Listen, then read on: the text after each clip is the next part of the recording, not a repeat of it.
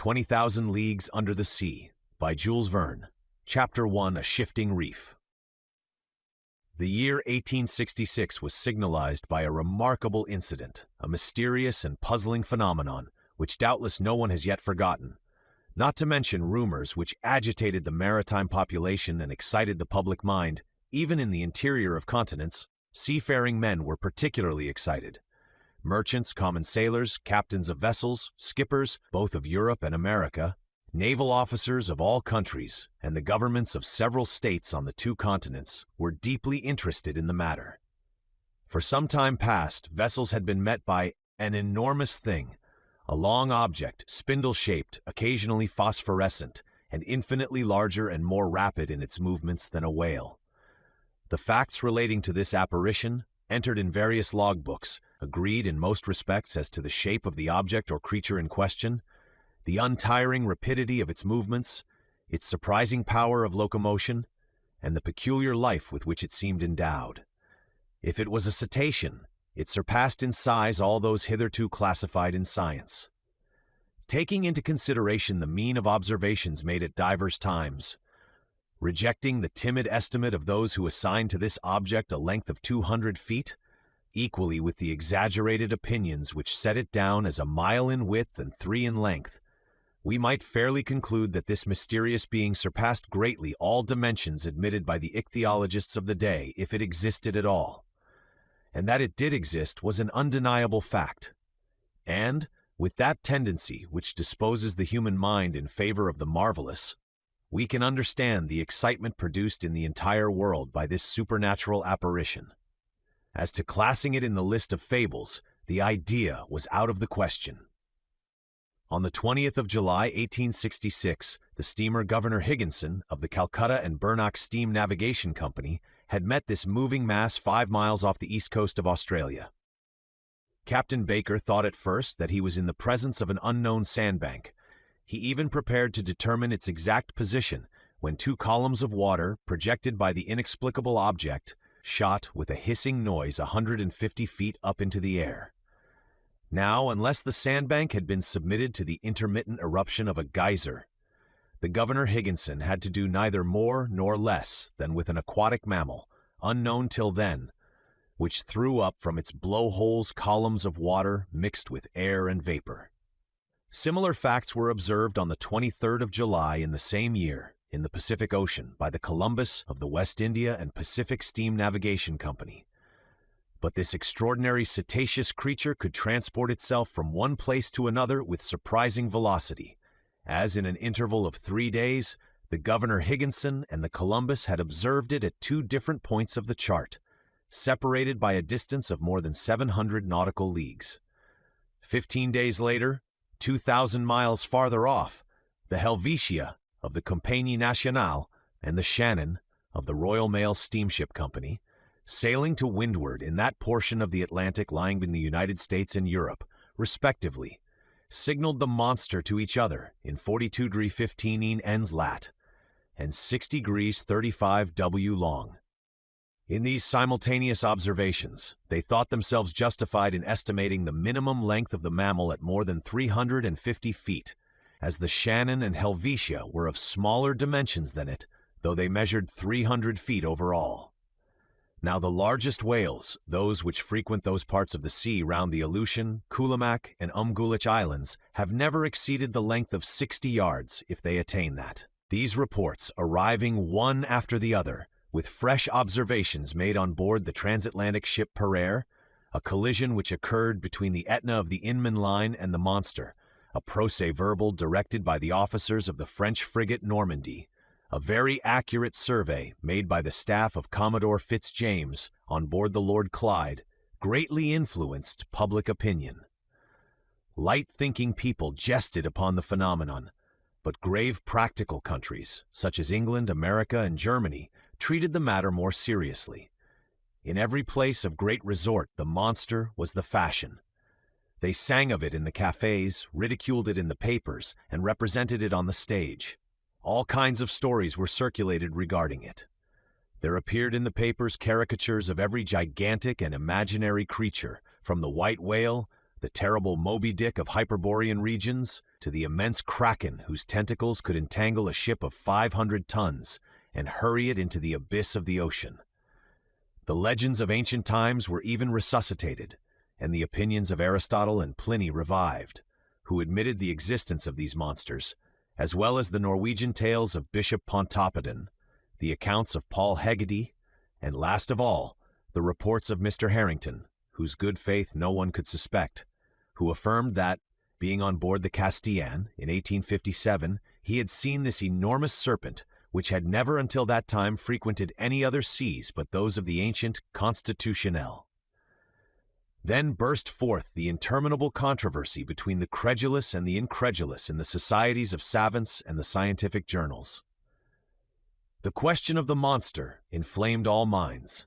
Editors of scientific journals, quarreling with believers in the supernatural, spilled seas of ink during this memorable campaign, some even drawing blood, for from the sea serpent they came to direct personalities. For 6 months, war was waged with various fortune in the leading articles of the Geographical Institution of Brazil, the Royal Academy of Science of Berlin, the British Association, the Smithsonian Institution of Washington, in the discussions of the Indian Archipelago, of the cosmos of the Abbé Moigno, in the Mythheilungen of Petermann, in the scientific chronicles of the great journals of France and other countries. The cheaper journals replied keenly and with inexhaustible zest. These satirical writers parodied a remark of Linnaeus, quoted by the adversaries of the monster, maintaining that nature did not make fools, and adjured their contemporaries not to give the lie to nature by admitting the existence of krakens, sea serpents, Moby Dicks, and other lucubrations of delirious sailors. At length, an article in a well-known satirical journal by a favorite contributor, the chief of the staff, settled the monster like Hippolytus, giving it the death blow amidst an universal burst of laughter. Wit had conquered science. During the first months of the year 1867, the question seemed buried, never to revive. When new facts were brought before the public, it was then no longer a scientific problem to be solved, but a real danger seriously to be avoided. The question took quite another shape. The monster became a small island, a rock, a reef, but a reef of indefinite and shifting proportions. On the 5th of March, 1867, the Moravian of the Montreal Ocean Company, finding herself during the night in 27 degrees 30 lat and 72 degrees 15 long, struck on her starboard quarter a rock, marked in no chart for that part of the sea. Under the combined efforts of the wind and its 400 horsepower, it was going at the rate of 13 knots. Had it not been for the superior strength of the hull of the Moravian, she would have been broken by the shock and gone down with the 237 passengers she was bringing home from Canada. The accident happened about 5 o'clock in the morning, as the day was breaking. The officers of the quarterdeck hurried to the after part of the vessel. They examined the sea with the most scrupulous attention. They saw nothing but a strong eddy about 3 cables' length distant, as if the surface had been violently agitated. The bearings of the place were taken exactly, and the Moravian continued its route without apparent damage.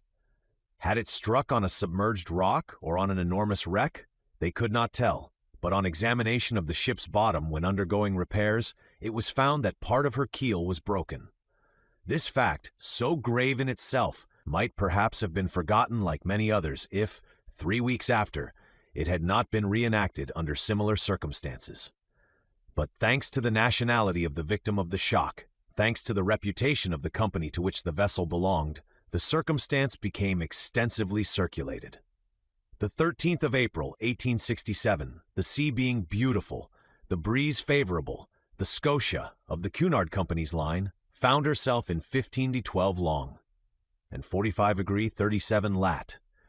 She was going at the speed of 13 knots and a half.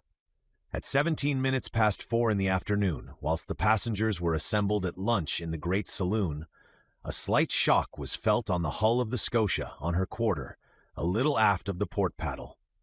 The Scotia had not struck, but she had been struck, and seemingly by something rather sharp and penetrating than blunt. The shock had been so slight that no one had been alarmed, had it not been for the shouts of the carpenter's watch, who rushed on to the bridge, exclaiming, "We are sinking! We are sinking!" At first, the passengers were much frightened, but Captain Anderson hastened to reassure them. The danger could not be imminent. The Scotia, divided into 7 compartments by strong partitions, could brave with impunity any leak. Captain Anderson went down immediately into the hold. He found that the sea was pouring into the 5th compartment, and the rapidity of the influx proved that the force of the water was considerable. Fortunately, this compartment did not hold the boilers, or the fires would have been immediately extinguished. Captain Anderson ordered the engines to be stopped at once, and one of the men went down to ascertain the extent of the injury. Some minutes afterwards, they discovered the existence of a large hole, of 2 yards in diameter, in the ship's bottom.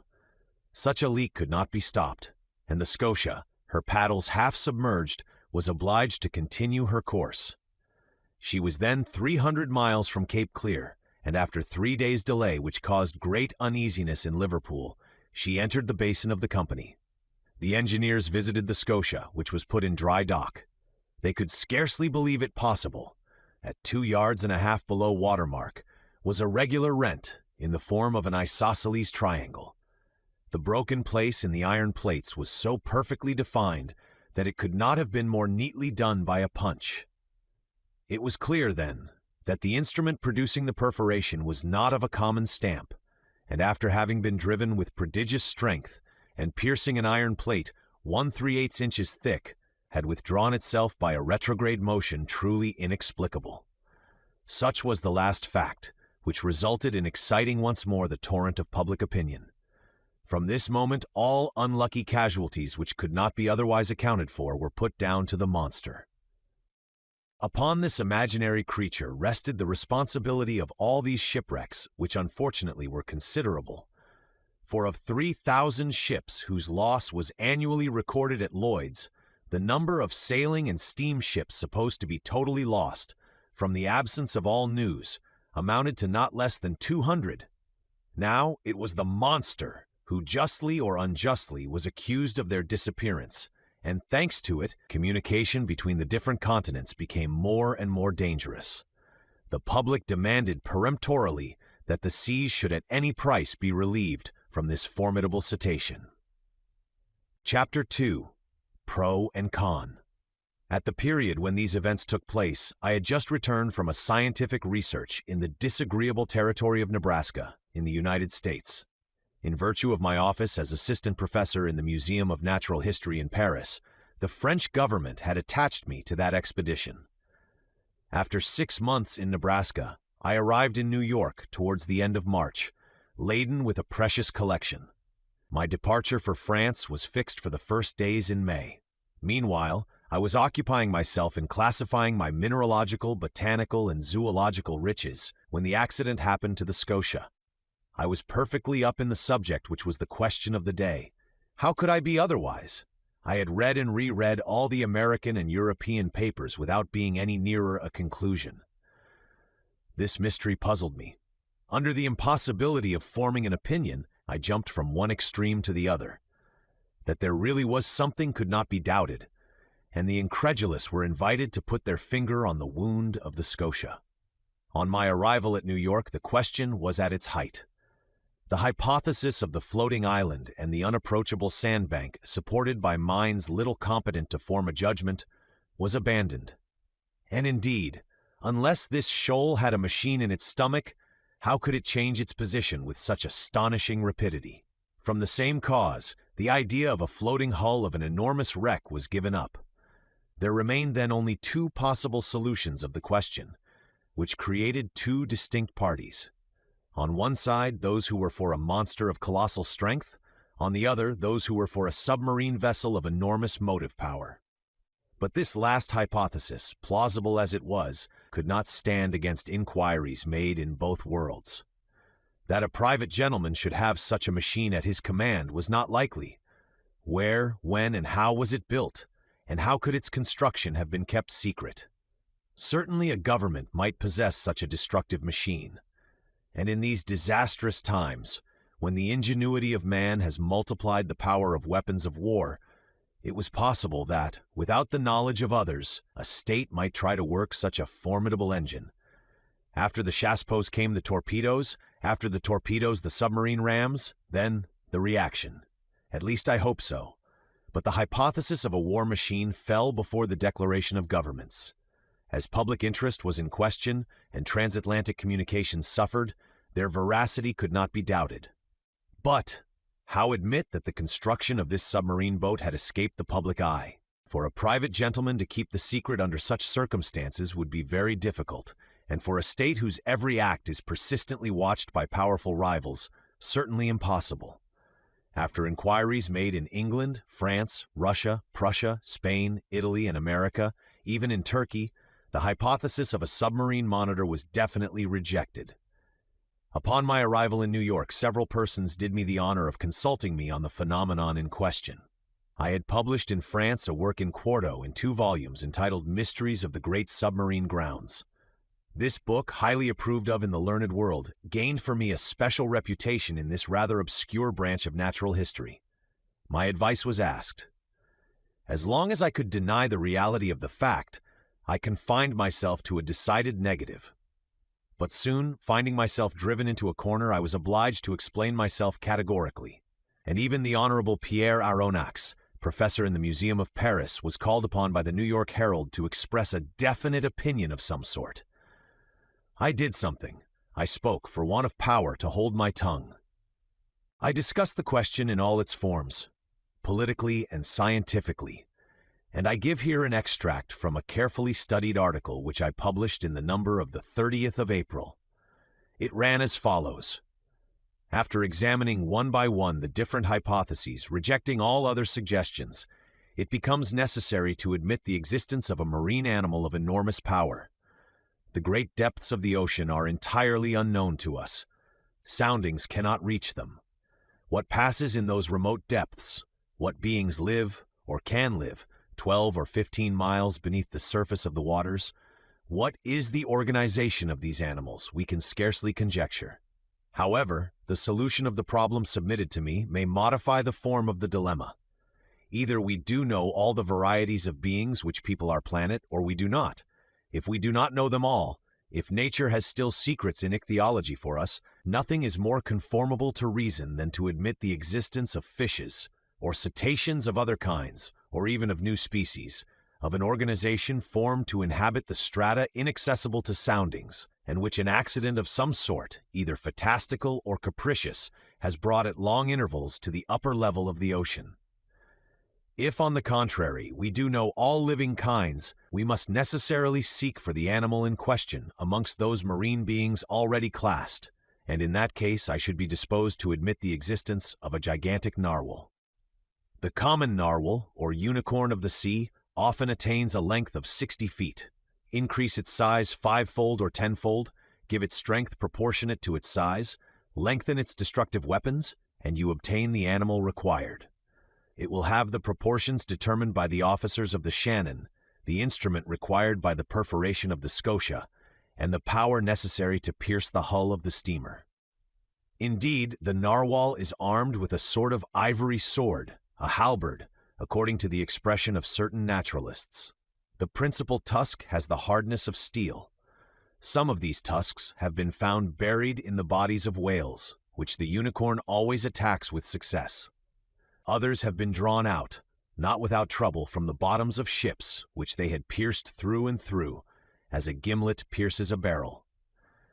The Museum of the Faculty of Medicine of Paris possesses one of these defensive weapons, 2 yards and a quarter in length, and 15 inches in diameter at the base. Very well. Suppose this weapon to be 6 times stronger and the animal 10 times more powerful. Launch it at the rate of 20 miles an hour, and you obtain a shock capable of producing the catastrophe required. Until further information, therefore, I shall maintain it to be a sea unicorn of colossal dimensions, armed not with a halberd, but with a real spur, as the armored frigates, or the rams of war, whose massiveness and motive power it would possess at the same time. Thus may this puzzling phenomenon be explained, unless there be something over and above all that one has ever conjectured, seen, perceived, or experienced, which is just within the bounds of possibility. These last words were cowardly on my part, but up to a certain point I wished to shelter my dignity as professor, and not give too much cause for laughter to the Americans, who laugh well when they do laugh. I reserved for myself a way of escape. In effect, however, I admitted the existence of the monster. My article was warmly discussed, which procured it a high reputation. It rallied round it a certain number of partisans. The solution it proposed gave, at least, full liberty to the imagination. The human mind delights in grand conceptions of supernatural beings, and the sea is precisely their best vehicle, the only medium through which these giants, against which terrestrial animals such as elephants or rhinoceroses are as nothing, can be produced or developed. The industrial and commercial papers treated the question chiefly from this point of view. The Shipping and Mercantile Gazette, the Lloyd's List, the Packet Boat, and the Maritime and Colonial Review, all papers devoted to insurance companies which threatened to raise their rates of premium, were unanimous on this point. Public opinion had been pronounced. The United States were the first in the field, and in New York they made preparations for an expedition destined to pursue this narwhal. A frigate of great speed, the Abraham Lincoln, was put in commission as soon as possible. The arsenals were opened to Commander Farragut, who hastened the arming of his frigate. But, as it always happens, the moment it was decided to pursue the monster did not appear. For 2 months no one heard it spoken of. No ship met with it. It seemed as if this unicorn knew of the plots weaving around it. It had been so much talked of, even through the Atlantic cable, that jesters pretended that this slender fly had stopped a telegram on its passage and was making the most of it. So, when the frigate had been armed for a long campaign, and provided with formidable fishing apparatus, no one could tell what course to pursue. Impatience grew apace when, on the 2nd of July, they learned that a steamer of the line of San Francisco, from California to Shanghai, had seen the animal 3 weeks before in the North Pacific Ocean. The excitement caused by this news was extreme. The ship was revictualled and well stocked with coal. 3 hours before the Abraham Lincoln left Brooklyn Pier, I received a letter worded as follows. To M. Aronnax, Professor in the Museum of Paris, 5th Avenue Hotel, New York. Sir, if you will consent to join the Abraham Lincoln in this expedition, the government of the United States will with pleasure see France represented in the enterprise. Commander Farragut has a cabin at your disposal. Very cordially yours, J.B. Hobson, Secretary of Marine. Chapter 3. I form my resolution. 3 seconds before the arrival of J.B. Hobson's letter, I no more thought of pursuing the unicorn than of attempting the passage of the North Sea. 3 seconds after reading the letter of the Honorable Secretary of Marine, I felt that my true vocation, the sole end of my life, was to chase this disturbing monster and purge it from the world. But I had just returned from a fatiguing journey, weary and longing for repose. I aspired to nothing more than again seeing my country, my friends, my little lodging by the Jardin des Plantes, my dear and precious collections. But nothing could keep me back. I forgot all, fatigue, friends and collections, and accepted without hesitation the offer of the American government. Besides, thought I, all roads lead back to Europe, for my particular benefit, and I will not hurry me towards the coast of France. This worthy animal may allow itself to be caught in the seas of Europe, for my particular benefit, and I will not bring back less than half a yard of his ivory halberd to the Museum of Natural History. But in the meanwhile I must seek this narwhal in the North Pacific Ocean, which, to return to France, was taking the road to the Antipodes. Conseil, I called in an impatient voice. Conseil was my servant, a true, devoted Flemish boy, who had accompanied me in all my travels. I liked him, and he returned the liking well. He was phlegmatic by nature, regular from principle, zealous from habit, evincing little disturbance at the different surprises of life, very quick with his hands, and apt at any service required of him, and, despite his name, never giving advice, even when asked for it. Conseil had followed me for the last 10 years wherever science led. Never once did he complain of the length or fatigue of a journey, never make an objection to pack his portmanteau for whatever country it might be, or however far away, whether China or Congo. Besides all this, he had good health, which defied all sickness, and solid muscles, but no nerves. Good morals are understood. This boy was 30 years old, and his age to that of his master as 15 to 20. May I be excused for saying that I was 40 years old? But Conseil had one fault. He was ceremonious to a degree, and would never speak to me, but in the third person, which was sometimes provoking. "Conseil," said I again, beginning with feverish hands to make preparations for my departure. Certainly I was sure of this devoted boy. As a rule, I never asked him if it were convenient for him or not to follow me in my travels, but this time the expedition in question might be prolonged, and the enterprise might be hazardous in pursuit of an animal capable of sinking a frigate as easily as a nutshell. Here there was matter for reflection even to the most impassive man in the world. What would Conseil say? "Conseil!" I called a third time. Conseil appeared. "Did you call, sir?" said he, entering. "Yes, my boy, make preparations for me and yourself too. We leave in 2 hours." "As you please, sir," replied Conseil quietly. "Not an instant to lose. Lock in my trunk all traveling utensils, coats, shirts, and stockings, without counting, as many as you can, and make haste." "And your collections, sir," observed Conseil. "We will think of them by and by." "What, the Archaeotherium, the Hyracotherium, the Oreodons, the Cheropotamus, and the other skins? They will keep them at the hotel. And your live Babirusa, sir? They will feed it during our absence. Besides, I will give orders to forward our menagerie to France." "We are not returning to Paris, then?" said Conseil. "Oh, certainly," I answered evasively, "by making a curve." "Will the curve please you, sir?" "It will be nothing. Not quite so direct a road, that is all. We take our passage in the Abraham Lincoln." "As you think proper, sir," coolly replied Conseil. "You see, my friend, it has to do with the monster, the famous narwhal. We are going to purge it from the seas. The author of a work in quarto in 2 volumes on the mysteries of the great submarine grounds cannot forbear embarking with Commander Farragut. A glorious mission, but a dangerous one. We cannot tell where we may go. These animals can be very capricious. But we will go whether or no. We have got a captain who is pretty wide awake." I opened a credit account for Babirusa, and Conseil following, I jumped into a cab. Our luggage was transported to the deck of the frigate immediately. I hastened on board and asked for Commander Farragut.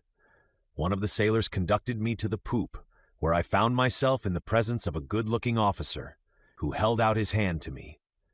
"Monsieur Pierre Aronnax?" said he. "Himself?" replied I. "Commander Farragut? You are welcome, Professor. Your cabin is ready for you." I bowed and desired to be conducted to the cabin destined for me. The Abraham Lincoln had been well chosen and equipped for her new destination. She was a frigate of great speed, fitted with high-pressure engines which admitted a pressure of 7 atmospheres. Under this, the Abraham Lincoln attained the mean speed of nearly 18 knots and a third an hour. A considerable speed, but nevertheless insufficient to grapple with this gigantic cetacean. The interior arrangements of the frigate corresponded to its nautical qualities. I was well satisfied with my cabin, which was in the after part, opening upon the gunroom. "We shall be well off here," said I to Conseil. "As well, by your honor's leave, as a hermit crab in the shell of a whelk," said Conseil. I left Conseil to stow our trunks conveniently away, and remounted the poop in order to survey the preparations for departure. At that moment, Commander Farragut was ordering the last moorings to be cast loose which held the Abraham Lincoln to the pier of Brooklyn. So in a quarter of an hour, perhaps less, the frigate would have sailed without me. I should have missed this extraordinary, supernatural, and incredible expedition, the recital of which may well meet with some skepticism. But Commander Farragut would not lose a day nor an hour in scouring the seas in which the animal had been sighted. He sent for the engineer. "Is the steam full on?" asked he. "Yes, sir," replied the engineer. "Go ahead," cried Commander Farragut. The quay of Brooklyn and all that part of New York bordering on the East River was crowded with spectators. 3 cheers burst successively from 500,000 throats. Thousands of handkerchiefs were waved above the heads of the compact mass, saluting the Abraham Lincoln until she reached the waters of the Hudson, at the point of that elongated peninsula which forms the town of New York. Then the frigate, following the coast of New Jersey along the right bank of the beautiful river, covered with villas, passed between the forts, which saluted her with their heaviest guns. The Abraham Lincoln answered by hoisting the American colors 3 times, whose 39 stars shone resplendent from the mizzen peak. Then, modifying its speed to take the narrow channel marked by buoys placed in the inner bay formed by Sandy Hook Point, it coasted the long sandy beach, where some thousands of spectators gave it one final cheer. The escort of boats and tenders still followed the frigate, and did not leave her until they came abreast of the lightship, whose 2 lights marked the entrance of New York Channel. 6 bells struck, the pilot got into his boat, and rejoined the little schooner which was waiting under our lee. The fires were made up, the screw beat the waves more rapidly, the frigate skirted the low yellow coast of Long Island, and at 8 bells, after having lost sight in the northwest of the lights of Fire Island, she ran at full steam onto the dark waters of the Atlantic. Chapter 4. Ned Land. Captain Farragut was a good seaman, worthy of the frigate he commanded. His vessel and he were one. He was the soul of it. On the question of the cetacean there was no doubt in his mind, and he would not allow the existence of the animal to be disputed on board. He believed in it, as certain good women believe in the Leviathan, by faith, not by reason. The monster did exist, and he had sworn to rid the seas of it. He was a kind of Knight of Rhodes, a second Dieudonné de Gozon, going to meet the serpent which desolated the island. Either Captain Farragut would kill the narwhal, or the narwhal would kill the captain. There was no third course. The officers on board shared the opinion of their chief. They were ever chatting, discussing, and calculating the various chances of a meeting, watching narrowly the vast surface of the ocean. More than one took up his quarters voluntarily in the crosstrees, who would have cursed such a berth under any other circumstances. As long as the sun described its daily course, the rigging was crowded with sailors, whose feet were burnt to such an extent by the heat of the deck as to render it unbearable. Still, the Abraham Lincoln had not yet breasted the suspected waters of the Pacific. As to the ship's company, they desired nothing better than to meet the Unicorn, to harpoon it, hoist it on board, and dispatch it. They watched the sea with eager attention.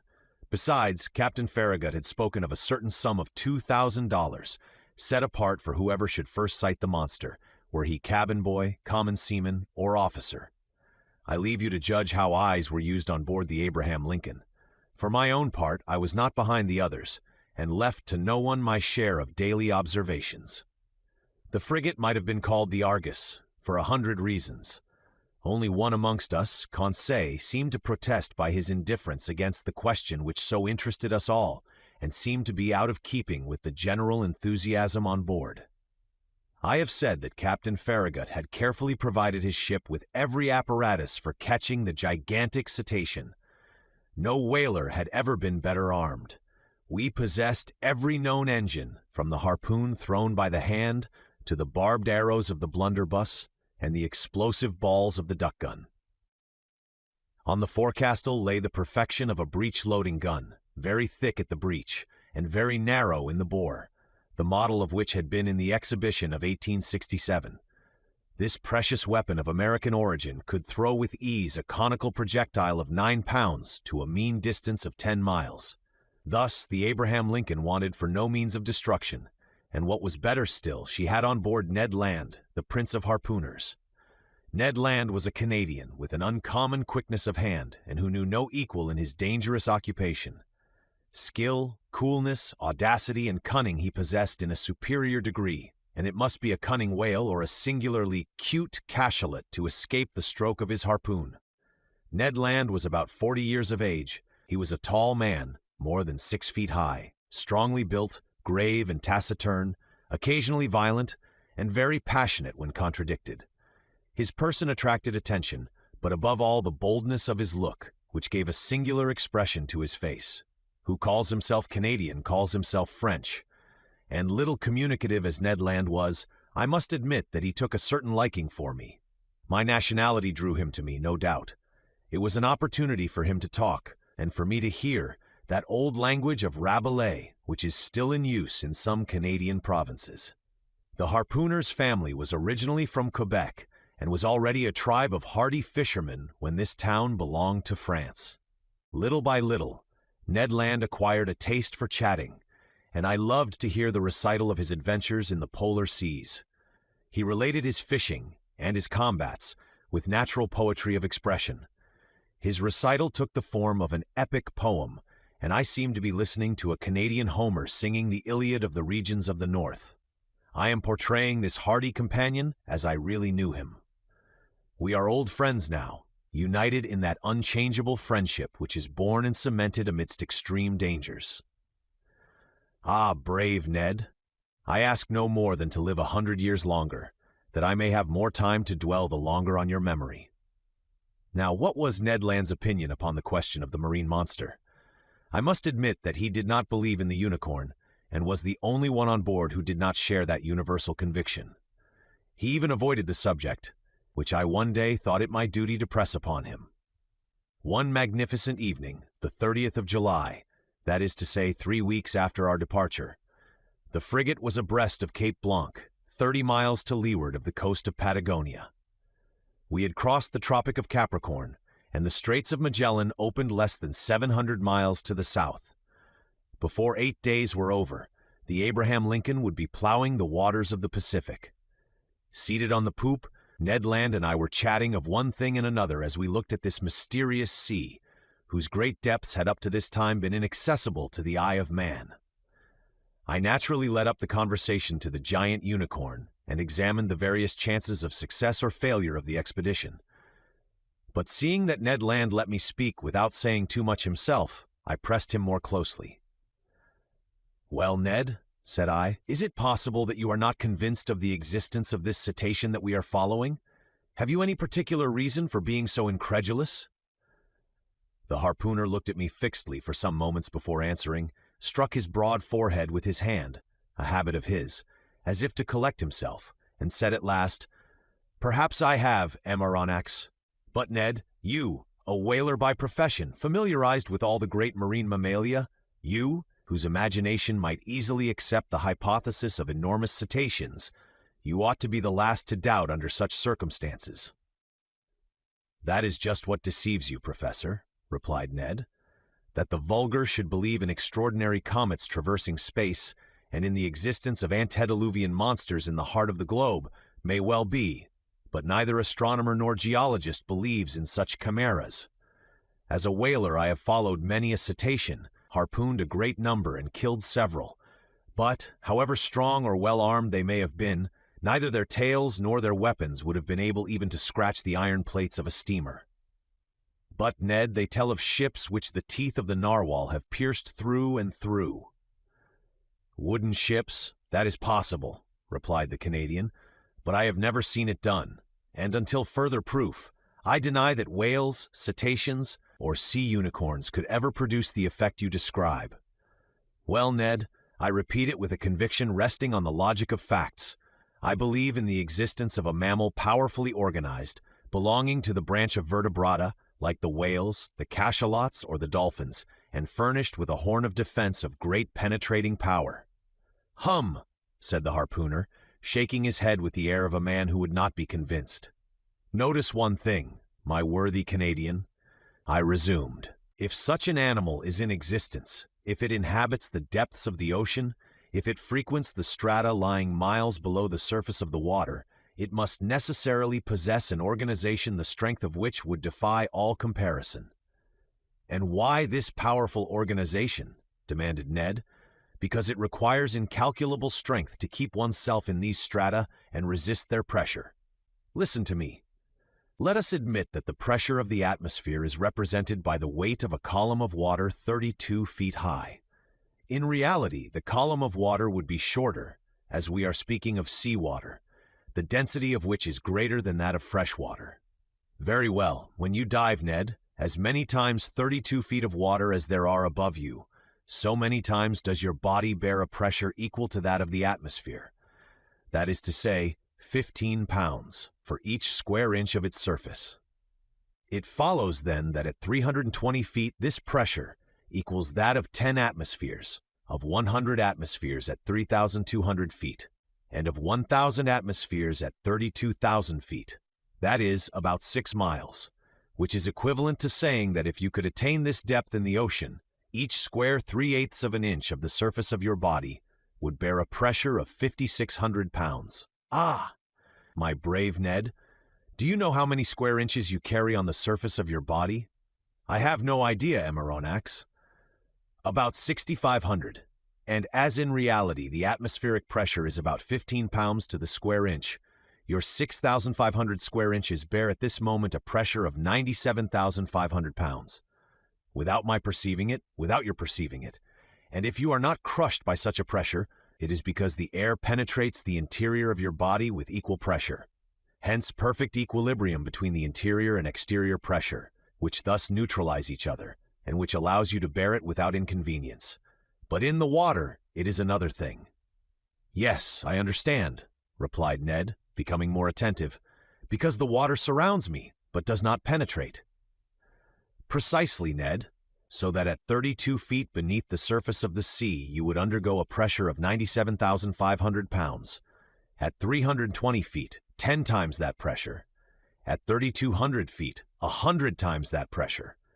Lastly, at 32,000 feet, 1,000 times that pressure would be 97,500 pounds. That is to say that you would be flattened as if you had been drawn from the plates of a hydraulic machine. "The devil!" exclaimed Ned. "Very well, my worthy harpooner. If some vertebrate, several hundred yards long and large in proportion, can maintain itself in such depths, of those whose surface is represented by millions of square inches, that is by tens of millions of pounds, we must estimate the pressure they undergo. Consider, then, what must be the resistance of their bony structure, and the strength of their organization to withstand such pressure." "Why," exclaimed Ned Land, "they must be made of iron plates 8 inches thick, like the armored frigates. As you say, Ned, and think what destruction such a mass would cause if hurled with the speed of an express train against the hull of a vessel." "Yes, certainly, perhaps," replied the Canadian, shaken by these figures, but not yet willing to give in. "Well, have I convinced you?" "You have convinced me of one thing, sir, which is that, if such animals do exist at the bottom of the seas, they must necessarily be as strong as you say. But if they do not exist, mine obstinate harpooner, how explain the accident to the Scotia?" Chapter 5 at a Venture. The voyage of the Abraham Lincoln was for a long time marked by no special incident. But one circumstance happened which showed the wonderful dexterity of Ned Land and proved what confidence we might place in him. The 30th of June, the frigate spoke some American whalers, from whom we learned that they knew nothing about the narwhal. But one of them, the captain of the Monroe, knowing that Ned Land had shipped on board the Abraham Lincoln, begged for his help in chasing a whale they had in sight. Commander Farragut, desirous of seeing Ned Land at work, gave him permission to go on board the Monroe. And fate served our Canadian so well that instead of one whale, he harpooned 2 with a double blow, striking one straight to the heart and catching the other after some minutes' pursuit. Decidedly, if the monster ever had to do with Ned Land's harpoon, I would not bet in its favor. The frigate skirted the southeast coast of America with great rapidity. The 3rd of July we were at the opening of the Straits of Magellan, level with Cape Vierges. But Commander Farragut would not take a tortuous passage, but doubled Cape Horn. The ship's crew agreed with him. And certainly it was possible that they might meet the narwhal in this narrow pass. Many of the sailors affirmed that the monster could not pass there, that he was too big for that. The 6th of July, about 3 o'clock in the afternoon, the Abraham Lincoln, at 15 miles to the south, doubled the solitary island, this lost rock at the extremity of the American continent, to which some Dutch sailors gave the name of their native town, Cape Horn. The course was taken towards the northwest, and the next day the screw of the frigate was at last beating the waters of the Pacific. "Keep your eyes open," called out the sailors, and they were opened widely. Both eyes and glasses, a little dazzled, it is true, by the prospect of $2,000, had not an instant's repose. Day and night they watched the surface of the ocean, and even nyctalopes, whose faculty of seeing in the darkness multiplies their chances 100-fold, would have had enough to do to gain the prize. I myself, for whom money had no charms, was not the least attentive on board. Giving but few minutes to my meals, but a few hours to sleep, indifferent to either rain or sunshine, I did not leave the poop of the vessel. Now leaning on the netting of the forecastle, now on the taffrail, I devoured with eagerness the soft foam which whitened the sea as far as the eye could reach. And how often have I shared the emotion of the majority of the crew when some capricious whale raised its black back above the waves. The poop of the vessel was crowded in a moment. The cabins poured forth a torrent of sailors and officers, each with heaving breast and troubled eye, watching the course of the cetacean. I looked and looked till I was nearly blind, whilst Conseil, always phlegmatic, kept repeating in a calm voice, "If, sir, you would not squint so much, you would see better." But vain excitement. The Abraham Lincoln checked its speed and made for the animal signaled, a simple whale, or common cachalot, which soon disappeared amidst a storm of execration. But the weather was good. The voyage was being accomplished under the most favorable auspices. It was then the bad season in Australia, the July of that zone corresponding to our January in Europe, but the sea was beautiful and easily scanned round a vast circumference. The 20th of July, the Tropic of Capricorn was cut by 105 degrees of longitude, and the 27th of the same month we crossed the equator on the 110th meridian. This passed, the frigate took a more decided westerly direction and scoured the central waters of the Pacific. Commander Farragut thought, and with reason, that it was better to remain in deep water and keep clear of continents or islands which the beast itself seemed to shun, perhaps because there was not enough water for him, suggested the greater part of the crew. The frigate passed at some distance from the Marquesas and the Sandwich Islands, crossed the Tropic of Cancer, and made for the China Seas. We were on the theater of the last diversions of the monster, and, to say truth, we no longer lived on board. Hearts palpitated, fearfully preparing themselves for future incurable aneurysm. The entire ship's crew were undergoing a nervous excitement, of which I can give no idea. They could not eat, they could not sleep. 20 times a day, a misconception or an optical illusion of some sailor seated on the taffrail would cause dreadful perspirations, and these emotions, 20 times repeated, kept us in a state of excitement so violent that a reaction was unavoidable. And truly, reaction soon showed itself. For 3 months, during which a day seemed an age, the Abraham Lincoln furrowed all the waters of the northern Pacific, running at whales, making sharp deviations from her course, veering suddenly from one tack to another, stopping suddenly, putting on steam, and backing ever and anon at the risk of deranging her machinery, and not one point of the Japanese or American coast was left unexplored. The warmest partisans of the enterprise now became its most ardent detractors.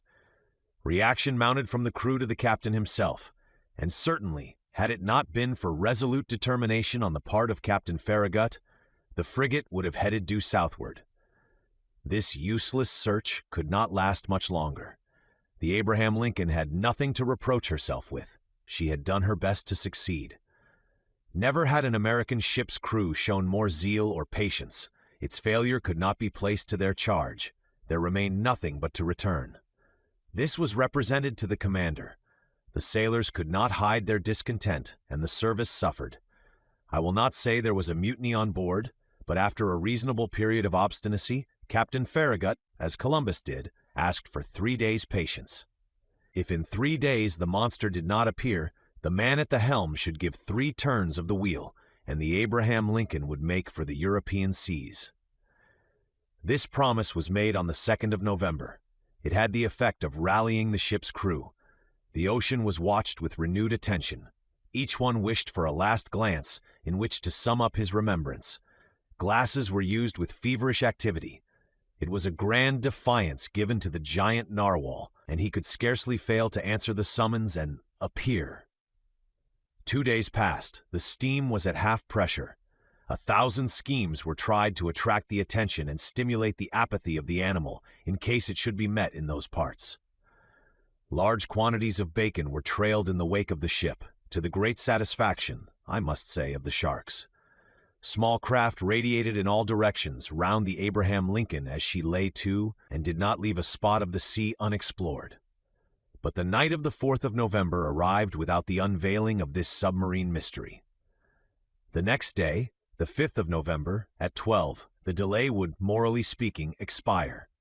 After that time, Commander Farragut, faithful to his promise, was to turn the course to the southeast and abandon forever the northern regions of the Pacific. The frigate was then in 31°15' north latitude and 136°42' east longitude.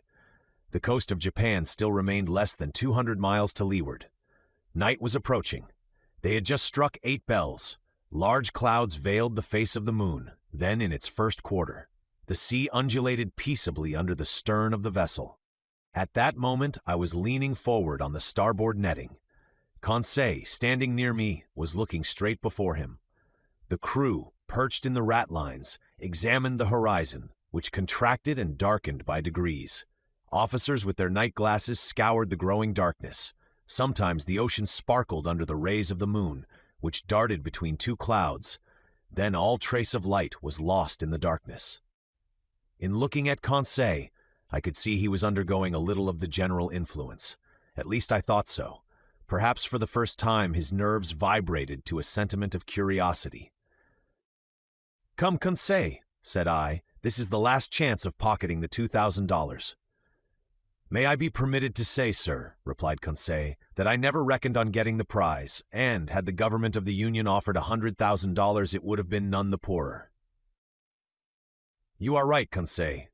It is a foolish affair after all, and one upon which we entered too lightly. What time lost, what useless emotions. We should have been back in France 6 months ago." "In your little room, sir," replied Conseil, "and in your museum, sir, and I should have already classed all your fossils, sir, and the Babirusa would have been installed in its cage in the Jardin des Plantes and have drawn all the curious people of the capital. As you say, Conseil, I fancy we shall run a fair chance of being laughed at for our pains." "That's tolerably certain," replied Conseil quietly. "I think they will make fun of you, sir. And must I say it?" "Go on, my good friend." "Well, sir, you will only get your deserts." "Indeed! When one has the honor of being a savant as you are, sir, one should not expose oneself to—" Conseil had not time to finish his compliment. In the midst of general silence, a voice had just been heard. It was the voice of Ned Land shouting, "Look out there! The very thing we are looking for, on our weather beam." Chapter 6 at full steam. At this cry, the whole ship's crew hurried towards the harpooner. Commander, officers, masters, sailors, cabin boys, even the engineers left their engines, and the stokers their furnaces. The order to stop her had been given, and the frigate now simply went on by her own momentum. The darkness was then profound, and however good the Canadian's eyes were, I asked myself how he had managed to see, and what he had been able to see.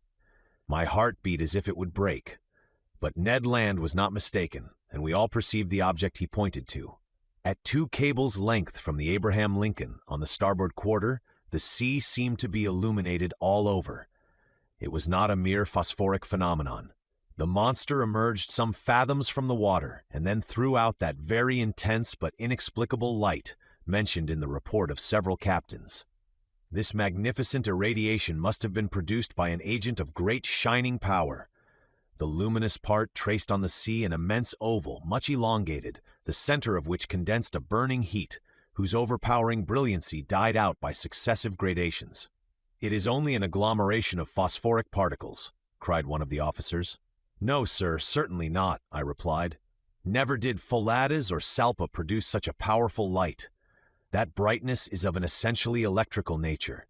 Besides, see, it moves. It is moving forwards, backwards. It is darting towards us." A general cry rose from the frigate. "Silence!" said the captain. "Up with the helm, reverse the engines." The steam was shut off, and the Abraham Lincoln, beating to port, described a semicircle. "Right the helm, go ahead!" cried the captain. These orders were executed, and the frigate moved rapidly from the burning light. I was mistaken. She tried to sheer off, but the supernatural animal approached with a velocity double her own. We gasped for breath. Stupefaction more than fear made us dumb and motionless. The animal gained on us, sporting with the waves. It made the round of the frigate, which was then making 14 knots, and enveloped it with its electric rings like luminous dust. Then it moved away 2 or 3 miles, leaving a phosphorescent track, like those volumes of steam that the express trains leave behind. All at once, from the dark line of the horizon, whither it retired to gain its momentum, the monster rushed suddenly towards the Abraham Lincoln with alarming rapidity. stopped suddenly about 20 feet from the hull and died out, not diving under the water, for its brilliancy did not abate, but suddenly, and as if the source of this brilliant emanation was exhausted. Then it reappeared on the other side of the vessel, as if it had turned and slid under the hull. Any moment a collision might have occurred which would have been fatal to us. However, I was astonished at the maneuvers of the frigate. She fled and did not attack. On the captain's face, generally so impassive, was an expression of unaccountable astonishment. "Pierre Aronnax," he said, "I do not know with what formidable being I have to deal, and I will not imprudently risk my frigate in the midst of this darkness. Besides, how attack this unknown thing? How defend oneself from it? Wait for daylight, and the scene will change." "You have no further doubt, Captain, of the nature of the animal?" "No, sir. It is evidently a gigantic narwhal and an electric one." "Perhaps," added I, "one can only approach it with a gymnotus or a torpedo." "Undoubtedly," replied the captain. "If it possesses such dreadful power, it is the most terrible animal that ever was created. That is why, sir, I must be on my guard." The crew were on their feet all night. No one thought of sleep. The Abraham Lincoln, not being able to struggle with such velocity, had moderated its pace and sailed at half speed. For its part, the narwhal, imitating the frigate, let the waves rock it at will and seemed decided not to leave the scene of the struggle. Towards midnight, however, it disappeared, or, to use a more appropriate term, it died out like a large glowworm. Had it fled? One could only fear, not hope. But at 7 minutes to 1 o'clock in the morning, a deafening whistling was heard, like that produced by a body of water rushing with great violence. The captain, Ned Land, and I were then on the poop, eagerly peering through the profound darkness.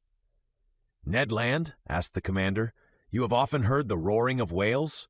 "Often, sir, but never such whales the sight of which brought me in $2,000, if I can only approach within 4 harpoon lengths of it." "But to approach it," said the commander, "I ought to put a whaler at your disposal?" "Certainly, sir. That will be trifling with the lives of my men." "And mine too," simply said the harpooner. Towards 2 o'clock in the morning, the burning light reappeared, not less intense, about 5 miles to windward of the Abraham Lincoln. Notwithstanding the distance and the noise of the wind and sea, one heard distinctly the loud strokes of the animal's tail, and even its panting breath. It seemed that at the moment that the enormous narwhal had come to take breath at the surface of the water, the air was engulfed in its lungs, like the steam in the vast cylinders of a machine of 2,000 horsepower. "Hum!" thought I, "a whale with the strength of a cavalry regiment would be a pretty whale." We were on the qui-vive till daylight and prepared for the combat. The fishing implements were laid along the hammock nettings. The second lieutenant loaded the blunderbusses, which could throw harpoons to the distance of a mile, and long duck guns with explosive bullets, which inflicted mortal wounds even to the most terrible animals. Ned Land contented himself with sharpening his harpoon, a terrible weapon in his hands. At 6 o'clock day began to break, and with the first glimmer of light, the electric light of the narwhal disappeared. At 7 o'clock the day was sufficiently advanced, but a very thick sea fog obscured our view, and the best spyglasses could not pierce it. That caused disappointment and anger. I climbed the mizzenmast. Some officers were already perched on the mastheads. At 8 o'clock the fog lay heavily on the waves, and its thick scrolls rose little by little. The horizon grew wider and clearer at the same time. Suddenly, just as on the day before, Ned Land's voice was heard. "The thing itself on the port quarter," cried the harpooner. Every eye was turned towards the point indicated. There, a mile and a half from the frigate, a long blackish body emerged a yard above the waves. Its tail, violently agitated, produced a considerable eddy. Never did a caudal appendage beat the sea with such violence. An immense track of dazzling whiteness marked the passage of the animal and described a long curve. The frigate approached the cetacean. I examined it thoroughly. The reports of the Shannon and of the Helvetia had rather exaggerated its size, and I estimated its length at only 250 feet. As to its dimensions, I could only conjecture them to be admirably proportioned. While I watched this phenomenon, 2 jets of steam and water were ejected from its vents and rose to the height of 120 feet, Thus I ascertained its way of breathing. I concluded definitely that it belonged to the vertebrate branch, class Mammalia. The crew waited impatiently for their chief's orders. The latter, after having observed the animal attentively, called the engineer. The engineer ran to him. "Sir," said the commander, "you have steam up?" "Yes, sir," answered the engineer. "Well, make up your fires and put on all steam." 3 hurrahs greeted this order. The time for the struggle had arrived. Some moments after, the 2 funnels of the frigate vomited torrents of black smoke, and the bridge quaked under the trembling of the boilers. The Abraham Lincoln, propelled by her wonderful screw, went straight at the animal. The latter allowed it to come within half a cable's length. Then, as if disdaining to dive, it took a little turn and stopped a short distance off. This pursuit lasted nearly 3/4 of an hour, without the frigate gaining 2 yards on the cetacean. It was quite evident that at that rate we should never come up with it. "Well, Mr. Land," asked the captain, "do you advise me to put the boats out to sea?" "No, sir," replied Ned Land, "because we shall not take that beast easily." "What shall we do then?" "Put on more steam if you can, sir. With your leave, I mean to post myself under the bowsprit, and if we get within harpooning distance, I shall throw my harpoon." "Go, Ned," said the captain. "Engineer, put on more pressure." Ned Land went to his post. The fires were increased, the screw revolved 43 times a minute, and the steam poured out of the valves. We heaved the log and calculated that the Abraham Lincoln was going at the rate of 18.5 miles an hour. But the accursed animal swam too at the rate of 18.5 miles an hour. For a whole hour the frigate kept up this pace without gaining 6 feet. It was humiliating for one of the swiftest sailors in the American Navy. A stubborn anger seized the crew. The sailors abused the monster, who, as before, disdained to answer them. The captain no longer contented himself with twisting his beard. He gnawed it. The engineer was again called. "You have turned full steam in?" "Yes, sir," replied the engineer. The speed of the Abraham Lincoln increased. Its masts trembled down to their stepping holes, and the clouds of smoke could hardly find way out of the narrow funnels. They heaved the log a second time. "Well?" asked the captain of the man at the wheel. 19 miles and 3/10, sir." "Clap on more steam." The engineer obeyed. The manometer showed 10 degrees, but the cetacean grew warm itself, no doubt, for without straining itself, it made 19 to 3/10 miles. What a pursuit! No, I cannot describe the emotion that vibrated through me. Ned Land kept his post, harpoon in hand. Several times the animal let us gain upon it. "We shall catch it! We shall catch it!" cried the Canadian. But just as he was going to strike, the cetacean stole away with a rapidity that could not be estimated at less than 30 miles an hour, and even during our maximum of speed, it bullied the frigate, going round and round it. A cry of fury broke from everyone. At noon, we were no further advanced than at 8 o'clock in the morning. The captain then decided to take more direct means. "Ah," said he, "that animal goes quicker than the Abraham Lincoln. Very well. We will see whether it will escape these conical bullets. Send your men to the forecastle, sir." The forecastle gun was immediately loaded and slewed round. But the shot passed some feet above the cetacean, which was half a mile off. "Another, more to the right," cried the commander, "and $5 to whoever will hit that infernal beast." An old gunner with a gray beard that I can see now, with steady eye and grave face, went up to the gun and took a long aim. A loud report was heard, with which were mingled the cheers of the crew. The bullet did its work. It hit the animal, but not fatally, and sliding off the rounded surface, was lost in 2 miles' depth of sea. The chase began again, and the captain, leaning towards me, said, "I will pursue that beast till my frigate bursts up." "Yes," answered I, "and you will be quite right to do it." I wished the beast would exhaust itself and not be insensible to fatigue like a steam engine, but it was of no use. Hours passed without its showing any signs of exhaustion. However, it must be said in praise of the Abraham Lincoln that she struggled on indefatigably. I cannot reckon the distance she made under 300 miles during this unlucky day, November the 6th. But night came on and overshadowed the rough ocean. Now I thought our expedition was at an end, and that we should never again see the extraordinary animal. I was mistaken. At 10 minutes to 11 in the evening, The electric light reappeared 3 miles to windward of the frigate, as pure as intense as during the preceding night. The narwhal seemed motionless. Perhaps, tired with its day's work, it slept, letting itself float with the undulation of the waves. Now was a chance of which the captain resolved to take advantage. He gave his orders. The Abraham Lincoln kept up half steam and advanced cautiously so as not to awake its adversary.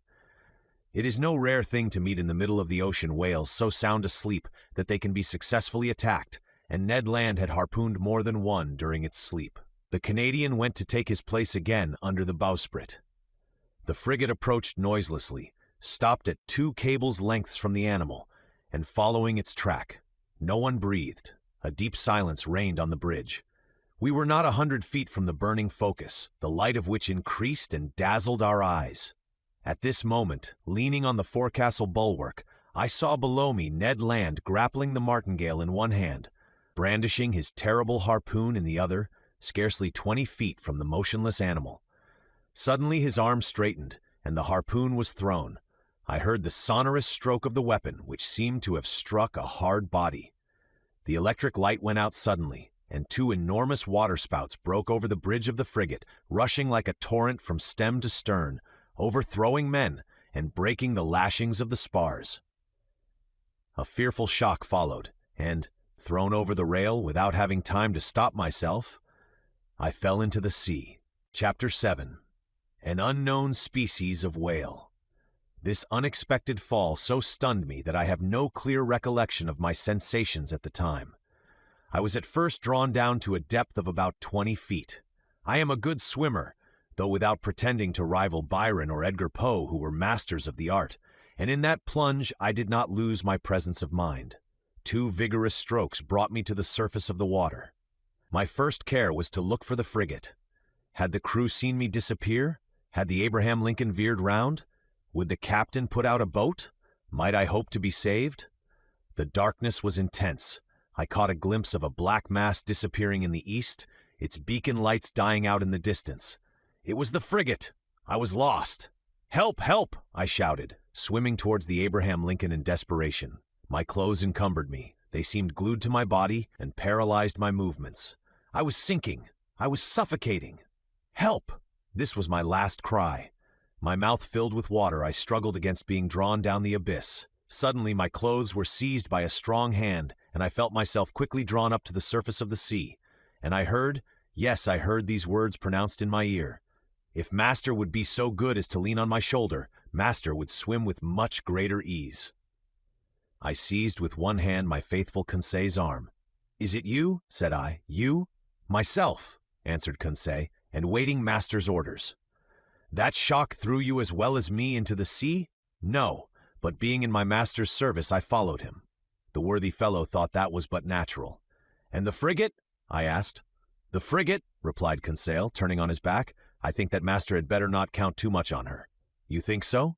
"I say that, at the time I threw myself into the sea, I heard the men at the wheel say, 'The screw and the rudder are broken.'" "Broken?" "Yes, broken by the monster's teeth. It is the only injury the Abraham Lincoln has sustained, but it is a bad lookout for us. She no longer answers her helm." "Then we are lost." "Perhaps so," calmly answered Conseil. "However, we have still several hours before us, and one can do a good deal in some hours." Conseil's imperturbable coolness set me up again. I swam more vigorously, but cramped by my clothes, which stuck to me like a leaden weight, I felt great difficulty in bearing up. Conseil saw this. "Will Master let me make a slit?" said he, and slipping an open knife under my clothes, he ripped them up from top to bottom very rapidly. Then he cleverly slipped them off me while I swam for both of us. Then I did the same for Conseil, and we continued to swim near to each other. Nevertheless, our situation was no less terrible. Perhaps our disappearance had not been noticed, and if it had been, the frigate could not tack, being without its helm. Conseil argued on this supposition, and laid his plans accordingly.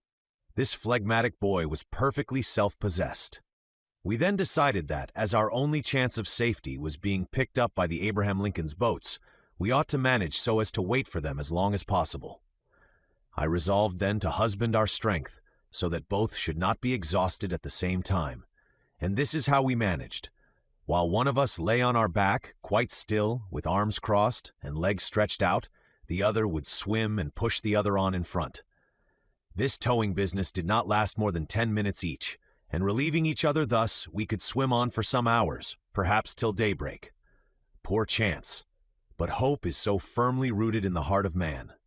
Moreover, there were two of us. Indeed, I declare, though it may seem improbable, if I sought to destroy all hope, if I wished to despair, I could not. The collision of the frigate with the cetacean had occurred about 11 o'clock the evening before. I reckoned then we should have 8 hours to swim before sunrise, an operation quite practicable if we relieved each other. The sea, very calm, was in our favor. Sometimes I tried to pierce the intense darkness that was only dispelled by the phosphorescence caused by our movements. I watched the luminous waves that broke over my hand, whose mirror-like surface was spotted with silvery rings. One might have said that we were in a bath of quicksilver. Near 1 o'clock in the morning, I was seized with dreadful fatigue. My limbs stiffened under the strain of violent cramp. Conseil was obliged to keep me up, and our preservation devolved on him alone. I heard the poor boy pant. His breathing became short and hurried. I found that he could not keep up much longer. Leave me, I said to him. Leave my master? Never, replied he. I would drown first. Just then the moon appeared through the fringes of a thick cloud that the wind was driving to the east. The surface of the sea glittered with its rays. This kindly light reanimated us. My head got better again. I looked at all points of the horizon. I saw the frigate. She was 5 miles from us, and looked like a dark mass, hardly discernible. But no boats. I would have cried out, but what good would it have been at such a distance? My swollen lips could utter no sounds. Conseil could articulate some words, and I heard him repeat at intervals, "Help! Help!" Our movements were suspended for an instant. We listened. It might be only a singing in the ear, but it seemed to me as if a cry answered the cry from Conseil. "Did you hear?" I murmured. "Yes! Yes!" And Conseil gave one more despairing call. This time there was no mistake. A human voice responded to ours. Was it the voice of another unfortunate creature, abandoned in the middle of the ocean, some other victim of the shock sustained by the vessel? Or rather, was it a boat from the frigate that was hailing us in the darkness? Conseil made a last effort, and leaning on my shoulder, while I struck out in a despairing effort, he raised himself half out of the water, then fell back exhausted. "What did you see?" "I saw," murmured he. "I saw. But do not talk. Reserve all your strength." What had he seen? Then, I know not why, the thought of the monster came into my head for the first time. But that voice! The time is past for Jonahs to take refuge in whales' bellies. However, Conseil was towing me again. He raised his head sometimes, looked before us, and uttered a cry of recognition, which was responded to by a voice that came nearer and nearer. I scarcely heard it. My strength was exhausted, my fingers stiffened, my hand afforded me support no longer. My mouth, convulsively opening, filled with salt water. Cold crept over me. I raised my head for the last time, then I sank. At this moment a hard body struck me. I clung to it. Then I felt that I was being drawn up, that I was brought to the surface of the water, that my chest collapsed. I fainted. It is certain that I soon came to, thanks to the vigorous rubbings that I received. I half opened my eyes. "Conseil," I murmured. "Does master call me?" asked Conseil. Just then, by the waning light of the moon, which was sinking down to the horizon, I saw a face which was not Conseil's and which I immediately recognized. "Ned?" I cried. "The same, sir, who is seeking his prize," replied the Canadian. "Were you thrown into the sea by the shock to the frigate?" "Yes, Professor, but more fortunate than you, I was able to find a footing almost directly upon a floating island." "An island?" "Or, more correctly speaking, on our gigantic narwhal." "Explain yourself." "Ned, only I soon found out why my harpoon had not entered its skin and was blunted." "Why, Ned, why?" "Because, Professor, that beast is made of sheet iron." The Canadian's last words produced a sudden revolution in my brain. I wriggled myself quickly to the top of the being or object half out of the water, which served us for a refuge. I kicked it. It was evidently a hard, impenetrable body, and not the soft substance that forms the bodies of the great marine mammalia. But this hard body might be a bony carapace, like that of the antediluvian animals. and I should be free to class this monster among amphibious reptiles, such as tortoises or alligators.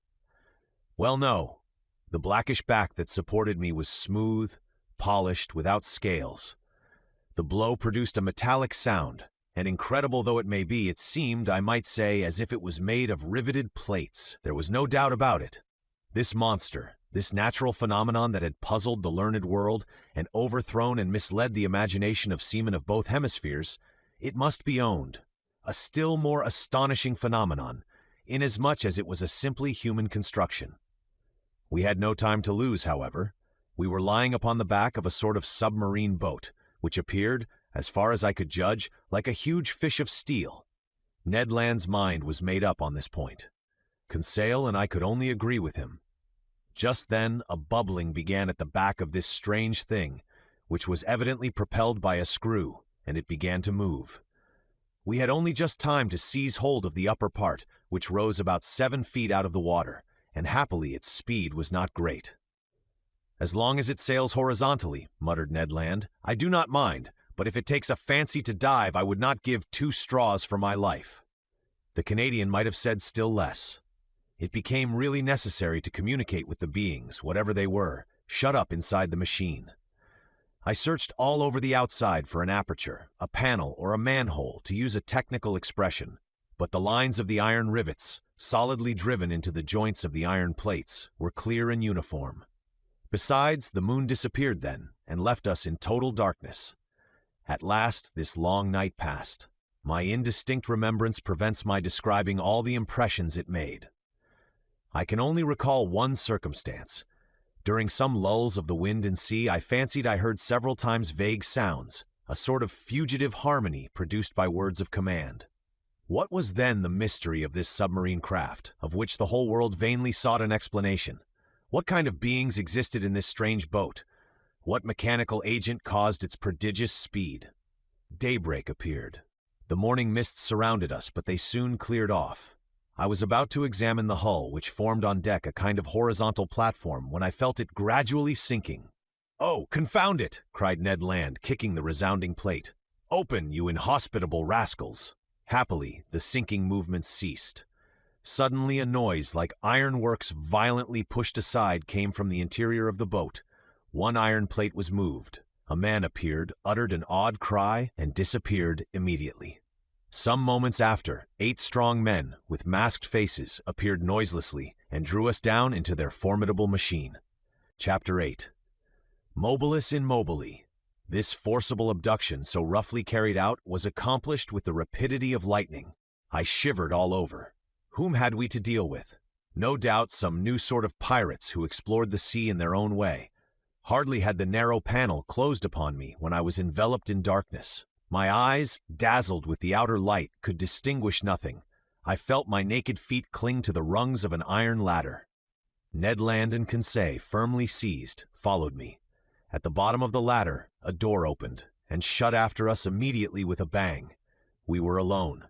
Where, I could not say, hardly imagine.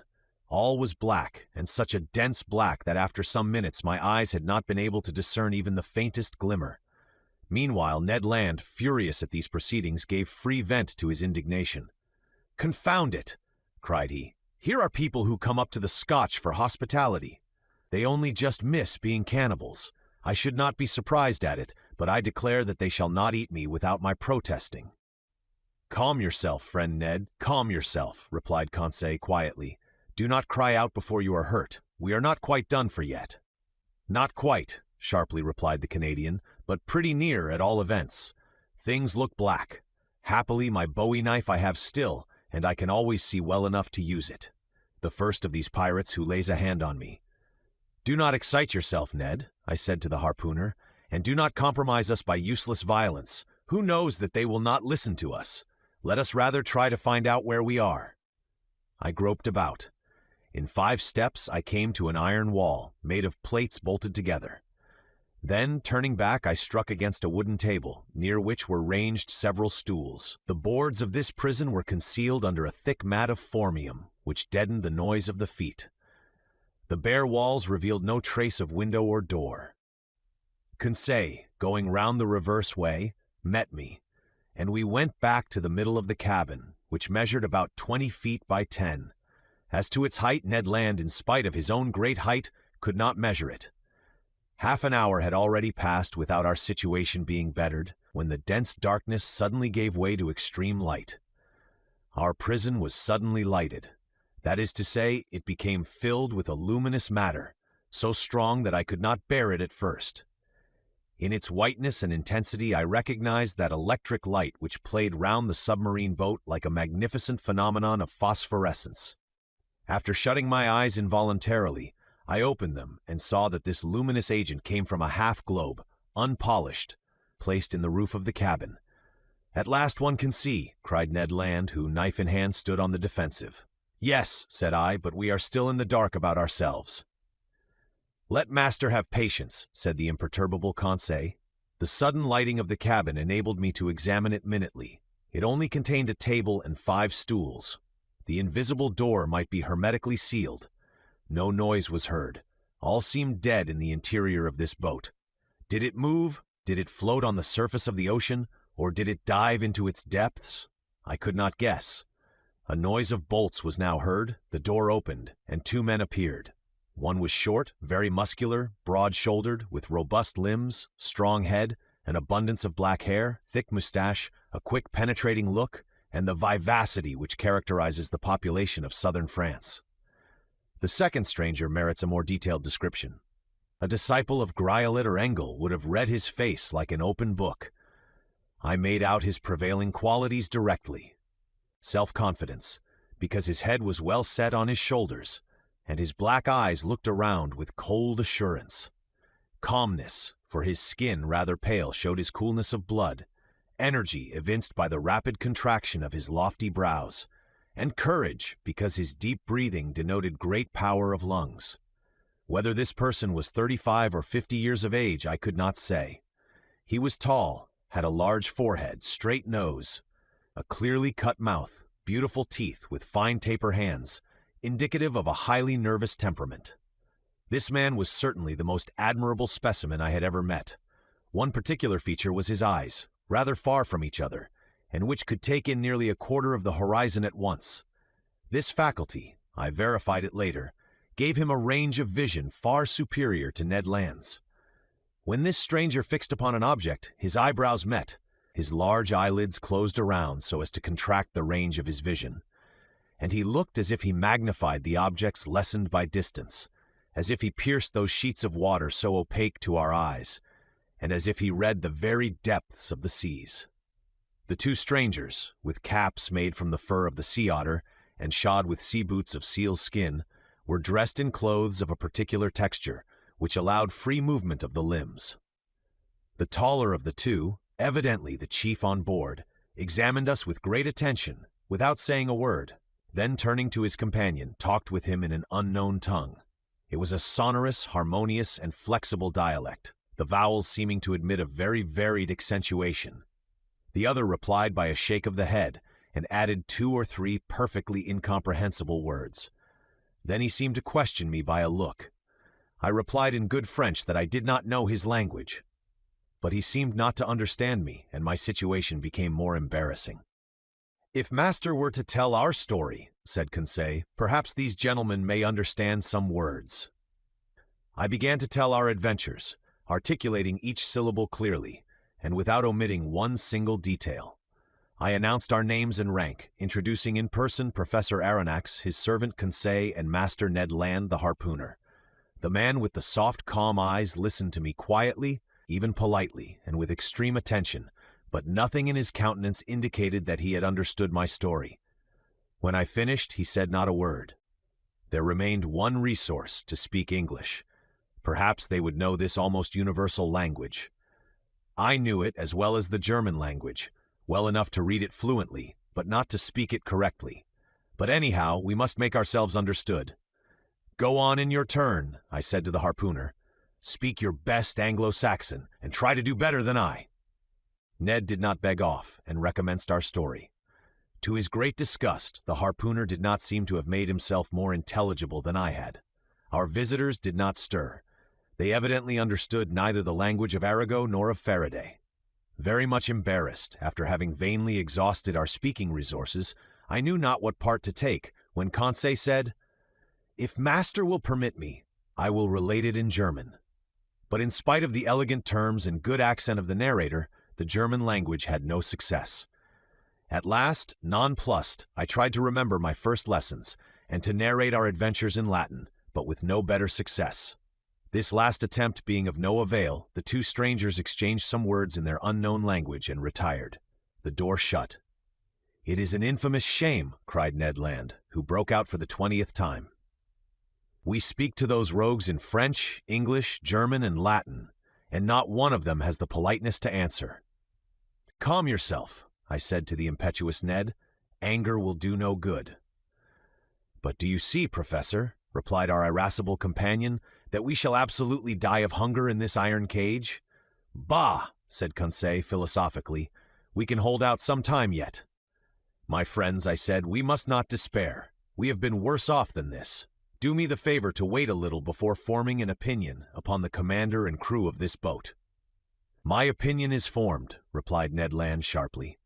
"They are rascals." "Good! And from what country?" "From the land of rogues." "My brave Ned, that country is not clearly indicated on the map of the world, but I admit that the nationality of the two strangers is hard to determine.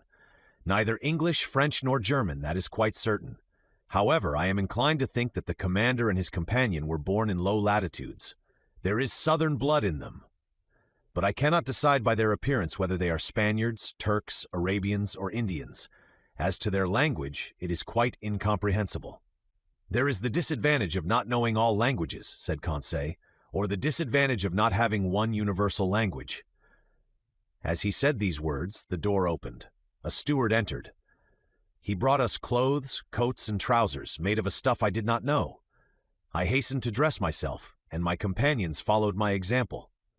During that time, the steward, dumb, perhaps deaf, had arranged the table and laid 3 plates. "This is something like," said Conseil.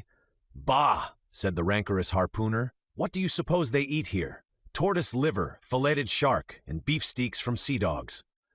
"We shall see," said Conseil. The dishes of bell metal were placed on the table, and we took our places. Undoubtedly we had to do with civilized people, and had it not been for the electric light which flooded us, I could have fancied I was in the dining room of the Adelphi Hotel at Liverpool, or at the Grand Hotel in Paris. I must say, however, that there was neither bread nor wine. The water was fresh and clear, but it was water, and did not suit Ned Land's taste. Amongst the dishes which were brought to us, I recognized several fish delicately dressed, but of some, although excellent, I could give no opinion. Neither could I tell to what kingdom they belonged, whether animal or vegetable. As to the dinner service, it was elegant and in perfect taste. Each utensil, spoon, fork, knife, plate, had a letter engraved on it with a motto above it, of which this is an exact facsimile, Mobilis in mobili N. The letter N was no doubt the initial of the name of the enigmatical person who commanded at the bottom of the sea. Ned and Conseil did not reflect much. They devoured the food, and I did likewise. I was, besides, reassured as to our fate, and it seemed evident that our hosts would not let us die of want. However, everything has an end. Everything passes away, even the hunger of people who have not eaten for 15 hours. Our appetites satisfied, we felt overcome with sleep. "Faith, I shall sleep well," said Conseil. "So shall I," replied Ned Land. My two companions stretched themselves on the cabin carpet and were soon sound asleep. For my own part, too many thoughts crowded my brain, too many insoluble questions pressed upon me, too many fancies kept my eyes half open. Where were we? What strange power carried us on? I felt, or rather fancied I felt, the machine sinking down to the lowest beds of the sea. Dreadful nightmares beset me. I saw in these mysterious asylums a world of unknown animals, amongst which this submarine boat seemed to be of the same kind, living, moving, and formidable as they. Then my brain grew calmer. My imagination wandered into vague unconsciousness, and I soon fell into a deep sleep. Chapter 9. Ned Land's Tempers. How long we slept I do not know, but our sleep must have lasted long, for it rested us completely from our fatigues. I woke first. My companions had not moved, and were still stretched in their corner. Hardly roused from my somewhat hard couch, I felt my brain freed, my mind clear. I then began an attentive examination of our cell. Nothing was changed inside. The prison was still a prison. The prisoners, prisoners. However, the steward during our sleep had cleared the table. I breathed with difficulty. The heavy air seemed to oppress my lungs. Although the cell was large, we had evidently consumed a great part of the oxygen that it contained. Indeed, each man consumes in 1 hour the oxygen contained in more than 176 pints of air, and this air, charged as then with a nearly equal quantity of carbonic acid, becomes unbreathable. It became necessary to renew the atmosphere of our prison, and no doubt the hole in the submarine boat. That gave rise to a question in my mind. How would the commander of this floating dwelling place proceed? Would he obtain air by chemical means, in getting by heat the oxygen contained in chlorate of potash, and in absorbing carbonic acid by caustic potash? Or, a more convenient, economical, and consequently more probable alternative, would he be satisfied to rise and take breath at the surface of the water, like a cetacean, and so renew for 24 hours the atmospheric provision?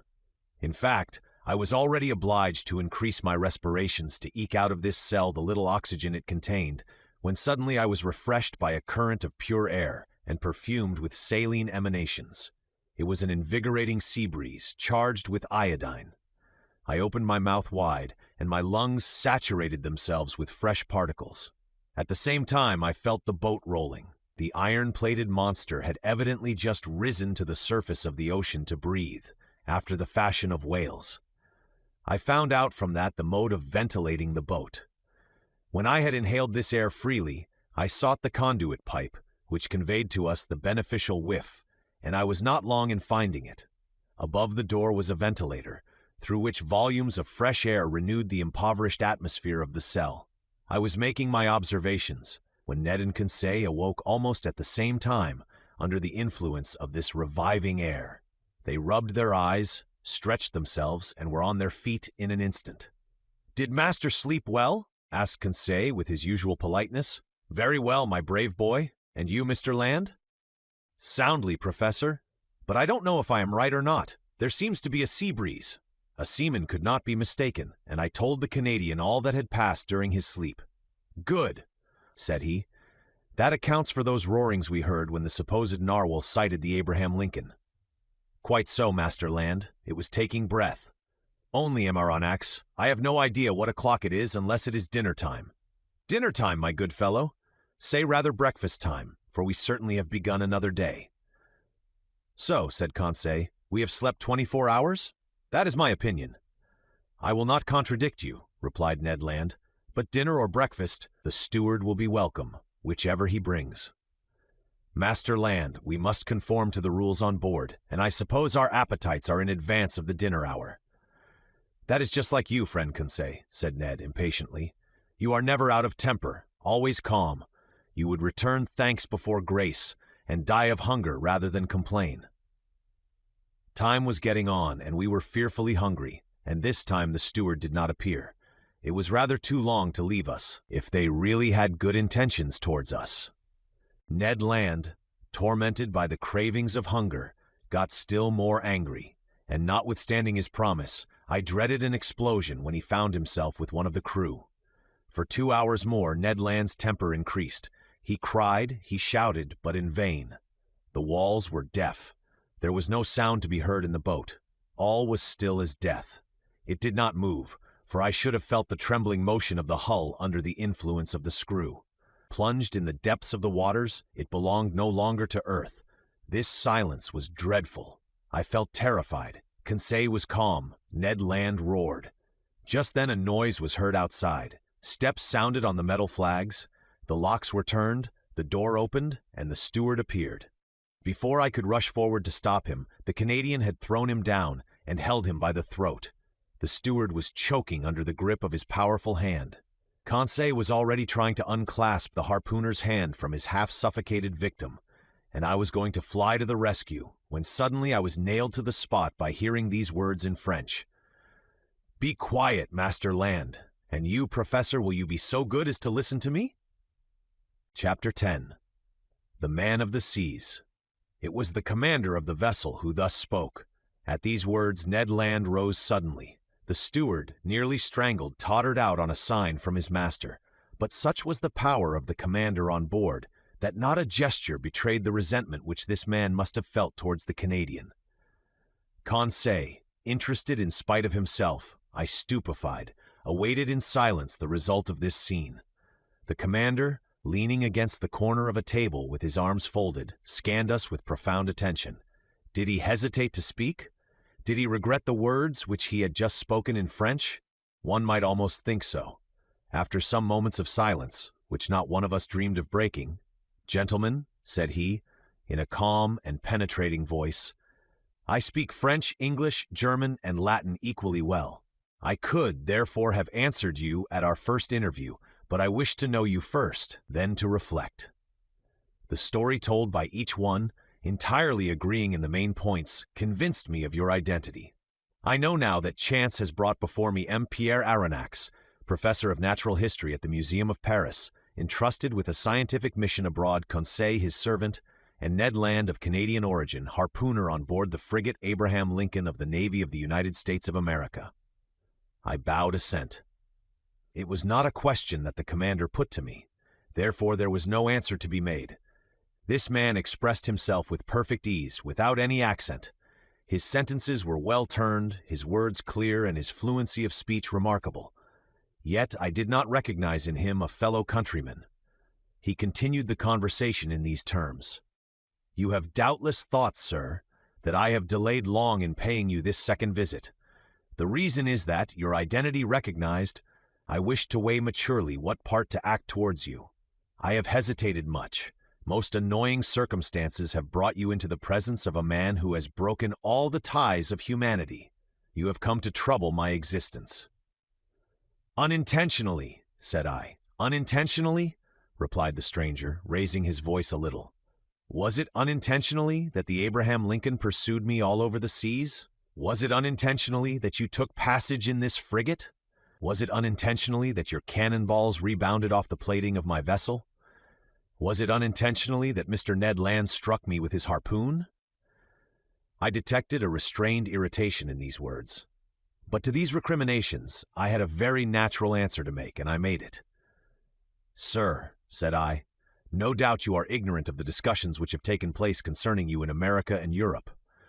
You do not know that divers accidents, caused by collisions with your submarine machine, have excited public feeling in the two continents. I omit the hypotheses without number by which it was sought to explain the inexplicable phenomenon of which you alone possess the secret. But you must understand that, in pursuing you over the high seas of the Pacific, the Abraham Lincoln believed itself to be chasing some powerful sea monster, of which it was necessary to rid the ocean at any price." A half-smile curled the lips of the commander, then in a calmer tone, "Aronnax," he replied, "dare you affirm that your frigate would not as soon have pursued and cannonaded a submarine boat as a monster?" This question embarrassed me, for certainly Captain Farragut might not have hesitated. He might have thought it his duty to destroy a contrivance of this kind as he would a gigantic narwhal. "You understand then, sir," continued the stranger, "that I have the right to treat you as enemies." I answered nothing, purposely. For what good would it be to discuss such a proposition, when force could destroy the best arguments? "I have hesitated some time," continued the commander. "Nothing obliged me to show you hospitality. If I chose to separate myself from you, I should have no interest in seeing you again. I could place you upon the deck of this vessel, which has served you as a refuge. I could sink beneath the waters and forget that you had ever existed. Would not that be my right?"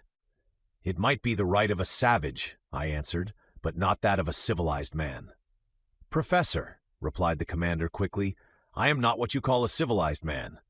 I have done with society entirely, for reasons which I alone have the right of appreciating. I do not therefore obey its laws, and I desire you never to allude to them before me again." This was said plainly. A flash of anger and disdain kindled in the eyes of the unknown, and I had a glimpse of a terrible past in the life of this man. Not only had he put himself beyond the pale of human laws, but he had made himself independent of them, free in the strictest acceptation of the word, quite beyond their reach. Who then would dare to pursue him at the bottom of the sea, when on its surface he defied all attempts made against him? What vessel could resist the shock of his submarine monitor? What cuirass, however thick, could withstand the blows of his spur? No man could demand from him an account of his actions. God, if he believed in one, his conscience, if he had one, were the sole judges to whom he was answerable. These reflections crossed my mind rapidly, whilst the stranger personage was silent, absorbed, and as if wrapped up in himself. I regarded him with fear mingled with interest, as doubtless Oedipus regarded the Sphinx. After rather a long silence, the commander resumed the conversation. "I have hesitated," said he, "but I have thought that my interest might be reconciled with that pity to which every human being has a right. You will remain on board my vessel, since fate has cast you there. You will be free, and in exchange for this liberty, I shall only impose one single condition. Your word of honor to submit to it will suffice." "Speak, sir," I answered. "I suppose this condition is one which a man of honor may accept?" "Yes, sir, it is this. It is possible that certain events, unforeseen, may oblige me to consign you to your cabins for some hours or some days, as the case may be. As I desire never to use violence, I expect from you, more than all the others, a passive obedience. In thus acting, I take all the responsibility. I acquit you entirely, for I make it an impossibility for you to see what ought not to be seen. Do you accept this condition?" Then things took place on board which, to say the least, were singular, and which ought not to be seen by people who were not placed beyond the pale of social laws. Amongst the surprises which the future was preparing for me, this might not be the least. "We accept," I answered. "Only I will ask your permission, sir, to address one question to you, one only." "Speak, sir." "You said that we should be free on board." "Entirely." "I ask you, then, what you mean by this liberty? Just the liberty to go, to come, to see, to observe even all that passes here, save under rare circumstances. The liberty, in short, which we enjoy ourselves, my companions and I." It was evident that we did not understand one another. "Pardon me, sir," I resumed, "but this liberty is only what every prisoner has of pacing his prison. It cannot suffice us. It must suffice you, however. What? We must renounce forever seeing our country, our friends, our relations again. But to renounce that unendurable worldly yoke which men believe to be liberty is not perhaps so painful as you think." "Well," exclaimed Ned Land, "never will I give my word of honor not to try to escape."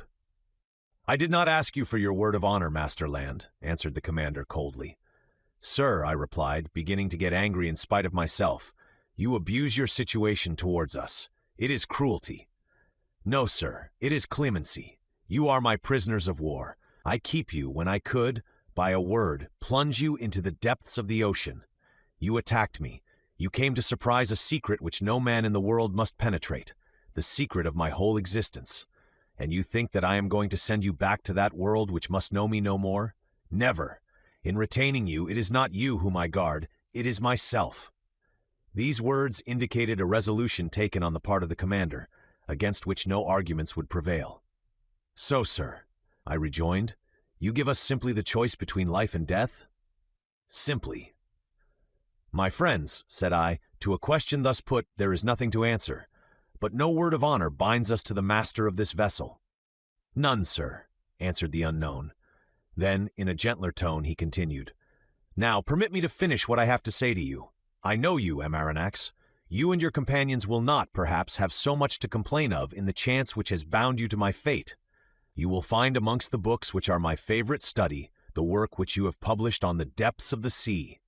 I have often read it. You have carried out your work as far as terrestrial science permitted you. But you do not know all. You have not seen all. Let me tell you then, Professor, that you will not regret the time passed on board my vessel. You are going to visit the land of marvels." These words of the commander had a great effect upon me. I cannot deny it. My weak point was touched, and I forgot for a moment that the contemplation of these sublime subjects was not worth the loss of liberty. Besides, I trusted to the future to decide this grave question. So I contented myself with saying, "By what name ought I to address you?" "Sir," replied the commander, "I am nothing to you but Captain Nemo, and you and your companions are nothing to me but the passengers of the Nautilus." Captain Nemo called. A steward appeared. The captain gave him his orders in that strange language which I did not understand. Then, turning towards the Canadian and Conseil, "A repast awaits you in your cabin," said he. "Be so good as to follow this man. And now, Aronnax, our breakfast is ready. Permit me to lead the way." "I am at your service, Captain." I followed Captain Nemo, and as soon as I had passed through the door, I found myself in a kind of passage lighted by electricity, similar to the waist of a ship. After we had proceeded a dozen yards, a second door opened before me. I then entered a dining room, decorated and furnished in severe taste. High oaken sideboards, inlaid with ebony, stood at the two extremities of the room, and upon their shelves glittered china, porcelain, and glass of inestimable value. The plate on the table sparkled in the rays which the luminous ceiling shed around, while the light was tempered and softened by exquisite paintings. In the center of the room was a table richly laid out. Captain Nemo indicated the place I was to occupy. The breakfast consisted of a certain number of dishes, the contents of which were furnished by the sea alone, and I was ignorant of the nature and mode of preparation of some of them. I acknowledged that they were good, but they had a peculiar flavor, which I easily became accustomed to. These different aliments appeared to me to be rich in phosphorus, and I thought they must have a marine origin. Captain Nemo looked at me. I asked him no questions, but he guessed my thoughts, and answered of his own accord the questions which I was burning to address to him. "The greater part of these dishes are unknown to you," he said to me. "However, you may partake of them without fear. They are wholesome and nourishing. For a long time I have renounced the food of the earth and am never ill now. My crew, who are healthy, are fed on the same food." "So," said I, "all these eatables are the produce of the sea?" "Yes, Professor, the sea supplies all my wants. Sometimes I cast my nets in tow, and I draw them in ready to break. Sometimes I hunt in the midst of this element, which appears to be inaccessible to man, and quarry the game which dwells in my submarine forests. My flocks, like those of Neptune's old shepherds, graze fearlessly in the immense prairies of the ocean. I have a vast property there, which I cultivate myself, and which is always sown by the hand of the Creator of all things. I can understand perfectly, sir, that your nets furnish excellent fish for your table. I can understand also that you hunt aquatic game in your submarine forests. But I cannot understand at all how a particle of meat, no matter how small, can figure in your bill of fare. This, which you believe to be meat, Professor, is nothing else than fillet of turtle. Here are also some dolphins' livers, which you take to be ragout of pork. My cook is a clever fellow, who excels in dressing these various products of the ocean. Taste all these dishes. Here is a preserve of holothuria, which a Malay would declare to be unrivaled in the world. Here is a cream, of which the milk has been furnished by the cetacea, and the sugar by the great fucus of the North Sea. And lastly, permit me to offer you some preserve of anemones, which is equal to that of the most delicious fruits." I tasted, more from curiosity than as a connoisseur, whilst Captain Nemo enchanted me with his extraordinary stories. "You like the sea, Captain?" "Yes, I love it. The sea is everything. It covers 7/10 of the terrestrial globe. Its breath is pure and healthy. It is an immense desert, where man is never lonely, for he feels life stirring on all sides. The sea is only the embodiment of a supernatural and wonderful existence. It is nothing but love and emotion. It is the living infinite, as one of your poets has said. In fact, Professor, nature manifests herself in it by her three kingdoms, mineral, vegetable, and animal. The sea is the vast reservoir of nature. The globe began with sea, so to speak, and who knows if it will not end with it. In it is supreme tranquility. The sea does not belong to despots. Upon its surface, men can still exercise unjust laws, fight, tear one another to pieces, and be carried away with terrestrial horrors. But at 30 feet below its level, their reign ceases, their influence is quenched, and their power disappears. Ah, sir, live in the bosom of the waters. There only is independence. There I recognize no masters. There I am free." Captain Nemo suddenly became silent in the midst of this enthusiasm, by which he was quite carried away. For a few moments he paced up and down, much agitated. Then he became more calm, regained his accustomed coldness of expression, and turning towards me, "Now, Professor," said he, "if you wish to go over the Nautilus, I am at your service." Captain Nemo rose. I followed him. A double door, contrived at the back of the dining room, opened, and I entered a room equal in dimensions to that which I had just quitted. It was a library. High pieces of furniture, of black-violet ebony inlaid with brass, supported upon their wide shelves a great number of books uniformly bound. They followed the shape of the room, terminating at the lower part in huge divans, covered with brown leather, which were curved to afford the greatest comfort. Light movable desks, made to slide in and out at will, allowed one to rest one's book while reading. In the center stood an immense table, covered with pamphlets, amongst which were some newspapers, already of old date. The electric light flooded everything. It was shed from 4 unpolished globes half sunk in the volutes of the ceiling. I looked with real admiration at this room, so ingeniously fitted up, and I could scarcely believe my eyes. "Captain Nemo," said I to my host, who had just thrown himself on one of the divans, "this is a library which would do honor to more than one of the continental palaces, and I am absolutely astounded when I consider that it can follow you to the bottom of the seas." "Where could one find greater solitude or silence, Professor?" replied Captain Nemo. "Did your study in the museum afford you such perfect quiet?" "No, sir, and I must confess that it is a very poor one after yours. You must have 6,000 or 7,000 volumes here." 12,000, Aronnax. "These are the only ties which bind me to the earth, but I had done with the world on the day when my Nautilus plunged for the first time beneath the waters. That day I bought my last volumes, my last pamphlets, my last papers, and from that time I wish to think that men no longer think or write. These books, Professor, are at your service besides, and you can make use of them freely." I thanked Captain Nemo and went up to the shelves of the library. Works on science, morals, and literature abounded in every language, but I did not see one single work on political economy. That subject appeared to be strictly prescribed. Strange to say, all these books were irregularly arranged in whatever language they were written, and this medley proved that the captain of the Nautilus must have read indiscriminately the books which he took up by chance. "Sir," said I to the captain, "I thank you for having placed this library at my disposal. It contains treasures of science, and I shall profit by them." "This room is not only a library," said Captain Nemo, "it is also a smoking room." "A smoking room," I cried. "Then one may smoke on board?" "Certainly." "Then, sir, I am forced to believe that you have kept up a communication with Havana." "Not any," answered the captain, "except this cigar, Pierre Aronnax, and though it does not come from Havana, you will be pleased with it if you are a connoisseur." I took the cigar which was offered me. Its shape recalled the London ones, but it seemed to be made of leaves of gold. I lighted it at a little brazier which was supported upon an elegant bronze stem, and drew the first whiffs with the delight of a lover of smoking who has not smoked for 2 days. "It is excellent, but it is not tobacco." "No," answered the captain. "This tobacco comes neither from Havana nor from the East. It is a kind of seaweed rich in nicotine, with which the sea provides me, but somewhat sparingly." At that moment Captain Nemo opened a door which stood opposite to that by which I had entered the library, and I passed into an immense drawing room splendidly lighted. It was a vast 4-sided room, 30 feet long, 18 wide, and 15 high. A luminous ceiling, decorated with light arabesques, shed a soft, clear light over all the marvels accumulated in this museum.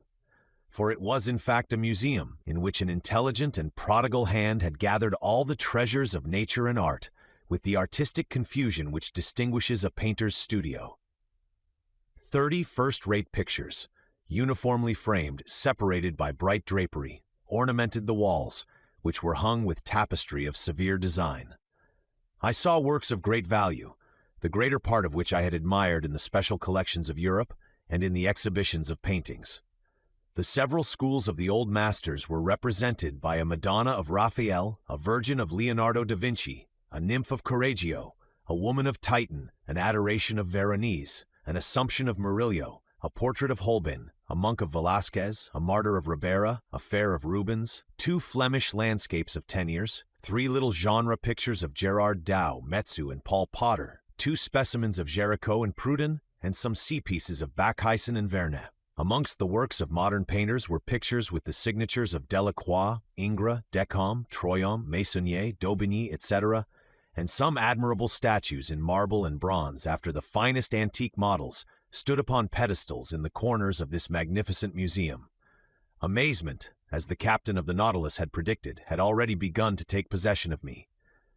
"Professor," said this strange man, "you must excuse the unceremonious way in which I receive you, and the disorder of this room." "Sir," I answered, "without seeking to know who you are, I recognize in you an artist." "An amateur, nothing more, sir. Formerly I loved to collect these beautiful works created by the hand of man. I sought them greedily and ferreted them out indefatigably, and I have been able to bring together some objects of great value. These are my last souvenirs of that world which is dead to me. In my eyes, your modern artists are already old. They have 2,000 or 3,000 years of existence. I confound them in my own mind. Masters have no age." "And these musicians?" said I, pointing out some works of Weber, Rossini, Mozart, Beethoven, Haydn, Meyerbeer, Harold Wagner, Wagner, Gounod, and a number of others, scattered over a large model piano organ which occupied one of the panels of the drawing room.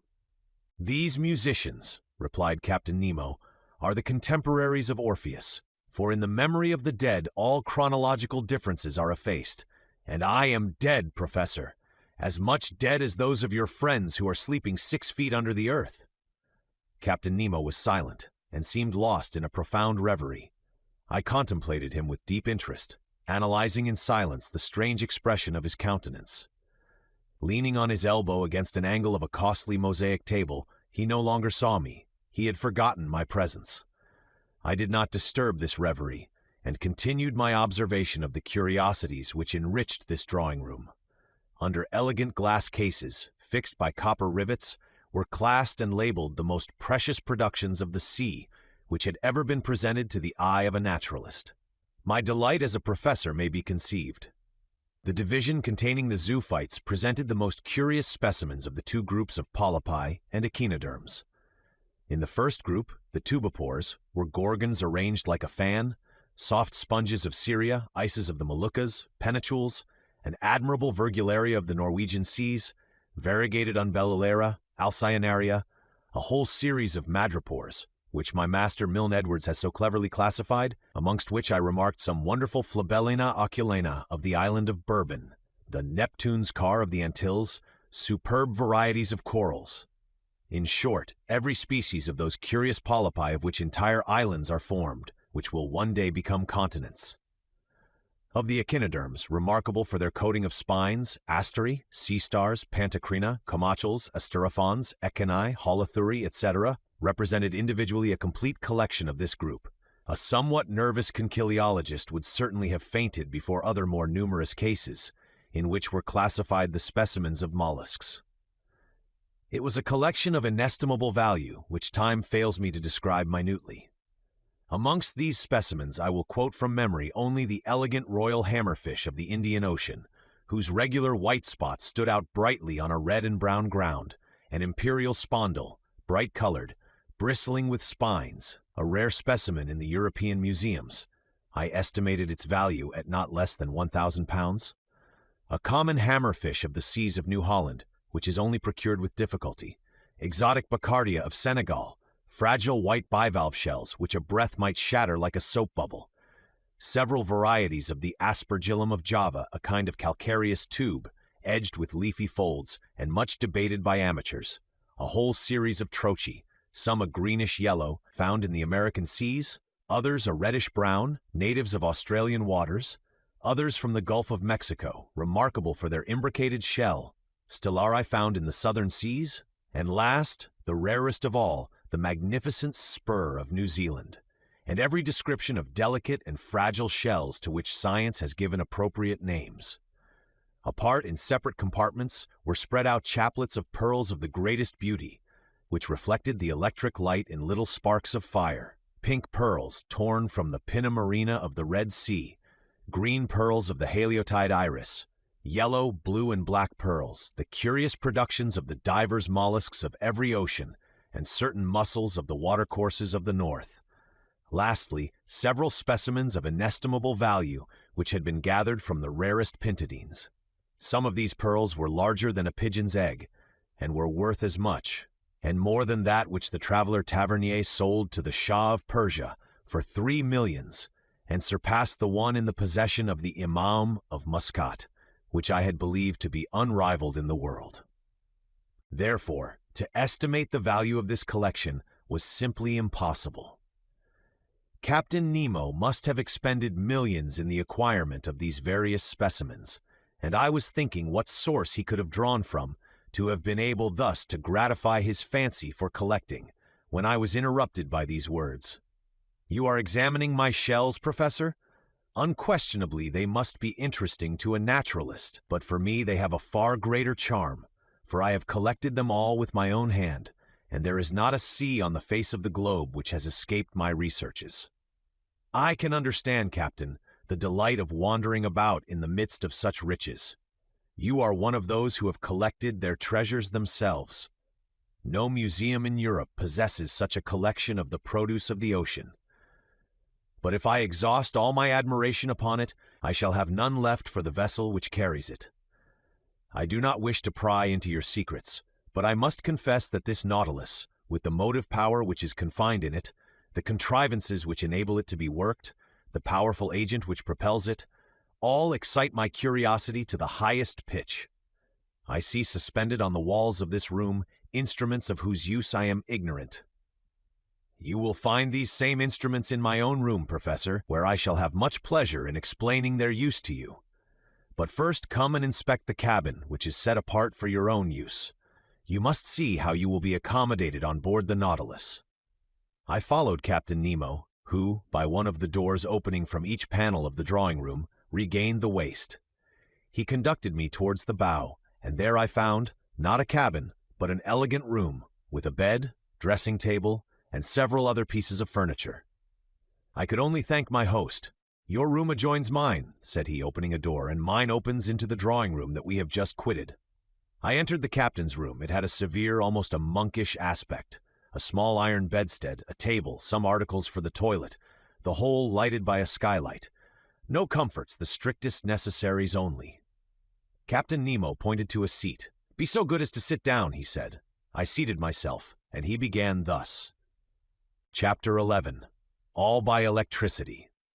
"Sir," said Captain Nemo, showing me the instruments hanging on the walls of his room, "here are the contrivances required for the navigation of the Nautilus.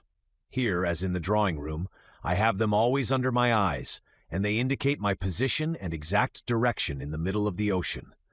Some are known to you, such as the thermometer, which gives the internal temperature of the Nautilus; the barometer, which indicates the weight of the air and foretells the changes of the weather; the hygrometer, which marks the dryness of the atmosphere; the storm glass, the contents of which, by decomposing, announce the approach of tempests; the compass, which guides my course; the sextant, which shows the latitude by the altitude of the sun; chronometers, by which I calculate the longitude; and glasses for day and night, which I use to examine the points of the horizon, when the Nautilus rises to the surface of the waves."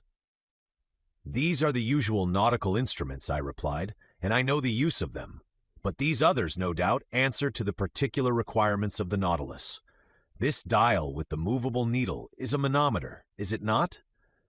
"It is actually a manometer, but by communication with the water, whose external pressure it indicates, it gives our depth at the same time." "And these other instruments, the use of which I cannot guess?" "Here, Professor, I ought to give you some explanations. Will you be kind enough to listen to me?" He was silent for a few moments, then he said, "There is a powerful agent, obedient, rapid, easy, which conforms to every use, and reigns supreme on board my vessel. Everything is done by means of it. It lights it, warms it, and is the soul of my mechanical apparatus. This agent is electricity." "Electricity?" I cried in surprise. "Yes, sir. Nevertheless, Captain, you possess an extreme rapidity of movement, which does not agree with the power of electricity. Until now, its dynamic force has remained under restraint, and has only been able to produce a small amount of power." "Professor," said Captain Nemo, "my electricity is not everybody's. You know what seawater is composed of. In 1,000 grams are found 96.5% of water, and about 2 to 2/3% of chloride of sodium. Then, in a smaller quantity, chlorides of magnesium and of potassium, bromide of magnesium, sulfate of magnesia, sulfate and carbonate of lime. You see then that chloride of sodium forms a large part of it.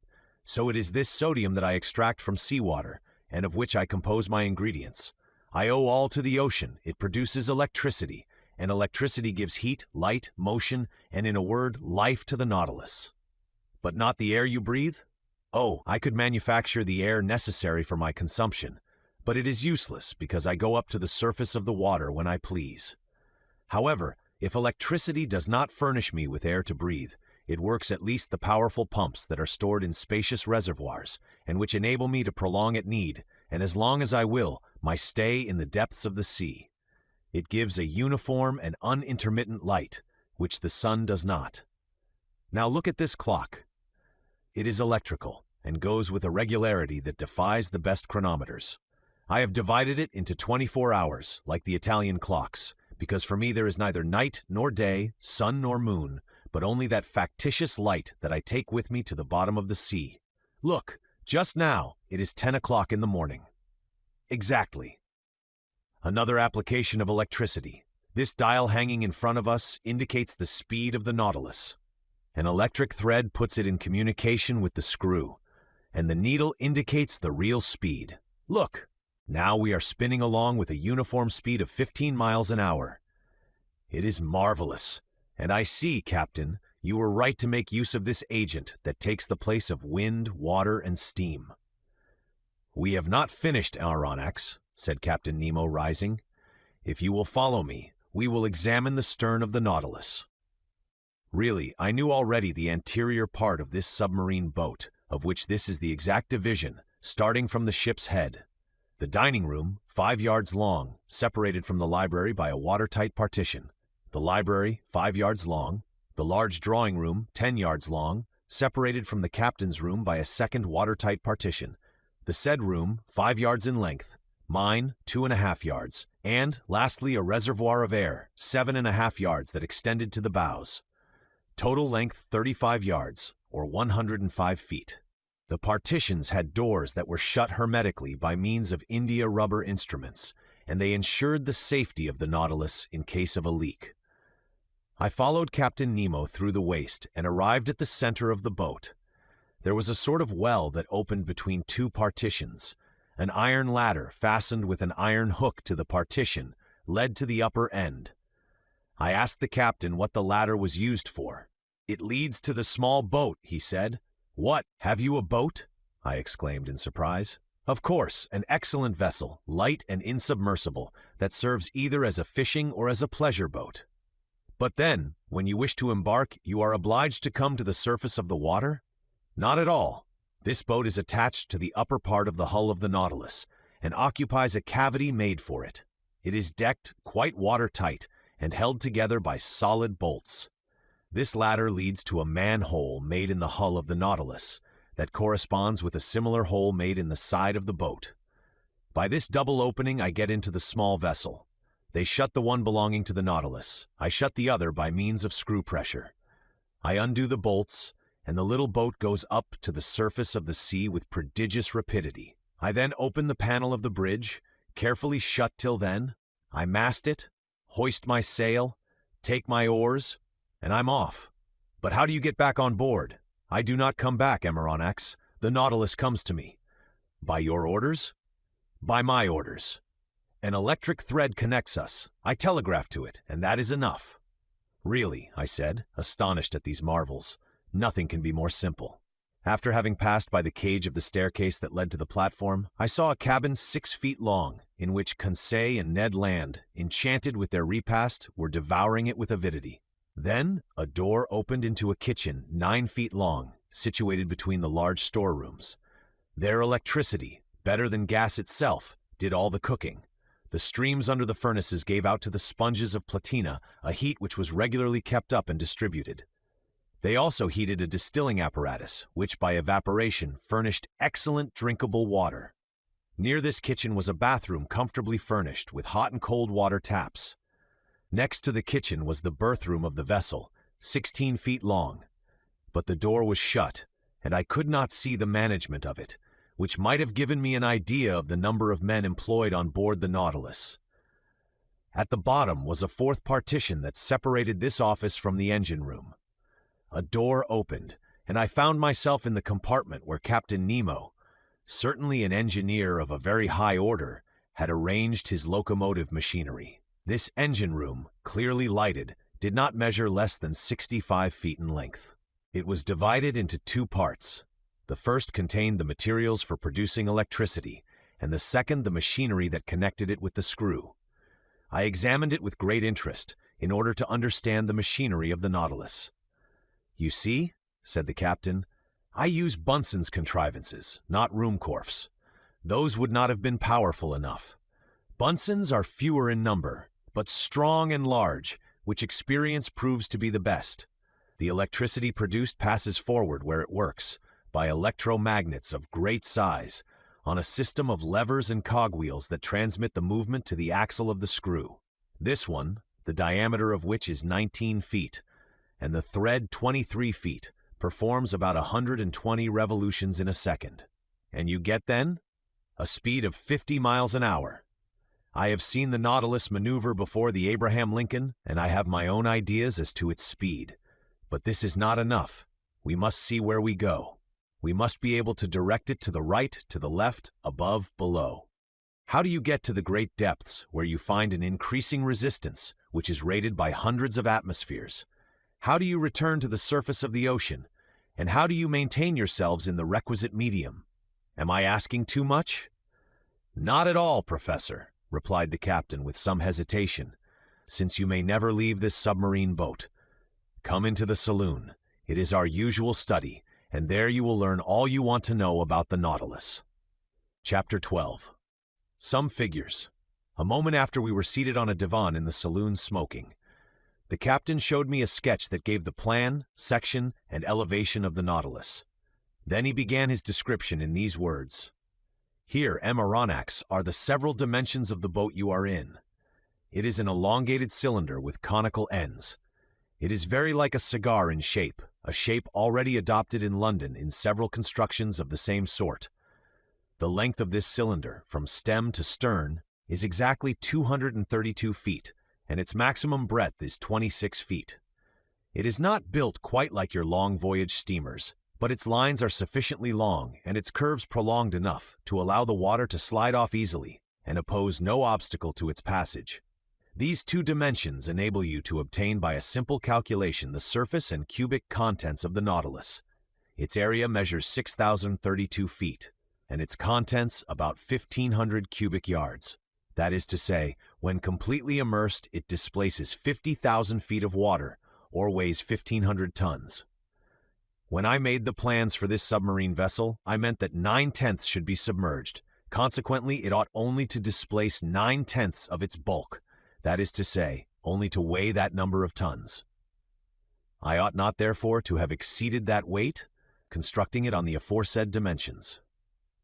The Nautilus is composed of two hulls, one inside, the other outside, joined by T-shaped irons, which render it very strong.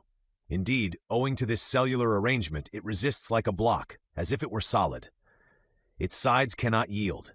It coheres spontaneously, and not by the closeness of its rivets, and the homogeneity of its construction, due to the perfect union of the materials, enables it to defy the roughest seas. These two hulls are composed of steel plates whose density is from 0.7 to 0.8 that of water. The first is not less than 2.5 inches thick and weighs 394 tons. The second envelope, the keel, 20 inches high and 10 thick, weighs alone 62 tons. The engine, the ballast, the several accessories and apparatus appendages, the partitions and bulkheads, weigh 961.62 tons. Do you follow all this? I do. Then, when the Nautilus is afloat under these circumstances, 1/10 is out of the water. Now, if I have made reservoirs of a size equal to this tenth, or capable of holding 150 tons, and if I fill them with water, the boat, weighing then 507 tons, will be completely immersed. That would happen, Professor. These reservoirs are in the lower parts of the Nautilus. I turn on taps and they fill, and the vessel sinks that had just been level with the surface. Well, Captain, but now we come to the real difficulty. I can understand your rising to the surface, but diving below the surface, does not your submarine contrivance encounter a pressure and consequently undergo an upward thrust of 1 atmosphere for every 30 feet of water, just about 15 pounds per square inch? Just so, sir. Then, unless you quite fill the Nautilus, I do not see how you can draw it down to those depths. Professor, you must not confound statics with dynamics, or you will be exposed to grave errors. There is very little labor spent in attaining the lower regions of the ocean, for all bodies have a tendency to sink. When I wanted to find out the necessary increase of weight required to sink the Nautilus, I had only to calculate the reduction of volume that seawater acquires according to the depth. That is evident. Now, if water is not absolutely incompressible, it is at least capable of very slight compression. Indeed, after the most recent calculations, this reduction is only 0.000436 of an atmosphere for each 30 feet of depth. If we want to sink 3,000 feet, I should keep account of the reduction of bulk under a pressure equal to that of a column of water of 1,000 feet. The calculation is easily verified. Now I have supplementary reservoirs capable of holding 100 tons.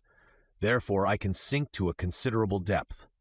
When I wish to rise to the level of the sea, I only let off the water and empty all the reservoirs if I want the Nautilus to emerge from the 10th part of her total capacity.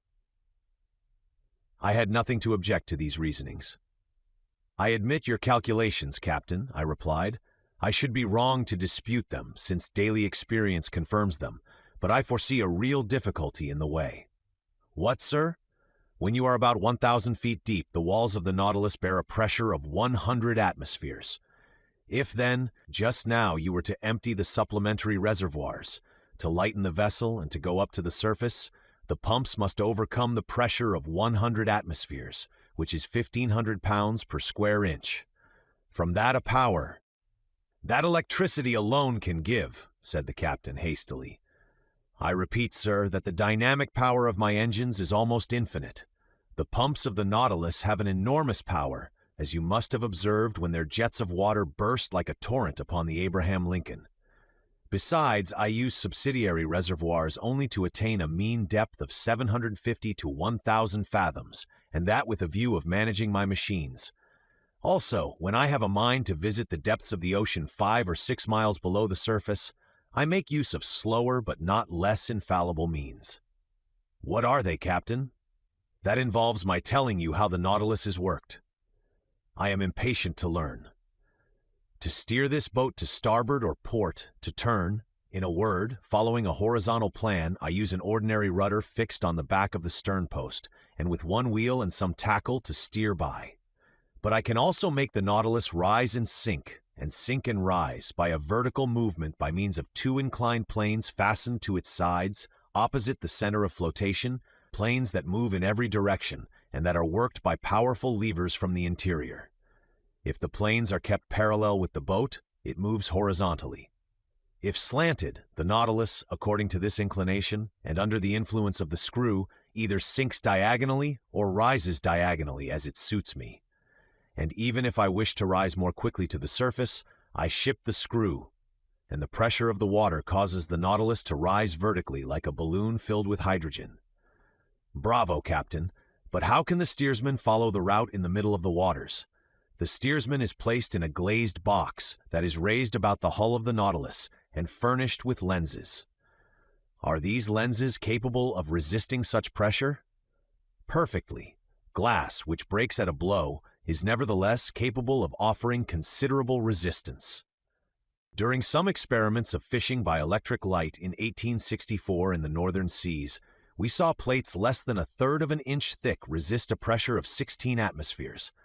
Now, the glass that I use is not less than 30 times thicker. Granted, but, after all, in order to see, the light must exceed the darkness, and in the midst of the darkness in the water, how can you see? Behind the steersman's cage is placed a powerful electric reflector, the rays from which light up the sea for half a mile in front. Ah, bravo, bravo, Captain! Now I can account for this phosphorescence in the supposed narwhal that puzzled us so. I now ask you if the boarding of the Nautilus and of the Scotia that has made such a noise has been the result of a chance rencontre? Quite accidental, sir. I was sailing only 1 fathom below the surface of the water when the shock came. It had no bad result. None, sir. But now about your rencontre with the Abraham Lincoln? Professor, I am sorry for one of the best vessels in the American Navy, but they attacked me, and I was bound to defend myself. I contented myself, however, with putting the frigate hors de combat. She will not have any difficulty in getting repaired at the next port. Ah, Commander! Your Nautilus is certainly a marvelous boat. Yes, Professor, and I love it, as if it were part of myself. If danger threatens one of your vessels on the ocean, the first impression is the feeling of an abyss above and below. On the Nautilus, men's hearts never fail them. No defects to be afraid of, for the double shell is as firm as iron. No rigging to attend to. No sails for the wind to carry away. No boilers to burst. No fire to fear, for the vessel is made of iron, not of wood. No coal to run short, for electricity is the only mechanical agent. No collision to fear, for it alone swims in deep water. No tempest to brave, for when it dives below the water, it reaches absolute tranquility. There, sir, that is the perfection of vessels. And if it is true that the engineer has more confidence in the vessel than the builder, and the builder than the captain himself, you understand the trust I repose in my Nautilus, for I am at once captain, builder, and engineer. But how could you construct this wonderful Nautilus in secret? Each separate portion, Pierre Aronnax, was brought from different parts of the globe. The keel was forged at Crusoe, the shaft of the screw at Pen & Coast, London, the iron plates of the hull at Laird's of Liverpool, the screw itself at Scott's at Glasgow. The reservoirs were made by Cale & Co. at Paris, the engine by Krupp in Prussia, its beak in Motala's workshop in Sweden, its mathematical instruments by Hart Brothers of New York, etc. And each of these people had my orders under different names. But these parts had to be put together and arranged? Professor, I had set up my workshops upon a desert island in the ocean. There my workmen, that is to say, the brave men that I instructed and educated, and myself have put together our Nautilus. Then when the work was finished, fire destroyed all trace of our proceedings on this island, that I could have jumped over if I had liked. Then the cost of this vessel is great? Pierre Aronnax, an iron vessel, costs 45 pounds per ton. Now the Nautilus weighed 1,500. It came therefore to 67,500 pounds, and 80,000 more for fitting it up, and about 200,000 pounds with the works of art and the collections it contains. One last question, Captain Nemo. Ask it, Professor. You are rich? Immensely rich, sir, and I could, without missing it, pay the national debt of France. I stared at the singular person who spoke thus. Was he playing upon my credulity? The future would decide that. Chapter 13. The Black River. The portion of the terrestrial globe which is covered by water is estimated at upwards of 80 millions of acres. This fluid mass comprises 2,250 millions of cubic miles, forming a spherical body of a diameter of 60 leagues, the weight of which would be 3 quintillions of tons. To comprehend the meaning of these figures, it is necessary to observe that a quintillion is to a billion as a billion is to unity. In other words, there are as many billions in a quintillion as there are units in a billion. This mass of fluid is equal to about the quantity of water which would be discharged by all the rivers of the earth in 40,000 years. During the geological epochs, the igneous period succeeded to the aqueous. The ocean originally prevailed everywhere. Then by degrees, in the Silurian period, the tops of the mountains began to appear, the islands emerged, then disappeared in partial deluges, reappeared, became settled, formed continents, till at length the earth became geographically arranged, as we see in the present day. The solid had wrested from the liquid 37,657,000 square miles, equal to 12,960,000,000 of acres. The shape of continents allows us to divide the waters into 5 great portions: the Arctic or frozen ocean, the Antarctic or frozen ocean, the Indian, the Atlantic, and the Pacific Oceans. The Pacific Ocean extends from north to south between the 2 polar circles, and from east to west between Asia and America, over an extent of 145 degrees of longitude. It is the quietest of seas. Its currents are broad and slow, it has medium tides and abundant rain.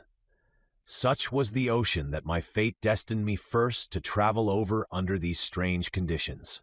"Sir," said Captain Nemo, "we will, if you please, take our bearings and fix the starting point of this voyage. It is 11:45. I will go up again to the surface." The captain pressed an electric clock 3 times. The pumps began to drive the water from the tanks. The needle of the manometer marked by a different pressure the ascent of the Nautilus. Then it stopped. "We have arrived," said the captain. I went to the central staircase which opened onto the platform, clambered up the iron steps, and found myself on the upper part of the Nautilus. The platform was only 3 feet out of water. The front and back of the Nautilus was of that spindle shape which caused it justly to be compared to a cigar. I noticed that its iron plates, slightly overlaying each other, resembled the shell which clothes the bodies of our large terrestrial reptiles. It explained to me how natural it was, in spite of all glasses, that this boat should have been taken for a marine animal. Toward the middle of the platform, the long boat, half buried in the hull of the vessel, formed a slight excrescence. Fore and aft rose 2 cages of medium height with inclined sides, and partly closed by thick lenticular glasses, one destined for the steersman who directed the Nautilus, the other containing a brilliant lantern to give light on the road. The sea was beautiful, the sky pure.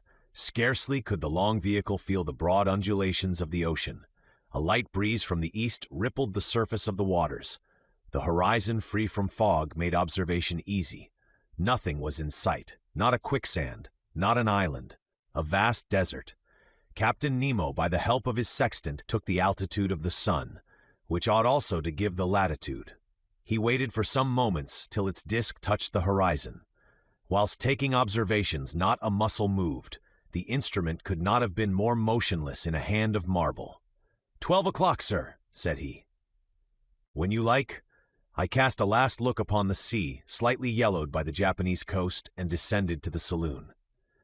"And now, sir, I leave you to your studies," added the captain. "Our course is ENE, our depth is 26 fathoms. Here are maps on a large scale by which you may follow it. The saloon is at your disposal, and with your permission, I will retire."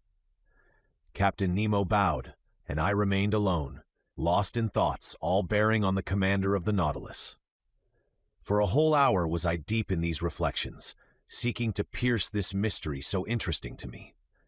Then my eyes fell upon the vast planisphere spread upon the table, and I placed my finger on the very spot where the given latitude and longitude crossed. The sea has its large rivers like the continents. They are special currents known by their temperature and their color. The most remarkable of these is known by the name of the Gulf Stream. Science has decided on the globe the direction of 5 principal currents, one in the North Atlantic, a second in the South, a third in the North Pacific, a fourth in the South, and a fifth in the Southern Indian Ocean. It is even probable that a 6th current existed at one time or another in the Northern Indian Ocean, when the Caspian and Aral seas formed but one vast sheet of water. At this point, indicated on the planisphere, one of these currents was rolling, the Kurosivo of the Japanese, the Black River, which, leaving the Gulf of Bengal, where it is warmed by the perpendicular rays of a tropical sun, crosses the Straits of Malacca along the coast of Asia, turns into the North Pacific to the Aleutian Islands, carrying with it trunks of camphor trees and other indigenous productions, and edging the waves of the ocean with the pure indigo of its warm water. It was this current that the Nautilus was to follow.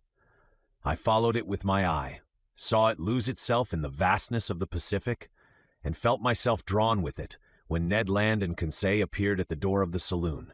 My 2 brave companions remained petrified at the sight of the wonders spread before them. "Where are we? Where are we?" exclaimed the Canadian. "In the museum at Quebec?" "My friends," I answered, making a sign for them to enter, "you are not in Canada, but on board the Nautilus, 50 yards below the level of the sea." "But, Aronnax," said Ned Land, "can you tell me how many men there are on board? 10, 20, 50, 100? "I cannot answer you, Mr. Land. It is better to abandon for a time all idea of seizing the Nautilus or escaping from it. This ship is a masterpiece of modern industry, and I should be sorry not to have seen it. Many people would accept the situation forced upon us, if only to move amongst such wonders. So be quiet and let us try and see what passes around us." "See!" exclaimed the harpooner, "but we can see nothing in this iron prison. We are walking, we are sailing blindly." Ned Land had scarcely pronounced these words when all was suddenly darkness.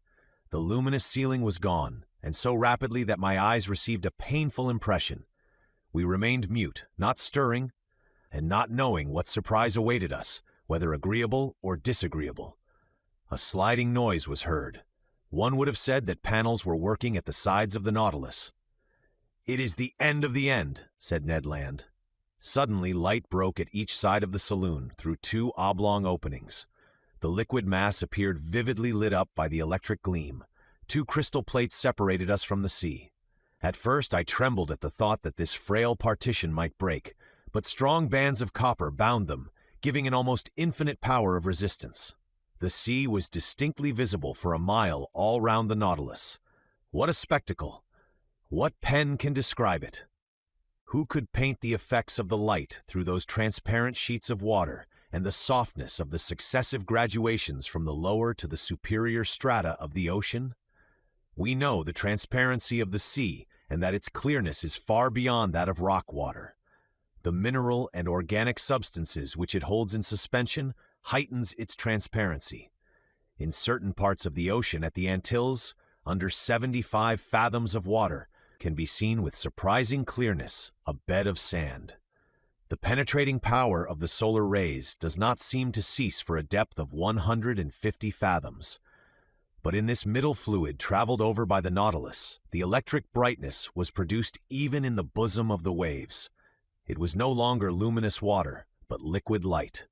On each side a window opened into this unexplored abyss.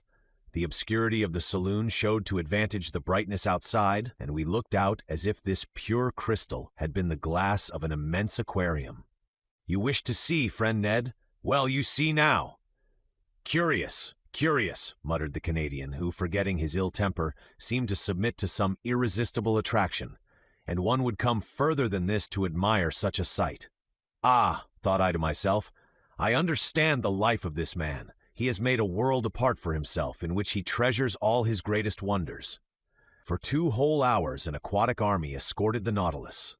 During their games, their bounds, while rivaling each other in beauty, brightness, and velocity, I distinguished the green labra, the banded mullet, marked by a double line of black, the round-tailed goby of a white color with violet spots on the back, the Japanese scombros, a beautiful mackerel of those seas with a blue body and silvery head, the brilliant azurors, whose name alone defies description, some banded spares, with variegated fins of blue and yellow, the woodcocks of the seas, some specimens of which attain a yard in length, Japanese salamanders, spider lampreys, serpents 6 feet long, with eyes small and lively, and a huge mouth bristling with teeth, with many other species. Our imagination was kept at its height. Interjections followed quickly on each other. Ned named the fish, and Conseil classed them. I was in ecstasies with the vivacity of their movements and the beauty of their forms. Never had it been given to me to surprise these animals, alive and at liberty, in their natural element. I will not mention all the varieties which passed before my dazzled eyes, all the collection of the seas of China and Japan. These fish, more numerous than the birds of the air, came attracted, no doubt, by the brilliant focus of the electric light. Suddenly there was daylight in the saloon, the iron panels closed again, and the enchanting vision disappeared. But for a long time I dreamt on till my eyes fell on the instruments hanging on the partition. The compass still showed the course to be NNE. The manometer indicated a pressure of 5 atmospheres, equivalent to a depth of 25 fathoms, and the electric log gave a speed of 15 miles an hour. I expected Captain Nemo, but he did not appear. The clock marked the hour of 5. Ned Land and Conseil returned to their cabin, and I retired to my chamber. My dinner was ready. It was composed of turtle soup made of the most delicate hawksbills, of a surmullet served with puff paste, the liver of which, prepared by itself, was most delicious, and fillets of the emperor holocanthus, the savor of which seemed to me superior even to salmon. I passed the evening reading, writing, and thinking.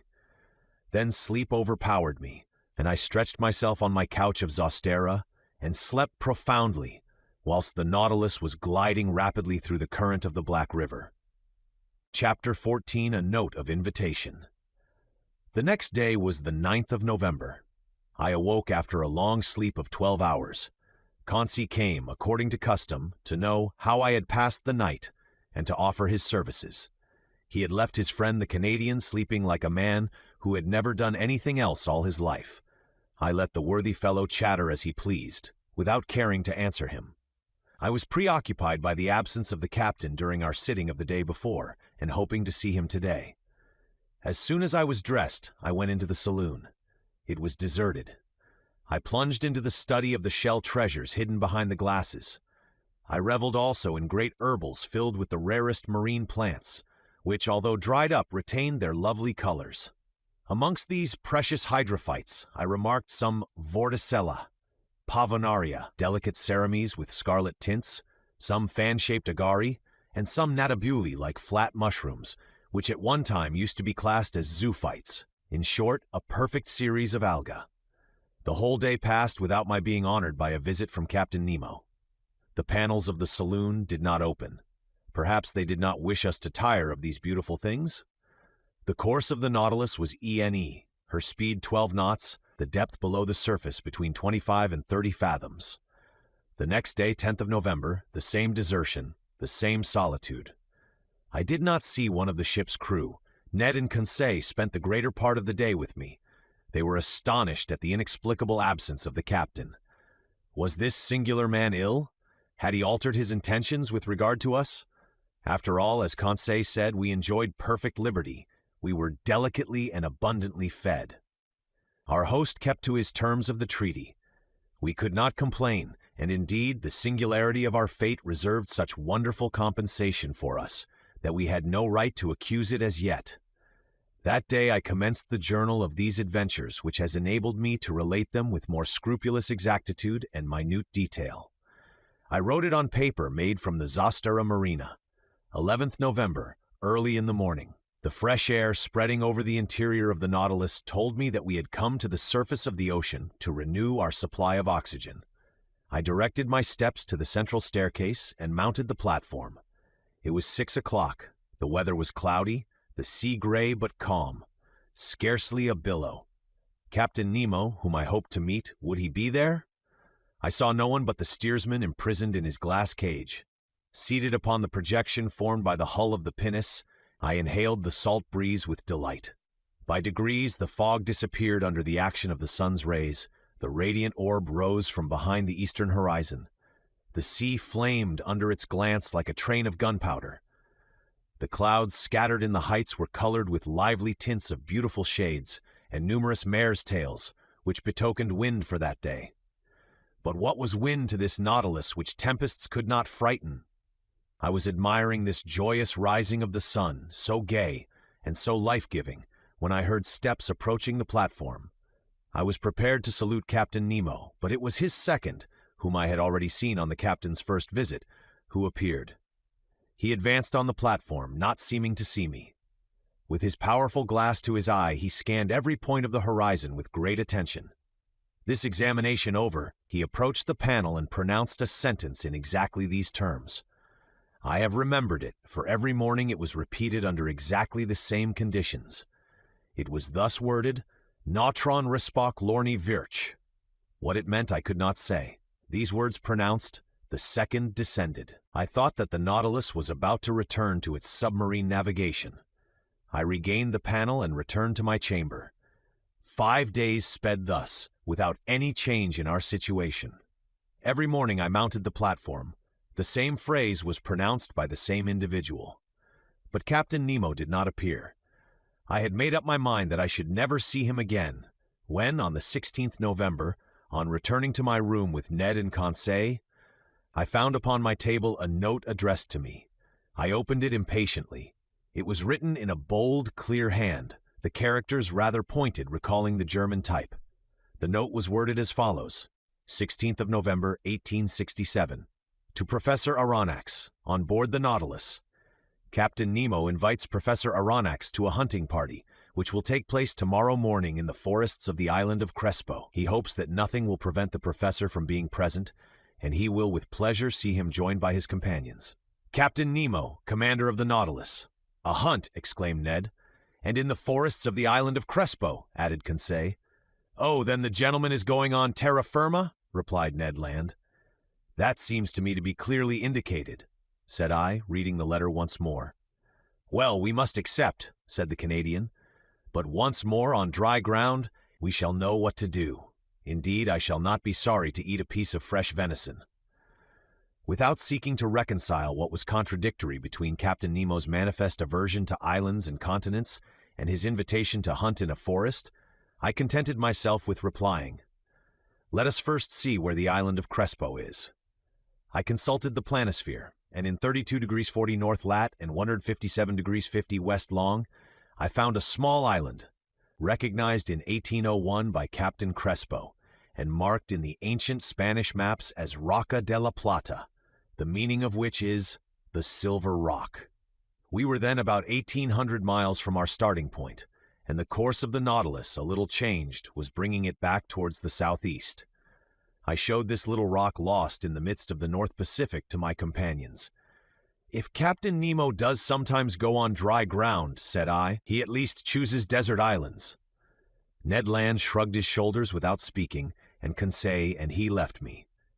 After supper, which was served by the steward mute and impassive, I went to bed, not without some anxiety. The next morning, the 17th of November, on awakening, I felt that the Nautilus was perfectly still. I dressed quickly and entered the saloon. Captain Nemo was there waiting for me.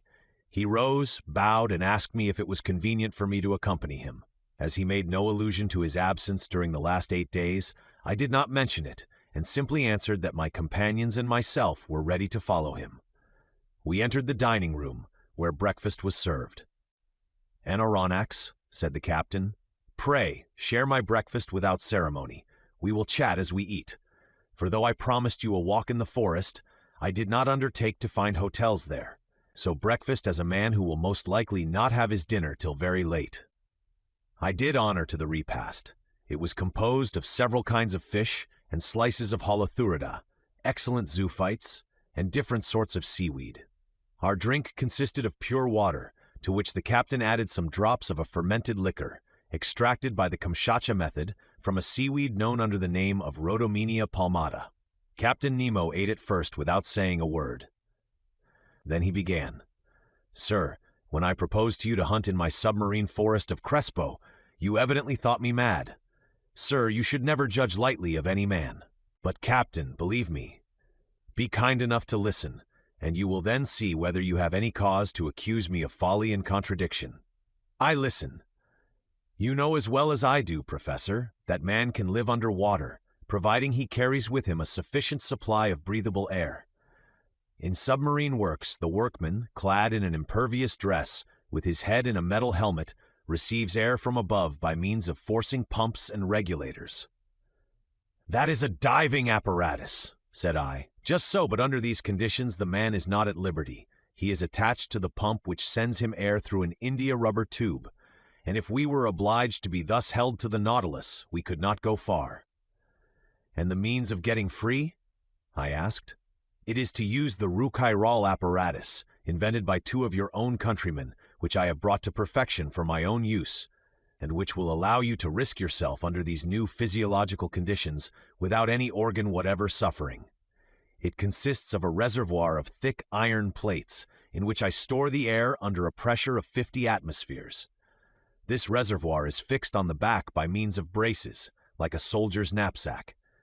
Its upper part forms a box in which the air is kept by means of a bellows, and therefore cannot escape unless at its normal tension. In the Rouquayrol apparatus, such as we use, 2 India rubber pipes leave this box and join a sort of tent which holds the nose and mouth.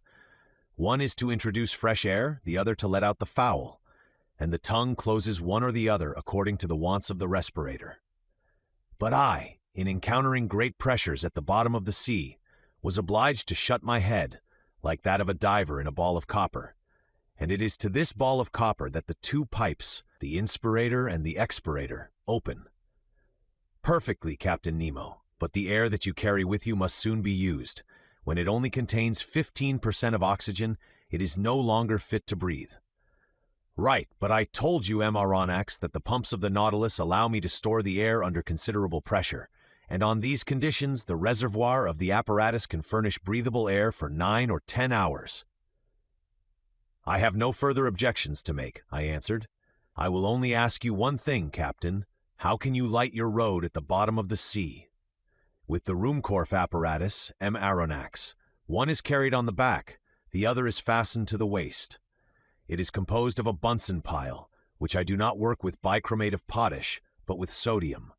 A wire is introduced which collects the electricity produced and directs it towards a particularly made lantern. In this lantern is a spiral glass which contains a small quantity of carbonic gas. When the apparatus is at work, this gas becomes luminous, giving out a white and continuous light. Thus provided, I can breathe and I can see. Captain Nemo, to all my objections you make such crushing answers that I dare no longer doubt. But if I am forced to admit the Rouquayrol and Ruhmkorff apparatus, I must be allowed some reservations with regard to the gun I am to carry. But it is not a gun for powder, answered the captain. Then it is an air gun.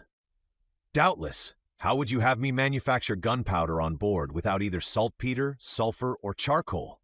Besides, I added, to fire underwater in a medium 855 times denser than the air, we must conquer very considerable resistance.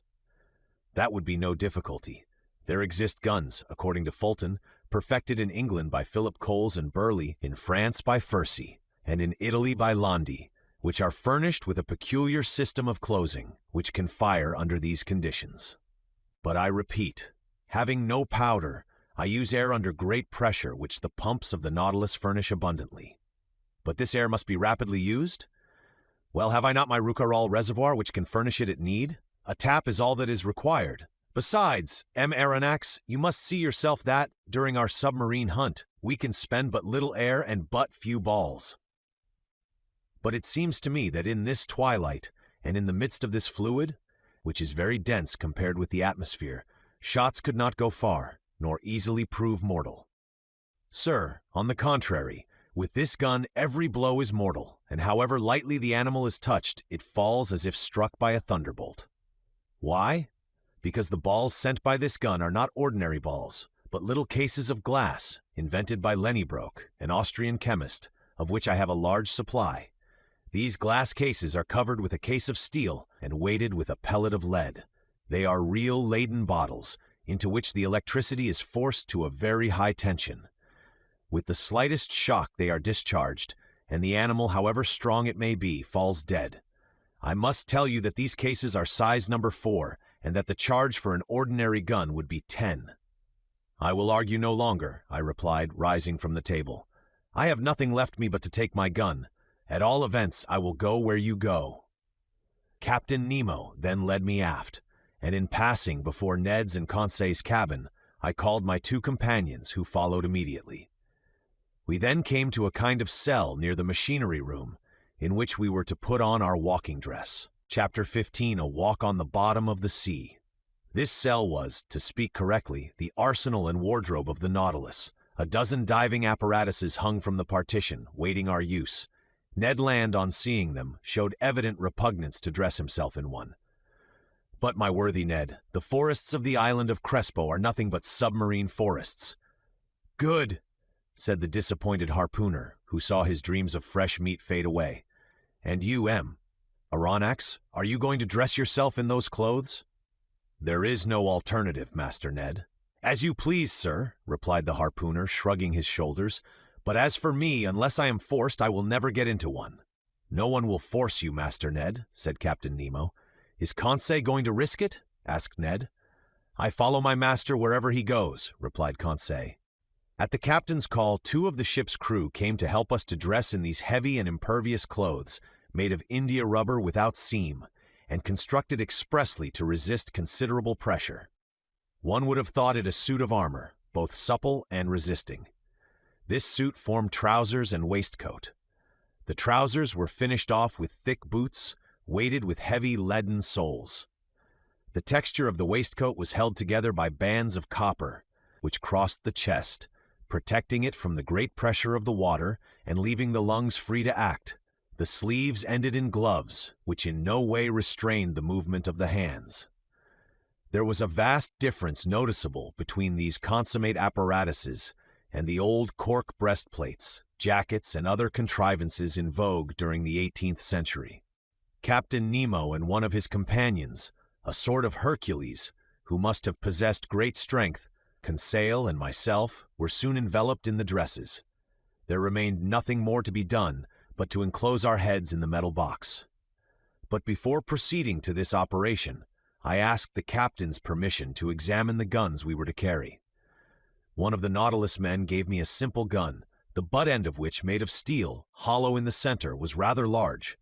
It served as a reservoir for compressed air, which a valve, worked by a spring, allowed to escape into a metal tube.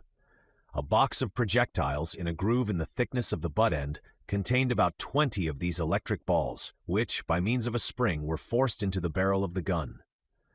As soon as one shot was fired, another was ready. "Captain Nemo," said I, "this arm is perfect and easily handled. I only ask to be allowed to try it. But how shall we gain the bottom of the sea?" "At this moment, Professor, the Nautilus is stranded in 5 fathoms, and we have nothing to do but to start." "But how shall we get off?" "You shall see." Captain Nemo thrust his head into the helmet. Conseil and I did the same, not without hearing an ironical "good sport" from the Canadian. The upper part of our dress terminated in a copper collar, upon which was screwed the metal helmet. 3 holes, protected by thick glass, allowed us to see in all directions by simply turning our head in the interior of the headdress. As soon as it was in position, the Rouquayrol apparatus on our backs began to act, and for my part, I could breathe with ease. With the Ruhmkorff lamp hanging from my belt and the gun in my hand, I was ready to set out.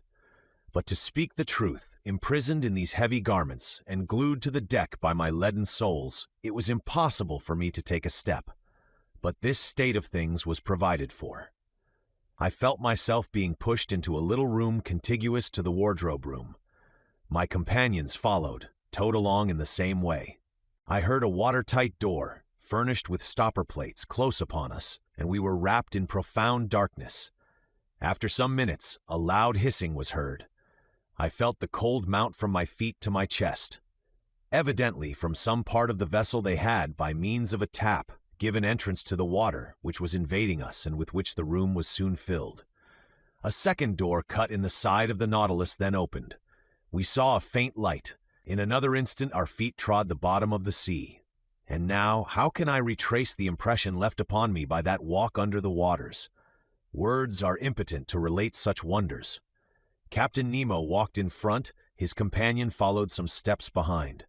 Conseil and I remained near each other, as if an exchange of words had been possible through our metallic cases. I no longer felt the weight of my clothing or of my shoes, of my reservoir of air, or my thick helmet, in the midst of which my head rattled like an almond in its shell. The light, which lit the soil 30 feet below the surface of the ocean, astonished me by its power. The solar rays shone through the watery mass easily and dissipated all color, and I clearly distinguished objects at a distance of 150 yards. Beyond that, the tints darkened into fine gradations of ultramarine and faded into vague obscurity. Truly, this water which surrounded me was but another air denser than the terrestrial atmosphere, but almost as transparent. Above me was the calm surface of the sea. We were walking on fine, even sand, not wrinkled, as on a flat shore, which retains the impression of the billows. This dazzling carpet, really a reflector, repelled the rays of the sun with wonderful intensity, which accounted for the vibration which penetrated every atom of liquid. Shall I be believed when I say that, at the depth of 30 feet, I could see as if I was in broad daylight? For a quarter of an hour I trod on this sand, sown with the impalpable dust of shells. The hull of the Nautilus, resembling a long shoal, disappeared by degrees, but its lantern, when darkness should overtake us in the waters, would help to guide us on board by its distinct rays. Soon forms of objects outlined in the distance were discernible. I recognized magnificent rocks, hung with a tapestry of zoophytes of the most beautiful kind, and I was at first struck by the peculiar effect of this medium. It was then 10 in the morning.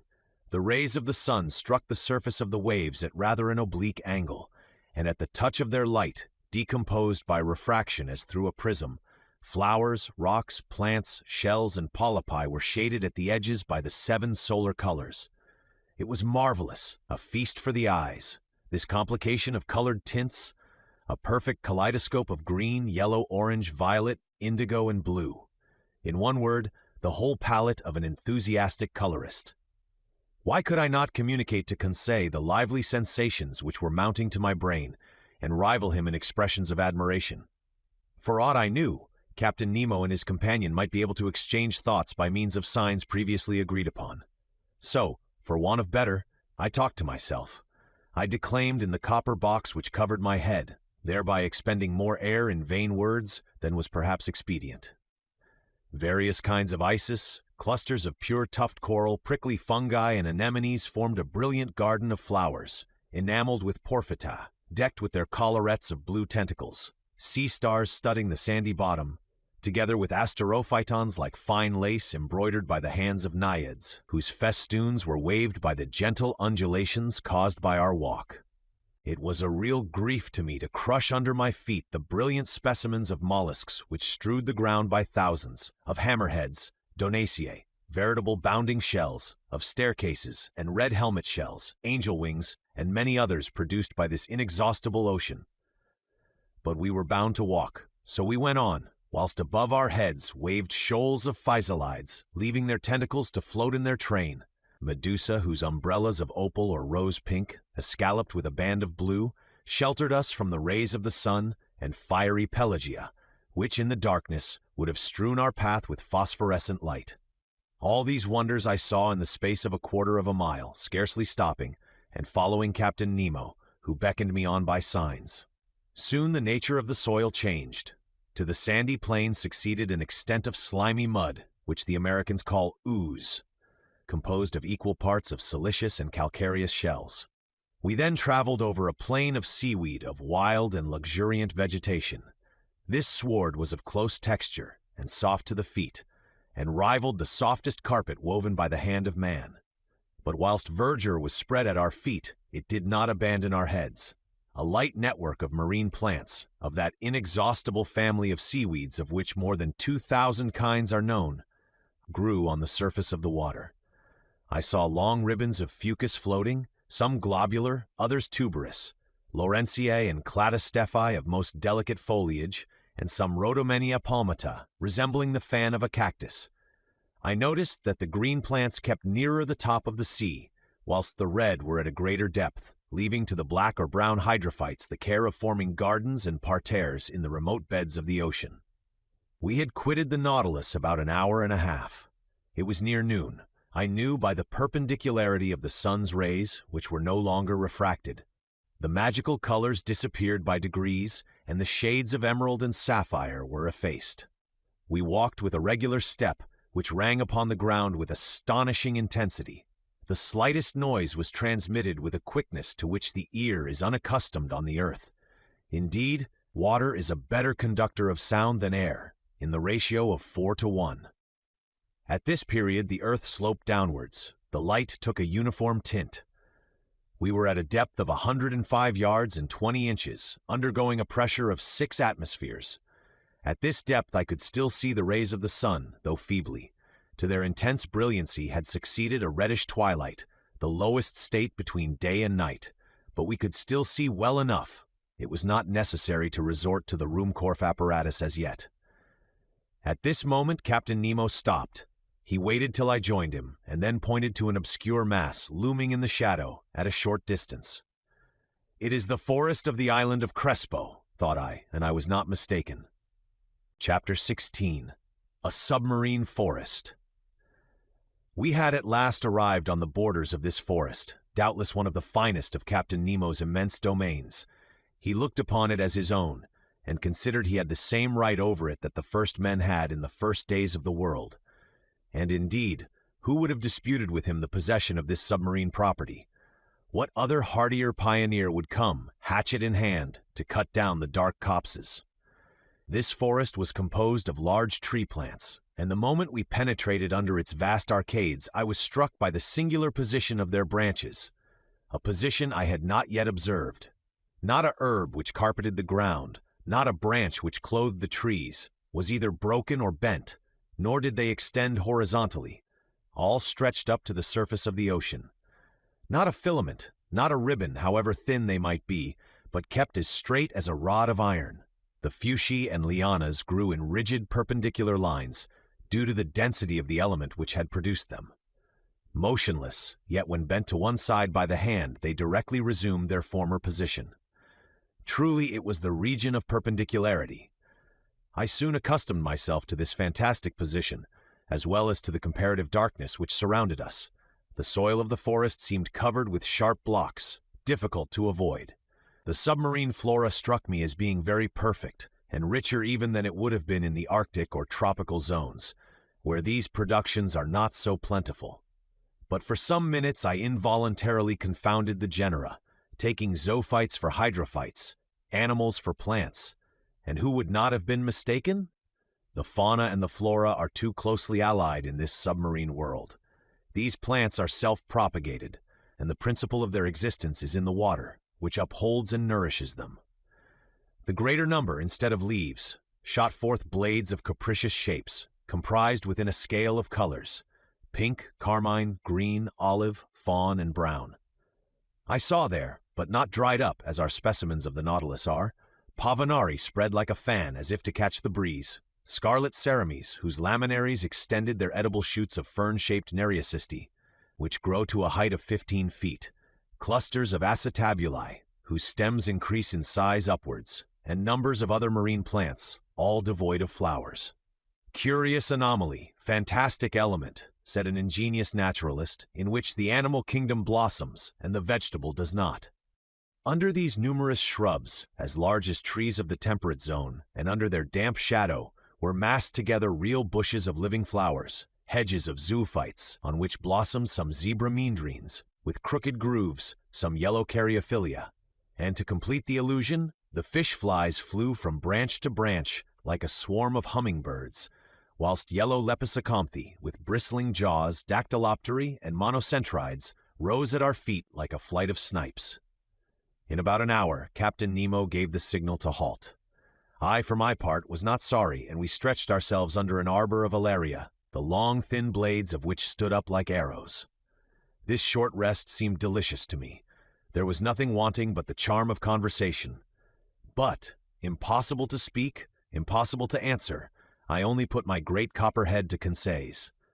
I saw the worthy fellow's eyes glistening with delight, and to show his satisfaction, he shook himself in his breastplate of air in the most comical way in the world. After 4 hours of this walking, I was surprised not to find myself dreadfully hungry. How to account for this state of the stomach I could not tell, but instead I felt an insurmountable desire to sleep, which happens to all divers. And my eyes soon closed behind the thick glasses, and I fell into a heavy slumber, which the movement alone had prevented before. Captain Nemo and his robust companion, stretched in the clear crystal, set us the example. How long I remained buried in this drowsiness, I cannot judge, but when I woke, the sun seemed sinking towards the horizon. Captain Nemo had already risen, and I was beginning to stretch my limbs when an unexpected apparition brought me briskly to my feet. A few steps off, a monstrous sea spider, about 38 inches high, was watching me with squinting eyes, ready to spring upon me. Though my diver's dress was thick enough to defend me from the bite of this animal, I could not help shuddering with horror. Conseil and the sailor of the Nautilus awoke at this moment. Captain Nemo pointed out the hideous crustacean, which a blow from the butt end of the gun knocked over, and I saw the horrible claws of the monster writhe in terrible convulsions. This accident reminded me that other animals more to be feared might haunt these obscure depths, against whose attacks my diving dress would not protect me. I had never thought of it before, but I now resolved to be upon my guard. Indeed, I thought that this halt would mark the termination of our walk, but I was mistaken, for, instead of returning to the Nautilus, Captain Nemo continued his bold excursion. The ground was still on the incline, its declivity seemed to be getting greater, and to be leading us to greater depths. It must have been about 3 o'clock when we reached a narrow valley between high perpendicular walls, situated about 75 fathoms deep. Thanks to the perfection of our apparatus, we were 45 fathoms below the limit which nature seems to have imposed on man as to his submarine excursions. I say 75 fathoms, though I had no instrument by which to judge the distance. But I knew that even in the clearest waters the solar rays could not penetrate further. And accordingly the darkness deepened. At 10 paces not an object was visible. I was groping my way when I suddenly saw a brilliant white light. Captain Nemo had just put his electric apparatus into use. His companion did the same, and Conseil and I followed their example. By turning a screw, I established a communication between the wire and the spiral glass, and the sea, lit by our 4 lanterns, was illuminated for a circle of 36 yards. Captain Nemo was still plunging into the dark depths of the forest, whose trees were getting scarcer at every step. I noticed that vegetable life disappeared sooner than animal life. The Medusa had already abandoned the arid soil, from which a great number of animals, zoophytes, articulata, mollusks, and fishes, still obtained sustenance. As we walked, I thought the light of our Ruhmkorff apparatus could not fail to draw some inhabitant from its dark couch. But if they did approach us, they at least kept at a respectful distance from the hunters. Several times I saw Captain Nemo stop, put his gun to his shoulder, and after some moments drop it and walk on. At last, after about 4 hours, this marvelous excursion came to an end. A wall of superb rocks in an imposing mass rose before us, a heap of gigantic blocks, an enormous steep granite shore, forming dark grottos, but which presented no practicable slope. It was the prop of the island of Crespo. It was the Earth. Captain Nemo stopped suddenly. A gesture of his brought us all to a halt, and, however desirous I might be to scale the wall, I was obliged to stop. Here ended Captain Nemo's domains, and he would not go beyond them. Further on was a portion of the globe he might not trample upon. The return began. Captain Nemo had returned to the head of his little band, directing their course without hesitation. I thought we were not following the same road to return to the Nautilus. The new road was very steep and consequently very painful. We approached the surface of the sea rapidly, but this return to the upper strata was not so sudden as to cause relief from the pressure too rapidly, which might have produced serious disorder in our organization and brought on internal lesions so fatal to divers. Very soon light reappeared and grew, and the sun being low on the horizon, the refraction edged the different objects with a spectral ring. At 10 yards and a half deep, we walked amidst a shoal of little fishes of all kinds, more numerous than the birds of the air, and also more agile. But no aquatic game worthy of a shot had as yet met our gaze, when at that moment I saw the captain shoulder his gun quickly and follow a moving object into the shrubs. He fired. I heard a slight hissing, and a creature fell stunned at some distance from us. It was a magnificent sea otter, an enhydrus, the only exclusively marine quadruped. This otter was 5 feet long and must have been very valuable. Its skin, chestnut brown above and silvery underneath, would have made one of those beautiful furs so sought after in the Russian and Chinese markets. The fineness and the luster of its coat would certainly fetch 80 pounds. I admired this curious mammal, with its rounded head ornamented with short ears, its round eyes, and white whiskers like those of a cat, with webbed feet and nails, and tufted tail. This precious animal, hunted and tracked by fishermen, has now become very rare, and taken refuge chiefly in the northern parts of the Pacific, or probably its race would soon become extinct. Captain Nemo's companion took the beast, threw it over his shoulder, and we continued our journey. For 1 hour, a plain of sand lay stretched before us. Sometimes it rose to within 2 yards and some inches of the surface of the water. I then saw our image clearly reflected, drawn inversely, and above us appeared an identical group reflecting our movements and our actions.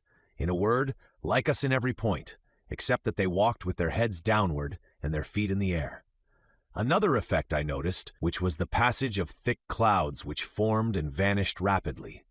But on reflection I understood that these seeming clouds were due to the varying thickness of the reeds at the bottom, and I could even see the fleecy foam which their broken tops multiplied on the water, and the shadows of large birds passing above our heads, whose rapid flight I could discern on the surface of the sea. On this occasion, I was witness to one of the finest gunshots which ever made the nerves of a hunter thrill. A large bird of great breadth of wing, clearly visible, approached, hovering over us. Captain Nemo's companion shouldered his gun and fired when it was only a few yards above the waves. The creature fell stunned, and the force of its fall brought it within the reach of the dexterous hunter's grasp. It was an albatross of the finest kind. Our march had not been interrupted by this incident. For 2 hours we followed these sandy plains, then fields of alga, very disagreeable to cross. Candidly, I could do no more when I saw a glimmer of light which for a half-mile broke the darkness of the waters. It was the lantern of the Nautilus. Before 20 minutes were over, we should be on board, and I should be able to breathe with ease, for it seemed that my reservoir supplied air very deficient in oxygen. But I did not reckon on an accidental meeting, which delayed our arrival for some time. I had remained some steps behind, when I presently saw Captain Nemo coming hurriedly towards me. With his strong hand he bent me to the ground, his companion doing the same to Conseil. At first, I knew not what to think of this sudden attack, but I was soon reassured by seeing the captain lie down beside me and remain immovable. I was stretched on the ground, just under the shelter of a bush of alga, when, raising my head, I saw some enormous mass, casting phosphorescent gleams, pass blusteringly by. My blood froze in my veins as I recognized 2 formidable sharks which threatened us.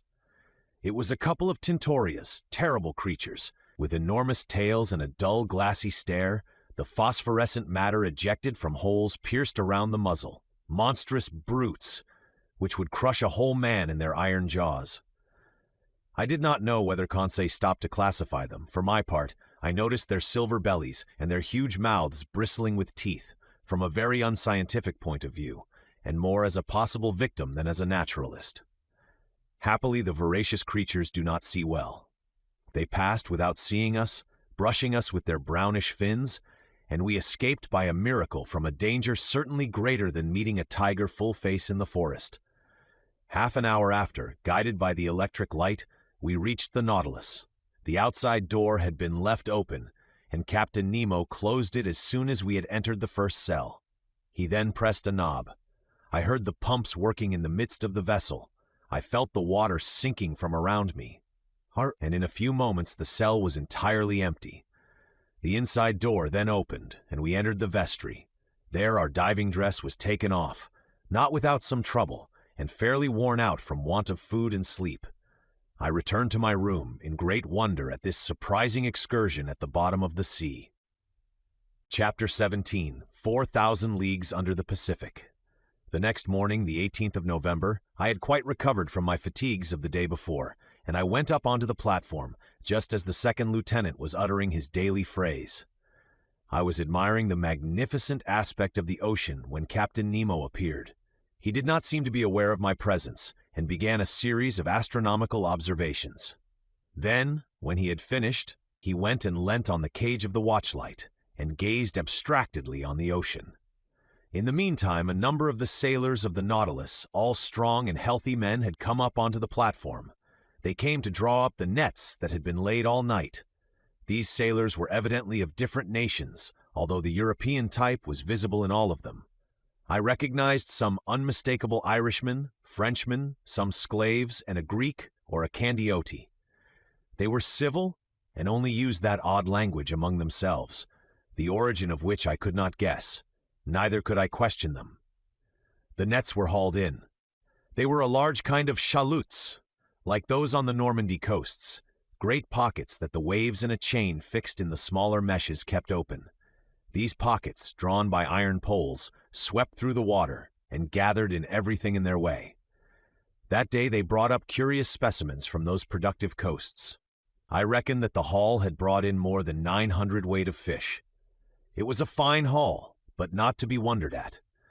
Indeed, the nets are let down for several hours and enclose in their meshes an infinite variety. We had no lack of excellent food, and the rapidity of the Nautilus and the attraction of the electric light could always renew our supply. These several productions of the sea were immediately lowered through the panel to the steward's room. some to be eaten fresh and others pickled. The fishing ended, the provision of air renewed.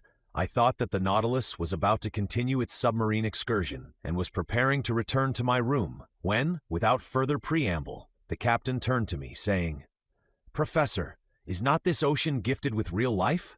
It has its tempers and its gentle moods. Yesterday it slept as we did, and now it is woke after a quiet night. Look," he continued. "It wakes under the caresses of the sun. It is going to renew its diurnal existence. It is an interesting study to watch the play of its organization. It has a pulse, arteries, spasms, and I agree with the learned Maury, who discovered in it a circulation as real as the circulation of blood in animals. Yes, the ocean has indeed circulation, and to promote it, the Creator has caused things to multiply in it, caloric, salt, and animalculae." When Captain Nemo spoke thus, he seemed altogether changed and aroused an extraordinary emotion in me. "Also," he added, "true existence is there, and I can imagine the foundations of nautical towns, clusters of submarine houses which, like the Nautilus, would ascend every morning to breathe at the surface of the water, free towns, independent cities. Yet who knows whether some despot—" Captain Nemo finished his sentence with a violent gesture. Then, addressing me as if to chase away some sorrowful thought, "M. Aronnax," he asked, "do you know the depth of the ocean?" "I only know, Captain, what the principal soundings have taught us." "Could you tell me them, so that I can suit them to my purpose?" "These are some," I replied, "that I remember. If I am not mistaken, a depth of 8,000 yards has been found in the North Atlantic and 2,500 yards in the Mediterranean. The most remarkable soundings have been made in the South Atlantic, near the 35th parallel, and they gave 12,000 yards, 14,000 yards, and 15,000 yards. To sum up all, it is reckoned that if the bottom of the sea were leveled, its mean depth would be about 1 3/4 leagues. "Well, Professor," replied the captain, "we shall show you better than that, I hope. As to the mean depth of this part of the Pacific, I tell you it is only 4,000 yards. Having said this, Captain Nemo went towards the panel and disappeared down the ladder. I followed him and went into the large drawing room. The screw was immediately put in motion, and the log gave 20 miles an hour. During the days and weeks that passed, Captain Nemo was very sparing of his visits. I seldom saw him. The lieutenant pricked the ship's course regularly on the chart, so I could always tell exactly the route of the Nautilus. Nearly every day for some time, the panels of the drawing room were opened, and we were never tired of penetrating the mysteries of the submarine world. The general direction of the Nautilus was southeast, and it kept between 100 and 150 yards of depth. One day, however, I do not know why, being drawn diagonally by means of the inclined planes, it touched the bed of the sea. The thermometer indicated a temperature of 4.25 cent, a temperature that at this depth seemed common to all latitudes. At 3 o'clock in the morning of the 26th of November, the Nautilus crossed the Tropic of Cancer at 172 degrees long. On 27th instant, it sighted the Sandwich Islands, where Cook died, February 14, 1779. We had then gone 4,860 leagues from our starting point. In the morning, when I went on the platform, I saw 2 miles to windward Hawaii, the largest of the 7 islands that form the group. I saw clearly the cultivated ranges and the several mountain chains that run parallel with the side, and the volcanoes that overtop Moonarea, which rise 5,000 yards above the level of the sea. Besides other things the nets brought up were several flabellariae and graceful polypi that are peculiar to that part of the ocean. The direction of the Nautilus was still to the southeast. It crossed the equator December 1st in 142 degrees long, and on the 4th of the same month, after crossing rapidly and without anything in particular occurring, we sighted the Marquesas group.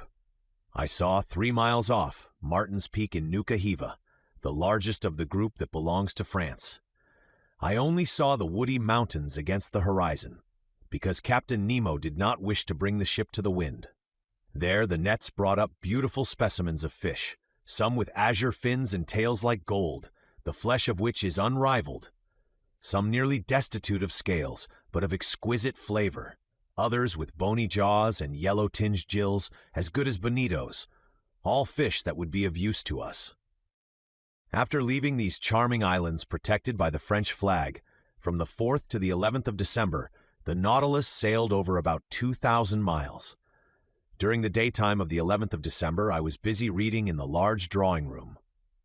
Ned Land and Conseil watched the luminous water through the half-open panels. The Nautilus was immovable.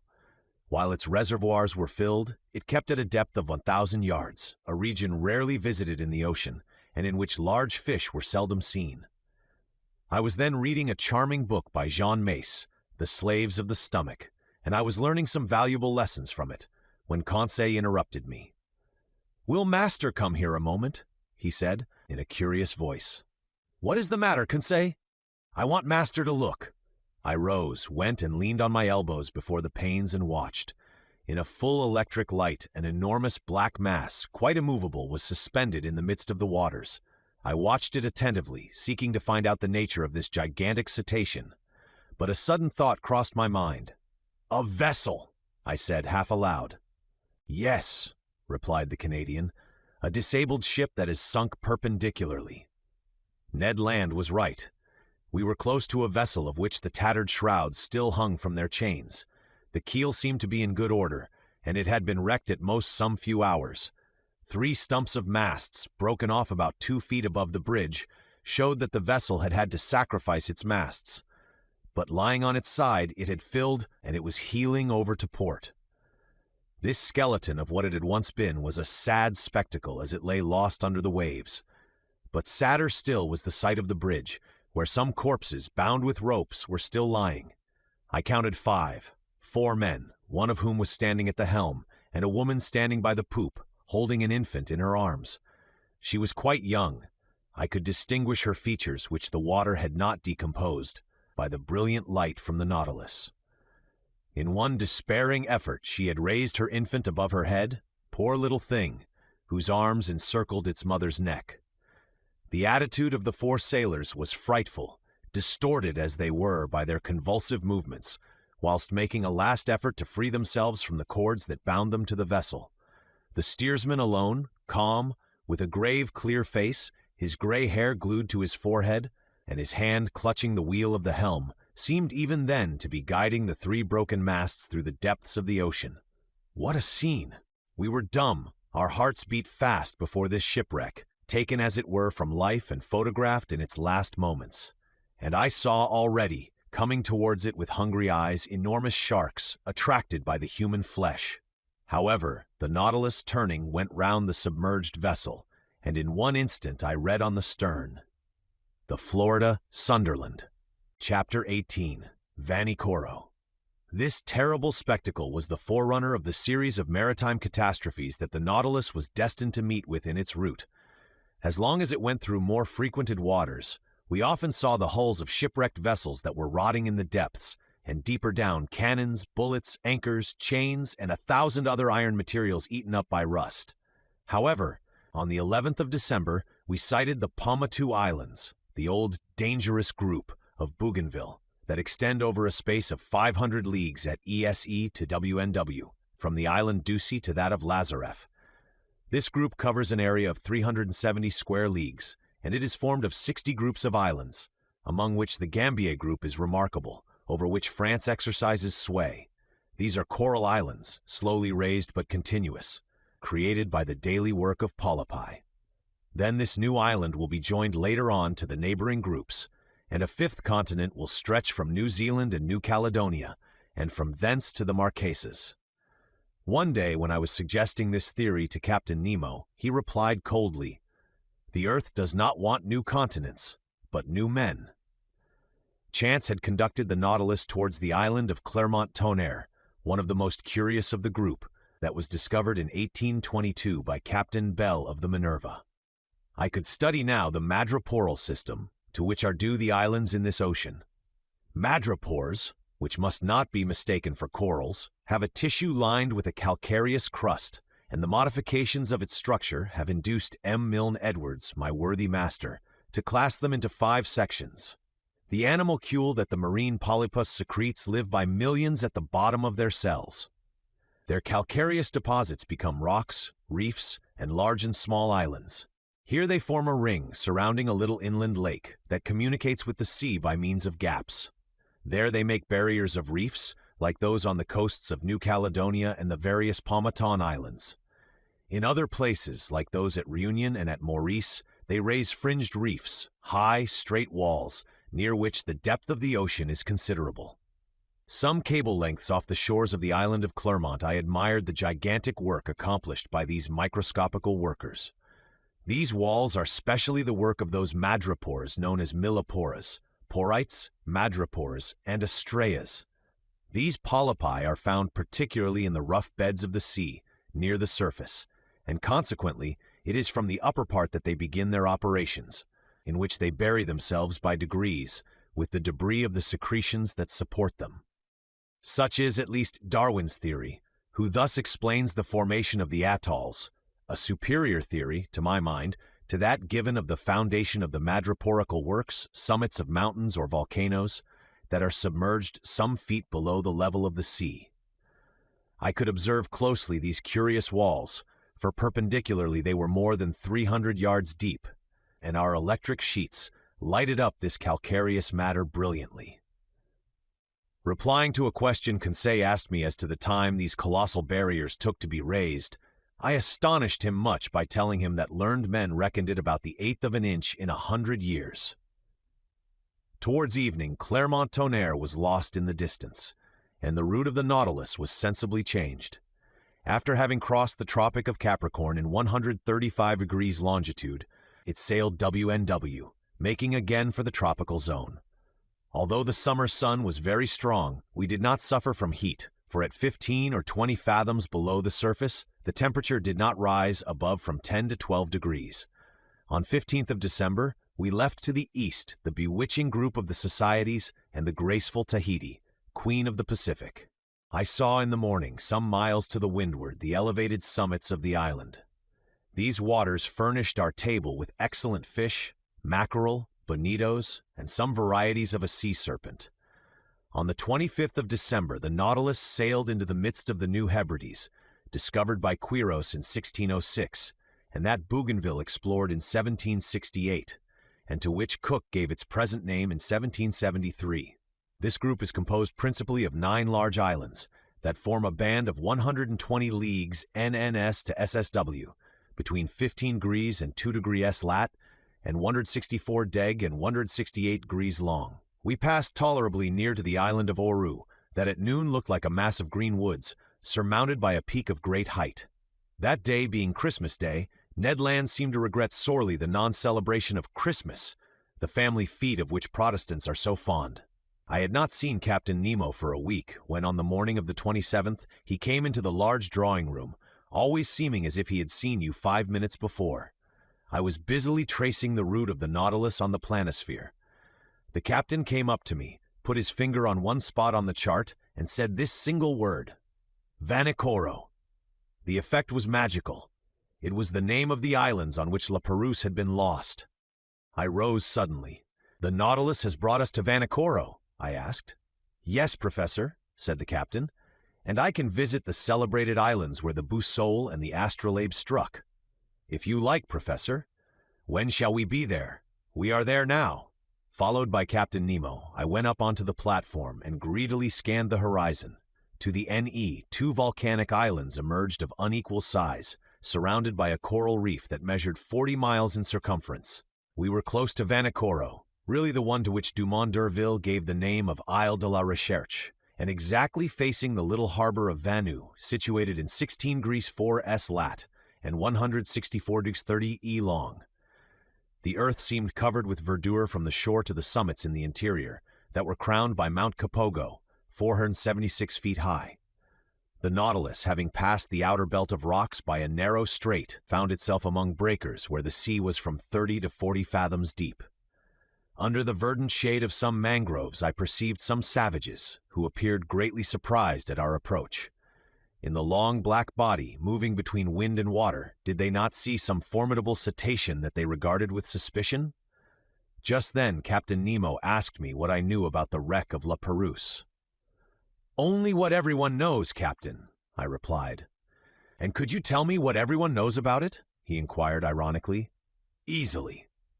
I related to him all that the last works of Dumont d'Urville had made known, works from which the following is a brief account. La Pérouse and his second, Captain de Langle, were sent by Louis XVI in 1785 on a voyage of circumnavigation. They embarked in the corvettes Boussole and the Astrolabe, neither of which were again heard of. In 1791, the French government, justly uneasy as to the fate of these two sloops, manned two large merchantmen, the Recherche and the Espérance, which left Brest the 28th of September under the command of Bruni d'Entrecasteaux. 2 months after, they learned from Bowen, commander of the Albemarle, that the debris of shipwrecked vessels had been seen on the coasts of New Georgia. But d'Entrecasteaux, ignoring this communication, rather uncertain, besides, directed his course towards the Admiralty Islands, mentioned in a report of Captain Hunter's as being the place where La Pérouse was wrecked. They sought in vain. The Espérance and the Recherche passed before Vanikoro without stopping there, and in fact, this voyage was most disastrous, as it cost d'Entrecasteaux his life, and those of 2 of his lieutenants, besides several of his crew. Captain Dillon, a shrewd old Pacific sailor, was the first to find unmistakable traces of the wrecks. On the 15th of May, 1824, his vessel, the St. Patrick, passed close to Tikopia, one of the New Hebrides. There a Lascar came alongside in a canoe, sold him the handle of a sword in silver that bore the print of characters engraved on the hilt. The Lascar pretended that 6 years before, during a stay at Vanikoro, he had seen 2 Europeans that belonged to some vessels that had run aground on the reefs some years ago. Dillon guessed that he meant La Pérouse, whose disappearance had troubled the whole world. He tried to get on to Vanikoro, where, according to the Lascar, he would find numerous debris of the wreck, but winds and tides prevented him. Dillon returned to Calcutta. There he interested the Asiatic Society and the Indian Company in his discovery. A vessel, to which was given the name of the Recherche, was put at his disposal, and he set out, 23rd January 1827, accompanied by a French agent. The Recherche, after touching at several points in the Pacific, cast anchor before Vanikoro, 7th July 1827, in that same harbor of Venu, where the Nautilus was at this time. There it collected numerous relics of the wreck: iron utensils, anchors, pulley strops, swivel guns, an 18-pound shot, fragments of astronomical instruments, a piece of crownwork, and a bronze clock bearing this inscription: Bazin Mafet, the mark of the foundry of the arsenal at Brest, about 1785. There could be no further doubt. Dillon, having made all inquiries, stayed in the unlucky place till October. Then he quitted Vanikoro and directed his course towards New Zealand, put into Calcutta, 7th April, 1828, and returned to France, where he was warmly welcomed by Charles Tex. But at the same time, without knowing Dillon's movements, Dumont d'Urville had already set out to find the scene of the wreck, and they had learned from a whaler that some medals and a cross of St. Louis had been found in the hands of some savages of Louisiade and New Caledonia. Dumont d'Urville, commander of the Astrolabe, had then sailed, and 2 months after Dillon had left Vanikoro, he put into Hobart Town.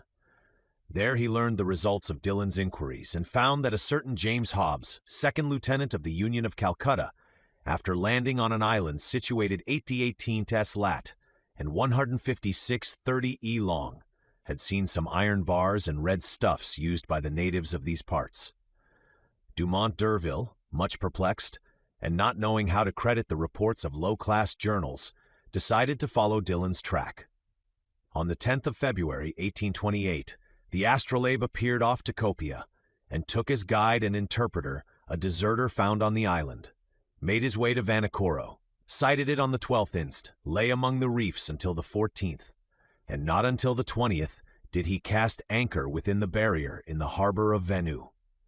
On the 23rd, several officers went round the island and brought back some unimportant trifles.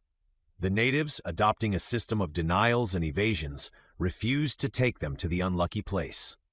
This ambiguous conduct led them to believe that the natives had ill-treated the castaways, and indeed they seemed to fear that Dumont d'Urville had come to avenge La Pérouse and his unfortunate crew.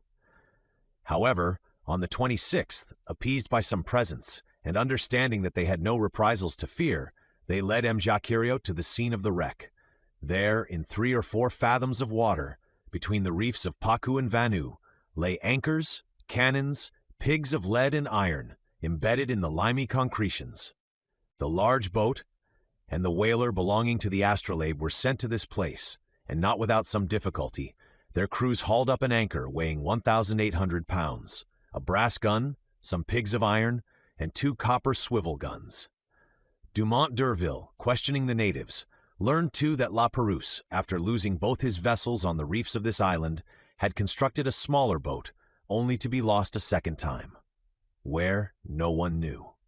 But the French government, fearing that Dumont d'Urville was not acquainted with Dillon's movements, had sent the sloop Bayonnaise, commanded by Legoarant de Tromelin, to Vanikoro, which had been stationed on the west coast of America.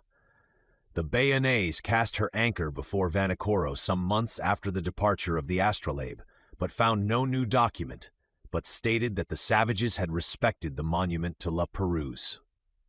That is the substance of what I told Captain Nemo. So, he said, no one knows now where the 3rd vessel perished that was constructed by the castaways on the island of Vanikoro? No one knows.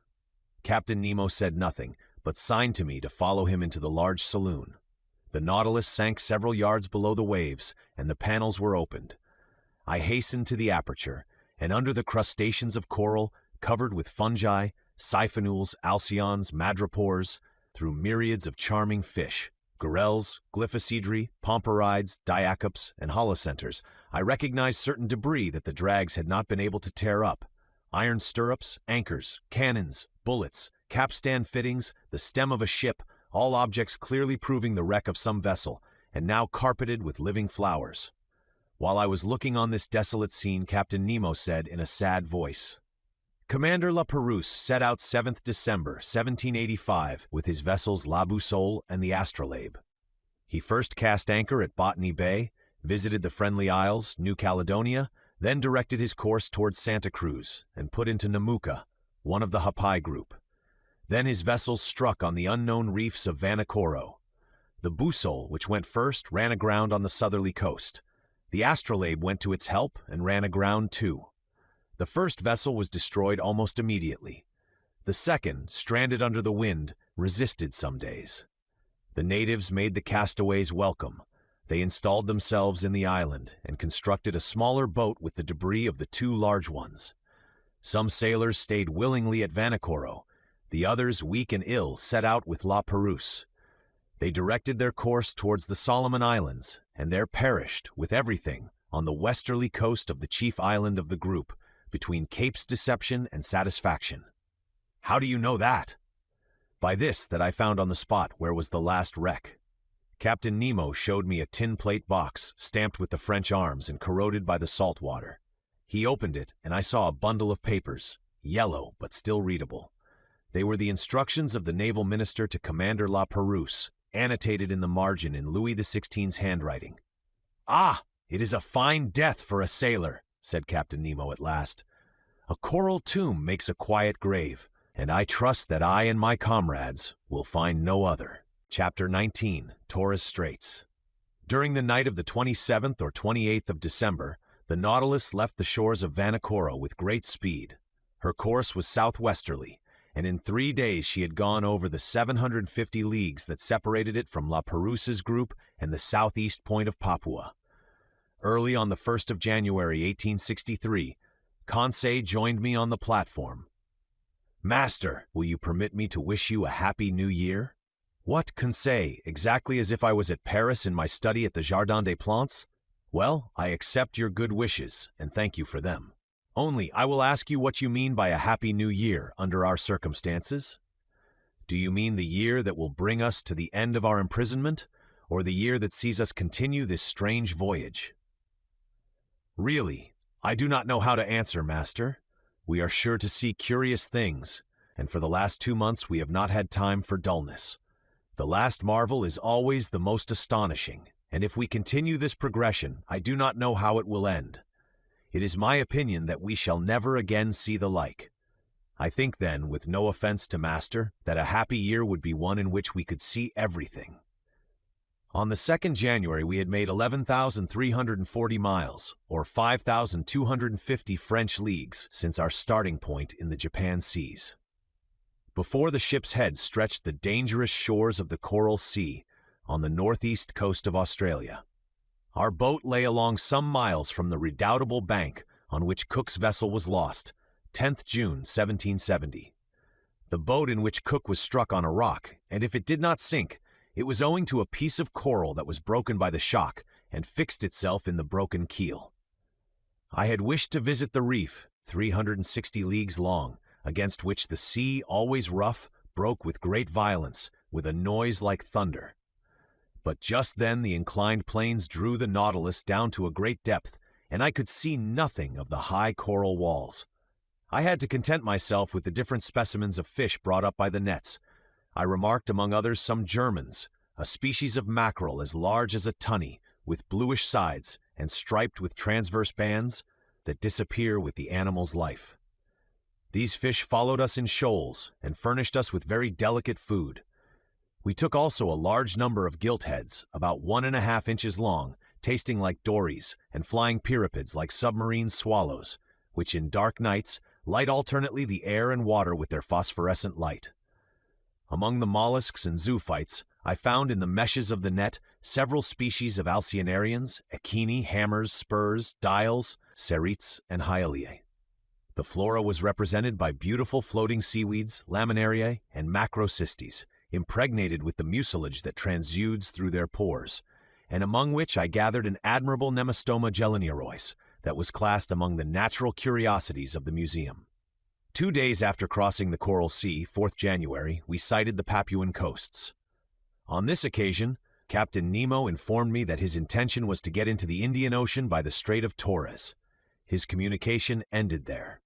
The Torres Straits are nearly 34 leagues wide, but they are obstructed by an innumerable quantity of islands, islets, breakers, and rocks that make its navigation almost impracticable, so that Captain Nemo took all needful precautions to cross them. The Nautilus, floating betwixt wind and water, went at a moderate pace.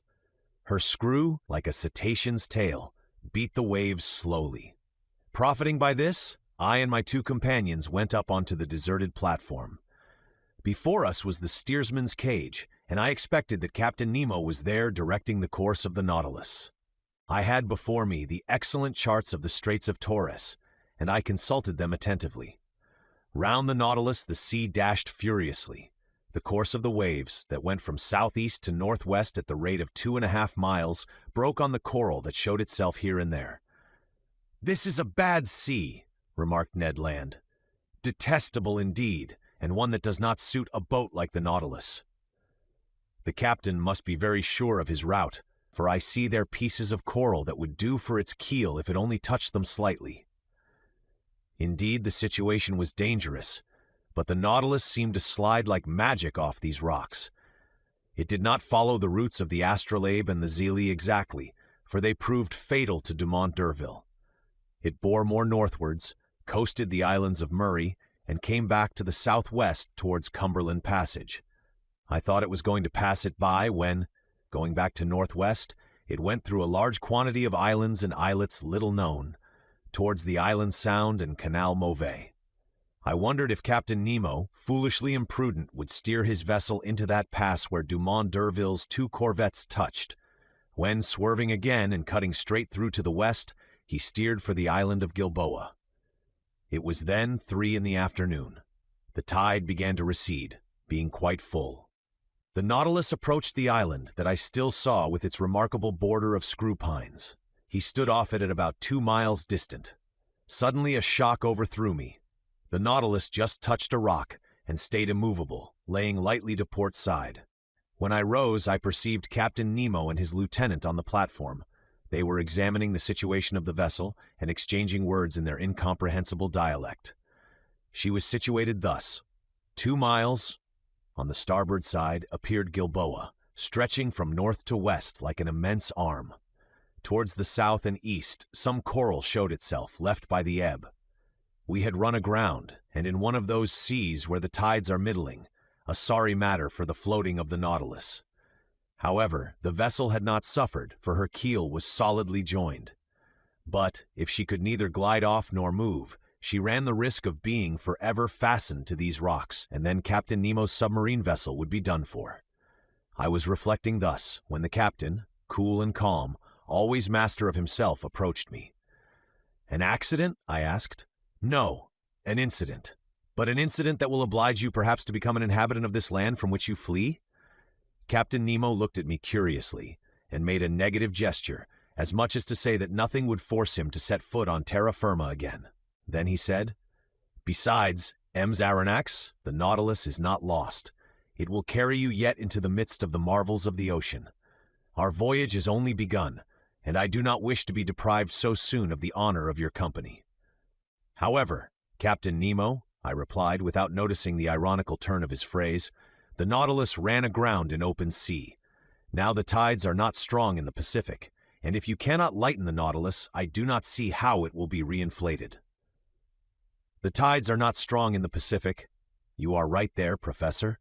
But in Torres Straits one finds still a difference of 1.5 yards between the level of high and low seas. Today is 4th January, and in 5 days the moon will be full. Now, I shall be very much astonished if that satellite does not raise these masses of water sufficiently, and render me a service that I should be indebted to her for." Having said this, Captain Nemo, followed by his lieutenant, redescended to the interior of the Nautilus. As to the vessel, it moved not and was immovable, as if the coralline polypi had already walled it up with their indestructible cement. "Well, sir?" said Ned Land, who came up to me after the departure of the captain. "Well, friend Ned, we will wait patiently for the tide on the 9th instant, for it appears that the moon will have the goodness to put it off again." "Really? Really? And this captain is not going to cast anchor at all, since the tide will suffice?" said Conseil simply. The Canadian looked at Conseil, then shrugged his shoulders. "Sir, you may believe me when I tell you that this piece of iron will navigate neither on nor under the sea again. It is only fit to be sold for its weight. I think, therefore, that the time has come to part company with Captain Nemo. Friend Ned, I do not despair of this stout Nautilus as you do, and in 4 days we shall know what to hold to on the Pacific tides. Besides, flight might be possible if we were in sight of the English or Provençal coast, but on the Papuan shores it is another thing, and it will be time enough to come to that extremity if the Nautilus does not recover itself again, which I look upon as a grave event. But do they know, at least, how to act circumspectly? There is an island. On that island there are trees. Under those trees, terrestrial animals, bearers of cutlets and roast beef, to which I would willingly give a trial." "In this, friend Ned is right," said Conseil, "and I agree with him. Could not master obtain permission from his friend Captain Nemo to put us on land, if only so as not to lose the habit of treading on the solid parts of our planet? I can ask him, but he will refuse." "Will master risk it?" asked Conseil, "and we shall know how to rely upon the captain's amiability." To my great surprise, Captain Nemo gave me the permission I asked for, and he gave it very agreeably, without even exacting from me a promise to return to the vessel. But flight across New Guinea might be very perilous, and I should not have counseled Ned Land to attempt it. Better to be a prisoner on board the Nautilus than to fall into the hands of the natives. At 8 o'clock, armed with guns and hatchets, we got off the Nautilus. The sea was pretty calm. A slight breeze blew on land. Conseil and I rowing, we sped along quickly, and Ned steered in the straight passage that the breakers left between them. The boat was well handled and moved rapidly. Ned Land could not restrain his joy. He was like a prisoner that had escaped from prison, and knew not that it was necessary to re-enter it. "Meat! We are going to eat some meat! And what meat?" he replied. "Real game! No bread, indeed! I do not say that fish is not good. We must not abuse it, but a piece of fresh venison, grilled on live coals, will agreeably vary our ordinary course." "Glutton," said Conseil, "he makes my mouth water." "It remains to be seen," I said, "if these forests are full of game, and if the game is not such as will hunt the hunter himself." "Well said, men Aronnax," replied the Canadian, whose teeth seemed sharpened like the edge of a hatchet, "but I will eat tiger, loin of tiger, if there is no other quadruped on this island." Friend Ned is uneasy about it, said Conseil. Whatever it may be, continued Ned Land, every animal with 4 paws without feathers or with 2 paws without feathers will be saluted by my first shot. Very well. Master Land's imprudences are beginning. Never fear, men Aronnax, replied the Canadian.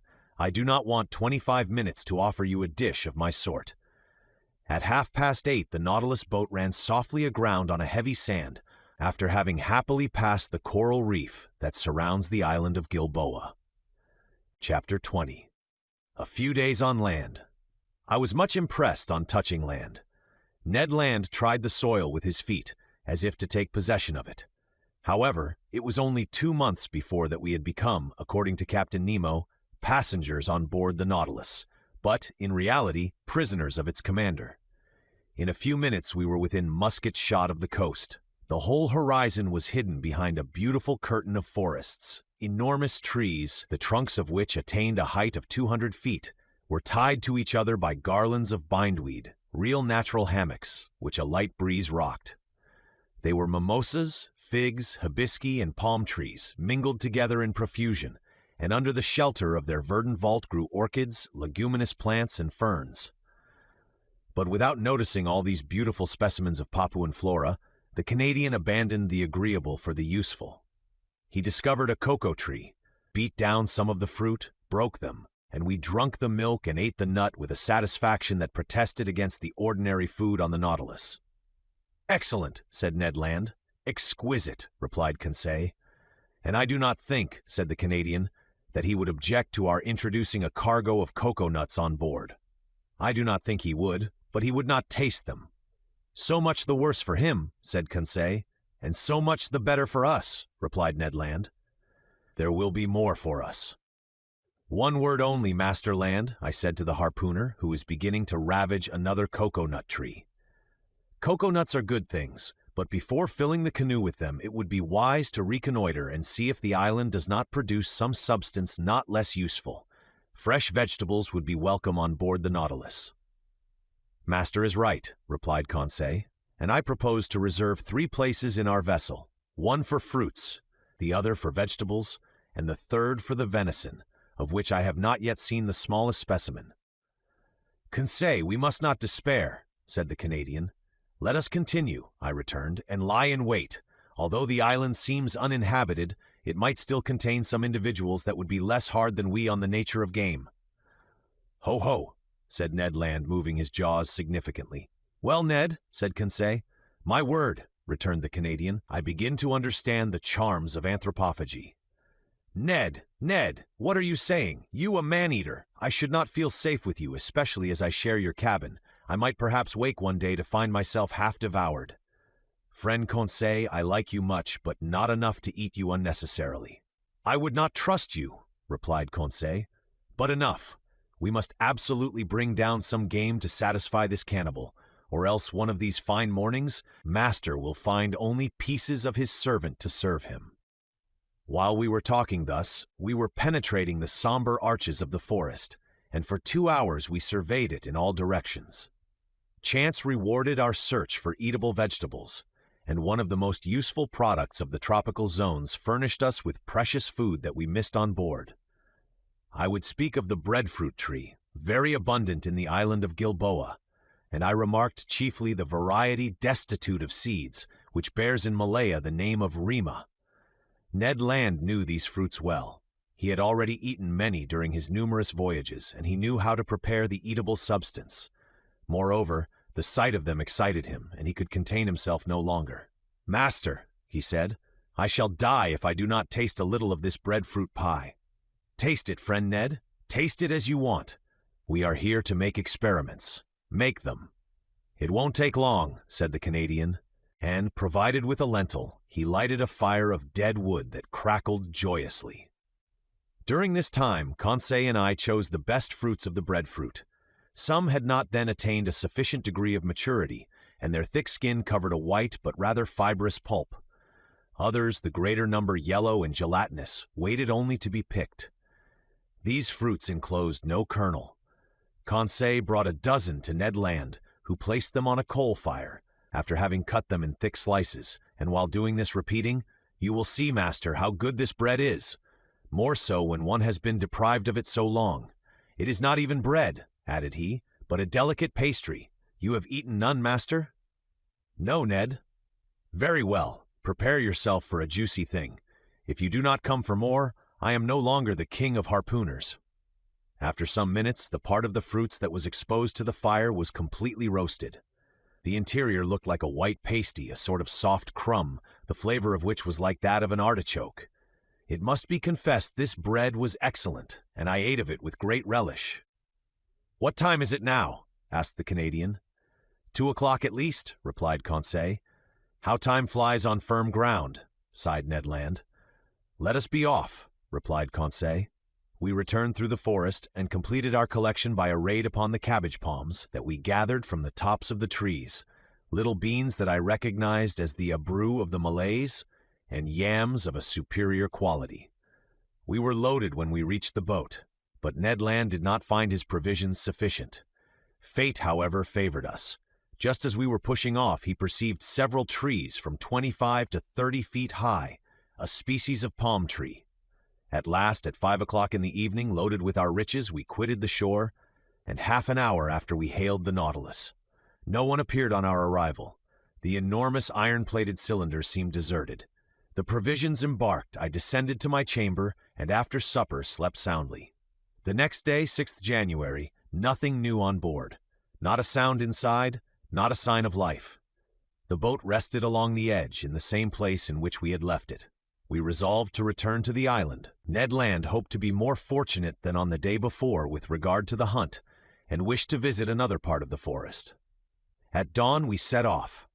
The boat, carried on by the waves that flowed to shore, reached the island in a few minutes. We landed, and thinking that it was better to give in to the Canadian, we followed Ned Land, whose long limbs threatened to distance us.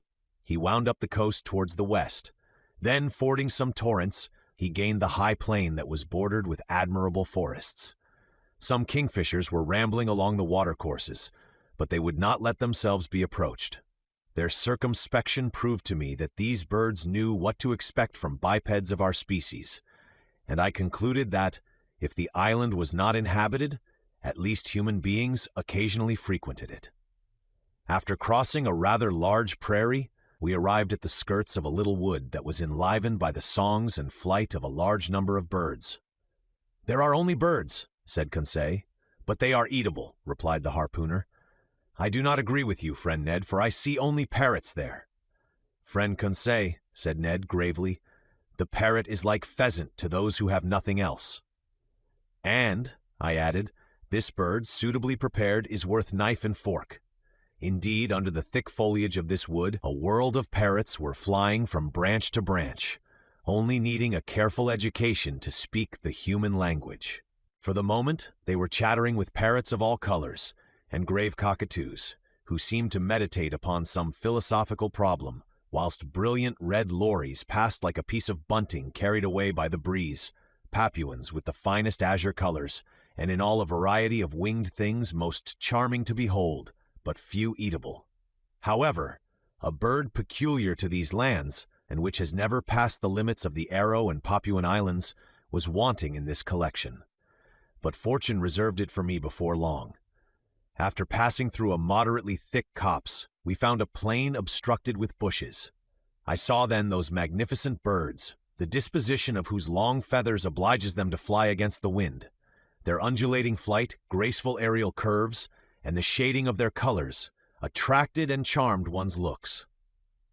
I had no trouble in recognizing them.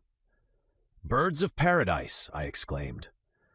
The Malays, who carry on a great trade in these birds with the Chinese, have several means that we could not employ for taking them. Sometimes they put snares on the top of high trees that the birds of paradise prefer to frequent. Sometimes they catch them with a viscous bird lime that paralyzes their movements. They even go so far as to poison the fountains that the birds generally drink from. But we were obliged to fire at them during flight, which gave us few chances to bring them down, and indeed we vainly exhausted one half our ammunition. About 11 o'clock in the morning, the first range of mountains that formed the center of the island was traversed, and we had killed nothing. Hunger drove us on. The hunters had relied on the products of the chase, and they were wrong. Happily, Conseil, to his great surprise, made a double shot and secured breakfast. He brought down a white pigeon and a wood pigeon, which, cleverly plucked and suspended from a skewer, was roasted before a red fire of dead wood. While these interesting birds were cooking, Ned prepared the fruit of the bread tree. Then the wood pigeons were devoured to the bones and declared excellent. The nutmeg, with which they are in the habit of stuffing their crops, flavors their flesh and renders it delicious eating. Now, Ned, what do you miss now? Some four-footed game, Aronnax. All these pigeons are only side dishes and trifles, and until I have killed an animal with cutlets, I shall not be content. Nor I, Ned, if I do not catch a bird of paradise. Let us continue hunting, replied Conseil. Let us go towards the sea. We have arrived at the first declivities of the mountains, and I think we had better regain the region of forests. That was sensible advice, and was followed out. After walking for 1 hour, we had attained a forest of sago trees. Some inoffensive serpents glided away from us. The birds of paradise fled at our approach, and truly I despaired of getting near one when Conseil, who was walking in front, suddenly bent down, uttered a triumphal cry, and came back to me bringing a magnificent specimen. Ah, bravo, Conseil! Master is very good. No, my boy, you have made an excellent stroke. Take one of these living birds, and carry it in your hand. If master will examine it, he will see that I have not deserved great merit. Why, Conseil? Because this bird is as drunk as a quail. Drunk? Yes, sir, drunk with the nutmegs that it devoured under the nutmeg tree, under which I found it. See, friend Ned, see the monstrous effects of intemperance. By Jove, exclaimed the Canadian, because I have drunk gin for 2 months, you must needs reproach me. However, I examined the curious bird. Conseil was right. The bird, drunk with the juice, was quite powerless. It could not fly, it could hardly walk. This bird belonged to the most beautiful of the 8 species that are found in Papua and in the neighboring islands. It was the large emerald bird, the most rare kind. It measured 3 feet in length. Its head was comparatively small, its eyes placed near the opening of the beak, and also small. But the shades of color were beautiful, having a yellow beak, brown feet and claws, nut-colored wings with purple tips, pale yellow at the back of the neck and head, an emerald color at the throat, chestnut on the breast and belly. 2 horned, downy nets rose from below the tail that prolonged the long, light feathers of admirable fineness, and they completed the whole of this marvelous bird that the natives have poetically named the bird of the sun. But if my wishes were satisfied by the possession of the bird of paradise, the Canadians were not yet. Happily, about 2 o'clock, Ned Land brought down a magnificent hog, from the brood of those the natives call bari-utang.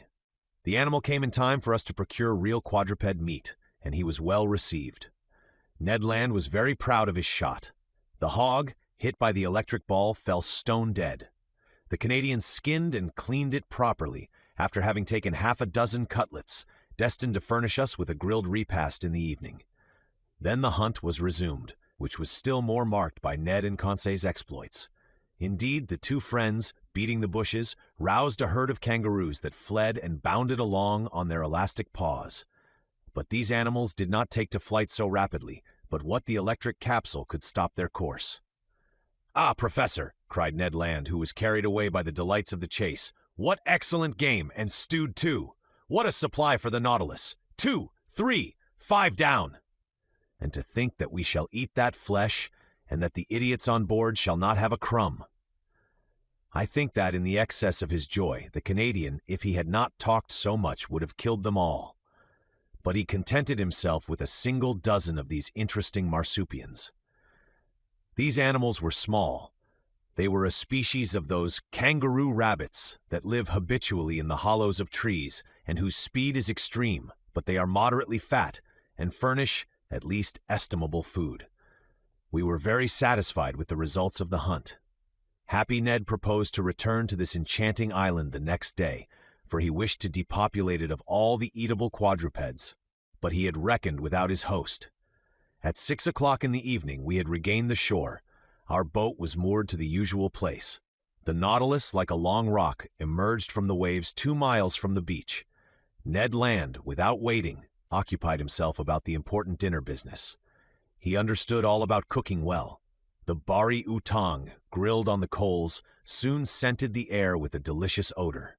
Indeed, the dinner was excellent. 2 wood pigeons completed this extraordinary menu. The sago pasty, the artocarpus bread, some mangoes, half a dozen pineapples, and the liquor fermented from some cocoa nuts overjoyed us. I even think that my worthy companion's ideas had not all the plainness desirable. "Suppose we do not return to the Nautilus this evening," said Conseil. "Suppose we never return," added Ned Land. Just then a stone fell at our feet and cut short the harpooner's proposition. Chapter 21. Captain Nemo's Thunderbolt. We looked at the edge of the forest without rising, my hands stopping in the action of putting it to my mouth, Ned Land's completing its office. "Stones do not fall from the sky," remarked Conseil, "or they would merit the name aerolites." A second stone, carefully aimed that made a savory pigeon's leg fall from Conseil's hand, gave still more weight to his observation. We all 3 arose, shouldered our guns, and were ready to reply to any attack. "Are they apes?" cried Ned Land. "Very nearly. They are savages." "To the boat," I said, hurrying to the sea. It was indeed necessary to beat a retreat, for about 20 natives armed with bows and slings appeared on the skirts of a copse that masked the horizon to the right, hardly 100 steps from us. Our boat was moored about 60 feet from us. The savages approached us, not running, but making hostile demonstrations. Stones and arrows fell thickly. Ned Land had not wished to leave his provisions, and in spite of his imminent danger, his pig on one side and kangaroos on the other, he went tolerably fast. In 2 minutes we were on the shore. To load the boat with provisions and arms, to push it out to sea and ship the oars, was the work of an instant. We had not gone 2 cable lengths when 100 savages, howling and gesticulating, entered the water up to their waists. I watched to see if their apparition would attract some men from the Nautilus onto the platform. But no, the enormous machine lying off was absolutely deserted. 20 minutes later, we were on board. The panels were open. After making the boat fast, we entered into the interior of the Nautilus. I descended to the drawing room, from whence I heard some chords. Captain Nemo was there, bending over his organ, and plunged in a musical ecstasy. "Captain!" He did not hear me. "Captain!" I said, touching his hand. He shuddered, and turning round said, "Ah, it is you, Professor. Well, have you had a good hunt? Have you botanized successfully?" "Yes, Captain, but we have unfortunately brought a troop of bipeds whose vicinity troubles me." "What bipeds?" "Savages." "Savages," he echoed, ironically. "So you are astonished, Professor, at having set foot on a strange land and finding savages? Savages, where are there not any?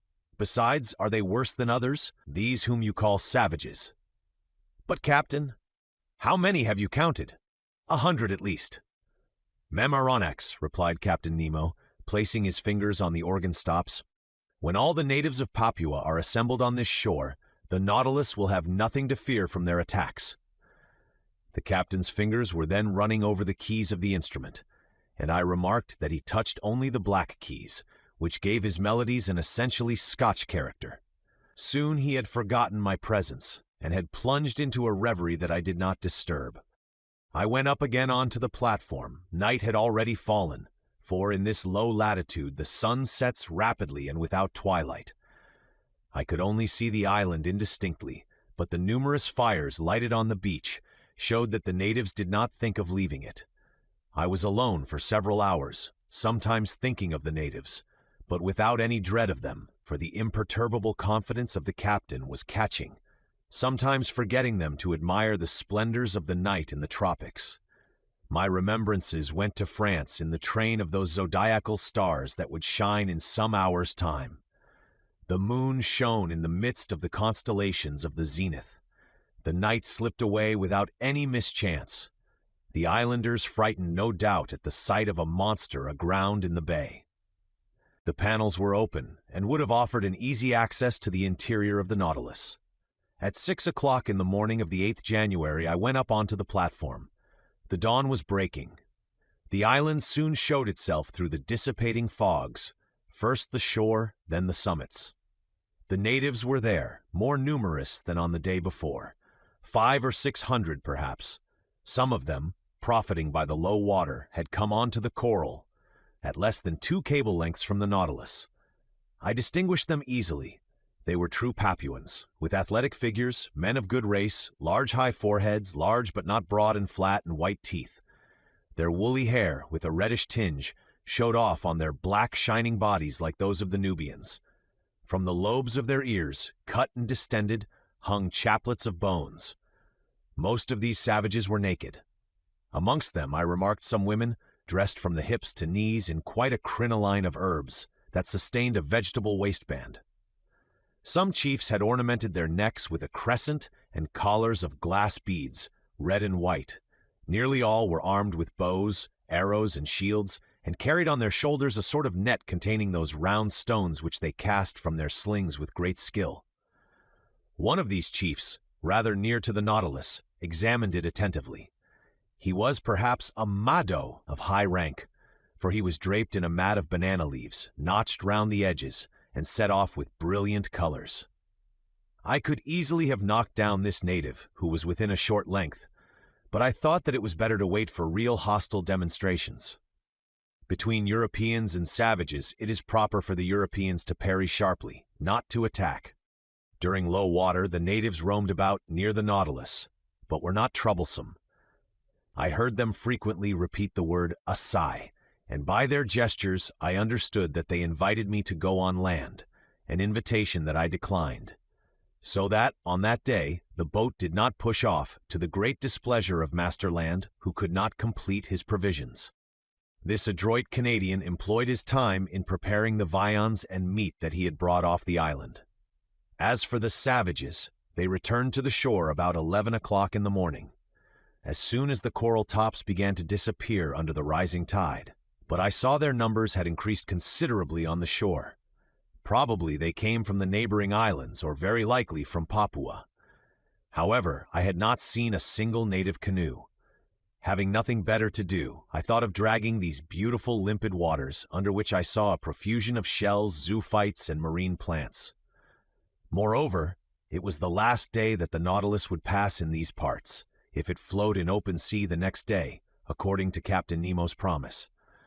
I therefore called Conseil, who brought me a little light drag, very like those for the oyster fishery. Now to work. For 2 hours we fished unceasingly, but without bringing up any rarities. The drag was filled with midis ears, harps, melamies, and particularly the most beautiful hammers I have ever seen. We also brought up some sea slugs, pearl oysters, and a dozen little turtles that were reserved for the pantry on board. But just when I expected it least, I put my hand on a wonder, I might say a natural deformity, very rarely met with. Conseil was just dragging, and his net came up filled with divers ordinary shells, when all at once he saw me plunge my arm quickly into the net to draw out a shell, and heard me utter a cry. "What is the matter, sir?" he asked in surprise. "Has master been bitten?" "No, my boy, but I would willingly have given a finger for my discovery." "What discovery?" "This shell," I said, holding up the object of my triumph. "It is simply an olive porphyry, genus olive, order of the Pectinobranchidae, class of gasteropods, subclass mollusca." "Yes, Conseil, but instead of being rolled from right to left, this olive turns from left to right." "Is it possible?" "Yes, my boy, it is a left shell. Shells are all right-handed, with rare exceptions, and when by chance their spiral is left, amateurs are ready to pay their weight in gold." Conseil and I were absorbed in the contemplation of our treasure, and I was promising myself to enrich the museum with it, when a stone unfortunately thrown by a native struck against and broke the precious object in Conseil's hand. I uttered a cry of despair. Conseil took up his gun and aimed at a savage who was poising his sling at 10 yards from him. I would have stopped him, but his blow took effect and broke the bracelet of amulets which encircled the arm of the savage. "Conseil!" cried I. "Conseil!" "Well, sir, do you not see that the cannibal has commenced the attack?" "A shell is not worth the life of a man," said I. "Ah, the scoundrel!" cried Conseil. "I would rather he had broken my shoulder." Conseil was in earnest, but I was not of his opinion. However, the situation had changed some minutes before, and we had not perceived. A score of canoes surrounded the Nautilus. These canoes, scooped out of the trunk of a tree, long, narrow, well adapted for speed, were balanced by means of a long bamboo pole, which floated on the water. They were managed by skillful, half-naked paddlers, and I watched their advance with some uneasiness. It was evident that these Papuans had already had dealings with the Europeans and knew their ships. But this long iron cylinder anchored in the bay, without masts or chimneys, what could they think of it? Nothing good, for at first they kept at a respectful distance. However, seeing it motionless, by degrees they took courage and sought to familiarize themselves with it. Now this familiarity was precisely what it was necessary to avoid. Our arms, which were noiseless, could only produce a moderate effect on the savages, who have little respect for aught but blustering things. The thunderbolt without the reverberations of thunder would frighten man but little, though the danger lies in the lightning, not in the noise. At this moment the canoes approached the Nautilus, and a shower of arrows alighted on her. I went down to the saloon, but found no one there. I ventured to knock at the door that opened into the captain's room. "Come in," was the answer. I entered and found Captain Nemo deep in algebraical calculations of x and other quantities. "I am disturbing you," said I, for courtesy's sake. "That is true, Pierre Aronnax," replied the captain, "but I think you have serious reasons for wishing to see me?" "Very grave ones. The natives are surrounding us in their canoes, and in a few minutes we shall certainly be attacked by many hundreds of savages." "Ah!"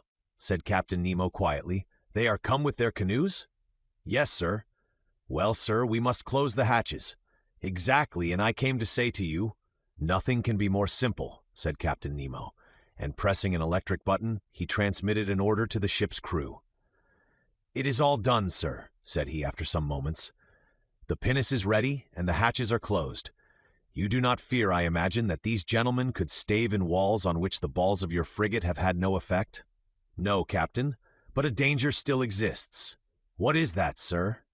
"It is that tomorrow, at about this hour, we must open the hatches to renew the air of the Nautilus.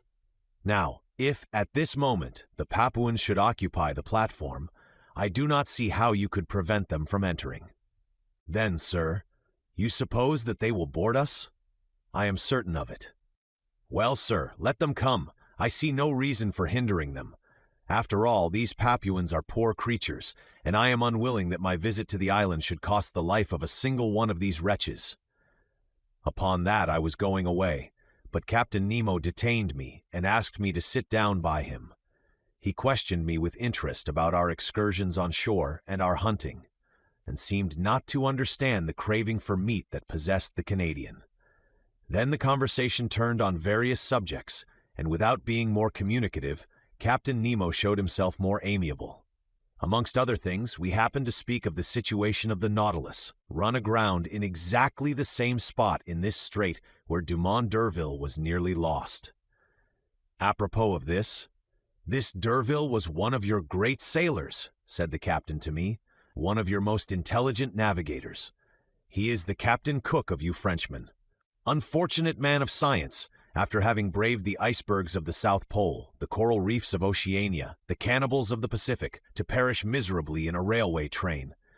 If this energetic man could have reflected during the last moments of his life, what must have been uppermost in his last thoughts, do you suppose?" So speaking, Captain Nemo seemed moved, and his emotion gave me a better opinion of him. Then, chart in hand, we reviewed the travels of the French navigator, his voyages of circumnavigation, his double detention at the South Pole, which led to the discovery of Adelaide and Louis Philippe, and fixing the hydrographical bearings of the principal islands of Oceania.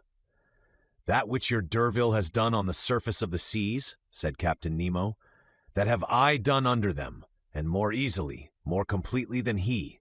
The Astrolabe and the Zélie, incessantly tossed about by the hurricane, could not be worth the Nautilus, quiet repository of labor that she is, truly motionless in the midst of the waters. "Tomorrow," added the captain, rising, "tomorrow at 20 minutes to 3 p.m., the Nautilus shall float and leave the Strait of Torres uninjured." Having curtly pronounced these words, Captain Nemo bowed slightly. This was to dismiss me, and I went back to my room. There I found Conseil, who wished to know the result of my interview with the captain. "My boy," said I, "when I feigned to believe that his Nautilus was threatened by the natives of Papua, the captain answered me very sarcastically, 'I have but one thing to say to you. Have confidence in him, and go to sleep in peace.' Have you no need of my services, sir? No, my friend. What is Ned Land doing? If you will excuse me, sir, answered Conseil, friend Ned is busy making a kangaroo pie which will be a marvel. I remained alone and went to bed, but slept indifferently. I heard the noise of the savages, who stamped on the platform uttering deafening cries. The night passed thus without disturbing the ordinary repose of the crew.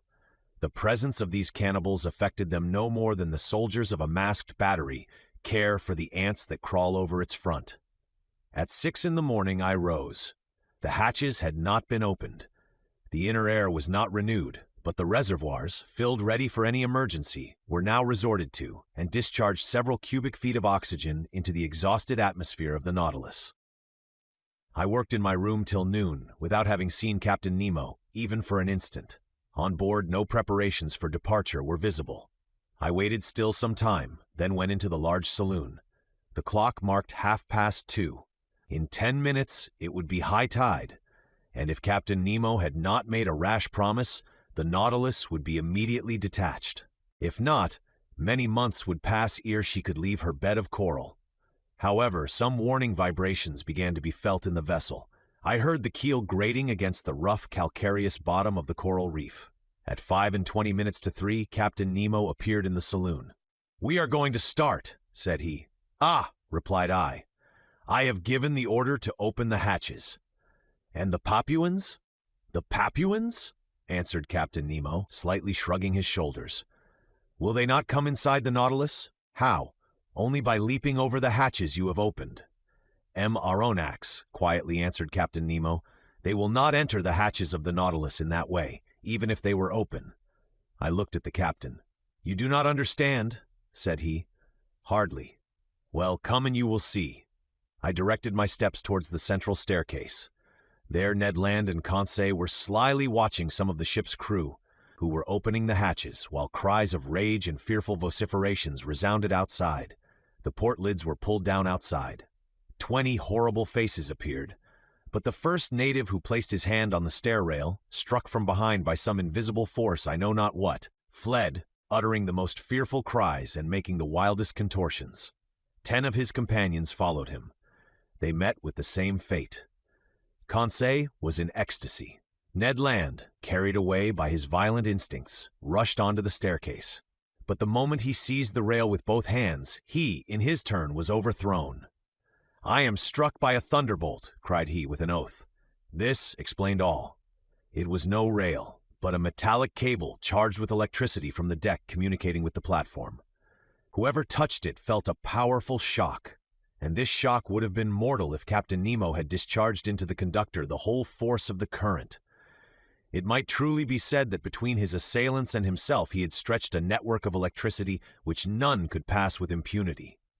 Meanwhile, the exasperated Papuans had beaten a retreat paralyzed with terror. As for us, half laughing, we consoled and rubbed the unfortunate Ned Land, who swore like one possessed. But at this moment the Nautilus, raised by the last waves of the tide, quitted her coral bed exactly at the 40th minute fixed by the captain. Her screw swept the waters slowly and majestically. Her speed increased gradually, and sailing on the surface of the ocean, she quitted safe and sound the dangerous passes of the Straits of Torres. Chapter 22. Agri-Somnia. The following day, 10th January, the Nautilus continued her course between two seas, but with such remarkable speed that I could not estimate it at less than 35 miles an hour. The rapidity of her screw was such that I could neither follow nor count its revolutions. When I reflected that this marvelous electric agent, after having afforded motion, heat, and light to the Nautilus, still protected her from outward attack, and transformed her into an ark of safety which no profane hand might touch without being thunderstricken, my admiration was unbounded, and from the structure it extended to the engineer who had called it into existence. Our course was directed to the west, and on the 11th of January we doubled Cape Wessel, situation in 135 degrees long and 10 degrees north lat, which forms the east point of the Gulf of Carpentaria. The reefs were still numerous but more equalized and marked on the chart with extreme precision. The Nautilus easily avoided the breakers of Money to port and the Victoria reefs to starboard, placed at 130 degrees long, and on the 10th parallel, which we strictly followed. On the 13th of January, Captain Nemo arrived in the Sea of Timor and recognized the island of that name in 122 degrees long. From this point, the direction of the Nautilus inclined towards the southwest. Her head was set for the Indian Ocean. Where would the fancy of Captain Nemo carry us next? Would he return to the coast of Asia, or would he approach again the shores of Europe? Improbable conjectures both, to a man who fled from inhabited continents. Then would he descend to the south? Was he going to double the Cape of Good Hope, then Cape Horn, and finally go as far as the Antarctic Pole? Would he come back at last to the Pacific, where his Nautilus could sail free and independently? Time would show. After having skirted the sands of Cartier, of Hibernia, Seringapatam, and Scott, last efforts of the solid against the liquid element, on the 14th of January we lost sight of land altogether. The speed of the Nautilus was considerably abated, and with irregular course she sometimes swam in the bosom of the waters, sometimes floated on their surface. During this period of the voyage, Captain Nemo made some interesting experiments on the varied temperature of the sea, in different beds. Under ordinary conditions, these observations are made by means of rather complicated instruments, and with somewhat doubtful results, by means of thermometrical sounding leads, the glasses often breaking under the pressure of the water, or an apparatus grounded on the variations of the resistance of metals to the electric currents. Results so obtained could not be correctly calculated. On the contrary, Captain Nemo went himself to test the temperature in the depths of the sea, and his thermometer, placed in communication with the different sheets of water, gave him the required degree immediately and accurately. It was thus that, either by overloading her reservoirs or by descending obliquely by means of her inclined planes, the Nautilus successively attained the depth of 3, 4, 5, 7, 9, and 10,000 yards. And the definite result of this experience was that the sea preserved an average temperature of 4.5 degrees at a depth of 5,000 fathoms under all latitudes. On the 16th of January, the Nautilus seemed becalmed only a few yards beneath the surface of the waves. Her electric apparatus remained inactive, and her motionless screw left her to drift at the mercy of the currents.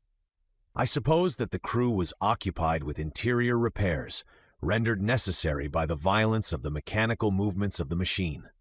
My companions and I then witnessed a curious spectacle. The hatches of the saloon were open, and as the beacon light of the Nautilus was not in action, a dim obscurity reigned in the midst of the waters. I observed the state of the sea under these conditions, and the largest fish appeared to me no more than scarcely defined shadows, when the Nautilus found herself suddenly transported into full light. I thought at first that the beacon had been lighted and was casting its electric radiance into the liquid mass. I was mistaken, and after a rapid survey perceived my error. The Nautilus floated in the midst of a phosphorescent bed which, in this obscurity, became quite dazzling. It was produced by myriads of luminous animalculae, whose brilliancy was increased as they glided over the metallic hull of the vessel. I was surprised by lightning in the midst of these luminous sheets, as though they had been rivulets of lead melted in an ardent furnace, or metallic masses brought to a white heat, so that, by force of contrast, certain portions of light appeared to cast a shade in the midst of the general ignition, from which all shade seemed banished. No, this was not the calm irradiation of our ordinary lightning. There was unusual life and vigor. This was truly living light. In reality, it was an infinite agglomeration of colored infusoria, of veritable globules of jelly, provided with a thread-like tentacle, and of which as many as 25,000 have been counted in less than 2 cubic half-inches of water. During several hours, the Nautilus floated in these brilliant waves, and our admiration increased as we watched the marine monsters disporting themselves like salamanders. I saw there in the midst of this fire that burns not the swift and elegant porpoise, the indefatigable clown of the ocean, and some swordfish 10 feet long, those prophetic heralds of the hurricane whose formidable sword would now and then strike the glass of the saloon. Then appeared the smaller fish, the ballista, the leaping mackerel, wolf-thorn tails, and 100 others which striped the luminous atmosphere as they swam. This dazzling spectacle was enchanting. Perhaps some atmospheric condition increased the intensity of this phenomenon. Perhaps some storm agitated the surface of the waves. But at this depth of some yards, the Nautilus was unmoved by its fury and reposed peacefully in still water. So we progressed, incessantly charmed by some new marvel. The days passed rapidly away, and I took no account of them. Ned, according to habit, tried to vary the diet on board. Like snails, we were fixed to our shells, and I declare it is easy to lead a snail's life. Thus this life seemed easy and natural, and we thought no longer of the life we led on land, but something happened to recall us to the strangeness of our situation. On the 18th of January, the Nautilus was in 105 degrees long and 15 degrees S lat. The weather was threatening, the sea rough and rolling. There was a strong east wind. The barometer, which had been going down for some days, foreboded a coming storm. I went up onto the platform just as the second lieutenant was taking the measure of the horary angles and waited, according to habit, till the daily phrase was said. But on this day it was exchanged for another phrase not less incomprehensible. Almost directly, I saw Captain Nemo appear with a glass, looking towards the horizon. For some minutes he was immovable, without taking his eye off the point of observation. Then he lowered his glass and exchanged a few words with his lieutenant. The latter seemed to be a victim to some emotion that he tried in vain to repress. Captain Nemo, having more command over himself, was cool. He seemed, too, to be making some objections to which the lieutenant replied by formal assurances. At least I concluded so by the difference of their tones and gestures. For myself, I had looked carefully in the direction indicated without seeing anything. The sky and water were lost in the clear line of the horizon. However, Captain Nemo walked from one end of the platform to the other, without looking at me, perhaps without seeing me. His step was firm, but less regular than usual. He stopped sometimes, crossed his arms, and observed the sea. What could he be looking for on that immense expanse? The Nautilus was then some hundreds of miles from the nearest coast. The lieutenant had taken up the glass and examined the horizon steadfastly, going and coming, stamping his foot and showing more nervous agitation than his superior officer. Besides, this mystery must necessarily be solved, and before long, for upon an order from Captain Nemo, the engine, increasing its propelling power, made the screw turn more rapidly. Just then the lieutenant drew the captain's attention again. The latter stopped walking and directed his glass towards the place indicated. He looked long. I felt very much puzzled, and descended to the drawing room and took out an excellent telescope that I generally used. Then, leaning on the cage of the watchlight that jutted out from the front of the platform, set myself to look over all the line of the sky and sea. But my eye was no sooner applied to the glass than it was quickly snatched out of my hands. I turned round. Captain Nemo was before me, but I did not know him. His face was transfigured. His eyes flashed sullenly, his teeth were set, his stiff body, clenched fists, and head shrunk between his shoulders, betrayed the violent agitation that pervaded his whole frame. He did not move. My glass, fallen from his hands, had rolled at his feet. Had I unwittingly provoked this fit of anger? Did this incomprehensible person imagine that I had discovered some forbidden secret? No, I was not the object of this hatred, for he was not looking at me. His eye was steadily fixed upon the impenetrable point of the horizon. At last, Captain Nemo recovered himself. His agitation subsided. He addressed some words in a foreign language to his lieutenant, then turned to me. "M. Aronnax," he said, in rather an imperious tone, "I require you to keep one of the conditions that bind you to me. What is it, Captain? You must be confined with your companions until I think fit to release you." "You are the master," I replied, looking steadily at him. "But may I ask you one question?"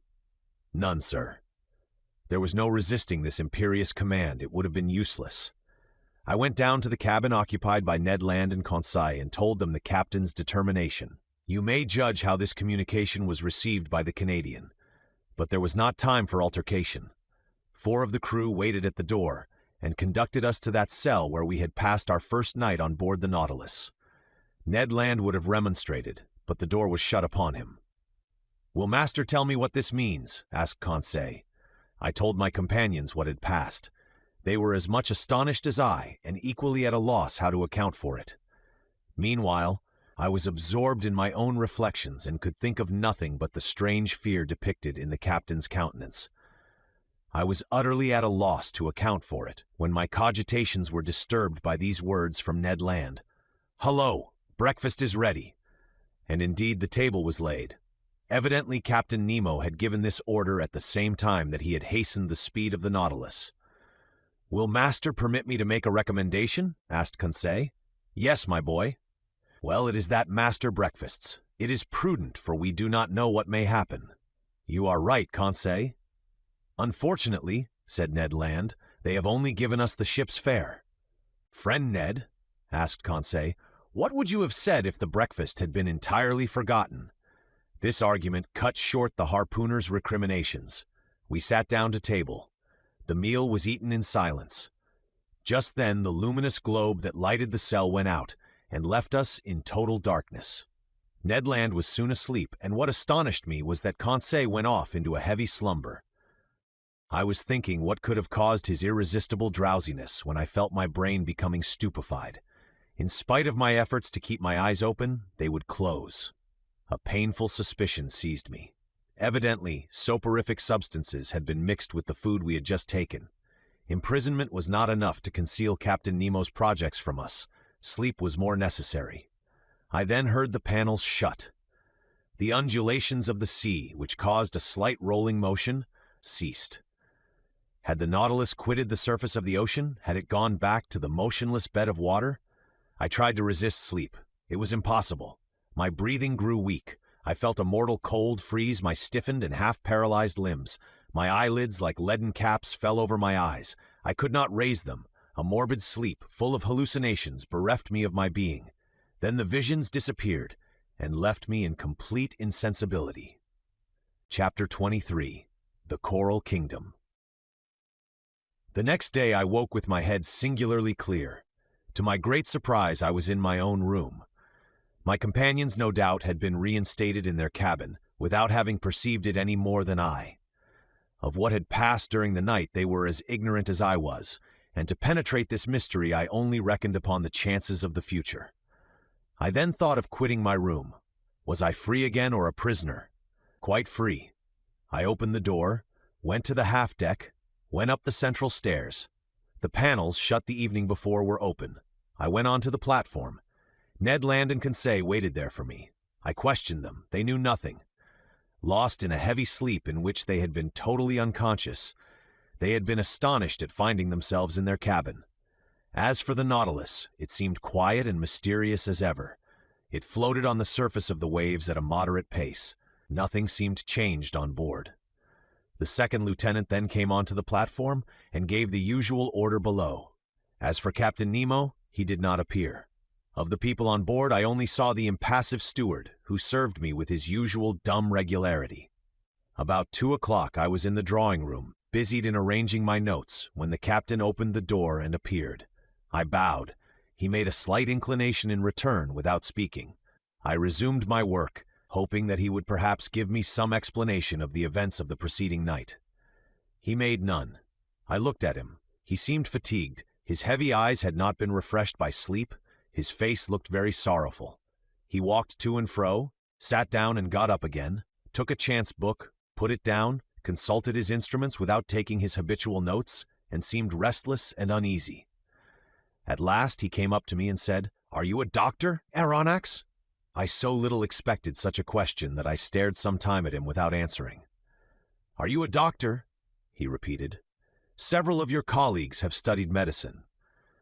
"Well," said I am a doctor and resident surgeon to the hospital. I practiced several years before entering the museum." "Very well, sir." My answer had evidently satisfied the captain, but not knowing what he would say next, I waited for other questions, reserving my answers according to circumstances. "Aronnax, will you consent to prescribe for one of my men?" he asked. "Is he ill?"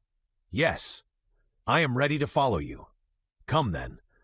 I own my heartbeat. I do not know why. I saw certain connection between the illness of one of the crew and the events of the day before, and this mystery interested me at least as much as the sick man. Captain Nemo conducted me to the poop of the Nautilus and took me into a cabin situated near the sailors' quarters. There, on a bed, lay a man about 40 years of age with a resolute expression of countenance, a true type of an Anglo-Saxon. I leant over him. He was not only ill, he was wounded. His head, swathed in bandages covered with blood, lay on a pillow. I undid the bandages, and the wounded man looked at me with his large eyes and gave no sign of pain as I did it. It was a horrible wound. The skull, shattered by some deadly weapon, left the brain exposed, which was much injured. Clots of blood had formed in the bruised and broken mass, in color like the dregs of wine. There was both contusion and suffusion of the brain. His breathing was slow, and some spasmodic movements of the muscles agitated his face. I felt his pulse. It was intermittent. The extremities of the body were growing cold already, and I saw death must inevitably ensue. After dressing the unfortunate man's wounds, I readjusted the bandages on his head and turned to Captain Nemo. "What caused this wound?" I asked. "What does it signify?" he replied, evasively. "A shock has broken one of the levers of the engine, which struck myself. But your opinion as to his state?" I hesitated before giving it. "You may speak," said the captain. "This man does not understand French." I gave a last look at the wounded man. "He will be dead in 2 hours. Can nothing save him?" "Nothing." Captain Nemo's hand contracted and some tears glistened in his eyes, which I thought incapable of shedding any. For some moments I still watched the dying man, whose life ebbed slowly. His pallor increased under the electric light that was shed over his deathbed. I looked at his intelligent forehead, furrowed with premature wrinkles, produced probably by misfortune and sorrow. I tried to learn the secret of his life from the last words that escaped his lips. "You can go now, Aronnax," said the captain. I left him in the dying man's cabin and returned to my room much affected by this scene. During the whole day, I was haunted by uncomfortable suspicions, and at night I slept badly, and between my broken dreams I fancied I heard distant sighs like the notes of a funeral psalm. Were they the prayers of the dead, murmured in that language that I could not understand? The next morning I went on to the bridge. Captain Nemo was there before me. As soon as he perceived me, he came to me. "Professor, will it be convenient to you to make a submarine excursion today?" "With my companions?" I asked. "If they like." "We obey your orders, Captain." "Will you be so good then as to put on your cork jackets?" It was not a question of dead or dying. I rejoined Ned Land and Conseil and told them of Captain Nemo's proposition. Conseil hastened to accept it, and this time the Canadian seemed quite willing to follow our example. It was 8 o'clock in the morning.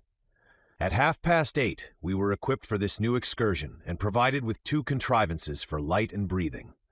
The double door was open, and accompanied by Captain Nemo, who was followed by a dozen of the crew, we set foot, at a depth of about 30 feet, on the solid bottom on which the Nautilus rested.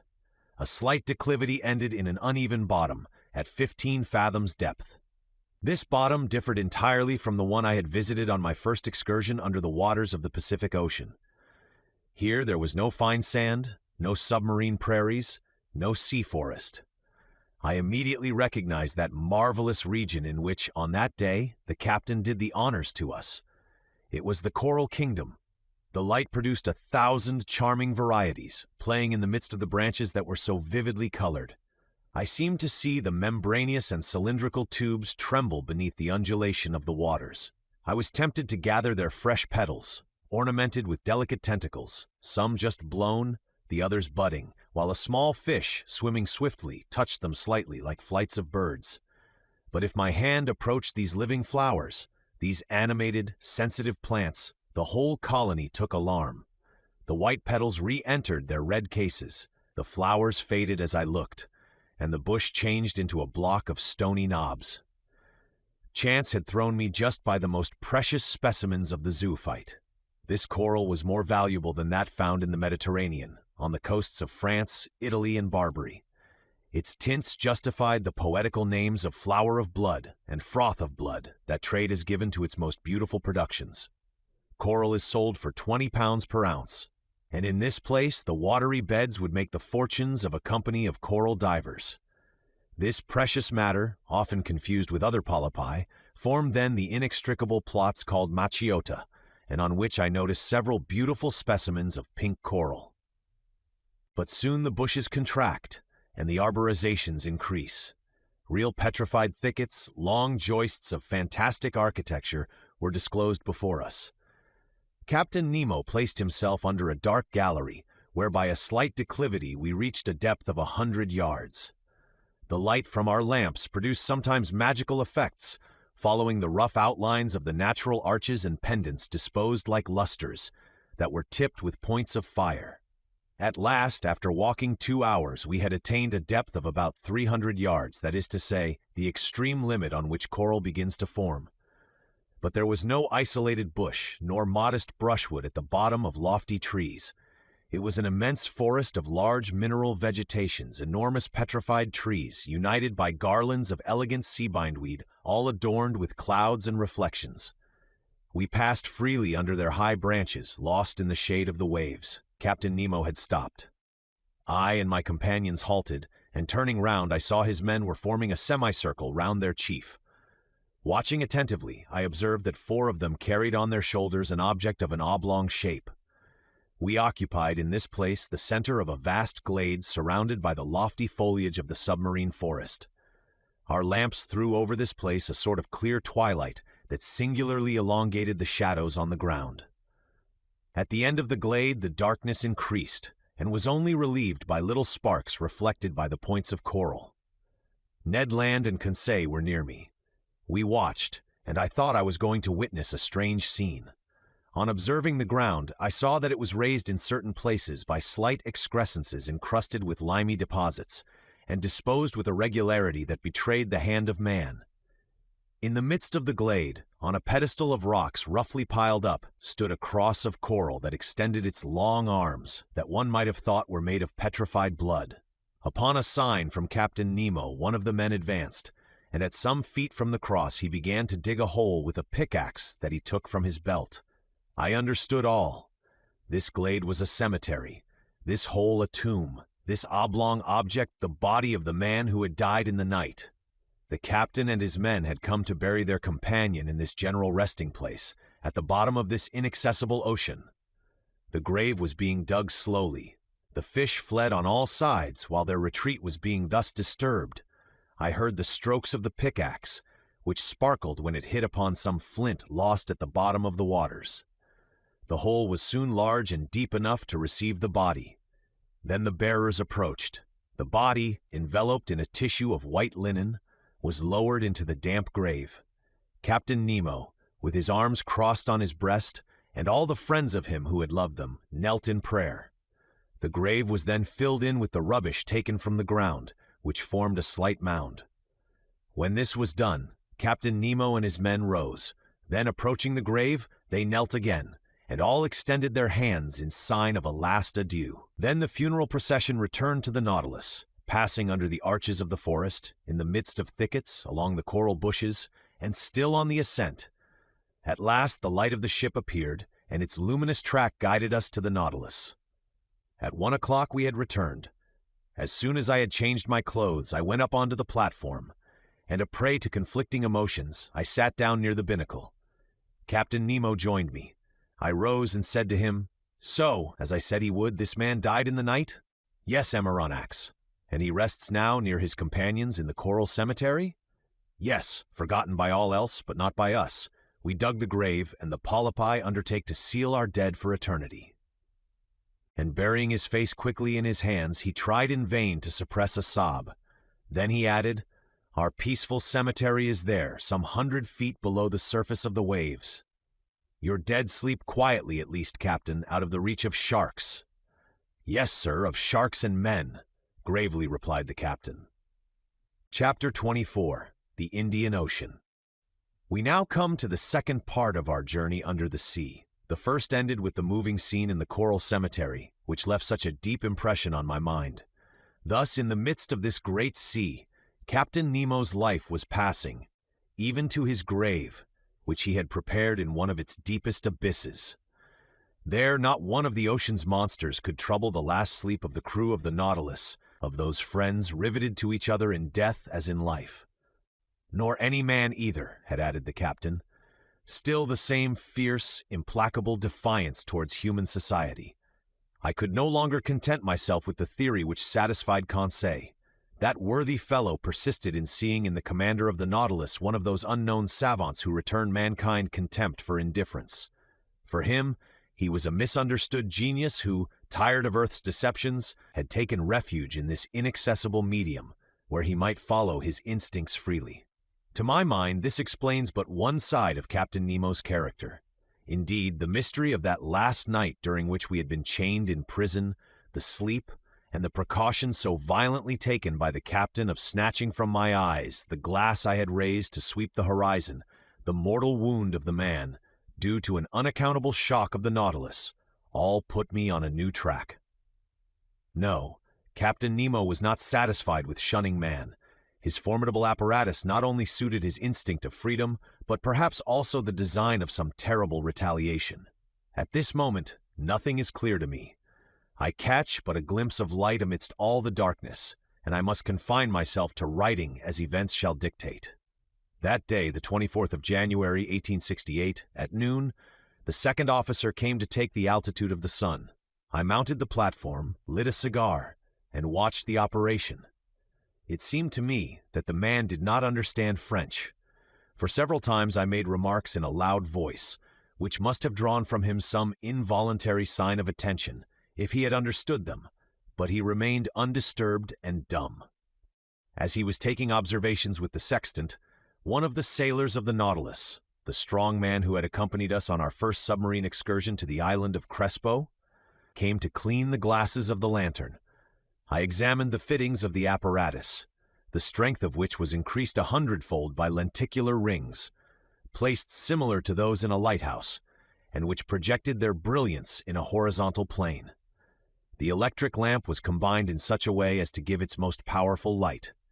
Indeed, it was produced in vacuo, which ensured both its steadiness and its intensity. This vacuum economized the graphite points between which the luminous arc was developed, an important point of economy for Captain Nemo, who could not easily have replaced them, and under these conditions, their waste was imperceptible. When the Nautilus was ready to continue its submarine journey, I went down to the saloon. The panel was closed, and the course marked direct west. We were furrowing the waters of the Indian Ocean, a vast liquid plain with a surface of 1,200 of acres, and whose waters are so clear and transparent that anyone leaning over them would turn giddy. The Nautilus usually floated between 50 and 100 fathoms deep. We went on so for some days. To anyone but myself, who had a great love for the sea, the hours would have seemed long and monotonous. But the daily walks on the platform, when I steeped myself in the reviving air of the ocean, the sight of the rich waters through the windows of the saloon, the books in the library, the compiling of my memoirs, took up all my time and left me not a moment of ennui or weariness. For some days we saw a great number of aquatic birds, seamews or gulls. Some were cleverly killed and, prepared in a certain way, made very acceptable water game. Amongst large-winged birds, carried a long distance from all lands and resting upon the waves from the fatigue of their flight, I saw some magnificent albatrosses, uttering discordant cries like the braying of an ass, and birds belonging to the family of the long wings. As to the fish, they always provoked our admiration when we surprised the secrets of their aquatic life through the open panels.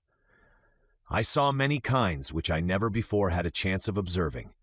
I shall notice chiefly ostracions peculiar to the Red Sea, the Indian Ocean, and that part which washes the coast of tropical America.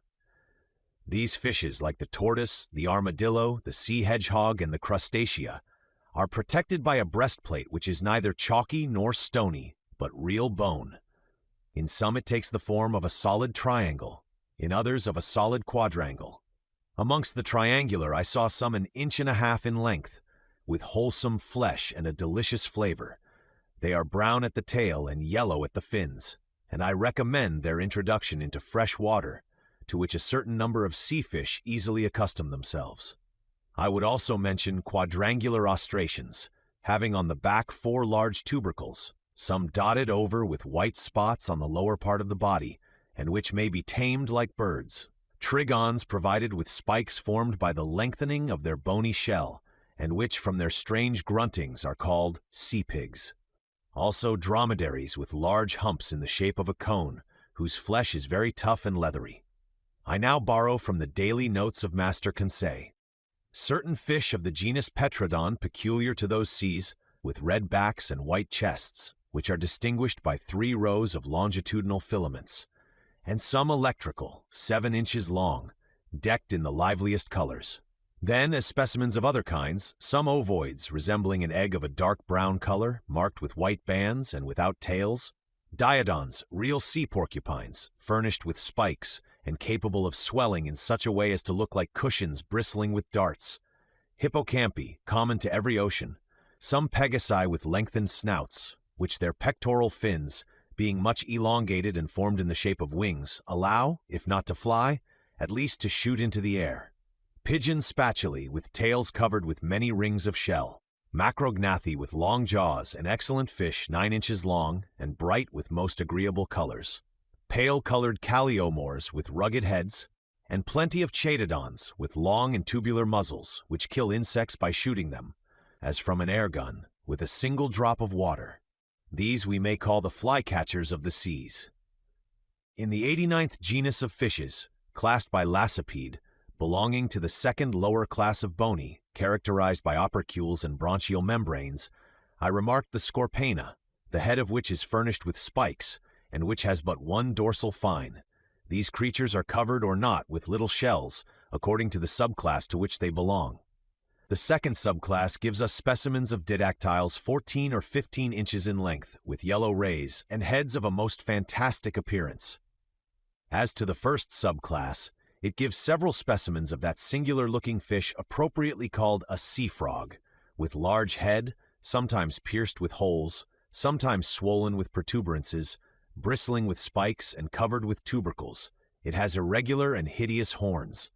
Its body and tail are covered with callosities. Its sting makes a dangerous wound. It is both repugnant and horrible to look at.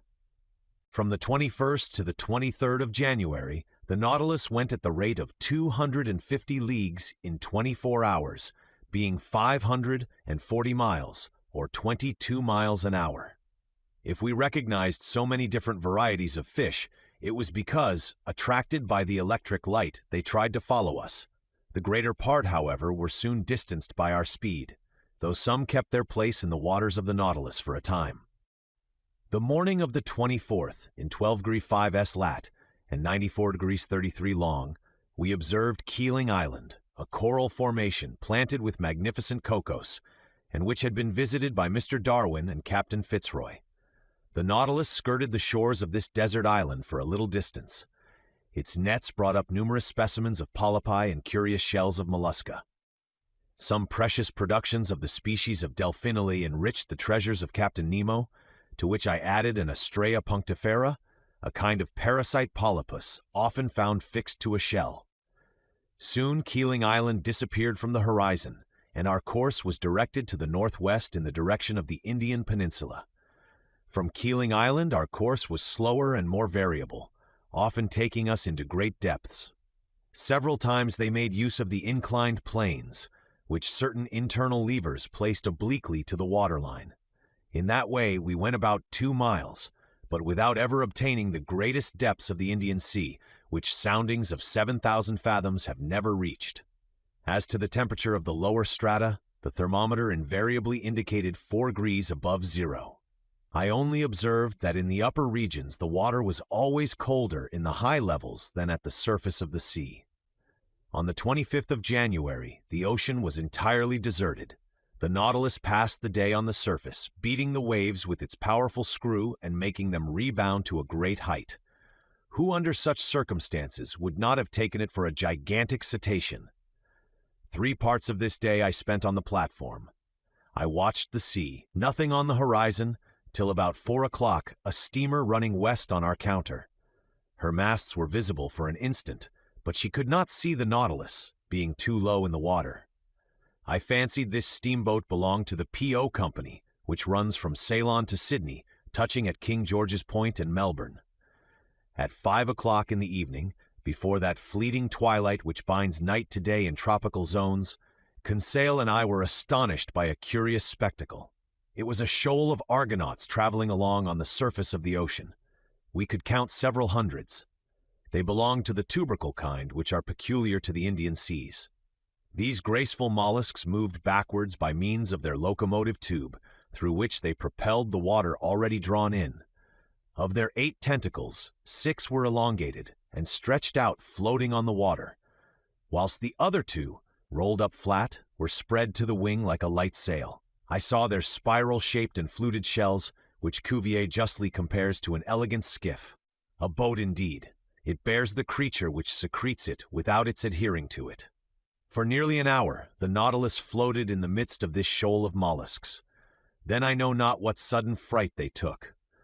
But as if at a signal, every sail was furled, the arms folded, the body drawn in, the shells turned over, changing their center of gravity, and the whole fleet disappeared under the waves. Never did the ships of a squadron maneuver with more unity. At that moment night fell suddenly, and the reeds, scarcely raised by the breeze, lay peaceably under the sides of the Nautilus. The next day, 26th of January, we cut the equator at the 82nd meridian and entered the northern hemisphere. During the day, a formidable troop of sharks accompanied us, terrible creatures, which multiply in these seas and make them very dangerous. They were Cestraceo philippi sharks, with brown backs and whitish bellies, armed with 11 rows of teeth. Eyed sharks, their throat being marked with a large black spot surrounded with white like an eye. There were also some Isabella sharks, with rounded snouts marked with dark spots. These powerful creatures often hurled themselves at the windows of the saloon with such violence as to make us feel very insecure. At such times, Ned Land was no longer master of himself. He wanted to go to the surface and harpoon the monsters, particularly certain smooth-hound sharks, whose mouth is studded with teeth like a mosaic, and large tiger sharks nearly 6 yards long, the last named of which seemed to excite him more particularly. But the Nautilus, accelerating her speed, easily left the most rapid of them behind. The 27th of January, at the entrance of the vast Bay of Bengal, we met repeatedly a forbidding spectacle: dead bodies floating on the surface of the water. They were the dead of the Indian villages, carried by the Ganges to the level of the sea, and which the vultures, the only undertakers of the country, had not been able to devour. But the sharks did not fail to help them at their funeral work.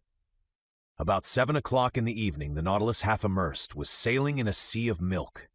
At first sight, the ocean seemed lactified. Was it the effect of the lunar rays? No, for the moon, scarcely 2 days old, was still lying hidden under the horizon in the rays of the sun. The whole sky, though lit by the sidereal rays, seemed black by contrast with the whiteness of the waters. Conseil could not believe his eyes, and questioned me as to the cause of this strange phenomenon. Happily, I was able to answer him. "It is called a milk sea," I explained. "A large extent of white wavelets often to be seen on the coasts of Amboyna and in these parts of the sea."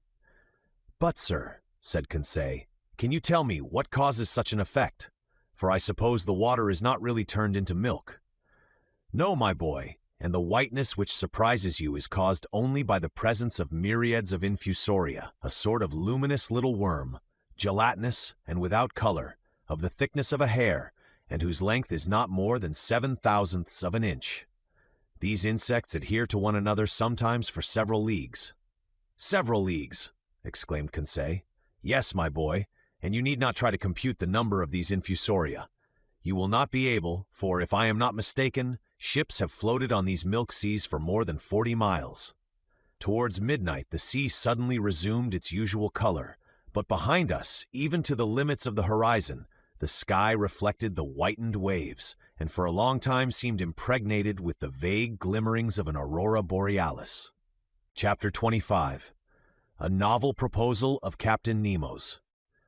On the 28th of February, when at noon the Nautilus came to the surface of the sea, in 9° 4' N lat, there was land in sight about 8 miles to westward.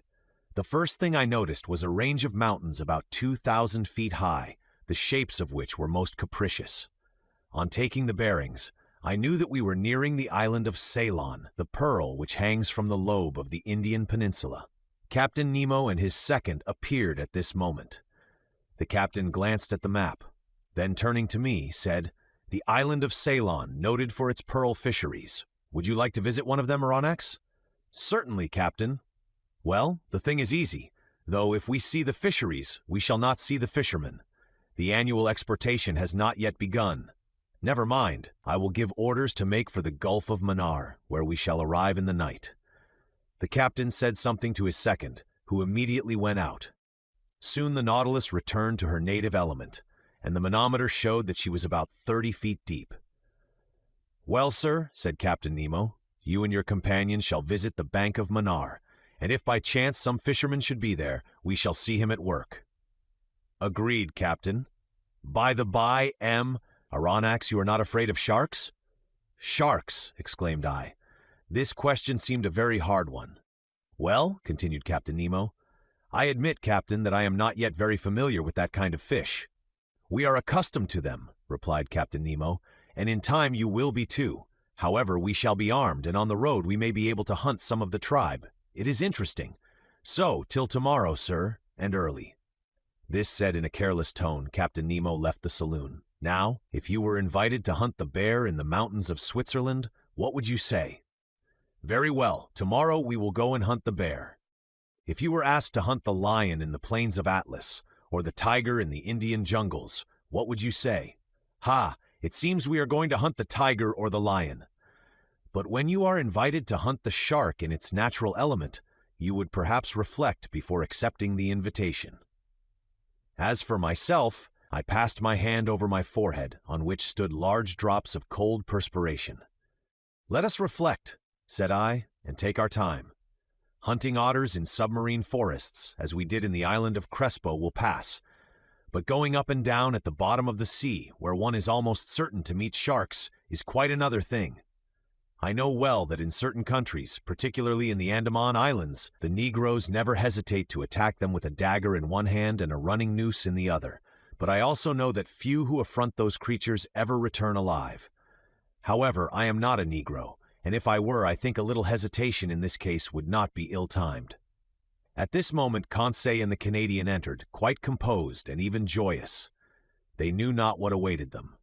"Faith, sir," said Ned Land, "your Captain Nemo, the devil take him, has just made us a very pleasant offer." "Ah," said I, "you know?"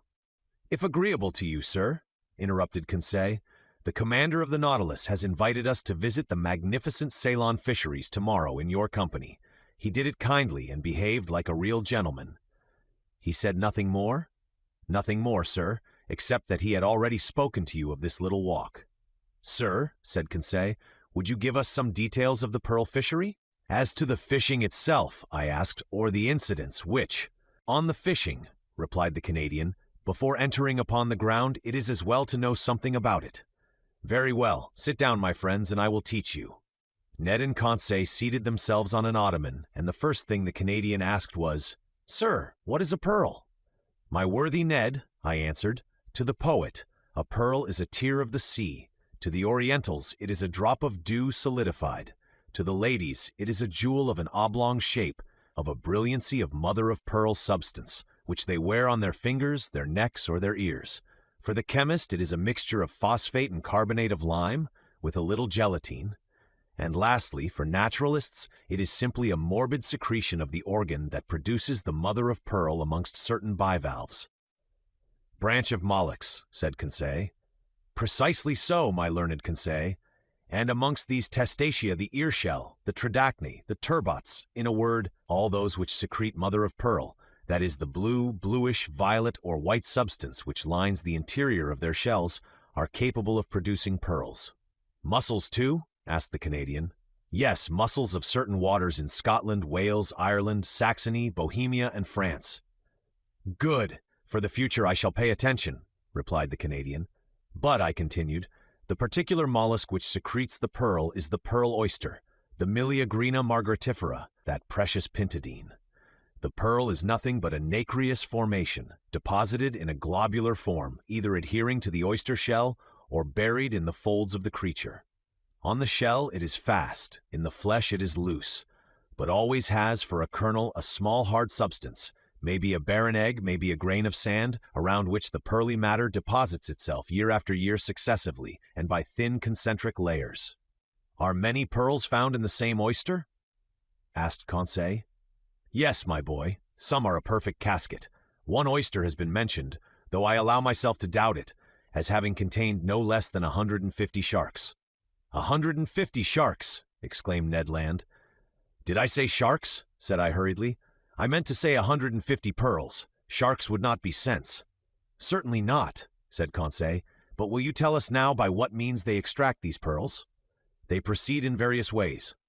When they adhere to the shell, the fishermen often pull them off with pincers, but the most common way is to lay the oysters on mats of the seaweed which covers the banks. Thus they die in the open air, and at the end of 10 days they are in a forward state of decomposition. They are then plunged into large reservoirs of seawater. Then they are opened and washed. The price of these pearls varies according to their size? Asked Conseil. Not only according to their size, I answered, but also according to their shape, their water, that is, their color, and their luster, that is, that bright and diapered sparkle which makes them so charming to the eye. The most beautiful are called virgin pearls or paragons. They are formed alone in the tissue of the mollusk, are white, often opaque, and sometimes have the transparency of an opal. They are generally round or oval. The round are made into bracelets, the oval into pendants, and being more precious, are sold singly. Those adhering to the shell of the oyster are more irregular in shape and are sold by weight. Lastly, in a lower order are classed those small pearls known under the name of seed pearls. They are sold by measure and are especially used in embroidery for church ornaments. But, said Conseil, is this pearl fishery dangerous? No, I answered quickly, particularly if certain precautions are taken. What does one risk in such a calling? Said Ned Land. The swallowing of some mouthfuls of seawater? As you say, Ned. By the by, said I, trying to take Captain Nemo's careless tone, are you afraid of sharks, brave Ned? Aye, replied the Canadian. A harpooner by profession, it is my trade to make light of them. But, said I, it is not a question of fishing for them with an iron swivel, hoisting them into the vessel, cutting off their tails with a blow of a chopper, ripping them up, and throwing their heart into the sea. Then it is a question of... Precisely. In the water? In the water. Faith, with a good harpoon. You know, sir, these sharks are ill-fashioned beasts. They turn on their bellies to seize you, and in that time... Ned Land had a way of saying seize, which made my blood run cold. Well, and you, Conseil, what do you think of sharks? Mais, said Conseil, I will be frank, sir. So much the better, thought I. If you, sir, mean to face the sharks, I do not see why your faithful servant should not face them with you. Chapter 26. A Pearl of 10 Millions. The next morning at 4 o'clock, I was awakened by the steward whom Captain Nemo had placed at my service. I rose hurriedly, dressed, and went into the saloon. Captain Nemo was awaiting me. "M. Aronnax," said he, "are you ready to start?" "I am ready." "Then please to follow me." "And my companions, Captain?"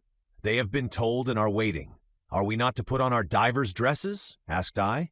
"Not yet.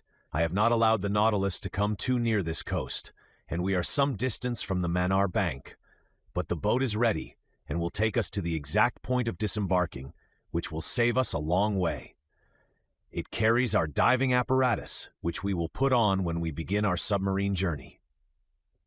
Captain Nemo conducted me to the central staircase, which led on the platform. Ned and Conseil were already there, delighted at the idea of the pleasure party, which was preparing. 5 sailors from the Nautilus, with their oars, waited in the boat, which had been made fast against the side. The night was still dark. Layers of clouds covered the sky, allowing but few stars to be seen. I looked on the side where the land lay, and saw nothing but a dark line enclosing 3 parts of the horizon, from southwest to northwest. The Nautilus, having returned during the night up the western coast of Ceylon, was now west of the bay, or rather gulf, formed by the mainland and the island of Manar. There, under the dark waters, stretched the Pintadine Bank, an inexhaustible field of pearls, the length of which is more than 20 miles. Captain Nemo, Ned Land, Conseil, and I took our places in the stern of the boat. The master went to the tiller. His 4 companions leaned on their oars. The painter was cast off, and we sheered off. The boat went towards the south. The oarsmen did not hurry. I noticed that their strokes, strong in the water, only followed each other every 10 seconds, according to the method generally adopted in the Navy. Whilst the craft was running by its own velocity, the liquid drops struck the dark depths of the waves crisply, like spats of melted lead. A little billow, spreading wide, gave a slight roll to the boat, and some samphire reeds flapped before it. We were silent. What was Captain Nemo thinking of? Perhaps of the land he was approaching, and which he found too near to him, contrary to the Canadian's opinion, who thought it too far off. As to Conseil, he was merely there from curiosity. About 5:30, the first tints on the horizon showed the upper line of coast more distinctly. Flat enough in the east, it rose a little to the south. 5 miles still lay between us, and it was indistinct owing to the mist on the water. At 6 o'clock it became suddenly daylight, with that rapidity peculiar to tropical regions, which know neither dawn nor twilight. The solar rays pierced the curtain of clouds piled up on the eastern horizon, and the radiant orb rose rapidly. I saw land distinctly, with a few trees scattered here and there. The boat neared Manar Island, which was rounded to the south. Captain Nemo rose from his seat and watched the sea. At a sign from him, the anchor was dropped, but the chain scarcely ran, for it was little more than a yard deep, and this spot was one of the highest points of the bank of Pintadines. "Here we are, M. Aronnax," said Captain Nemo. "You see that enclosed bay? Here, in a month will be assembled the numerous fishing boats of the exporters, and these are the waters their divers will ransack so boldly. Happily, this bay is well situated for that kind of fishing. It is sheltered from the strongest winds. The sea is never very rough here, which makes it favorable for the divers' work. We will now put on our dresses and begin our walk." I did not answer, and, while watching the suspected waves, began with the help of the sailors to put on my heavy sea dress. Captain Nemo and my companions were also dressing. None of the Nautilus men were to accompany us on this new excursion. Soon we were enveloped to the throat in india-rubber clothing, the air apparatus fixed to our backs by braces. As to the Ruhmkorff apparatus, there was no necessity for it. Before putting my head into the copper cap, I had asked the question of the captain. "They would be useless," he replied. "We are going to no great depth, and the solar rays will be enough to light our walk. Besides, it would not be prudent to carry the electric light in these waters. Its brilliancy might attract some of the dangerous inhabitants of the coast most inopportunely." As Captain Nemo pronounced these words, I turned to Conseil and Ned Land. But my two friends had already encased their heads in the metal cap, and they could neither hear nor answer. One last question remained to ask of Captain Nemo. "And our arms?" asked I. "Our guns?" "Guns! What for? Do not mountaineers attack the bear with a dagger in their hand, and is not steel surer than lead? Here is a strong blade. Put it in your belt, and we start." I looked at my companions. They were armed like us, and more than that, Ned Land was brandishing an enormous harpoon, which he had placed in the boat before leaving the Nautilus. Then, following the captain's example, I allowed myself to be dressed in the heavy copper helmet, and our reservoirs of air were at once in activity. An instant after we were landed, one after the other, in about 2 yards of water upon an even sand. Captain Nemo made a sign with his hand, and we followed him by a gentle declivity till we disappeared under the waves. Over our feet, like coveys of snipe in a bog, rose shoals of fish of the genus Monoptera, which have no other fins but their tail. I recognized the Javanese, a real serpent 2.5 feet long, of a livid color underneath, and which might easily be mistaken for a conger eel if it were not for the golden stripes on its side. In the genus Stromaeus, whose bodies are very flat and oval, I saw some of the most brilliant colors, carrying their dorsal fin like a scythe, an excellent eating fish, which, dried and pickled, is known by the name of carawati. Then some tranquibars, belonging to the genus Apsipharoidus, whose body is covered with a shell cuirass of 8 longitudinal plates. The heightening sun lit the mass of waters more and more. The soil changed by degrees. To the fine sand succeeded a perfect causeway of boulders, covered with a carpet of mollusks and zoophytes. Amongst the specimens of these branches I noticed some plasinae, with thin unequal shells, a kind of ostration peculiar to the Red Sea and the Indian Ocean. Some orange lucinae with rounded shells. Rockfish 3.5 feet long, which raised themselves under the waves like hands ready to seize one. There were also some panopyres, slightly luminous, and lastly some oculines, like magnificent fans, forming one of the richest vegetations of these seas. In the midst of these living plants, and under the arbors of the hydrophytes, were layers of clumsy articulates, particularly some reninae, whose carapace formed a slightly rounded triangle, and some horrible-looking parthenopes. At about 7 o'clock, we found ourselves at last surveying the oyster banks on which the pearl oysters are reproduced by millions. Captain Nemo pointed with his hand to the enormous heap of oysters, and I could well understand that this mine was inexhaustible, for nature's creative power is far beyond man's instinct of destruction. Ned Land, faithful to his instinct, hastened to fill a net which he carried by his side with some of the finest specimens, but we could not stop. We must follow the captain, who seemed to guide himself by paths known only to himself. The ground was sensibly rising, and sometimes on holding up my arm, it was above the surface of the sea. Then the level of the bank would sink capriciously. Often we rounded high rocks scarped into pyramids. In their dark fractures, huge crustacea, perched upon their high claws like some war machine, watched us with fixed eyes, and under our feet crawled various kinds of annelides. At this moment there opened before us a large grotto dug in a picturesque heap of rocks and carpeted with all the thick warp of the submarine flora. At first it seemed very dark to me. The solar rays seemed to be extinguished by successive gradations, until its vague transparency became nothing more than drowned light. Captain Nemo entered. We followed. My eyes soon accustomed themselves to this relative state of darkness. I could distinguish the arches springing capriciously from natural pillars, standing broad upon their granite base, like the heavy columns of Tuscan architecture. Why had our incomprehensible guide led us to the bottom of this submarine crypt? I was soon to know. After descending a rather sharp declivity, our feet trod the bottom of a kind of circular pit. There Captain Nemo stopped, and with his hand indicated an object I had not yet perceived.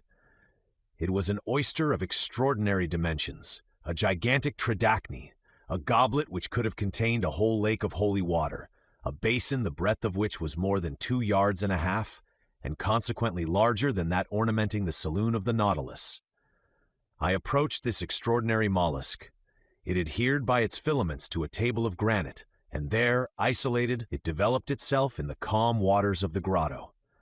I estimated the weight of this tridacny at 600 pounds.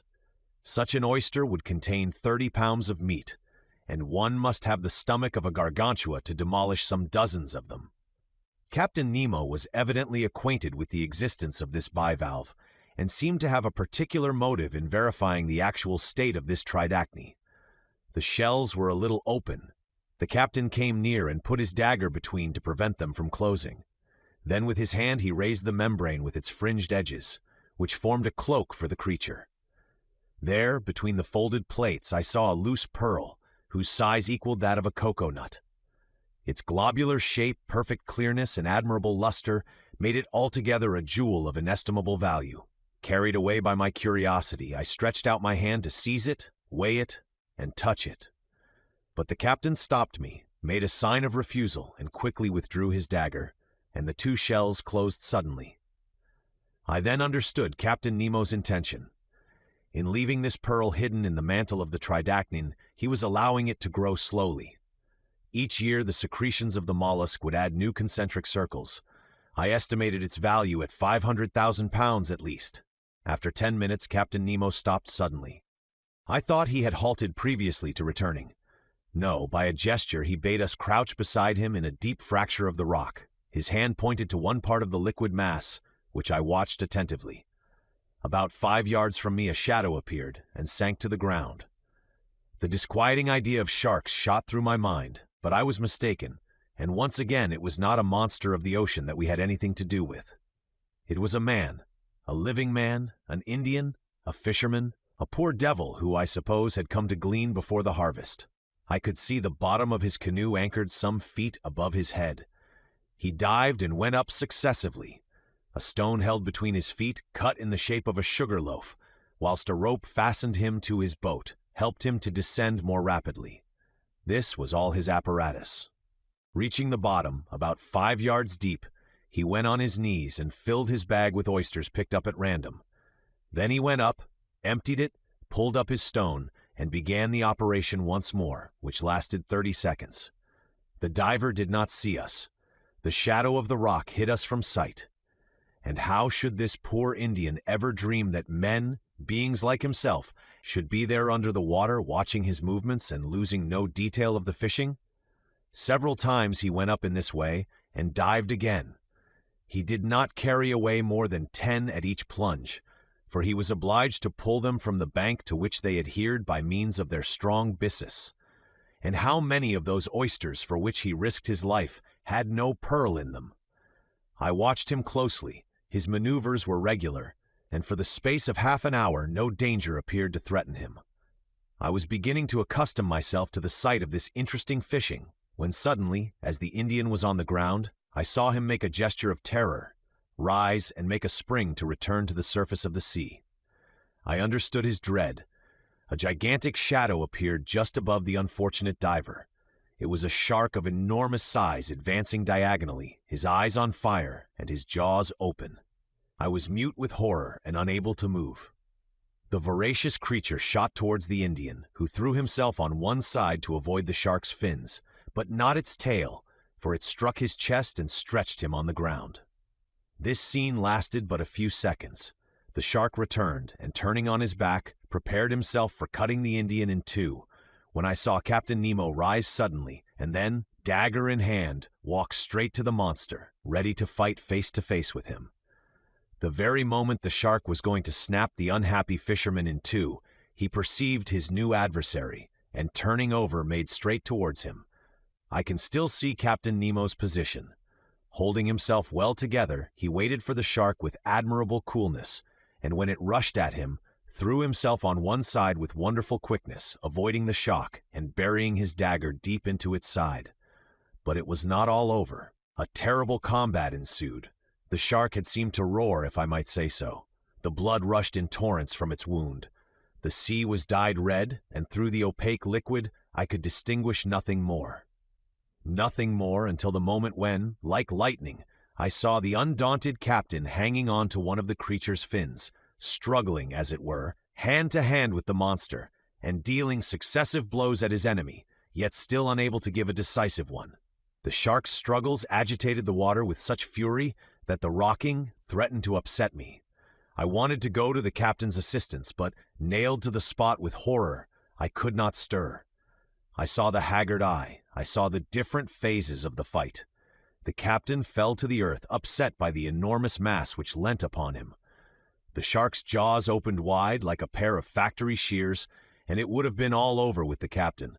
But quick as thought, harpoon in hand, Ned Land rushed towards the shark and struck it with its sharp point. The waves were impregnated with a mass of blood. They rocked under the shark's movements, which beat them with indescribable fury. Ned Land had not missed his aim. It was the monster's death rattle. Struck to the heart, it struggled in dreadful convulsions, the shock of which overthrew Conseil. But Ned Land had disentangled the captain, who, getting up without any wound, went straight to the Indian, quickly cut the cord which held him to his stone, took him in his arms, and with a sharp blow of his heel, mounted to the surface. We all three followed in a few seconds, saved by a miracle, and reached the fisherman's boat. Captain Nemo's first care was to recall the unfortunate man to life again. I did not think he could succeed. I hoped so, for the poor creature's immersion was not long, but the blow from the shark's tail might have been his death blow. Happily, with the captain's and Conseil's sharp friction, I saw consciousness return by degrees. He opened his eyes. What was his surprise, his terror even, at seeing 4 great copper heads leaning over him? And above all, what must he have thought when Captain Nemo, drawing from the pocket of his dress a bag of pearls, placed it in his hand? This munificent charity from the man of the waters to the poor Cingalese was accepted with a trembling hand. His wondering eyes showed that he knew not to what superhuman beings he owed both fortune and life. At a sign from the captain, we regained the bank, and following the road already traversed, came in about half an hour to the anchor, which held the canoe of the Nautilus to the earth. Once on board, we each, with the help of the sailors, got rid of the heavy copper helmet. Captain Nemo's first word was to the Canadian, "Thank you, Master Land," said he. "It was in revenge, Captain," replied Ned Land. "I owed you that." A ghastly smile passed across the captain's lips, and that was all. "To the Nautilus," said he. The boat flew over the waves, some minutes after we met the shark's dead body floating. By the black marking of the extremity of its fins, I recognized the terrible melanopteron of the Indian seas, of the species of shark so properly called. It was more than 25 feet long. Its enormous mouth occupied 1/3 of its body. It was an adult, as was known by its 6 rows of teeth placed in an isosceles triangle in the upper jaw. Whilst I was contemplating this inert mass, a dozen of these voracious beasts appeared round the boat, and without noticing us, threw themselves upon the dead body and fought with one another for the pieces. At 8:30 we were again on board the Nautilus. There I reflected on the incidents which had taken place in our excursion to the Manar Bank. 2 conclusions I must inevitably draw from it, one bearing upon the unparalleled courage of Captain Nemo, the other upon his devotion to a human being, a representative of that race from which he fled beneath the sea. Whatever he might say, this strange man had not yet succeeded in entirely crushing his heart. When I made this observation to him, he answered in a slightly moved tone, "That Indian, sir, is an inhabitant of an oppressed country, and I am still and shall be to my last breath one of them." Chapter 27. The Red Sea. In the course of the day of the 29th of January, the island of Ceylon disappeared under the horizon, and the Nautilus, at a speed of 20 miles an hour, slid into the labyrinth of canals which separate the Maldives from the Laccadives. It coasted even the island of Kilton, a land originally coralline, discovered by Vasco da Gama in 1499, and one of the 19 principal islands of the Laccadive archipelago, situated between 10 degrees and 14 degrees 30 N lat and 69 degrees 50, 72.6 E long. We had made 16,220 miles or 7,000 French leagues from our starting point in the Japanese seas. The next day, 30th January, when the Nautilus went to the surface of the ocean, there was no land in sight. Its course was NNE, in the direction of the Sea of Oman, between Arabia and the Indian Peninsula, which serves as an outlet to the Persian Gulf. It was evidently a block without any possible egress. Where was Captain Nemo taking us to? I could not say. This, however, did not satisfy the Canadian, who that day came to me asking where we were going. "We are going where our captain's fancy takes us, Master Ned." "His fancy cannot take us far, then," said the Canadian. "The Persian Gulf has no outlet, and if we do go in, it will not be long before we are out again." "Very well, then, we will come out again, Master Land, and if after the Persian Gulf the Nautilus would like to visit the Red Sea, the Straits of Bab el-Mandeb are there to give us entrance." "I need not tell you, sir," said Ned Land, "that the Red Sea is as much closed as the Gulf, as the Isthmus of Suez is not yet cut, and if it was, a boat as mysterious as ours would not risk itself in a canal cut with sluices. And again, the Red Sea is not the road to take us back to Europe." "But I never said we were going back to Europe." "What do you suppose, then?" "I suppose that after visiting the curious coasts of Arabia and Egypt, the Nautilus will go down the Indian Ocean again, perhaps cross the channel of Mozambique, perhaps off the Mascarenhas, so as to gain the Cape of Good Hope." "And once at the Cape of Good Hope?" asked the Canadian with peculiar emphasis. "Well, we shall penetrate into that Atlantic which we do not yet know." "Ah, friend Ned, you are getting tired of this journey under the sea? You are surfeited with the incessantly varying spectacle of submarine wonders. For my part, I shall be sorry to see the end of a voyage which it is given to so few men to make." For 4 days, till the 3rd of February, the Nautilus scoured the Sea of Oman, at various speeds and at various depths. It seemed to go at random, as if hesitating as to which road it should follow, but we never passed the Tropic of Cancer. In quitting this sea, we sighted Muscat for an instant, one of the most important towns of the country of Oman. I admired its strange aspect, surrounded by black rocks upon which its white houses and forts stood in relief. I saw the rounded domes of its mosques, the elegant points of its minarets, its fresh and verdant terraces. But it was only a vision. The Nautilus soon sank under the waves of that part of the sea. We passed along the Arabian coast of Mara and Hadramaut for a distance of 6 miles, its undulating line of mountains being occasionally relieved by some ancient ruin. The 5th of February we at last entered the Gulf of Aden, a perfect funnel introduced into the neck of Bab el-Mandeb, through which the Indian waters entered the Red Sea. The 6th of February, the Nautilus floated in sight of Aden, perched upon a promontory which a narrow isthmus joins to the mainland, a kind of inaccessible Gibraltar, the fortifications of which were rebuilt by the English after taking possession in 1839. I caught a glimpse of the octagon minarets of this town, which was at one time the richest commercial magazine on the coast. I certainly thought that Captain Nemo arrived at this point would back out again, but I was mistaken, for he did no such thing, much to my surprise. The next day, the 7th of February, we entered the Straits of Bab el-Mandeb, the name of which in the Arab tongue means the Gate of Tears. To 20 miles in breadth, it is only 32 in length, and for the Nautilus, starting at full speed, the crossing was scarcely the work of an hour. But I saw nothing, not even the island of Perim, with which the British government has fortified the position of Aden.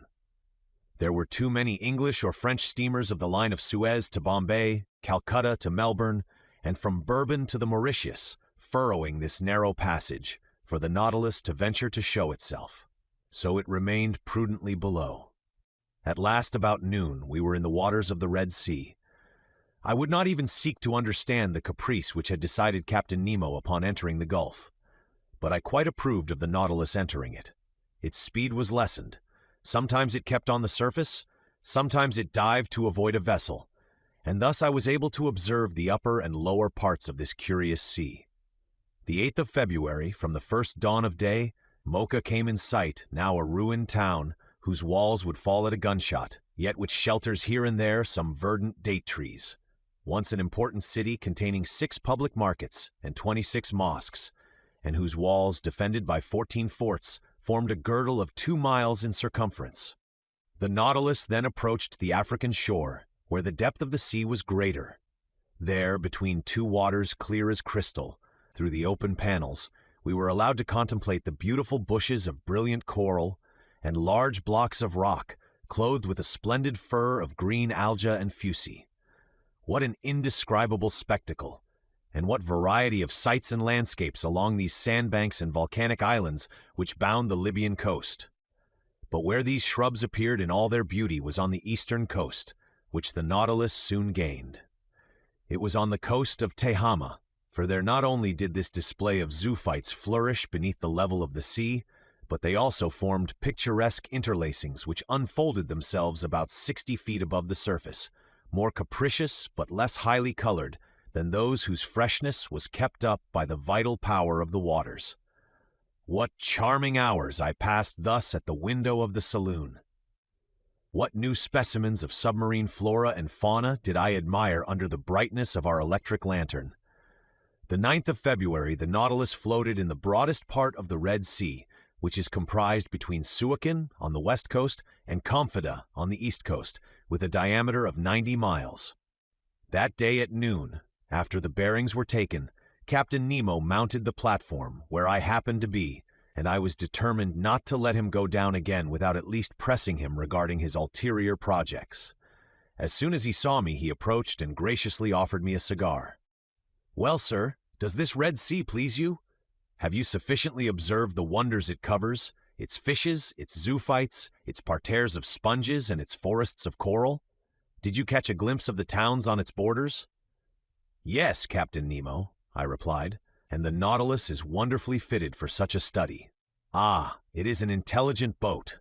"Yes, sir, intelligent and invulnerable. It fears neither the terrible tempests of the Red Sea, nor its currents, nor its sandbanks." "Certainly," said I. "This sea is quoted as one of the worst, and in the time of the ancients, if I am not mistaken, its reputation was detestable." Detestable, M. Aronnax.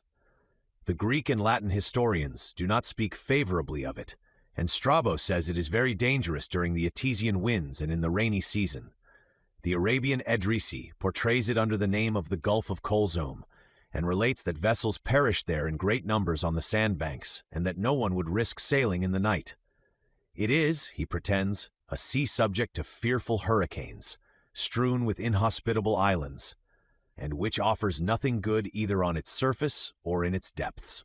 One may see, I replied, that these historians never sailed on board the Nautilus. Just so, replied the captain smiling, and in that respect moderns are not more advanced than the ancients. It required many ages to find out the mechanical power of steam. Who knows if, in another 100 years, we may not see a second Nautilus. Progress is slow, M. Aronnax. It is true, I answered. Your boat is at least a century before its time, perhaps an era. What a misfortune that the secret of such an invention should die with its inventor. Captain Nemo did not reply. After some minutes' silence, he continued, You were speaking of the opinions of ancient historians upon the dangerous navigation of the Red Sea. It is true, said I, but were not their fears exaggerated? Yes and no, Mem Aronnax, replied Captain Nemo, who seemed to know the Red Sea by heart. That which is no longer dangerous for a modern vessel, well-rigged, strongly built, and master of its own course, thanks to obedient steam, offered all sorts of perils to the ships of the ancients. Picture to yourself those first navigators venturing in ships made of planks sewn with the cords of the palm tree, saturated with the grease of the sea dog, and covered with powdered resin. They had not even instruments wherewith to take their bearings, and they went by guess amongst currents of which they scarcely knew anything. Under such conditions, shipwrecks were and must have been numerous. But in our time, steamers running between Suez and the South Seas have nothing more to fear from the fury of this gulf, in spite of contrary trade winds. The captain and passengers do not prepare for their departure by offering propitiatory sacrifices, and on their return, they no longer go ornamented with wreaths and gilt fillets to thank the gods in the neighboring temple. I agree with you, said I, and steam seems to have killed all gratitude in the hearts of sailors.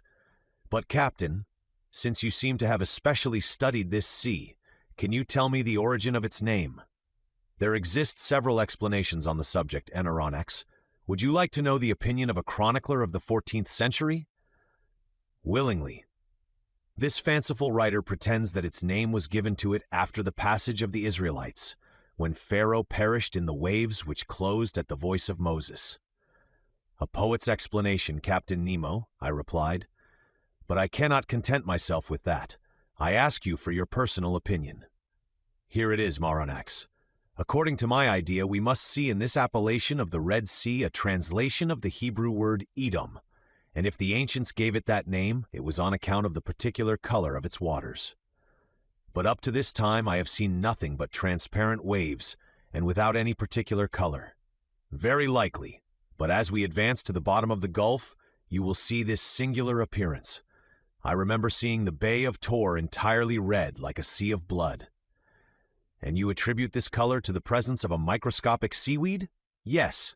So, Captain Nemo, it is not the first time you have overrun the Red Sea on board the Nautilus. No, sir. As you spoke a while ago of the passage of the Israelites and of the catastrophe to the Egyptians, I will ask whether you have met with the traces under the water of this great historical fact? No, sir, and for a good reason. What is it? It is that the spot where Moses and his people passed is now so blocked up with sand that the camels can barely bathe their legs there. You can well understand that there would not be water enough for my Nautilus. And the spot? I asked. The spot is situated a little above the Isthmus of Suez, in the arm which formerly made a deep estuary when the Red Sea extended to the Salt Lakes. Now, whether this passage were miraculous or not, the Israelites nevertheless crossed there to reach the Promised Land, and Pharaoh's army perished precisely on that spot, and I think that excavations made in the middle of the sand would bring to light a large number of arms and instruments of Egyptian origin. That is evident, I replied, and for the sake of archaeologists, let us hope that these excavations will be made sooner or later, when new towns are established on the isthmus, after the construction of the Suez Canal. A canal, however, very useless to a vessel like the Nautilus. Very likely, but useful to the whole world, said Captain Nemo. The ancients well understood the utility of a communication between the Red Sea and the Mediterranean for their commercial affairs, but they did not think of digging a canal direct, and took the Nile as an intermediate. Very probably the canal which united the Nile to the Red Sea was begun by Sesostris, if we may believe tradition. One thing is certain, that in the year 615 before Jesus Christ, Nikos undertook the works of an alimentary canal to the waters of the Nile across the plain of Egypt, looking towards Arabia. It took 4 days to go up this canal, and it was so wide that 2 triremes could go abreast. It was carried on by Darius, the son of Hystaspes, and probably finished by Ptolemy II. Strabo saw it navigated, but its decline from the point of departure near Bubastes to the Red Sea was so slight that it was only navigable for a few months in the year. This canal answered all commercial purposes to the age of Antonius, when it was abandoned and blocked up with sand. Restored by order of the Caliph Omar, it was definitely destroyed in 761 or 762 by Caliph al-Mansur, who wished to prevent the arrival of provisions to Muhammad ben Abdallah, who had revolted against him.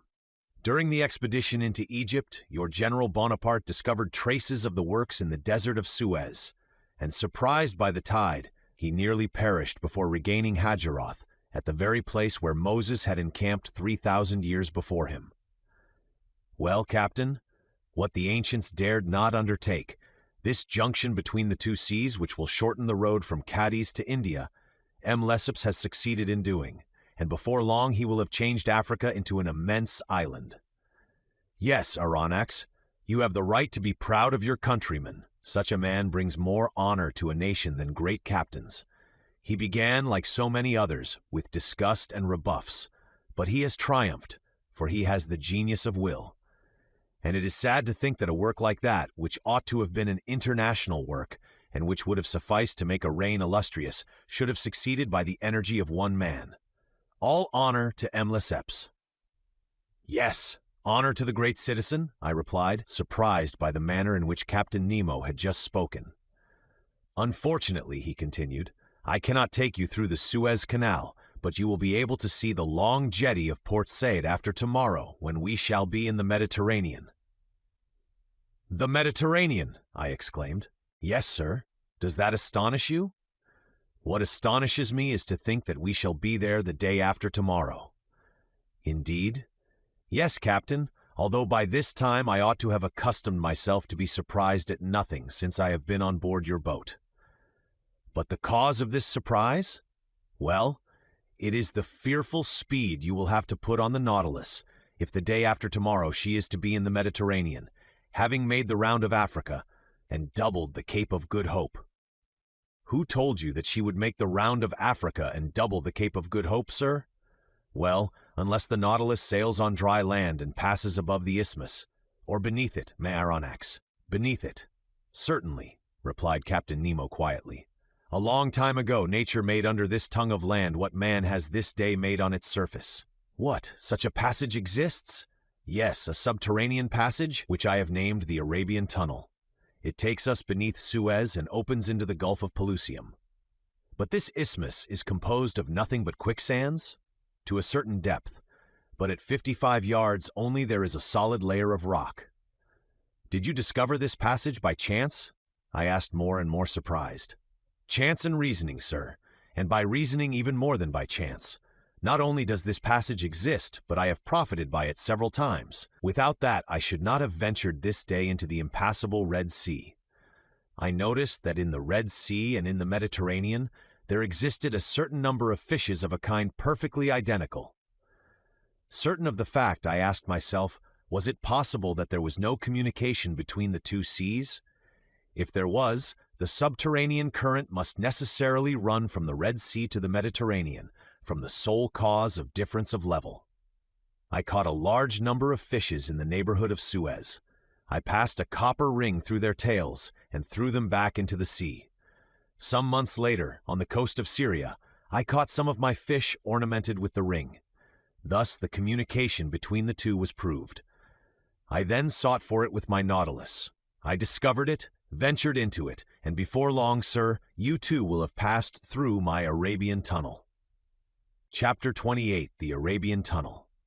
That same evening, in 21 degrees 30 N lat, the Nautilus floated on the surface of the sea, approaching the Arabian coast. I saw Jeddah, the most important counting house of Egypt, Syria, Turkey, and India. I distinguished clearly enough its buildings, the vessels anchored at the quays, and those whose drought of water obliged them to anchor in the roads. The sun, rather low on the horizon, struck full on the houses of the town, bringing out their whiteness. Outside, some wooden cabins, and some made of reeds, showed the quarter inhabited by the Bedouins. Soon Jeddah was shut out from view by the shadows of night, and the Nautilus found herself under water slightly phosphorescent. The next day, the 10th of February, we sighted several ships running to windward.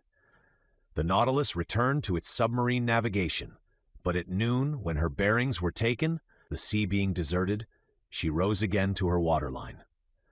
Accompanied by Ned and Conseil, I seated myself on the platform. The coast on the eastern side looked like a mass faintly printed upon a damp fog. We were leaning on the sides of the pinnace, talking of one thing and another, when Ned Land, stretching out his hand towards a spot on the sea, said, "Do you see anything there, sir?" "No, Ned," I replied, "but I have not your eyes, you know." "Look well," said Ned. "There, on the starboard beam, about the height of the lantern, do you not see a mass which seems to move?" "Certainly," said I after close attention. "I see something like a long black body on the top of the water." And certainly before long the black object was not more than a mile from us. It looked like a great sandbank deposited in the open sea. It was a gigantic dugong. Ned Land looked eagerly. His eyes shone with covetousness at the sight of the animal. His hand seemed ready to harpoon it. One would have thought he was awaiting the moment to throw himself into the sea and attack it in its element. At this instant, Captain Nemo appeared on the platform. He saw the dugong, understood the Canadian's attitude, and addressing him said, "If you held a harpoon just now, Master Land, would it not burn your hand?" "Just so, sir. And you would not be sorry to go back, for one day, to your trade of a fisherman, and to add this cetacean to the list of those you have already killed?" "I should not, sir." "Well, you can try." "Thank you, sir," said Ned Land, his eyes flaming. "Only," continued the captain, "I advise you for your own sake not to miss the creature." "Is the dugong dangerous to attack?" I asked, in spite of the Canadian's shrug of the shoulders. "Yes," replied the captain. "Sometimes the animal turns upon its assailants and overturns their boat, but for Master Land this danger is not to be feared. His eye is prompt, his arm sure." At this moment 7 men of the crew, mute and immovable as ever, mounted the platform. One carried a harpoon and a line similar to those employed in catching whales. The pinnace was lifted from the bridge, pulled from its socket, and let down into the sea. 6 oarsmen took their seats, and the coxswain went to the tiller. Ned, Conseil, and I went to the back of the boat. "You are not coming, Captain?" I asked. "No, sir, but I wish you good sport." The boat put off, and lifted by the 6 rowers, drew rapidly towards the dugong, which floated about 2 miles from the Nautilus. Arrived some cable's length from the cetacean, the speed slackened, and the oars dipped noiselessly into the quiet waters. Ned Land, harpoon in hand, stood in the forepart of the boat. The harpoon used for striking the whale is generally attached to a very long cord, which runs out rapidly as the wounded creature draws it after him. But here the cord was not more than 10 fathoms long, and the extremity was attached to a small barrel, which, by floating, was to show the course the dugong took under the water. I stood and carefully watched the Canadian's adversary. This dugong, which also bears the name of the halicore, closely resembles the manatee, its oblong body terminated in a lengthened tail, and its lateral fins in perfect fingers. Its difference from the manatee consisted in its upper jaw, which was armed with 2 long and pointed teeth, which formed on each side diverging tusks. This dugong, which Ned Land was preparing to attack, was of colossal dimensions. It was more than 7 yards long. It did not move and seemed to be sleeping on the waves, which circumstance made it easier to capture. The boat approached within 6 yards of the animal. The oars rested on the rowlocks. I half rose. Ned Land, his body thrown a little back, brandished the harpoon in his experienced hand. Suddenly a hissing noise was heard, and the dugong disappeared. The harpoon, although thrown with great force, had apparently only struck the water. "Curse it!" exclaimed the Canadian furiously. "I have missed it." "No," said I. "The creature is wounded. Look at the blood, but your weapon has not stuck in his body." "My harpoon! My harpoon!" cried Ned Land. The sailors rowed on. and the coxswain made for the floating barrel. The harpoon regained, we followed in pursuit of the animal. The latter came now and then to the surface to breathe. Its wound had not weakened it, for it shot onwards with great rapidity. The boat, rowed by strong arms, flew on its track. Several times it approached within some few yards, and the Canadian was ready to strike, but the dugong made off with a sudden plunge, and it was impossible to reach it. Imagine the passion which excited impatient Ned Land. He hurled at the unfortunate creature the most energetic expletives in the English tongue. For my part, I was only vexed to see the dugong escape all our attacks. We pursued it without relaxation for an hour, and I began to think it would prove difficult to capture, when the animal, possessed with the perverse idea of vengeance, of which he had cause to repent, turned upon the pinnace and assailed us in its turn. This maneuver did not escape the Canadian. "Look out!" he cried. The coxswain said some words in his outlandish tongue, doubtless warning the men to keep on their guard. The dugong came within 20 feet of the boat, stopped, sniffed the air briskly with its large nostrils, not pierced at the extremity, but in the upper part of its muzzle. Then, taking a spring, he threw himself upon us. The pinnace could not avoid the shock, and half upset, shipped at least 2 tons of water, which had to be emptied. But thanks to the coxswain, we caught it sideways, not full front, so we were not quite overturned. While Ned Land, clinging to the bows, belabored the gigantic animal with blows from his harpoon, the creature's teeth were buried in the gunwale, and it lifted the whole thing out of the water, as a lion does a roebuck.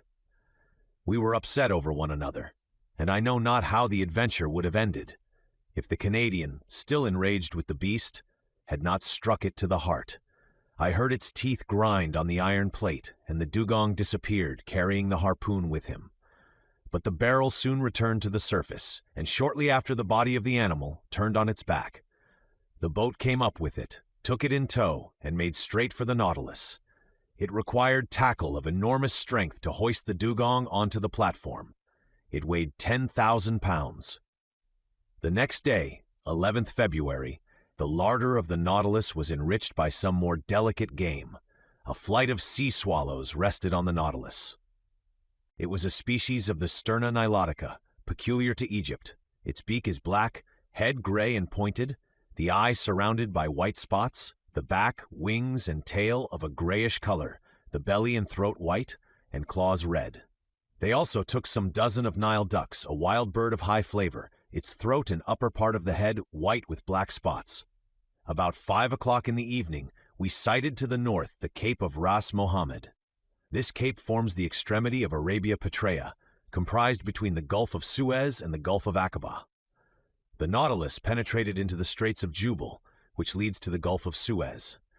I distinctly saw a high mountain towering between the 2 gulfs of Ras Mohammed.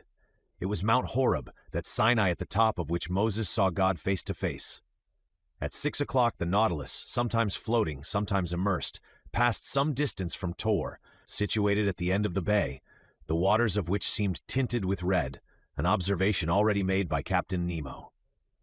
Then night fell in the midst of a heavy silence, sometimes broken by the cries of the pelican and other night birds, and the noise of the waves breaking upon the shore, chafing against the rocks, or the panting of some far-off steamer beating the waters of the Gulf with its noisy paddles.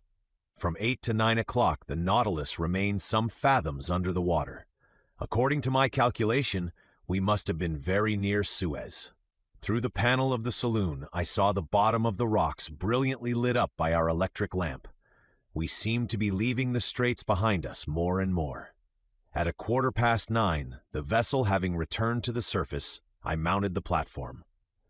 Most impatient to pass through Captain Nemo's tunnel, I could not stay in one place, so came to breathe the fresh night air.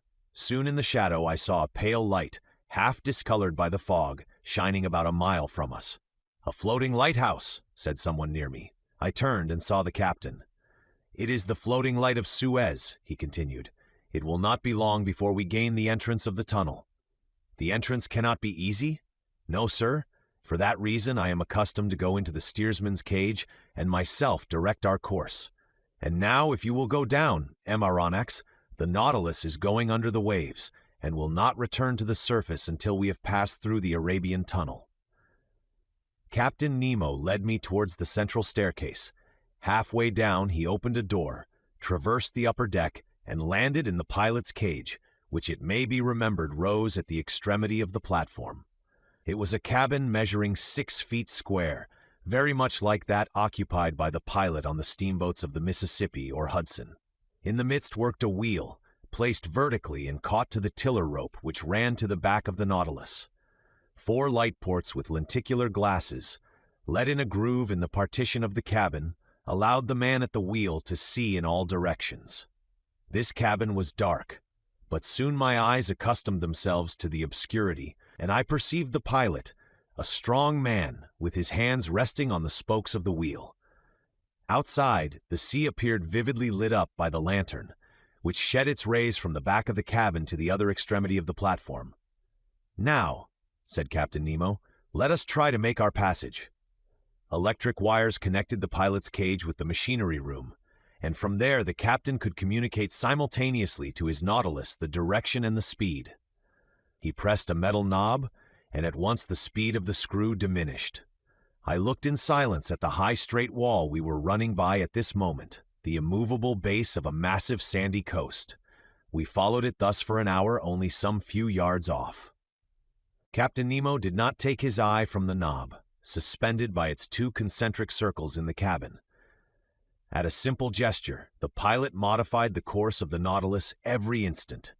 I had placed myself at the port scuttle and saw some magnificent substructures of coral, zoophytes, seaweed, and fucus, agitating their enormous claws which stretched out from the fissures of the rock. At 10:15, the captain himself took the helm. A large gallery, black and deep, opened before us. The Nautilus went boldly into it. A strange roaring was heard round its sides. It was the waters of the Red Sea, which the incline of the tunnel precipitated violently towards the Mediterranean. The Nautilus went with the torrent, rapid as an arrow, in spite of the efforts of the machinery, which, in order to offer more effective resistance, beat the waves with reversed screw. On the walls of the narrow passage I could see nothing but brilliant rays, straight lines, furrows of fire, traced by the great speed under the brilliant electric light. My heart beat fast. At 10:35, Captain Nemo quitted the helm and, turning to me, said, "The Mediterranean." In less than 20 minutes, the Nautilus, carried along by the torrent, had passed through the Isthmus of Suez. Chapter 29. The Grecian Archipelago. The next day, the 12th of February, at the dawn of day, the Nautilus rose to the surface. I hastened onto the platform. 3 miles to the south, the dim outline of Pelusium was to be seen. A torrent had carried us from one sea to another. About 7 o'clock, Ned and Conseil joined me. "Well, Sir Naturalist," said the Canadian in a slightly jovial tone, "and the Mediterranean?"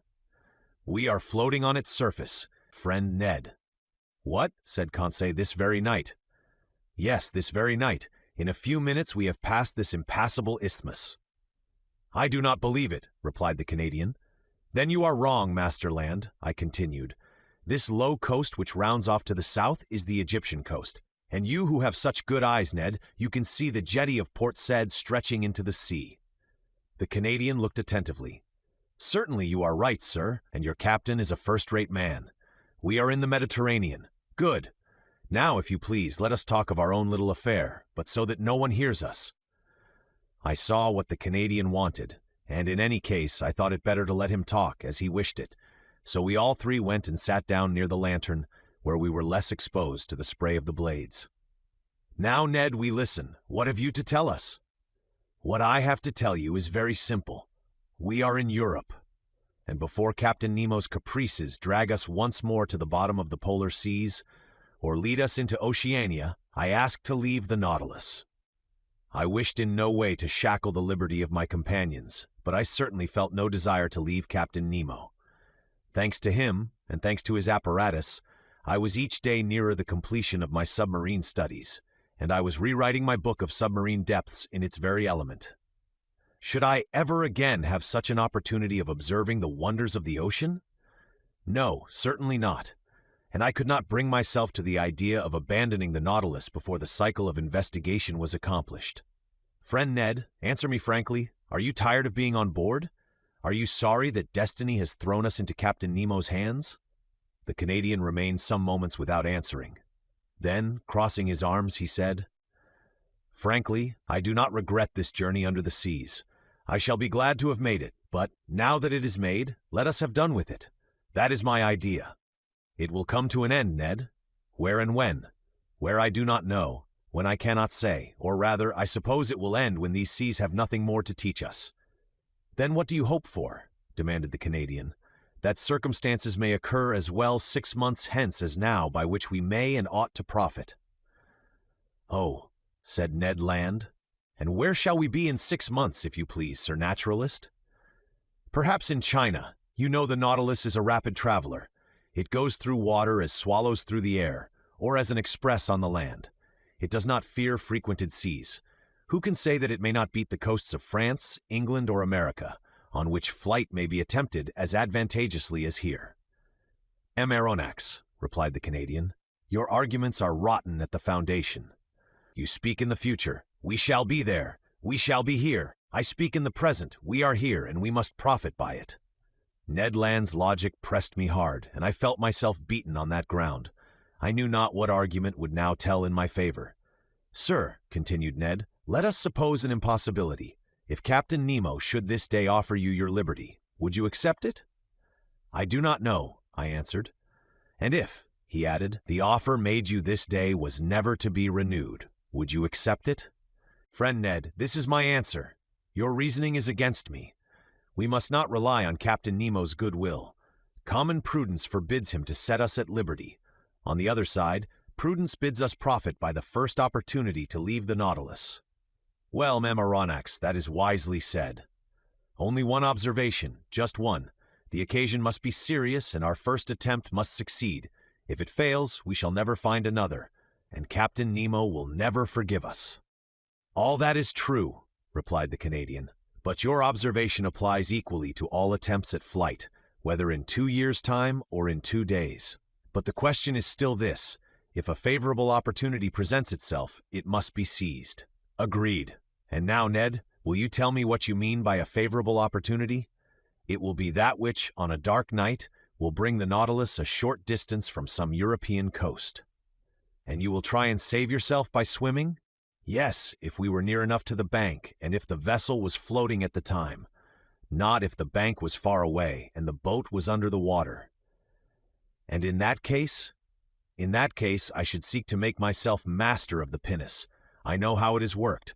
We must get inside, and the bolts once drawn, we shall come to the surface of the water, without even the pilot, who is in the bows, perceiving our flight." "Well, Ned, watch for the opportunity. But do not forget that a hitch will ruin us."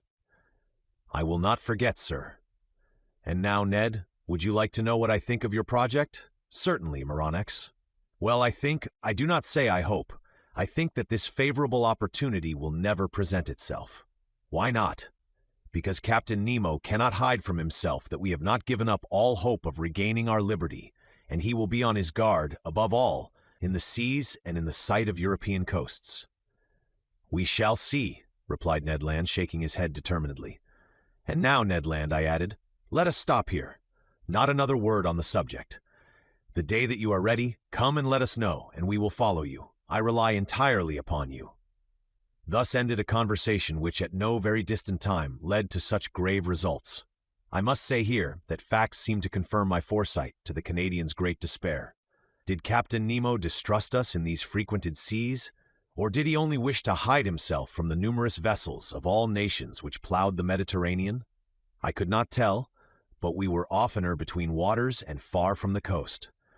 Or, if the Nautilus did emerge, nothing was to be seen but the pilot's cage, and sometimes it went to great depths, for between the Grecian archipelago and Asia Minor, we could not touch the bottom by more than 1,000 fathoms. Thus I only knew we were near the island of Carpathos, one of the Sporades, by Captain Nemo reciting these lines from Virgil: "Est Carpathio Neptuni gurgite vates, ceruleus Proteus," as he pointed to a spot on the planisphere. It was indeed the ancient abode of Proteus, the old shepherd of Neptune's flocks, now the island of Scarpanto, situated between Rhodes and Crete. I saw nothing but the granite base through the glass panels of the saloon. The next day, the 14th of February, I resolved to employ some hours in studying the fishes of the archipelago, but for some reason or other, the panels remained hermetically sealed. Upon taking the course of the Nautilus, I found that we were going towards Candia, the ancient isle of Crete. At the time I embarked on the Abraham Lincoln, the whole of this island had risen in insurrection against the despotism of the Turks. But how the insurgents had fared since that time, I was absolutely ignorant, and it was not Captain Nemo, deprived of all land communications, who could tell me. I made no allusion to this event when that night I found myself alone with him in the saloon. Besides, he seemed to be taciturn and preoccupied. Then, contrary to his custom, he ordered both panels to be opened and, going from one to the other, observed the mass of waters attentively. To what end I could not guess, so on my side I employed my time in studying the fish passing before my eyes.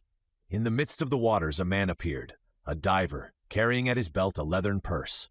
It was not a body abandoned to the waves, it was a living man, swimming with a strong hand, disappearing occasionally to take breath at the surface. I turned towards Captain Nemo, and in an agitated voice exclaimed, "A man shipwrecked! He must be saved at any price!"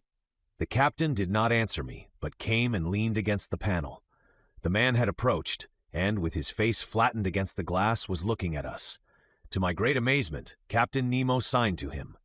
The diver answered with his hand, mounted immediately to the surface of the water, and did not appear again.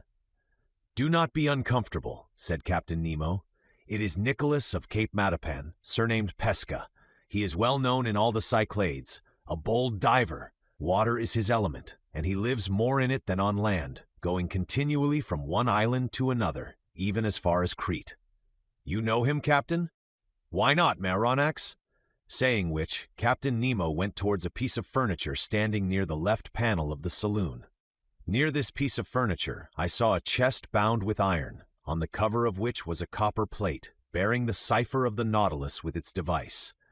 At that moment the captain, without noticing my presence, opened the piece of furniture, a sort of strong box, which held a great many ingots. They were ingots of gold. From whence came this precious metal, which represented an enormous sum? Where did the captain gather this gold from, and what was he going to do with it? I did not say one word. I looked. Captain Nemo took the ingots one by one and arranged them methodically in the chest, which he filled entirely. I estimated the contents at more than 4,000 pounds weight of gold, that is to say, nearly 200,000 pounds. The chest was securely fastened, and the captain wrote an address on the lid, in characters which must have belonged to modern Greece. This done, Captain Nemo pressed a knob, the wire of which communicated with the quarters of the crew. 4 men appeared, and not without some trouble, pushed the chest out of the saloon. Then I heard them hoisting it up the iron staircase by means of pulleys. At that moment, Captain Nemo turned to me. "And you were saying, sir?" said he. "I was saying nothing, Captain." "Then, sir, if you will allow me, I will wish you good night."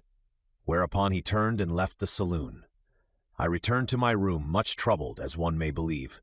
I vainly tried to sleep. I sought the connecting link between the apparition of the diver and the chest filled with gold.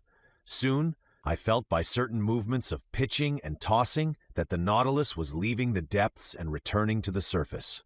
Then I heard steps upon the platform, and I knew they were unfastening the pinnace and launching it upon the waves.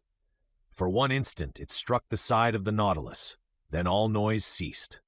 2 hours after, the same noise, the same going and coming was renewed. The boat was hoisted on board, replaced in its socket, and the Nautilus again plunged under the waves. So these millions had been transported to their address. To what point of the continent? Who was Captain Nemo's correspondent? The next day, I related to Conseil and the Canadian the events of the night, which had excited my curiosity to the highest degree. My companions were not less surprised than myself. "But where does he take his millions to?" asked Ned Land. To that there was no possible answer. I returned to the saloon after having breakfast and set to work. Till 5 o'clock in the evening I employed myself in arranging my notes. At that moment, ought I to attribute it to some peculiar idiosyncrasy? I felt so great a heat that I was obliged to take off my coat. It was strange, for we were under low latitudes, and even then the Nautilus, submerged as it was, ought to experience no change of temperature. I looked at the manometer. It showed a depth of 60 feet, to which atmospheric heat could never attain. I continued my work, but the temperature rose to such a pitch as to be intolerable. Could there be fire on board? I asked myself. I was leaving the saloon when Captain Nemo entered. He approached the thermometer, consulted it, and turning to me, said, 42 degrees. I have noticed it, Captain, I replied, and if it gets much hotter, we cannot bear it. Oh, sir, it will not get hotter if we do not wish it. You can reduce it as you please, then? No, but I can go farther from the stove which produces it. It is outward, then? Certainly. We are floating in a current of boiling water. Is it possible? Look! The panels opened, and I saw the sea entirely white all round. A sulphurous smoke was curling amid the waves, which boiled like water in a copper. I placed my hand on one of the panes of glass, but the heat was so great that I quickly took it off again. "Where are we?" I asked. "Near the island of Santorin, sir," replied the captain. "I wish to give you a sight of the curious spectacle of a submarine eruption." "I thought," said I, "that the formation of these new islands was ended." "Nothing is ever ended in the volcanic parts of the sea," replied Captain Nemo, "and the globe is always being worked by subterranean fires. Already, in the 19th year of our era, according to Cassiodorus and Pliny, a new island, Theia, the Divine, appeared in the very place where these islets have recently been formed. Then they sank under the waves, to rise again in the year 69, when they again subsided. Since that time to our days the Plutonian work has been suspended. But on the 3rd of February 1866, a new island which they named George Island emerged from the midst of the sulphurous vapor near Nea Kamenni and settled again the 6th of the same month. 7 days after, the 13th of February, the island of Aphroessa appeared, leaving between Nea Kamenni and itself a canal 10 yards broad. I was in these seas when the phenomenon occurred, and I was able therefore to observe all the different phases. The island of Aphroessa, of round form, measured 300 feet in diameter and 30 feet in height. It was composed of black and vitreous lava, mixed with fragments of felspar. And lately, on the 10th of March, a smaller island called Rekka showed itself near Nea Kamenni, and since then these three have joined together, forming but one and the same island. "And the canal in which we are at this moment?" I asked. "Here it is," replied Captain Nemo, showing me a map of the archipelago. "You see, I have marked the new islands." I returned to the glass. The Nautilus was no longer moving. The heat was becoming unbearable. The sea, which till now had been white, was red owing to the presence of salts of iron. In spite of the ships being hermetically sealed, an insupportable smell of sulfur filled the saloon, and the brilliancy of the electricity was entirely extinguished by bright scarlet flames. I was in a bath, I was choking, I was broiled. "We can remain no longer in this boiling water," said I to the captain. "It would not be prudent," replied the impassive Captain Nemo. An order was given. The Nautilus tacked about and left the furnace it could not brave with impunity. A quarter of an hour after we were breathing fresh air on the surface. The thought then struck me that if Ned Land had chosen this part of the sea for our flight, we should never have come alive out of this sea of fire.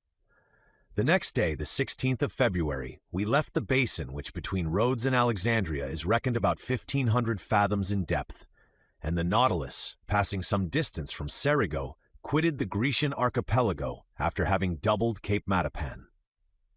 Chapter 30. The Mediterranean in 48 hours. The Mediterranean, the blue sea par excellence, the great sea of the Hebrews, the sea of the Greeks, the Mare Nostrum of the Romans, bordered by orange trees, aloes, cacti, and sea pines, embalmed with the perfume of the myrtle, surrounded by rude mountains, saturated with pure and transparent air, but incessantly worked by underground fires, a perfect battlefield in which Neptune and Pluto still dispute the empire of the world. "It is upon these banks and on these waters," says Michelet, "that man is renewed in one of the most powerful climates of the globe." But, beautiful as it was, I could only take a rapid glance at the basin whose superficial area is 2 million of square yards. Even Captain Nemo's knowledge was lost to me, for this puzzling person did not appear once during our passage at full speed. I estimated the course which the Nautilus took under the waves of the sea at about 600 leagues, and it was accomplished in 48 hours. Starting on the morning of the 16th of February from the shores of Greece, we had crossed the Straits of Gibraltar by sunrise on the 18th.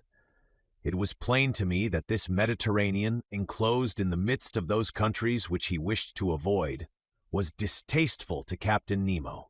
Those waves and those breezes brought back too many remembrances, if not too many regrets.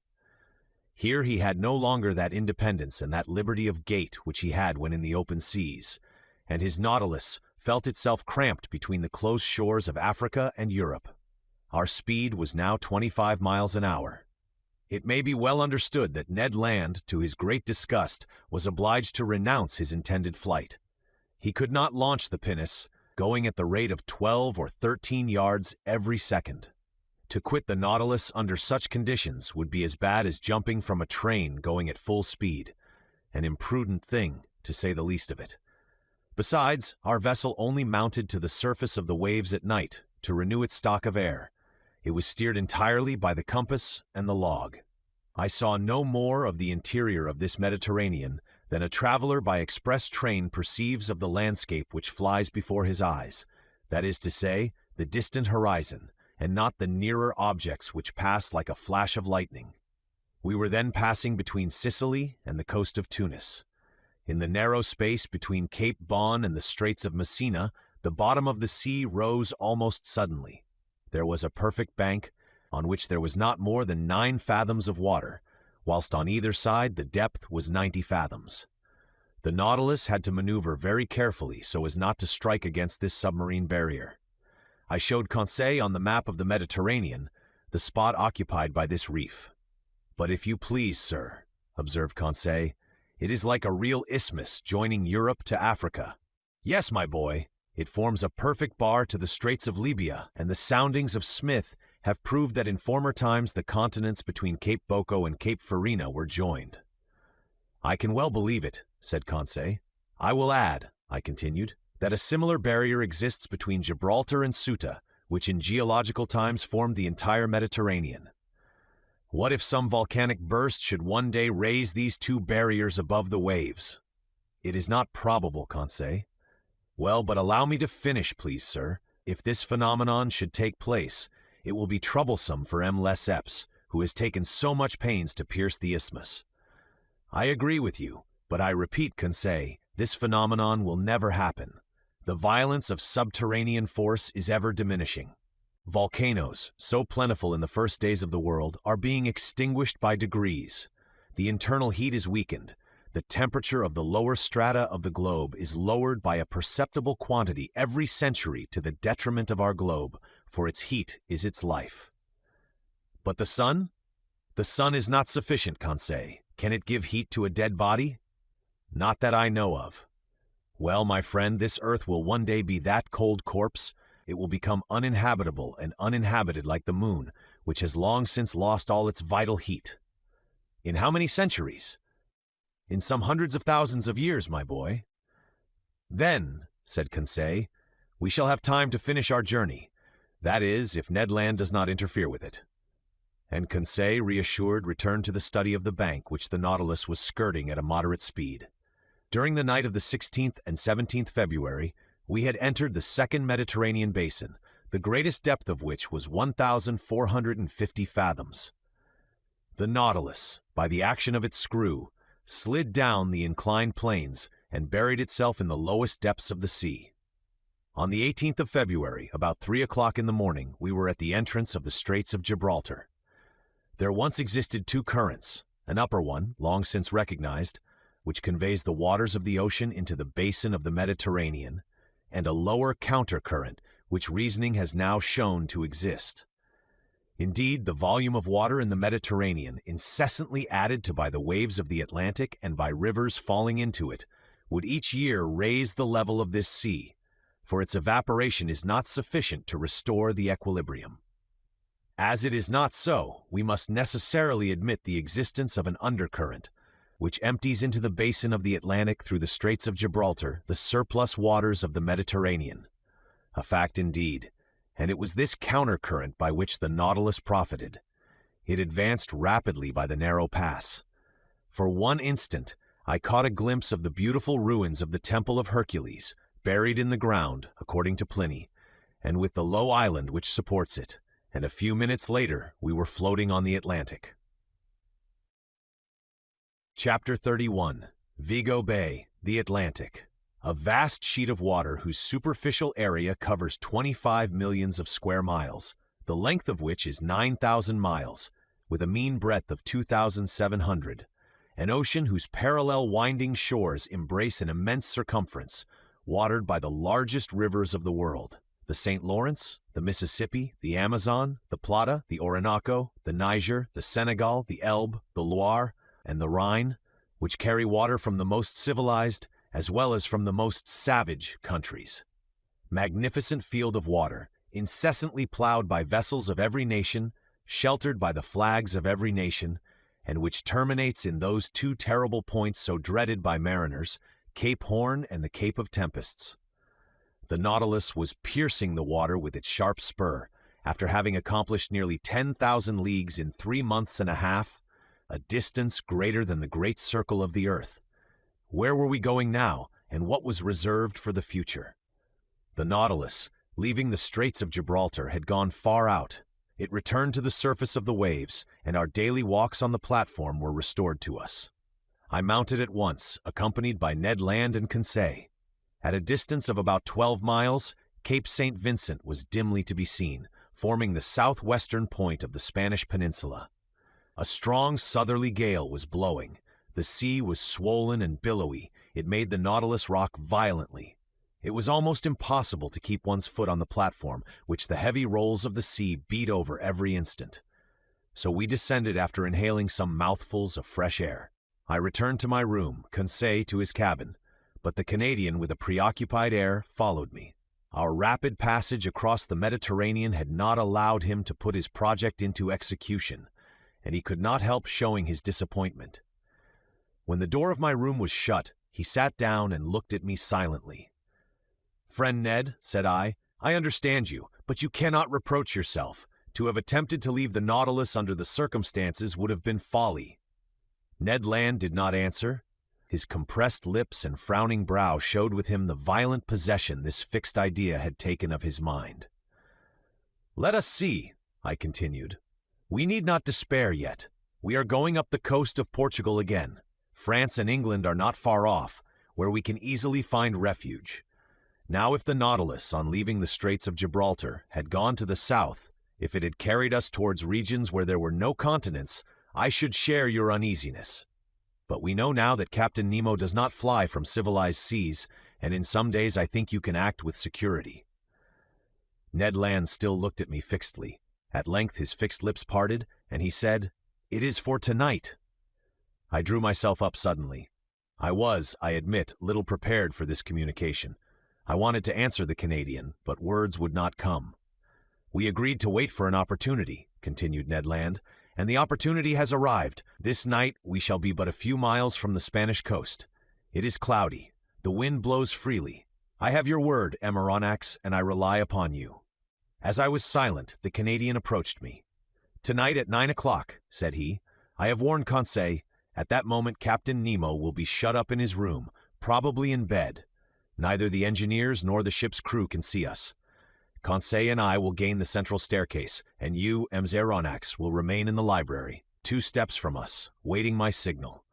The oars, the mast, and the sail are in the canoe. I have even succeeded in getting some provisions. I have procured an English wrench to unfasten the bolts which attach it to the shell of the Nautilus. So all is ready till tonight. The sea is bad." "That I allow," replied the Canadian, "but we must risk that. Liberty is worth paying for. Besides, the boat is strong, and a few miles with a fair wind to carry us is no great thing. Who knows but by tomorrow we may be 100 leagues away? Let circumstances only favor us, and by 10 or 11 o'clock we shall have landed on some spot of terra firma, alive or dead. But adieu now till tonight." With these words the Canadian withdrew, leaving me almost dumb. I had imagined that, the chance gone, I should have time to reflect and discuss the matter. My obstinate companion had given me no time, and after all, what could I have said to him? Ned Land was perfectly right. There was almost the opportunity to profit by. Could I retract my word and take upon myself the responsibility of compromising the future of my companions? Tomorrow Captain Nemo might take us far from all land. At that moment, a rather loud hissing noise told me that the reservoirs were filling and that the Nautilus was sinking under the waves of the Atlantic. A sad day I passed between the desire of regaining my liberty of action and of abandoning the wonderful Nautilus and leaving my submarine studies incomplete. What dreadful hours I passed thus, sometimes seeing myself and companions safely landed, sometimes wishing, in spite of my reason, that some unforeseen circumstance would prevent the realization of Ned Land's project. Twice I went to the saloon.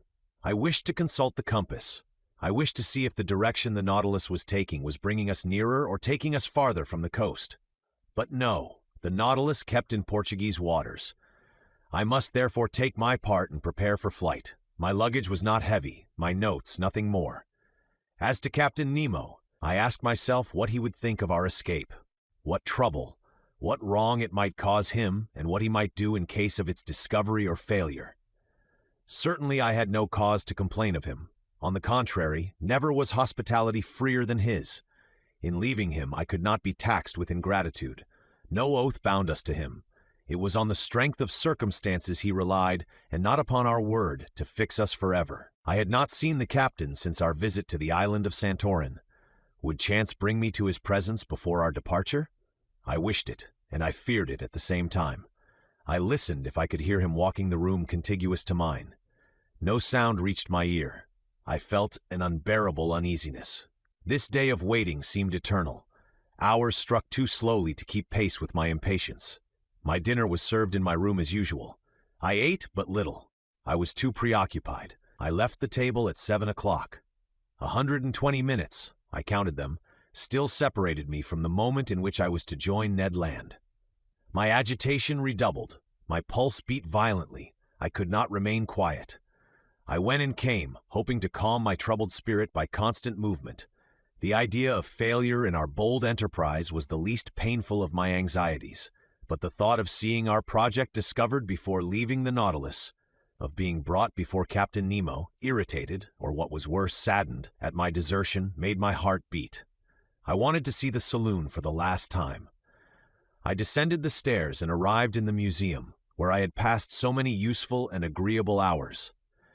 I looked at all its riches, all its treasures, like a man on the eve of an eternal exile who was leaving never to return. These wonders of nature, these masterpieces of art, amongst which for so many days my life had been concentrated, I was going to abandon them forever. I should like to have taken a last look through the windows of the saloon into the waters of the Atlantic. But the panels were hermetically closed, and a cloak of steel separated me from that ocean which I had not yet explored. In passing through the saloon, I came near the door, led into the angle which opened into the captain's room. To my great surprise, this door was ajar. I drew back involuntarily. If Captain Nemo should be in his room, he could see me. But hearing no sound, I drew nearer. The room was deserted. I pushed open the door and took some steps forward. Still the same monk-like severity of aspect. Suddenly the clock struck 8. The first beat of the hammer on the bell awoke me from my dreams. I trembled as if an invisible eye had plunged into my most secret thoughts, and I hurried from the room. There my eye fell upon the compass. Our course was still north. The log indicated moderate speed, the manometer a depth of about 60 feet. I returned to my room, clothed myself warmly. Sea boots, an otterskin cap, a great coat of byssus, lined with sealskin. I was ready, I was waiting. The vibration of the screw alone broke the deep silence which reigned on board. I listened attentively. Would no loud voice suddenly inform me that Ned Land had been surprised in his projected flight? A mortal dread hung over me, and I vainly tried to regain my accustomed coolness. At a few minutes to 9, I put my ear to the captain's door. No noise. I left my room and returned to the saloon, which was half in obscurity, but deserted. I opened the door communicating with the library. The same insufficient light, the same solitude. I placed myself near the door leading to the central staircase, and there waited for Ned Land's signal. At that moment, the trembling of the screw sensibly diminished, then it stopped entirely. The silence was now only disturbed by the beatings of my own heart. Suddenly, a slight shock was felt, and I knew that the Nautilus had stopped at the bottom of the ocean. My uneasiness increased. The Canadian's signal did not come. I felt inclined to join Ned Land and beg of him to put off his attempt. I felt that we were not sailing under our usual conditions. At this moment, the door of the large saloon opened, and Captain Nemo appeared. He saw me, and without further preamble began in an amiable tone of voice, "Ah, sir, I have been looking for you. Do you know the history of Spain?" Now, one might know the history of one's own country by heart, but in the condition I was at the time, with troubled mind and head quite lost, I could not have said a word of it. "Well," continued Captain Nemo, "you heard my question. Do you know the history of Spain?" "Very slightly," I answered. "Well, here are learned men having to learn," said the captain. "Come sit down, and I will tell you a curious episode in this history. Sir, listen well," said he. "This history will interest you on one side, for it will answer a question which doubtless you have not been able to solve." "I listen, Captain," said I, not knowing what my interlocutor was driving at, and asking myself if this incident was bearing on our projected flight. "Sir, if you have no objection, we will go back to 1702. You cannot be ignorant that your king, Louis XIV, thinking that the gesture of a potentate was sufficient to bring the Pyrenees under his yoke, had imposed the Duke of Anjou, his grandson, on the Spaniards. This prince reigned more or less badly under the name of Philip V, and had a strong party against him abroad. Indeed, the preceding year, the royal houses of Holland, Austria, and England had concluded a treaty of alliance at The Hague, with the intention of plucking the crown of Spain from the head of Philip V, and placing it on that of an archduke to whom they prematurely gave the title of Charles III. Spain must resist this coalition, but she was almost entirely unprovided with either soldiers or sailors. However, money would not fail them, provided that their galleons, laden with gold and silver from America, once entered their ports. And about the end of 1702, they expected a rich convoy which France was escorting with a fleet of 23 vessels, commanded by Admiral Chateau Renaud, for the ships of the coalition were already beating the Atlantic. This convoy was to go to Cadiz, but the admiral, hearing that an English fleet was cruising in those waters, resolved to make for a French port. The Spanish commanders of the convoy objected to this decision. They wanted to be taken to a Spanish port, and, if not to Cadiz, into Vigo Bay, situated on the northwest coast of Spain, and which was not blocked. Admiral Chateau Renaud had the rashness to obey this injunction, and the galleons entered Vigo Bay. Unfortunately, it formed an open road which could not be defended in any way. They must therefore hasten to unload the galleons before the arrival of the combined fleet, and time would not have failed them had not a miserable question of rivalry suddenly arisen. "You are following the chain of events?" asked Captain Nemo. "Perfectly," said I, not knowing the end proposed by this historical lesson. "I will continue. This is what passed. The merchants of Cadiz had a privilege by which they had the right of receiving all merchandise coming from the West Indies.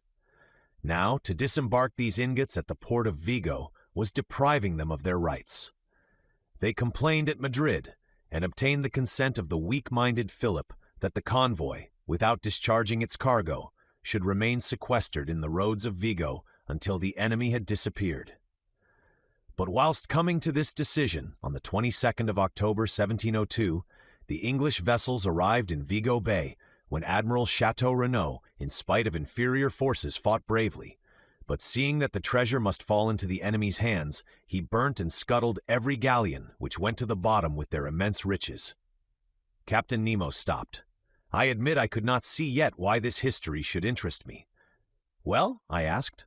"Well, Pierre Aronnax," replied Captain Nemo, "we are in that Vigo Bay, and it rests with yourself whether you will penetrate its mysteries." The captain rose, telling me to follow him. I had had time to recover. I obeyed. The saloon was dark, but through the transparent glass the waves were sparkling. I looked. For half a mile around the Nautilus, the waters seemed bathed in electric light. The sandy bottom was clean and bright. Some of the ship's crew in their diving dresses were clearing away half-rotten barrels and empty cases from the midst of the blackened wrecks. From these cases and from these barrels escaped ingots of gold and silver, cascades of piastres and jewels. The sand was heaped up with them. Laden with their precious booty, the men returned to the Nautilus, disposed of their burden, and went back to this inexhaustible fishery of gold and silver. I understood now. This was the scene of the battle of the 22nd of October, 1702. Here on this very spot, the galleons laden for the Spanish government had sunk. Here Captain Nemo came, according to his wants, to pack up those millions with which he burdened the Nautilus. It was for him and him alone America had given up her precious metals. He was heir direct, without anyone to share, in those treasures torn from the Incas and from the conquered of Ferdinand Cortez. "Did you know, sir," he asked, smiling, "that the sea contained such riches?" "I knew," I answered, "that they value money held in suspension in these waters at 2 millions. Doubtless, but to extract this money the expense would be greater than the profit. Here, on the contrary, I have but to pick up what man has lost, and not only in Vigo Bay but in 1,000 other ports where shipwrecks have happened, and which are marked on my submarine map. Can you understand now the source of the millions I am worth?" "I understand, Captain, but allow me to tell you that in exploring Vigo Bay you have only been beforehand with a rival society." "And which?" "A society which has received from the Spanish government the privilege of seeking those buried galleons. The shareholders are led on by the allurement of an enormous bounty, for they value these rich shipwrecks at 500 millions. 500 millions they were," answered Captain Nemo, "but they are so no longer." "Just so," said I, "and a warning to those shareholders would be an act of charity. But who knows if it would be well received? What gamblers usually regret above all is less the loss of their money than of their foolish hopes. After all, I pity them less than the thousands of unfortunates to whom so much riches well distributed would have been profitable, whilst for them they will be forever barren." I had no sooner expressed this regret than I felt that it must have wounded Captain Nemo. "Barren!" he exclaimed with animation. "Do you think then, sir, that these riches are lost because I gather them? Is it for myself alone, according to your idea, that I take the trouble to collect these treasures? Who told you that I did not make a good use of it? Do you think I am ignorant that there are suffering beings and oppressed races on this earth, miserable creatures to console, victims to avenge? Do you not understand?" Captain Nemo stopped at these last words, regretting perhaps that he had spoken so much. But I had guessed that, whatever the motive which had forced him to seek independence under the sea, it had left him still a man, that his heart still beat for the sufferings of humanity, and that his immense charity was for oppressed races as well as individuals. And I then understood for whom those millions were destined, which were forwarded by Captain Nemo when the Nautilus was cruising in the waters of Crete. Chapter 32: A Vanished Continent. The next morning, the 19th of February, I saw the Canadian enter my room. I expected this visit. He looked very disappointed. "Well, sir," said he. "Well, Ned, fortune was against us yesterday. Yes, that captain must needs stop exactly at the hour we intended leaving his vessel. Yes, Ned, he had business at his bankers." "His bankers?" "Or rather his banking house. By that I mean the ocean, where his riches are safer than in the chests of the state." I then related to the Canadian the incidents of the preceding night, hoping to bring him back to the idea of not abandoning the captain. But my recital had no other result than an energetically expressed regret from Ned that he had not been able to take a walk on the battlefield of Vigo on his own account. "However," said he, "all is not ended. It is only a blow of the harpoon lost. Another time we must succeed. And tonight, if necessary." "In what direction is the Nautilus going?" I asked. "I do not know," replied Ned. "Well, at noon we shall see the point." The Canadian returned to Conseil. As soon as I was dressed, I went into the saloon. The compass was not reassuring. The course of the Nautilus was SSW. We were turning our backs on Europe. I waited with some impatience till the ship's place was pricked on the chart. At about 11:30, the reservoirs were emptied, and our vessel rose to the surface of the ocean. I rushed towards the platform. Ned Land had preceded me. No more land in sight. Nothing but an immense sea. Some sails on the horizon, doubtless those going to San Roque in search of favorable winds for doubling the Cape of Good Hope. The weather was cloudy. A gale of wind was preparing. Ned raved and tried to pierce the cloudy horizon. He still hoped that behind all that fog stretched the land he so longed for. At noon, the sun showed itself for an instant. The second profited by this brightness to take its height. Then, the sea becoming more billowy, we descended and the panel closed. An hour after, upon consulting the chart, I saw the position of the Nautilus was marked at 16 degrees 17 long and 33 degrees 22 lat at 150 leagues from the nearest coast. There was no means of flight, and I leave you to imagine the rage of the Canadian when I informed him of our situation. For myself, I was not particularly sorry. I felt lightened of the load which had oppressed me and was able to return with some degree of calmness to my accustomed work. That night, about 11 o'clock, I received a most unexpected visit from Captain Nemo. He asked me very graciously if I felt fatigued from my watch of the preceding night. I answered in the negative. Then, Aronnax, I propose a curious excursion. Propose, Captain? You have hitherto only visited the submarine depths by daylight, under the brightness of the sun. Would it suit you to see them in the darkness of the night? Most willingly. I warn you, the way will be tiring. We shall have far to walk and must climb a mountain. The roads are not well kept. What you say, Captain, only heightens my curiosity. I am ready to follow you. Come then, sir, we will put on our diving dresses.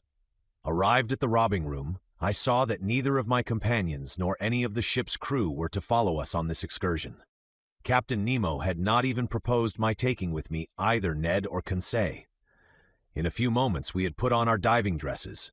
They placed on our backs the reservoirs, abundantly filled with air, but no electric lamps were prepared.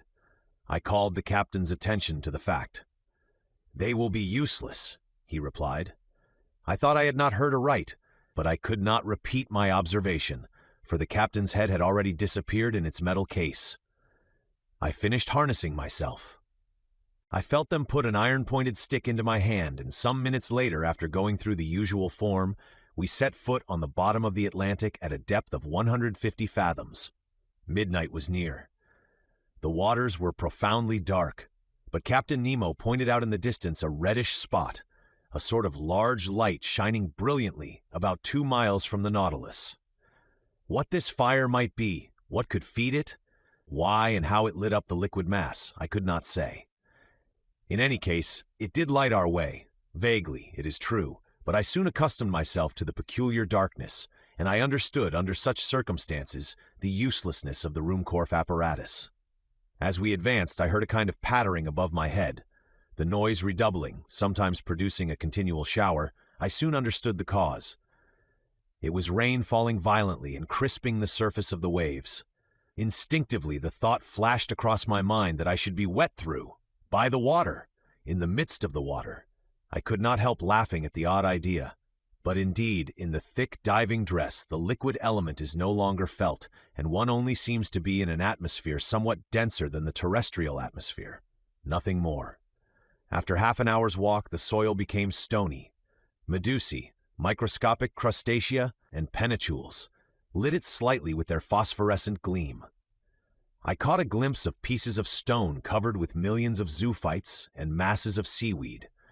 My feet often slipped upon this sticky carpet of seaweed, and without my iron-tipped stick, I should have fallen more than once. In turning round, I could still see the whitish lantern of the Nautilus beginning to pale in the distance. But the rosy light which guided us increased and lit up the horizon. The presence of this fire underwater puzzled me in the highest degree. Was I going towards a natural phenomenon as yet unknown to the savants of the earth? Or even, for this thought crossed my brain, had the hand of man aught to do with this conflagration? Had he fanned this flame? Was I to meet in these depths companions and friends of Captain Nemo, whom he was going to visit, and who, like him, led this strange existence? Should I find down there a whole colony of exiles who, weary of the miseries of this earth, had sought and found independence in the deep ocean? All these foolish and unreasonable ideas pursued me, And in this condition of mind, overexcited by the succession of wonders continually passing before my eyes, I should not have been surprised to meet at the bottom of the sea one of those submarine towns of which Captain Nemo dreamed. Our road grew lighter and lighter. The white glimmer came in rays from the summit of a mountain about 800 feet high. But what I saw was simply a reflection developed by the clearness of the waters. The source of this inexplicable light was a fire on the opposite side of the mountain. In the midst of this stony maze furrowing the bottom of the Atlantic, Captain Nemo advanced without hesitation. He knew this dreary road. Doubtless he had often traveled over it and could not lose himself. I followed him with unshaken confidence. He seemed to me like a genie of the sea, and as he walked before me, I could not help admiring his stature, which was outlined in black on the luminous horizon. It was 1 in the morning when we arrived at the first slopes of the mountain, but to gain access to them we must venture through the difficult paths of a vast copse. Yes, a copse of dead trees, without leaves, without sap, trees petrified by the action of the water and here and there overtopped by gigantic pines. It was like a coal pit still standing, holding by the roots to the broken soil, and whose branches, like fine black paper cuttings, showed distinctly on the watery ceiling. Picture to yourself a forest in the hearts hanging on to the sides of the mountain, but a forest swallowed up. The paths were encumbered with seaweed and fucus, between which groveled a whole world of crustacea. I went along, climbing the rocks, striding over extended trunks, breaking the sea bindweed which hung from one tree to the other, and frightening the fishes which flew from branch to branch. Pressing onward, I felt no fatigue. I followed my guide, who was never tired. What a spectacle! How can I express it? How paint the aspect of those woods and rocks in this medium, their underparts dark and wild, the upper colored with red tints, by that light which the reflecting powers of the waters doubled. We climbed rocks which fell directly after with gigantic bounds and the low growling of an avalanche. To right and left ran long, dark galleries, where sight was lost. Here opened vast glades which the hand of man seemed to have worked, and I sometimes asked myself if some inhabitant of these submarine regions would not suddenly appear to me. But Captain Nemo was still mounting. I could not stay behind. I followed boldly. My stick gave me good help. A false step would have been dangerous on the narrow passes sloping down to the sides of the gulfs, but I walked with firm step, without feeling any giddiness. Now I jumped a crevice, the depth of which would have made me hesitate had it been among the glaciers on the land. Now I ventured on the unsteady trunk of a tree, thrown across from one abyss to the other, without looking under my feet, having only eyes to admire the wild sights of this region. There, monumental rocks, leaning on their regularly cut bases, seemed to defy all laws of equilibrium. From between their stony knees trees sprang, like a jet under heavy pressure, and upheld others which upheld them.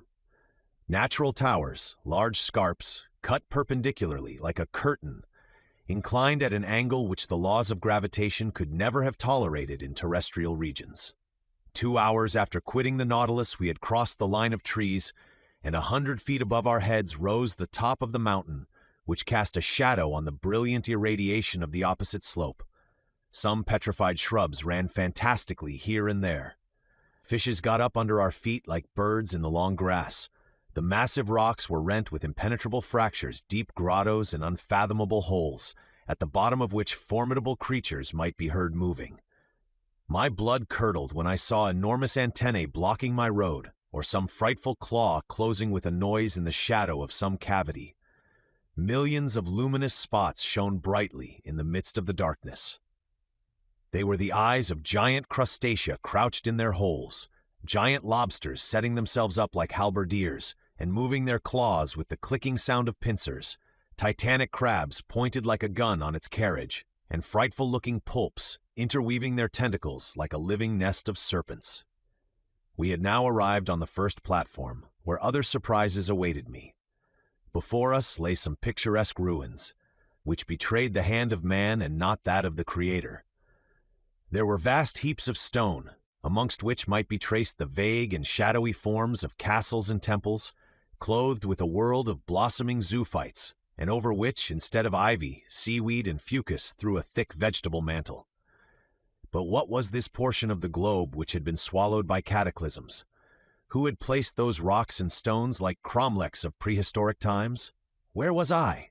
Whither had Captain Nemo's fancy hurried me? I would fain have asked him. Not being able to, I stopped him. I seized his arm. But, shaking his head and pointing to the highest point of the mountain, he seemed to say, "Come, come along, come higher." I followed, and in a few minutes I had climbed to the top, which for a circle of 10 yards commanded the whole mass of rock. I looked down the side we had just climbed. The mountain did not rise more than 700 or 800 feet above the level of the plain, but on the opposite side it commanded from twice that height the depths of this part of the Atlantic. My eyes ranged far over a large space lit by a violent fulguration. In fact, the mountain was a volcano. At 50 feet above the peak, in the midst of a rain of stones and scoria, a large crater was vomiting forth torrents of lava, which fell in a cascade of fire into the bosom of the liquid mass. Thus situated, this volcano lit the lower plain like an immense torch, even to the extreme limits of the horizon. I said that the submarine crater threw up lava, but no flames. Flames require the oxygen of the air to feed upon, and cannot be developed under water. But streams of lava, having in themselves the principles of their incandescence, can attain a white heat, fight vigorously against the liquid element, and turn it to vapor by contact. Rapid currents bearing all these gases in diffusion and torrents of lava slid to the bottom of the mountain like an eruption of Vesuvius on another Terra del Greco. There indeed, under my eyes, ruined, destroyed, lay a town, its roofs open to the sky, its temples fallen, its arches dislocated, its columns lying on the ground, from which one would still recognize the massive character of Tuscan architecture. Further on, some remains of a gigantic aqueduct. Here the high base of an acropolis with the floating outline of a Parthenon. There traces of a quay, as if an ancient port had formerly abutted on the borders of the ocean, and disappeared with its merchant vessels and its war galleys. Farther on again, long lines of sunken walls and broad deserted streets. A perfect Pompeii escaped beneath the waters. Such was the sight that Captain Nemo brought before my eyes. Where was I? Where was I? I must know at any cost. I tried to speak, but Captain Nemo stopped me by a gesture, and picking up a piece of chalkstone, advanced to a rock of black basalt, and traced the one word, Atlantis. What a light shot through my mind! Atlantis! The Atlantis of Plato, that continent denied by Origen and Humboldt, who placed its disappearance amongst the legendary tales. I had it there now before my eyes, bearing upon it the unexceptionable testimony of its catastrophe. The region thus engulfed was beyond Europe, Asia, and Libya, beyond the columns of Hercules, where those powerful people, the Atlantides, lived, against whom the first wars of ancient Greeks were waged. Thus, led by the strangest destiny, I was treading underfoot the mountains of this continent, touching with my hand those ruins 1,000 generations old and contemporary with the geological epochs. I was walking on the very spot where the contemporaries of the first man had walked. Whilst I was trying to fix in my mind every detail of this grand landscape, Captain Nemo remained motionless, as if petrified in mute ecstasy, leaning on a mossy stone. Was he dreaming of those generations long since disappeared? Was he asking them the secret of human destiny? Was it here this strange man came to steep himself in historical recollections, and live again this ancient life, he who wanted no modern one? What would I not have given to know his thoughts, to share them, to understand them? We remained for an hour at this place, contemplating the vast plains under the brightness of the lava, which was sometimes wonderfully intense. Rapid tremblings ran along the mountain, caused by internal bubblings. Deep noise, distinctly transmitted through the liquid medium, were echoed with majestic grandeur. At this moment the moon appeared through the mass of waters and threw her pale rays on the buried continent. It was but a gleam, but what an indescribable effect! The captain rose, cast one last look on the immense plain, and then bade me follow him. We descended the mountain rapidly, and the mineral forest once passed, I saw the lantern of the Nautilus shining like a star. The captain walked straight to it, and we got on board as the first rays of light whitened the surface of the ocean. Chapter 33. The Submarine Coal Mines. The next day, the 20th of February, I awoke very late. The fatigues of the previous night had prolonged my sleep until 11 o'clock. I dressed quickly and hastened to find the course the Nautilus was taking. The instruments showed it to be still toward the south, with a speed of 20 miles an hour and a depth of 50 fathoms. The species of fishes here did not differ much from those already noticed. There were rays of giant size, 5 yards long, and endowed with great muscular strength, which enabled them to shoot above the waves. Sharks of many kinds, amongst others, one 15 feet long with triangular sharp teeth, and whose transparency rendered it almost invisible in the water. Amongst bony fish, Conseil noticed some about 3 yards long, armed at the upper jaw with a piercing sword, other bright-colored creatures, known in the time of Aristotle by the name of the sea dragon, which are dangerous to capture on account of the spikes on their back. About 4 o'clock, the soil, generally composed of a thick mud mixed with petrified wood, changed by degrees, and it became more stony, and seemed strewn with conglomerate and pieces of basalt, with a sprinkling of lava.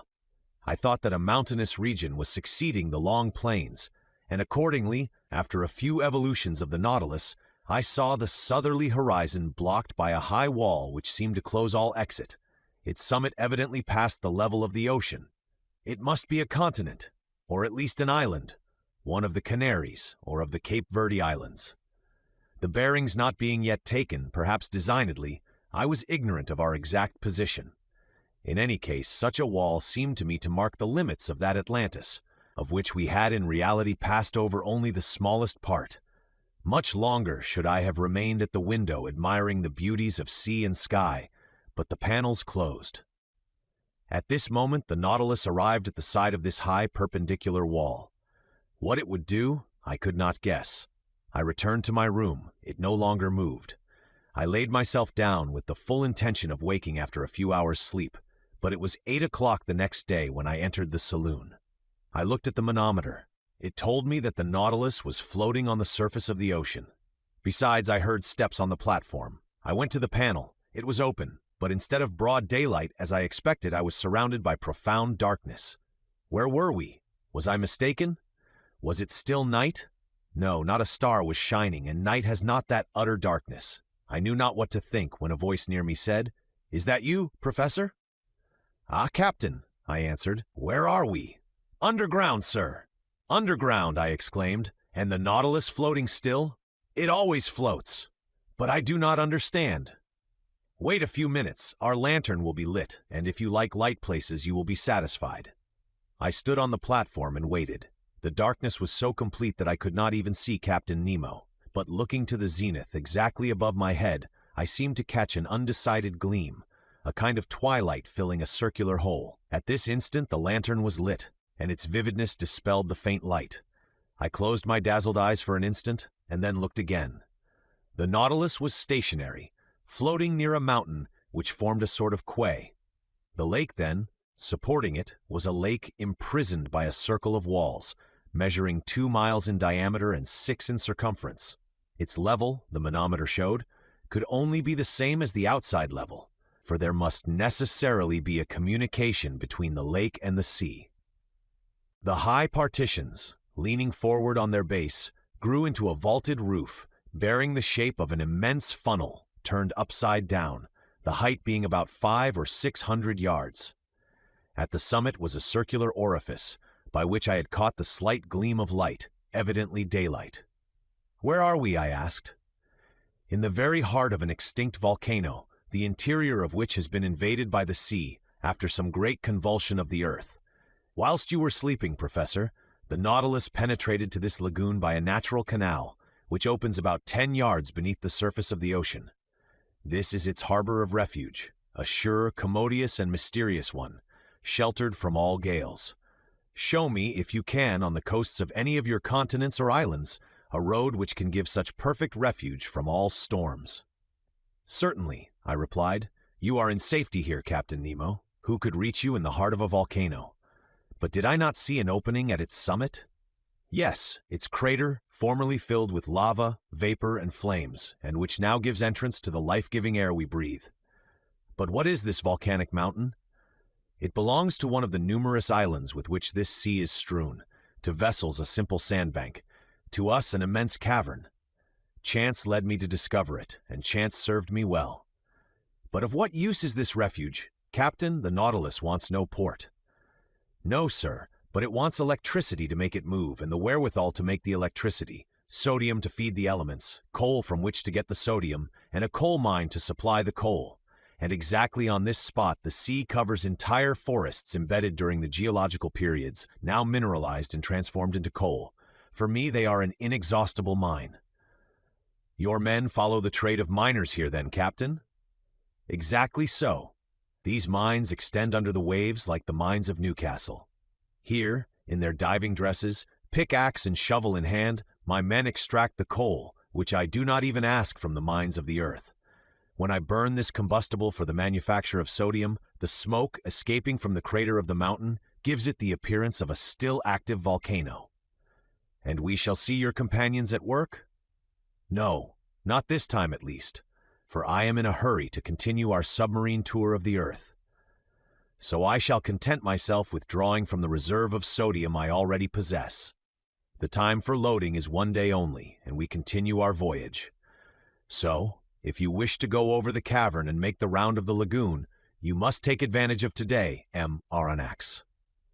I thanked the captain and went to look for my companions, who had not yet left their cabin.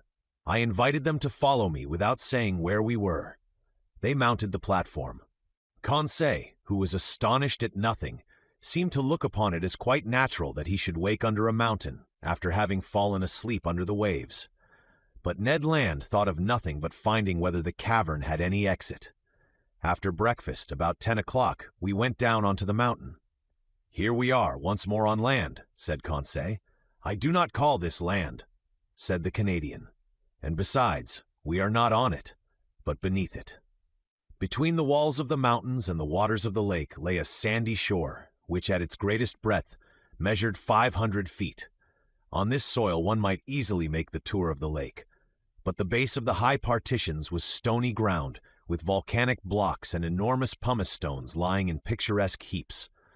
All these detached masses, covered with enamel, polished by the action of the subterraneous fires, shone resplendent by the light of our electric lantern. The mica dust from the shore, rising under our feet, flew like a cloud of sparks. The bottom now rose sensibly, and we soon arrived at long, circuitous slopes or inclined planes, which took us higher by degrees. But we were obliged to walk carefully among these conglomerates, bound by no cement, the feet slipping on the glassy crystal, felspar, and quartz. The volcanic nature of this enormous excavation was confirmed on all sides, and I pointed it out to my companions. "Picture to yourselves," said I, "what this crater must have been when filled with boiling lava, and when the level of the incandescent liquid rose to the orifice of the mountain as though melted on the top of a hot plate." "I can picture it perfectly," said Conseil. "But, sir, will you tell me why the great architect has suspended operations, and how it is that the furnace is replaced by the quiet waters of the lake?" "Most probably, Conseil, because some convulsion beneath the ocean produced that very opening which has served as a passage for the Nautilus. Then the waters of the Atlantic rushed into the interior of the mountain. There must have been a terrible struggle between the two elements, a struggle which ended in the victory of Neptune. But many ages have run out since then, and the submerged volcano is now a peaceable grotto." "Very well," replied Ned Land. "I accept the explanation, sir, but, in our own interests, I regret that the opening of which you speak was not made above the level of the sea." "But, friend Ned," said Conseil, "if the passage had not been under the sea, the Nautilus could not have gone through it." We continued ascending. The steps became more and more perpendicular and narrow. Deep excavations, which we were obliged to cross, cut them here and there. Sloping masses had to be turned. We slid upon our knees and crawled along. But Conseil's dexterity and the Canadian's strength surmounted all obstacles. At a height of about 31 feet, the nature of the ground changed without becoming more practicable. To the conglomerate and trachyte succeeded black basalt, the first dispread in layers full of bubbles, the latter forming regular prisms, placed like a colonnade supporting the spring of the immense vault, an admirable specimen of natural architecture. Between the blocks of basalt wound long streams of lava, long since grown cold, encrusted with bituminous rays, and in some places there were spread large carpets of sulfur. A more powerful light shone through the upper crater, shedding a vague glimmer over these volcanic depressions forever buried in the bosom of this extinguished mountain. But our upward march was soon stopped at a height of about 250 feet by impassable obstacles. There was a complete vaulted arch overhanging us, and our ascent was changed to a circular walk. At the last change, vegetable life began to struggle with the mineral. Some shrubs and even some trees grew from the fractures of the walls. I recognized some euphorbias, with the caustic sugar coming from them. Heliotropes, quite incapable of justifying their name, sadly drooped their clusters of flowers, both their color and perfume half gone. Here and there some chrysanthemums grew timidly at the foot of an aloe with long, sickly-looking leaves. But between the streams of lava, I saw some little violets still slightly perfumed, and I admit that I smelt them with delight. Perfume is the soul of the flower, and sea flowers have no soul. We had arrived at the foot of some sturdy dragon trees, which had pushed aside the rocks with their strong roots, when Ned Land exclaimed, "Ah, sir, a hive! A hive!" "A hive!" I replied, with a gesture of incredulity. "Yes, a hive," repeated the Canadian, "and bees humming round it." I approached and was bound to believe my own eyes. There at a hole bored in one of the dragon trees were some thousands of these ingenious insects, so common in all the Canaries and whose produce is so much esteemed. Naturally enough, the Canadian wished to gather the honey, and I could not well oppose his wish. A quantity of dry leaves, mixed with sulfur, he lit with a spark from his flint, and he began to smoke out the bees. The humming ceased by degrees, and the hive eventually yielded several pounds of the sweetest honey, with which Ned Land filled his haversack. "When I have mixed this honey with the paste of the artocarpus," said he, "I shall be able to offer you a succulent cake." "'Pon my word," said Conseil, "it will be gingerbread." "Never mind the gingerbread," said I. "Let us continue our interesting walk." At every turn of the path we were following, the lake appeared in all its length and breadth. The lantern lit up the whole of its peaceable surface, which knew neither ripple nor wave. The Nautilus remained perfectly immovable. On the platform and on the mountain, the ship's crew were working like black shadows clearly carved against the luminous atmosphere.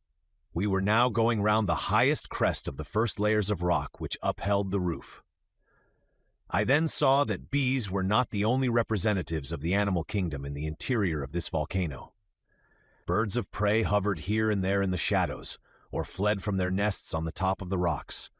There were sparrowhawks with white breasts and kestrels, and down the slopes scampered, with their long legs, several fine, fat bustards. I leave anyone to imagine the covetousness of the Canadian at the sight of this savory game, and whether he did not regret having no gun.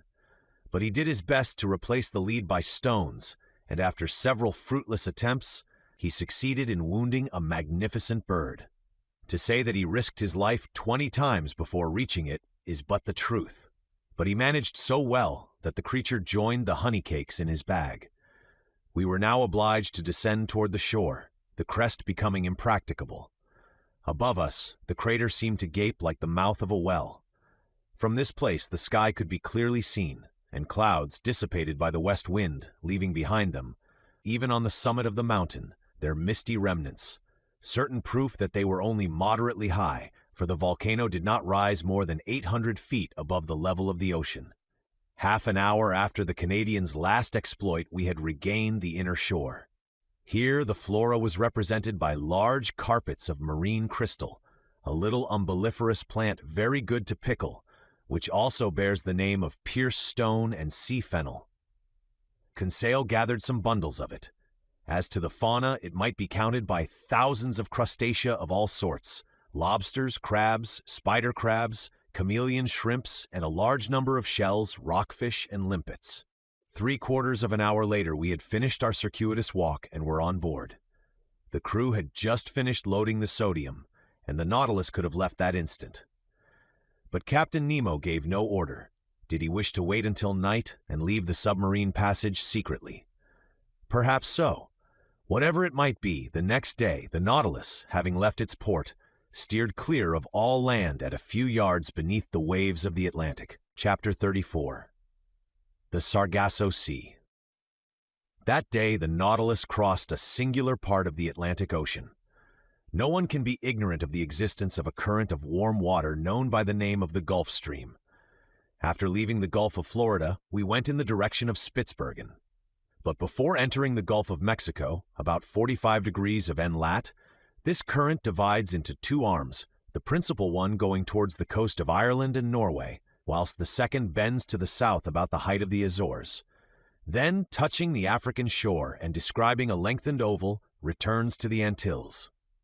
This second arm, it is rather a collar than an arm, surrounds with its circles of warm water that portion of the cold, quiet, immovable ocean called the Sargasso Sea, a perfect lake in the open Atlantic.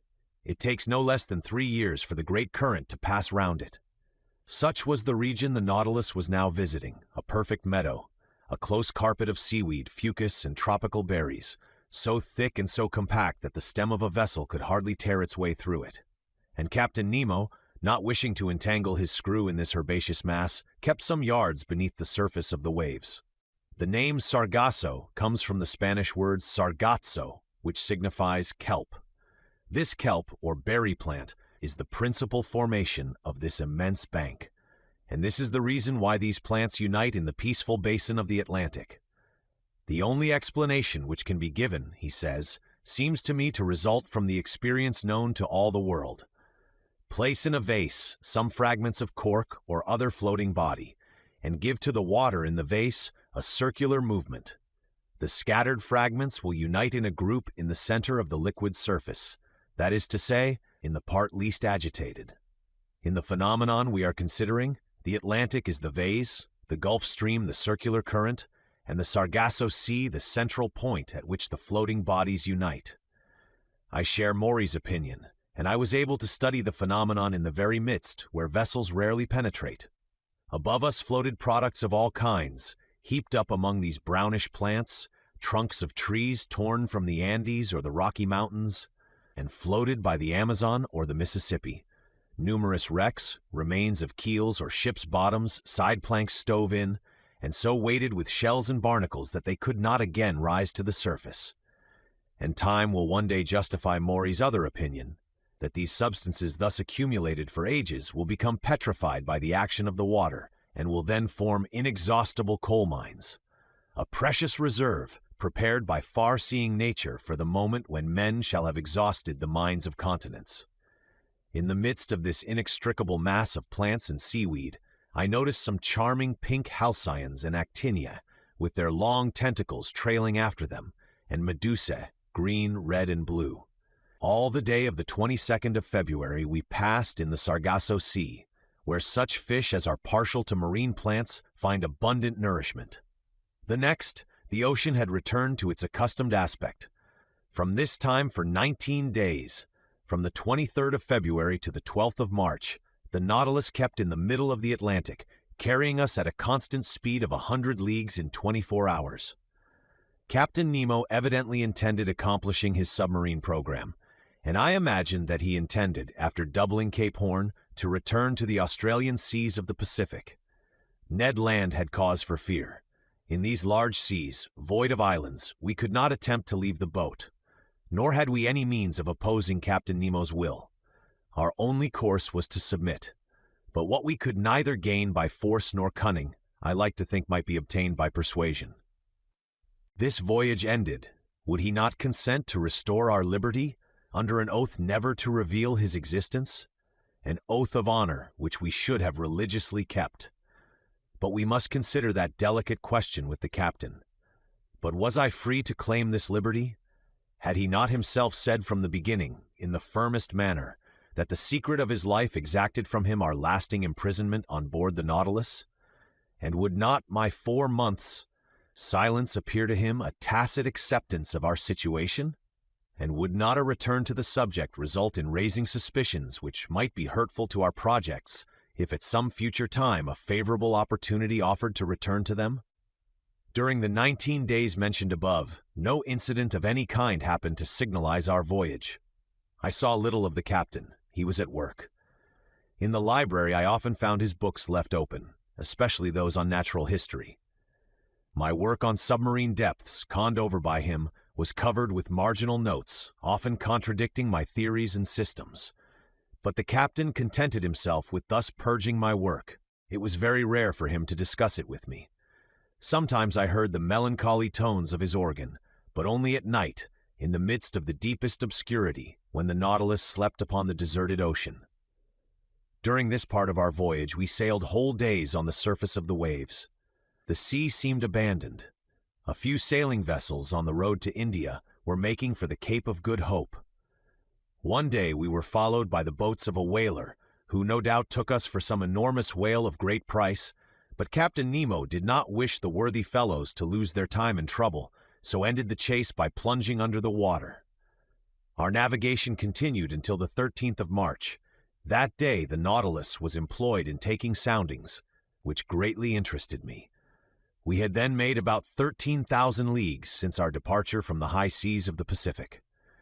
The bearings gave us 45 degrees 37 S lat and 37 degrees 53 W long. It was the same water in which Captain Denham of the Herald sounded 7,000 fathoms without finding the bottom. There, too, Lieutenant Parker, of the American frigate Congress, could not touch the bottom with 15,140 fathoms. Captain Nemo intended seeking the bottom of the ocean by a diagonal sufficiently lengthened by means of lateral planes placed at an angle of 45 degrees with the waterline of the Nautilus. Then the screw set to work at its maximum speed, its four blades beating the waves with indescribable force. Under this powerful pressure, the hull of the Nautilus quivered like a sonorous cord and sank regularly under the water.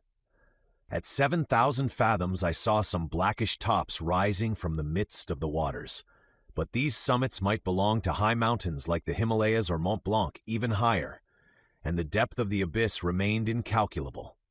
The Nautilus descended still lower in spite of the great pressure. I felt the steel plates tremble at the fastenings of the bolts, its bars bent, its partitions groaned.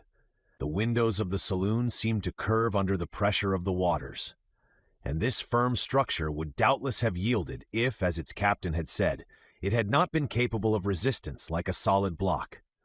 We had attained a depth of 16,000 yards, 4 leagues, and the sides of the Nautilus then bore a pressure of 1,600 atmospheres, that is to say, 3,200 pounds, to each square 2/5 of an inch of its surface. "What a situation to be in," I exclaimed, "to overrun these deep regions where man has never trod. Look, Captain, look at these magnificent rocks, these uninhabited grottos, these lowest receptacles of the globe, where life is no longer possible. What unknown sights are here? Why should we be unable to preserve a remembrance of them?" "Would you like to carry away more than the remembrance?" said Captain Nemo. "What do you mean by those words?" "I mean to say that nothing is easier than to make a photographic view of this submarine region."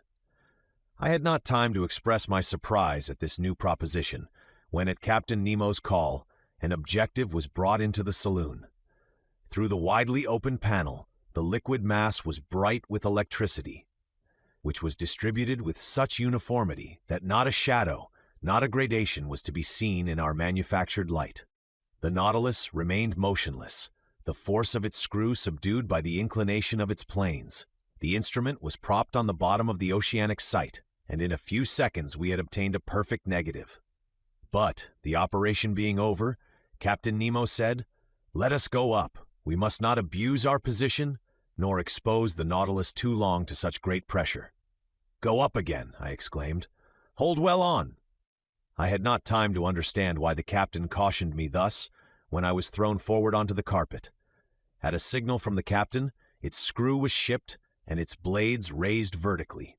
The Nautilus shot into the air like a balloon, rising with stunning rapidity and cutting the mass of waters with a sonorous agitation. Nothing was visible, and in 4 minutes it had shot through the 4 leagues which separated it from the ocean, and after emerging like a flying fish fell, making the waves rebound to an enormous height. Chapter 35. Cachalots and Whales. During the nights of the 13th and 14th of March, the Nautilus returned to its southerly course. I fancied that, when on a level with Cape Horn, he would turn the helm westward in order to beat the Pacific seas, and so complete the tour of the world. He did nothing of the kind, but continued on his way to the southern regions. Where was he going to? To the pole? It was madness. I began to think that the captain's temerity justified Ned Land's fears. For some time past, the Canadian had not spoken to me of his projects of flight. He was less communicative, almost silent. I could see that this lengthened imprisonment was weighing upon him, and I felt that rage was burning within him. When he met the captain, his eyes lit up with suppressed anger, and I feared that his natural violence would lead him into some extreme. That day, the 14th of March, Conseil and he came to me in my room. I inquired the cause of their visit. "A simple question to ask you, sir," replied the Canadian. "Speak, Ned. How many men are there on board the Nautilus, do you think?" "I cannot tell, my friend. I should say that its working does not require a large crew. Certainly, under existing conditions, 10 men at the most ought to be enough." "Well, why should there be any more?" "Why?" I replied, looking fixedly at Ned Land, whose meaning was easy to guess. "Because," I added, "if my surmises are correct, and if I have well understood the captain's existence, the Nautilus is not only a vessel, it is also a place of refuge for those who, like its commander, have broken every tie upon earth." "Perhaps so," said Conseil, "but in any case, the Nautilus can only contain a certain number of men. Could not you, sir, estimate their maximum?" "How, Conseil?" "By calculation, given the size of the vessel, which you know, sir, and consequently the quantity of air it contains, knowing also how much each man expends at a breath, and comparing these results with the fact that the Nautilus is obliged to go to the surface every 24 hours. Conseil had not finished the sentence before I saw what he was driving at. "I understand," said I, "but that calculation, though simple enough, can give but a very uncertain result." "Never mind," said Ned Land urgently. "Here it is, then," said I. "In 1 hour each man consumes the oxygen contained in 20 gallons of air, and in 24, that contained in 480 gallons. We must therefore find how many times 480 gallons of air the Nautilus contains." "Just so," said Conseil. "Or," I continued, "the size of the Nautilus being 500 tons, and 1 ton holding 200 gallons, it contains 300,000 gallons of air, which, divided by 480, gives a quotient of 625. Which means to say, strictly speaking, that the air contained in the Nautilus would suffice for 625 men for 24 hours. 625, repeated Ned. "But remember that all of us, passengers, sailors, and officers included, would not form a 10th part of that number." "Still too many for 3 men, murmured Conseil. The Canadian shook his head, passed his hand across his forehead, and left the room without answering. "Will you allow me to make one observation, sir?" said Conseil. "Poor Ned is longing for everything that he cannot have. His past life is always present to him. Everything that we are forbidden he regrets. His head is full of old recollections, and we must understand him. What has he to do here? Nothing. He is not learned like you, sir, and has not the same taste for the beauties of the sea that we have. He would risk everything to be able to go once more into a tavern in his own country." Certainly the monotony on board must seem intolerable to the Canadian, accustomed as he was to a life of liberty and activity. Events were rare which could rouse him to any show of spirit, but that day an event did happen which recalled the bright days of the harpooner.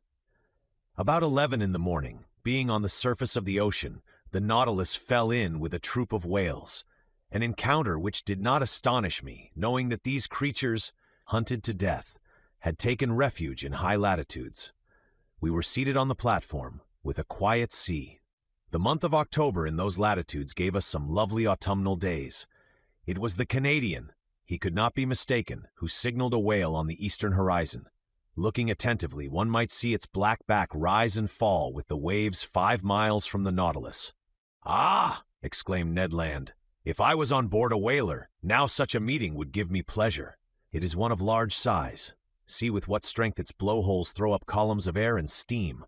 Confound it, why am I bound to these steel plates?" "What, Ned?" said I. "You have not forgotten your old ideas of fishing?"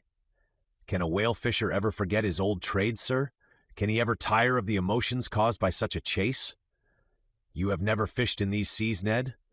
Never, sir. In the northern only, and as much in Bering as in Davis Straits. Then the southern whale is still unknown to you. It is the Greenland whale you have hunted up to this time, and that would not risk passing through the warm waters of the equator. Whales are localized, according to their kinds, in certain seas which they never leave.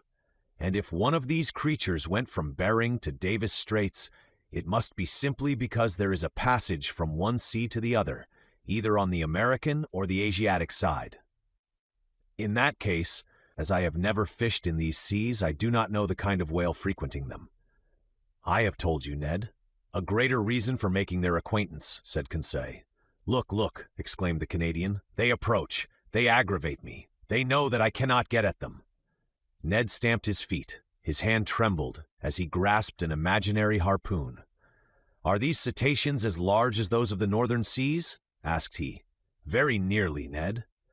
Because I have seen large whales, sir, whales measuring 100 feet. I have even been told that those of Hullamock and Umgallick of the Aleutian Islands are sometimes 150 feet long. That seems to me exaggeration.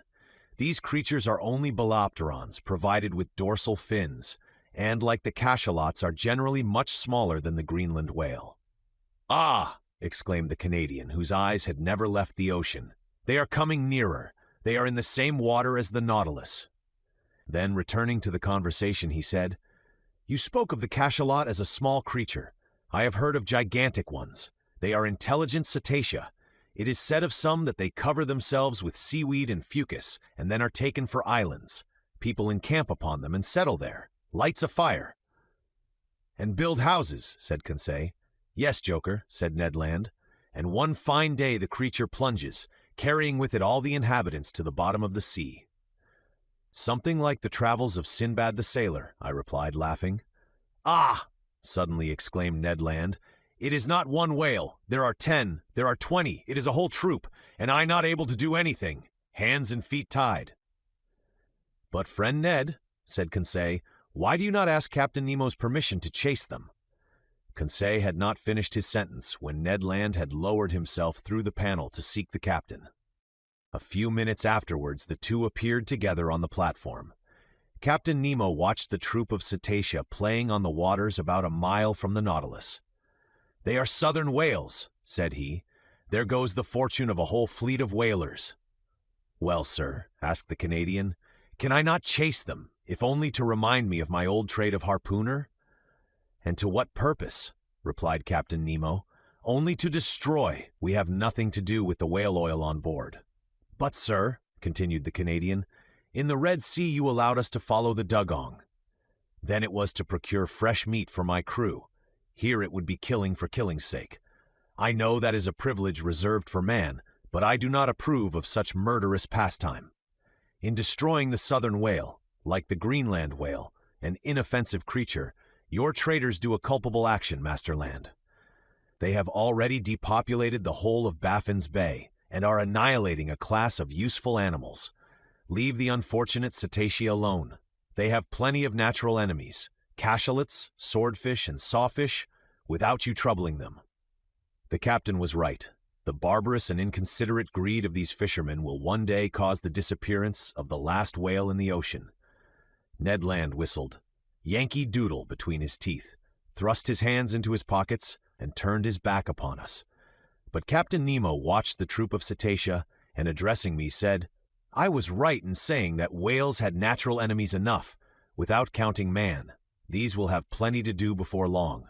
Do you see, M. Aronnax, about 8 miles to leeward, those blackish moving points? Yes, Captain, I replied. Those are cachalots, terrible animals which I have met in troops of 200 or 300. As to those, they are cruel, mischievous creatures. They would be right in exterminating them. The Canadian turned quickly at the last words.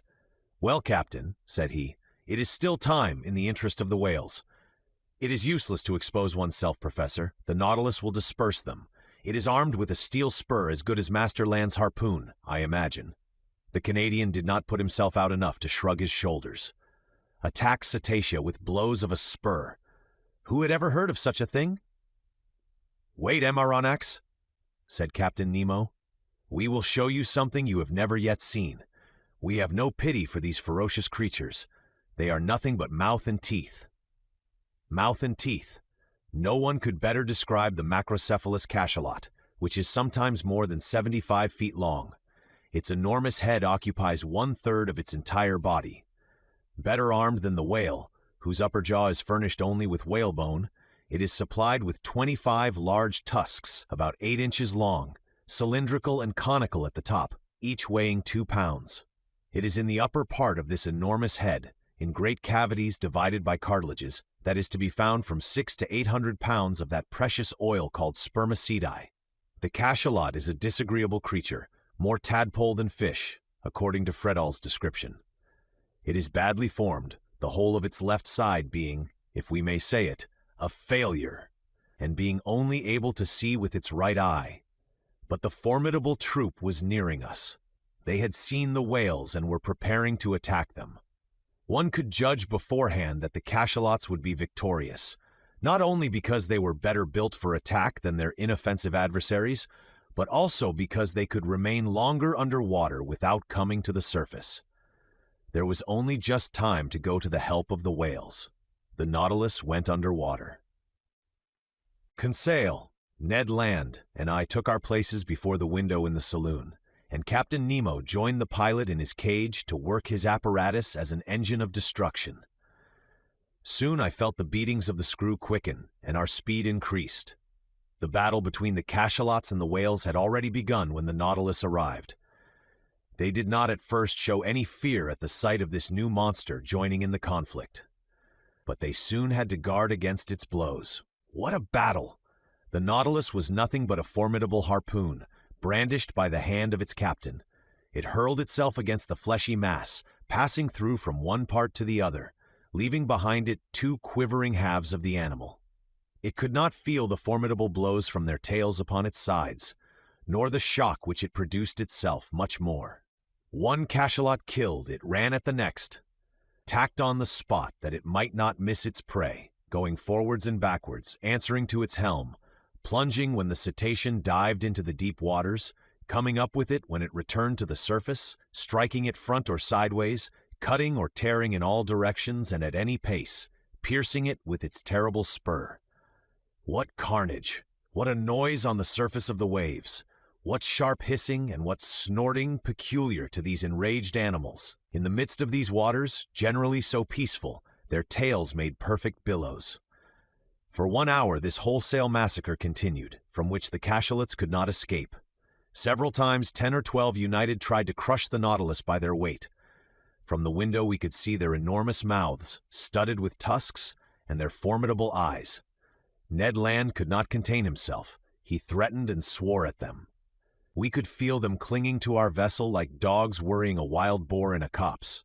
But the Nautilus, working its screw, carried them here and there, or to the upper levels of the ocean, without caring for their enormous weight, nor the powerful strain on the vessel. At length, the mass of cachalots broke up, the waves became quiet, and I felt that we were rising to the surface. The panel opened, and we hurried on to the platform. The sea was covered with mutilated bodies. A formidable explosion could not have divided and torn this fleshy mass with more violence. We were floating amid gigantic bodies, bluish on the back and white underneath, covered with enormous protuberances. Some terrified cachalots were flying towards the horizon. The waves were dyed red for several miles, and the Nautilus floated in a sea of blood. Captain Nemo joined us. "Well, Master Land," said he. "Well, sir," replied the Canadian, whose enthusiasm had somewhat calmed. "It is a terrible spectacle, certainly, but I am not a butcher. I am a hunter, and I call this a butchery." "It is a massacre of mischievous creatures," replied the captain, "and the Nautilus is not a butcher's knife." "I like my harpoon better," said the Canadian. "Every one to his own," answered the captain, looking fixedly at Ned Land. I feared he would commit some act of violence, which would end in sad consequences. But his anger was turned by the sight of a whale which the Nautilus had just come up with. The creature had not quite escaped from the cachalot's teeth. I recognized the southern whale by its flat head, which is entirely black. Anatomically, it is distinguished from the white whale and the North Cape whale by the 7 cervical vertebrae, and it has 2 more ribs than its congeners. The unfortunate cetacean was lying on its side, riddled with holes from the bites, and quite dead. From its mutilated fins still hung a young whale which it could not save from the massacre. Its open mouth let the water flow in and out, murmuring like the waves breaking on the shore. Captain Nemo steered close to the corpse of the creature. 2 of his men mounted its side, and I saw, not without surprise, that they were drawing from its breasts all the milk which they contained. That is to say, about 2 or 3 tons. The captain offered me a cup of the milk, which was still warm. I could not help showing my repugnance to the drink, but he assured me that it was excellent, and not to be distinguished from cow's milk. I tasted it, and was of his opinion. It was a useful reserve to us, for in the shape of salt butter or cheese it would form an agreeable variety from our ordinary food. From that day I noticed with uneasiness that Ned Land's ill will towards Captain Nemo increased, and I resolved to watch the Canadian's gestures closely. Chapter 36. The Iceberg. The Nautilus was steadily pursuing its southerly course, following the 50th meridian with considerable speed. Did he wish to reach the pole? I did not think so, for every attempt to reach that point had hitherto failed. Again, the season was far advanced, for in the Antarctic regions the 13th of March corresponds with the 13th of September of northern regions, which begin at the equinoctial season. On the 14th of March I saw floating ice in latitude 55°, merely pale bits of debris from 20 to 25 feet long, forming banks over which the sea curled. The Nautilus remained on the surface of the ocean. Ned Land, who had fished in the Arctic seas, was familiar with its icebergs, but Conseil and I admired them for the first time. In the atmosphere towards the southern horizon stretched a white, dazzling band. English whalers have given it the name of ice blink. However thick the clouds may be, it is always visible and announces the presence of an ice pack or bank. Accordingly, larger blocks soon appeared, whose brilliancy changed with the caprices of the fog. Some of these masses showed green veins, as if long undulating lines had been traced with sulfate of copper. Others resembled enormous amethysts, with the light shining through them. Some reflected the light of day upon 1,000 crystal facets. Others, shaded with vivid calcareous reflections, resembled a perfect town of marble. The more we neared the south, the more these floating islands increased both in number and importance. At 6° lat, every pass had disappeared. But seeking carefully, Captain Nemo soon found a narrow opening through which he boldly slipped, knowing, however, that it would close behind him. Thus, guided by this clever hand, the Nautilus passed through all the ice with a precision which quite charmed Conseil. Icebergs or mountains, ice fields or smooth plains, seeming to have no limits, drift ice or floating ice packs, plains broken up, called palchs when they are circular, and streams when they are made up of long strips. The temperature was very low. The thermometer exposed to the air marked 2° or 3° below zero, but we were warmly clad with fur at the expense of the sea bear and seal. The interior of the Nautilus, warmed regularly by its electric apparatus, defied the most intense cold. Besides, it would only have been necessary to go some yards beneath the waves to find a more bearable temperature.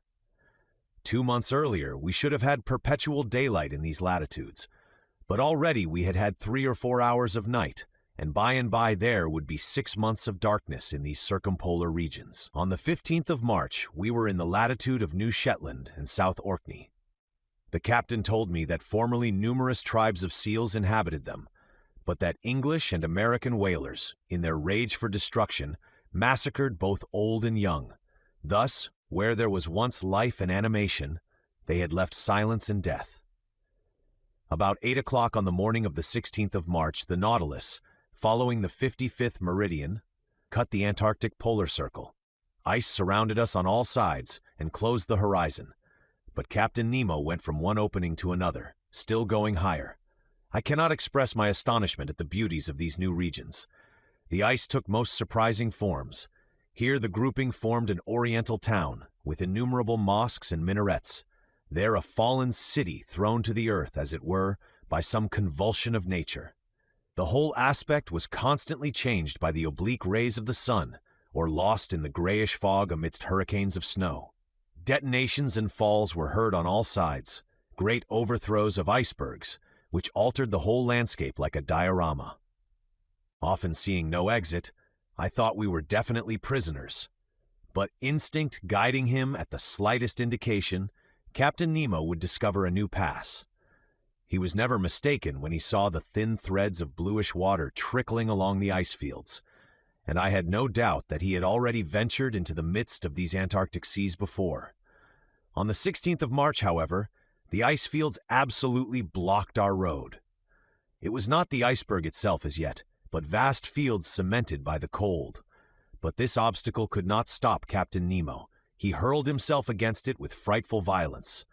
The Nautilus entered the brittle mass like a wedge and split it with frightful crackings. It was the battering ram of the ancients hurled by infinite strength. The ice, thrown high in the air, fell like hail around us. By its own power of impulsion, our apparatus made a canal for itself. Sometimes carried away by its own impetus, it lodged on the ice field, crushing it with its weight, and sometimes buried beneath it, dividing it by a simple pitching movement, producing large rents in it. Violent gales assailed us at this time, accompanied by thick fogs through which from one end of the platform to the other we could see nothing. The wind blew sharply from all parts of the compass, and the snow lay in such hard heaps that we had to break it with blows of a pickaxe. The temperature was always at 5 deg below zero. Every outward part of the Nautilus was covered with ice. A rigged vessel would have been entangled in the blocked-up gorges. A vessel without sails, with electricity for its motive power and wanting no coal, could alone brave such high latitudes.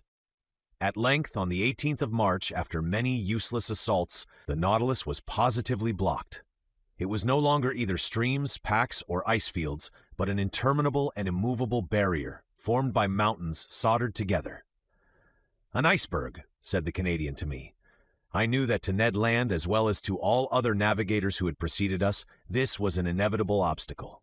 The sun appearing for an instant at noon, Captain Nemo took an observation as near as possible, which gave our situation at 51°30 long, and 67°39 of S lat.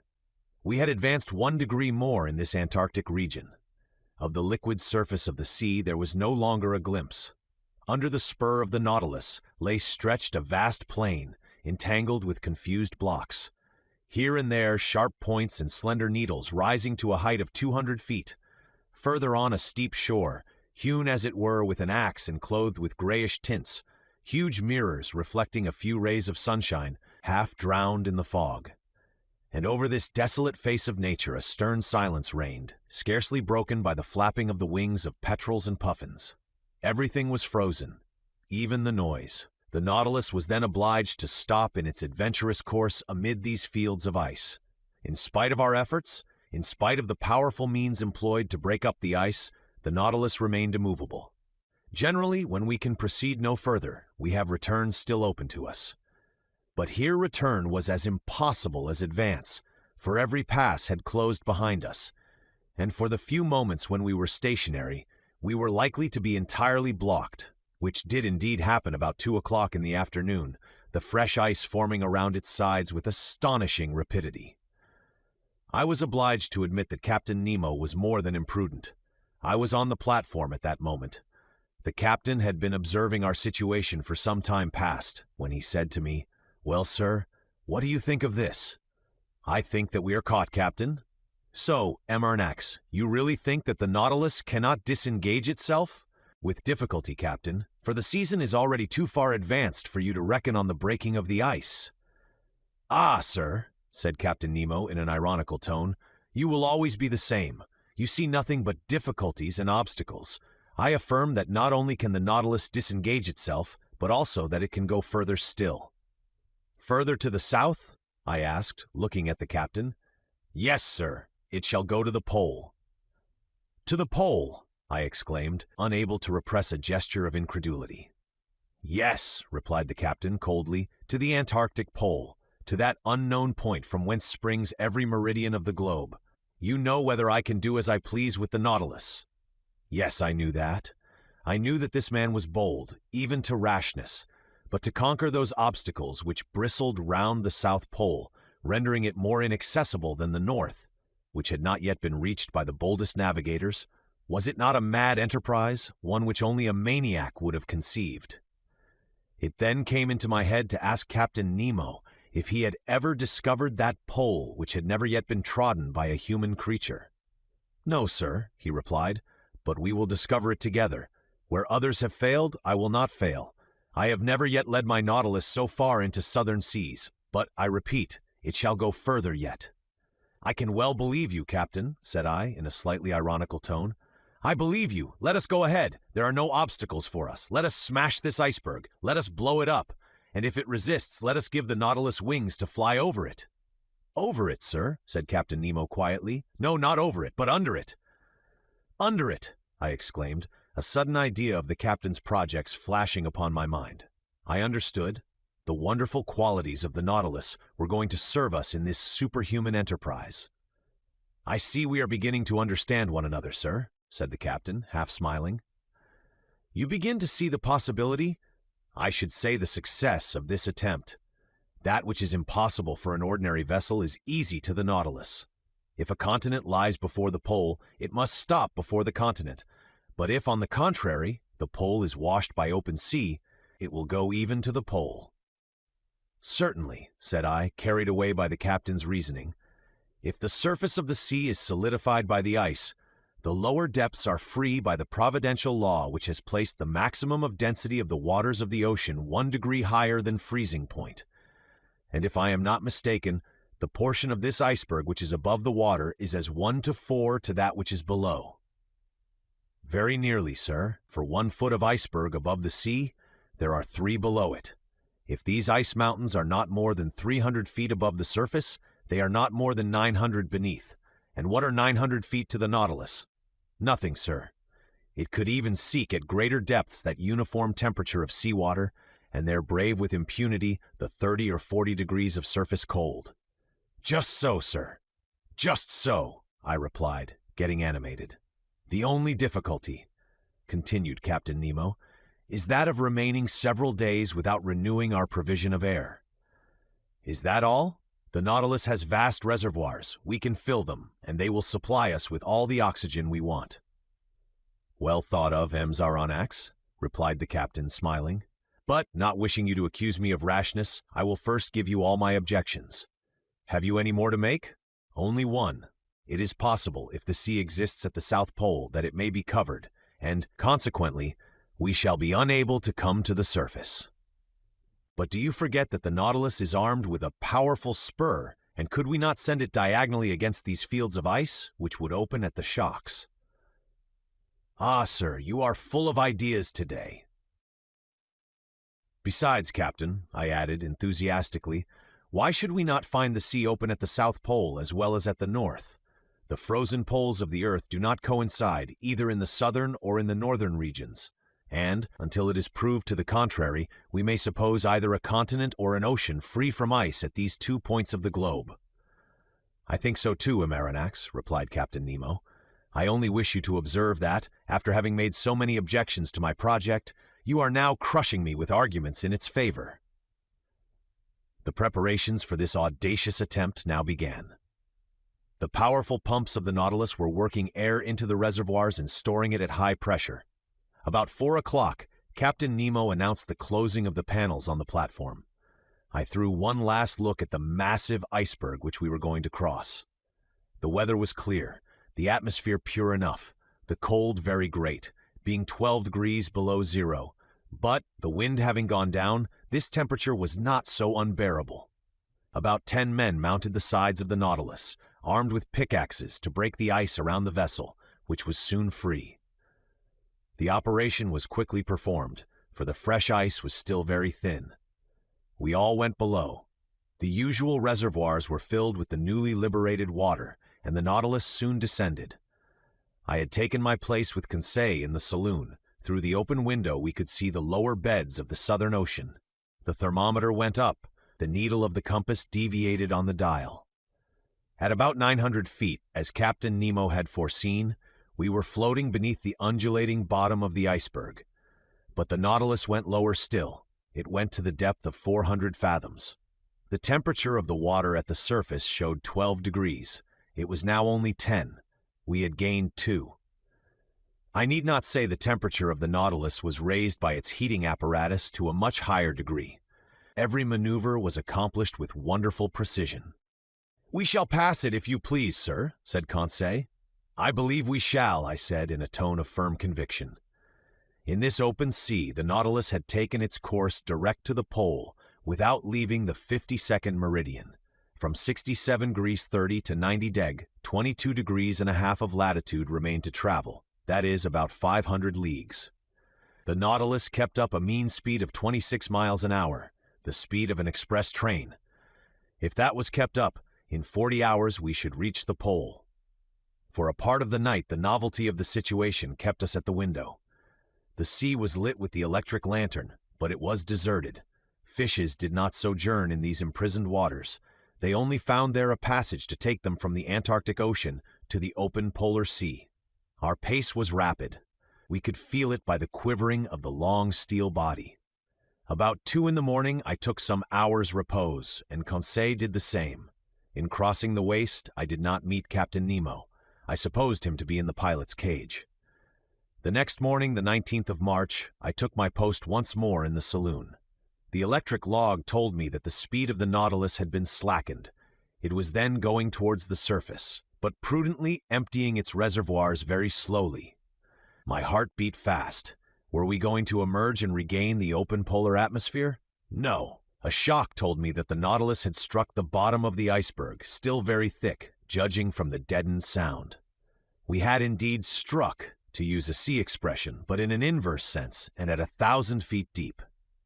This would give 3,000 feet of ice above us, 1,000 being above the watermark. The iceberg was then higher than at its borders, not a very reassuring fact. Several times that day the Nautilus tried again, and every time it struck the wall which lay like a ceiling above it. Sometimes it met with but 900 yards, only 200 of which rose above the surface. It was twice the height it was when the Nautilus had gone under the waves. I carefully noted the different depths, and thus obtained a submarine profile of the chain as it was developed under the water. That night no change had taken place in our situation. Still ice between 400 and 500 yards in depth. It was evidently diminishing, but still, what a thickness between us and the surface of the ocean. It was then 8. According to the daily custom on board the Nautilus, its air should have been renewed 4 hours ago. But I did not suffer much, although Captain Nemo had not yet made any demand upon his reserve of oxygen. My sleep was painful that night. Hope and fear besieged me by turns. I rose several times. The groping of the Nautilus continued. About 3 in the morning, I noticed that the lower surface of the iceberg was only about 50 feet deep. 150 feet now separated us from the surface of the waters. The iceberg was by degrees becoming an ice field, the mountain a plain. My eyes never left the manometer. We were still rising diagonally to the surface, which sparkled under the electric rays. The iceberg was stretching both above and beneath into lengthening slopes. Mile after mile it was getting thinner. At length, at 6 in the morning of that memorable day, the 19th of March, the door of the saloon opened, and Captain Nemo appeared. "The sea is open," was all he said. 37 the South Pole. I rushed on to the platform. Yes, the open sea, with but a few scattered pieces of ice and moving icebergs, a long stretch of sea, a world of birds in the air, and myriads of fishes under those waters, which varied from intense blue to olive green according to the bottom. The thermometer marked 3 degrees Celsius above zero. It was comparatively spring, shut up as we were behind this iceberg, whose lengthened mass was dimly seen on our northern horizon. "Are we at the pole?" I asked the captain with a beating heart. "I do not know," he replied. "At noon I will take our bearings." "But will the sun show himself through this fog?" said I, looking at the leaden sky. "However little it shows, it will be enough," replied the captain. About 10 miles south, a solitary island rose to a height of 104 yards. We made for it, but carefully, for the sea might be strewn with banks. 1 hour afterwards we had reached it. 2 hours later, we had made the round of it. It measured 4 or 5 miles in circumference. A narrow canal separated it from a considerable stretch of land, perhaps a continent, for we could not see its limits. The existence of this land seemed to give some color to Maury's theory.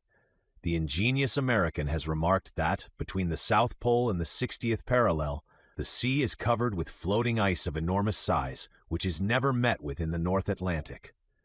From this fact, he has drawn the conclusion that the Antarctic Circle encloses considerable continents, as icebergs cannot form in open sea, but only on the coasts. According to these calculations, the mass of ice surrounding the southern pole forms a vast cap, the circumference of which must be at least 2,500 miles.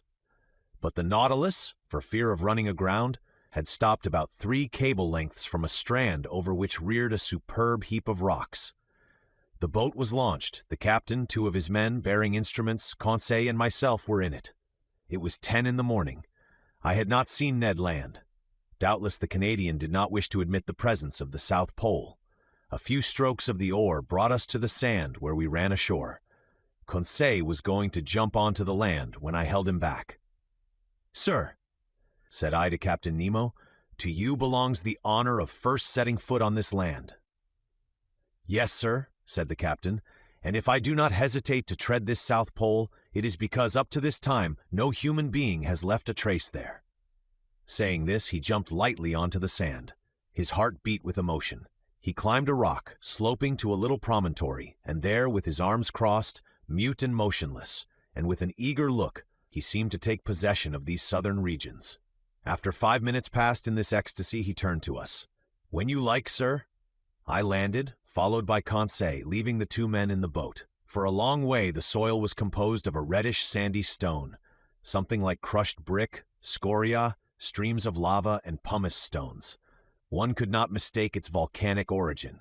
In some parts, slight curls of smoke emitted a sulphurous smell, proving that the internal fires had lost nothing of their expansive powers, though, having climbed a high acclivity, I could see no volcano for a radius of several miles. We know that in those Antarctic countries, James Ross found 2 craters, the Erebus and Terror, in full activity, on the 167th meridian, latitude 77°32. The vegetation of this desolate continent seemed to me much restricted. Some lichens lay upon the black rocks, some microscopic plants, rudimentary diatomas, a kind of cells placed between 2 quartz shells, long purple and scarlet weed supported on little swimming bladders which the breaking of the waves brought to the shore. These constituted the meager flora of this region. The shore was strewn with mollusks, little mussels, and limpets. I also saw myriads of northern Cleos, 1¼ inches long, of which a whale would swallow a whole world at a mouthful, and some perfect sea butterflies, animating the waters on the skirts of the shore. There appeared on the high bottoms some coral shrubs, of the kind which, according to James Ross, live in the Antarctic seas to the depth of more than 1,000 yards. Then there were little kingfishers and starfish studding the soil.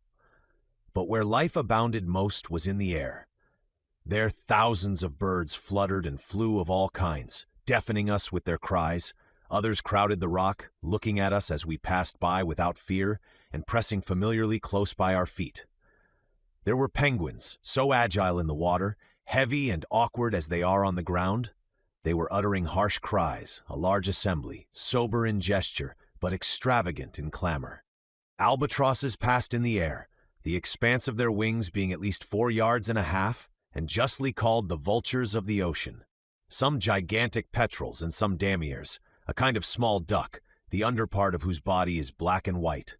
Then there were a whole series of petrels, some whitish, with brown-bordered wings, others blue, peculiar to the Antarctic seas, and so oily, as I told Conseil, that the inhabitants of the Faroe Islands had nothing to do before lighting them but to put a wick in. "A little more," said Conseil, "and they would be perfect lamps. After that, we cannot expect nature to have previously furnished them with wicks."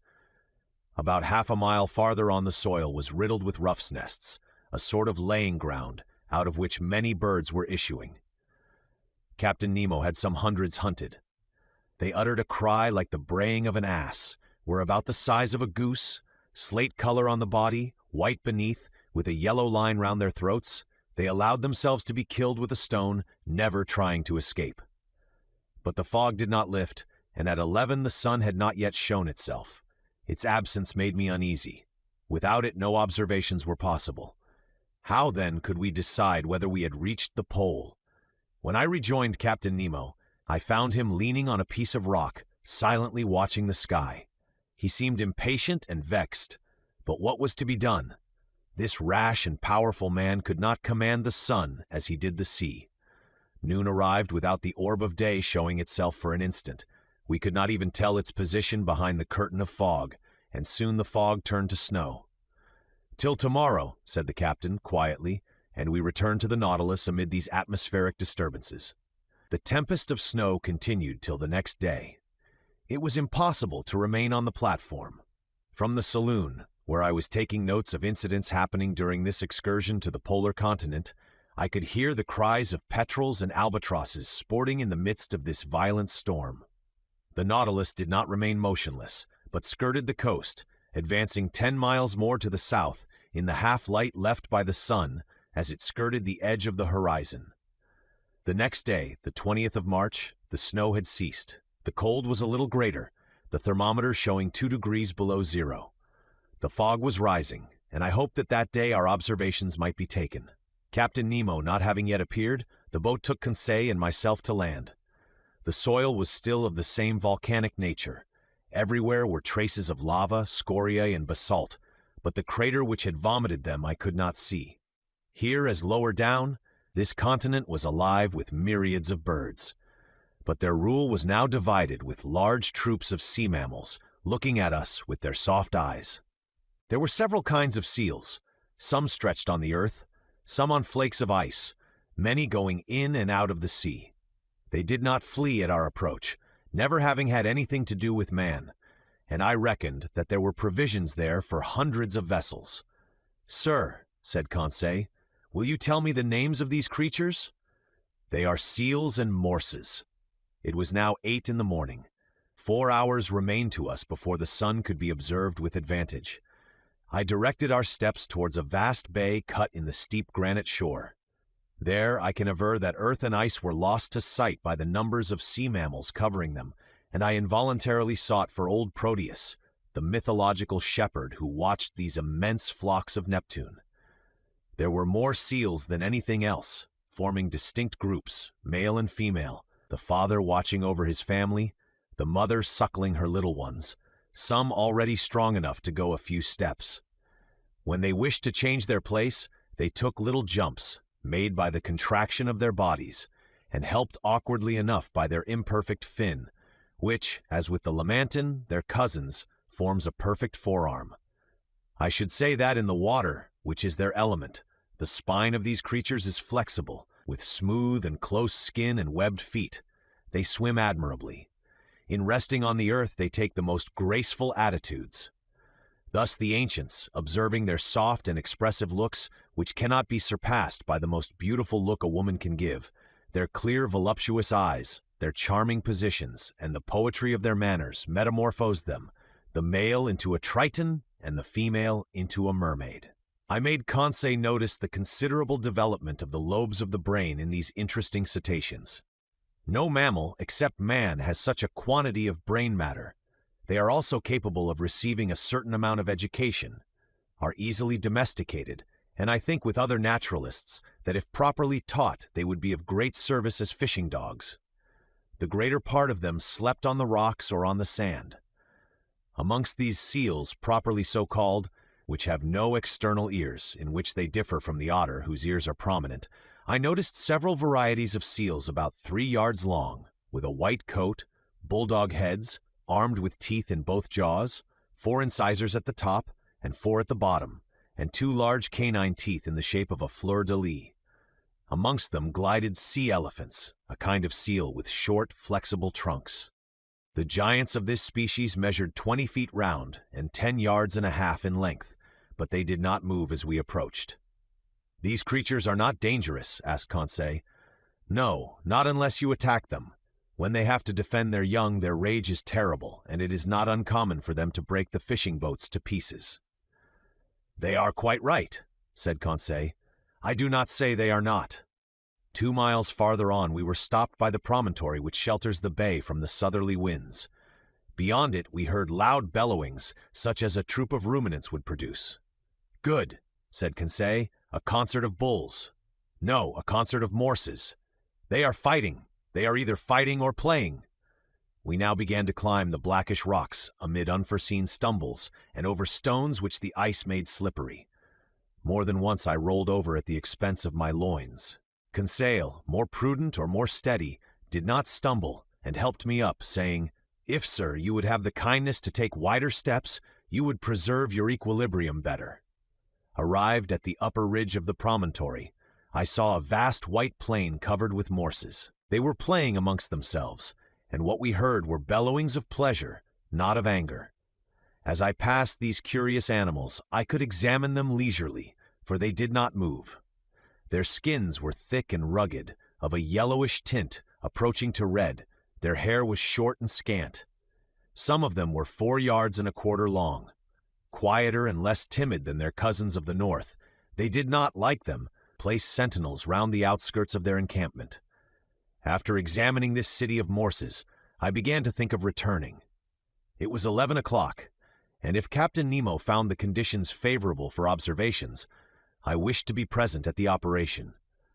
We followed a narrow pathway running along the summit of the steep shore. At 11:30 we had reached the place where we landed. The boat had run aground, bringing the captain. I saw him standing on a block of basalt, his instruments near him, his eyes fixed on the northern horizon, near which the sun was then describing a lengthened curve. I took my place beside him and waited without speaking. Noon arrived, and as before, the sun did not appear. It was a fatality. Observations were still wanting. If not accomplished tomorrow, we must give up all idea of taking any. We were indeed exactly at the 20th of March. Tomorrow, the 21st, would be the equinox. The sun would disappear behind the horizon for 6 months, and with its disappearance, the long polar night would begin. Since the September equinox, it had emerged from the northern horizon, rising by lengthened spirals up to the 21st of December. At this period, the summer solstice of the northern regions, it had begun to descend, and tomorrow was to shed its last rays upon them. I communicated my fears and observations to Captain Nemo. "You are right, Aronnax," said he. "If tomorrow I cannot take the altitude of the sun, I shall not be able to do it for 6 months. But precisely because chance has led me into these seas on the 21st of March, my bearings will be easy to take if at 12 we can see the sun." "Why, Captain?" "Because then the orb of day describes such lengthened curves that it is difficult to measure exactly its height above the horizon, and grave errors may be made with instruments." "What will you do then?" "I shall only use my chronometer," replied Captain Nemo. "If tomorrow, the 21st of March, the disk of the sun, allowing for refraction, is exactly cut by the northern horizon, it will show that I am at the South Pole." "Just so," said I. "But this statement is not mathematically correct, because the equinox does not necessarily begin at noon." "Very likely, sir, but the error will not be 100 yards, and we do not want more. Till tomorrow, then." Captain Nemo returned on board. Conseil and I remained to survey the shore, observing and studying until 5 o'clock. Then I went to bed, not, however, without invoking, like the Indian, the favor of the radiant orb. The next day, the 21st of March, at 5 in the morning, I mounted the platform. I found Captain Nemo there. "The weather is lightening a little," said he. "I have some hope. After breakfast, we will go on shore and choose a post for observation." That point settled, I sought Ned Land. I wanted to take him with me, but the obstinate Canadian refused, and I saw that his taciturnity and his bad humor grew day by day. After all, I was not sorry for his obstinacy under the circumstances. Indeed, there were too many seals on shore, and we ought not to lay such temptation in this unreflecting fisherman's way. Breakfast over, we went on shore. The Nautilus had gone some miles further up in the night. It was a whole league from the coast, above which reared a sharp peak about 500 yards high. The boat took with me Captain Nemo, 2 men of the crew, and the instruments, which consisted of a chronometer, a telescope, and a barometer. While crossing, I saw numerous whales belonging to the 3 kinds peculiar to the southern seas: the whale or the English right whale, which has no dorsal fin, the humpback, with reeved chest and large, whitish fins, which in spite of its name do not form wings, and the finback of a yellowish-brown, the liveliest of all the cetacea. This powerful creature is heard a long way off when he throws to a great height columns of air and vapor, which look like whirlwinds of smoke. These different mammals were disporting themselves in troops in the quiet waters, and I could see that this basin of the Antarctic pole serves as a place of refuge to the cetacea too closely tracked by the hunters. I also noticed large medusae floating between the reeds. At 9 we landed. The sky was brightening, the clouds were flying to the south, and the fog seemed to be leaving the cold surface of the waters. Captain Nemo went towards the peak, which he doubtless meant to be his observatory. It was a painful ascent over the sharp lava and the pumice stones, in an atmosphere often impregnated with a sulphurous smell from the smoking cracks. For a man unaccustomed to walk on land, the captain climbed the steep slopes with an agility I never saw equaled, and which a hunter would have envied. We were 2 hours getting to the summit of this peak, which was half porphyry and half basalt. From thence we looked upon a vast sea which towards the north distinctly traced its boundary line upon the sky. At our feet lay fields of dazzling whiteness. Over our heads a pale azure free from fog. To the north the disk of the sun seemed like a ball of fire, already horned by the cutting of the horizon. From the bosom of the water rose sheaves of liquid jets by hundreds. In the distance lay the Nautilus like a cetacean asleep on the water. Behind us, to the south and east, an immense country and a chaotic heap of rocks and ice, the limits of which were not visible. On arriving at the summit, Captain Nemo carefully took the mean height of the barometer, for he would have to consider that in taking his observations. At 11:45 the sun, then seen only by refraction, looked like a golden disk shedding its last rays upon this deserted continent and seas which never man had yet plowed. Captain Nemo, furnished with a lenticular glass which, by means of a mirror, corrected the refraction, watched the orb sinking below the horizon by degrees, following a lengthened diagonal. I held the chronometer. My heart beat fast. If the disappearance of the half-disk of the sun coincided with 12 o'clock on the chronometer, we were at the pole itself. 12? I exclaimed. The South Pole, replied Captain Nemo in a grave voice, handing me the glass, which showed the orb cut in exactly equal parts by the horizon. I looked at the last rays crowning the peak, and the shadows mounting by degrees up its slopes. At that moment Captain Nemo, resting with his hand on my shoulder, said, I, Captain Nemo, on this 21st day of March, 1868, have reached the South Pole on the 90th degree, and I take possession of this part of the globe equal to 1/6 of the known continents. In whose name, Captain? In my own, sir.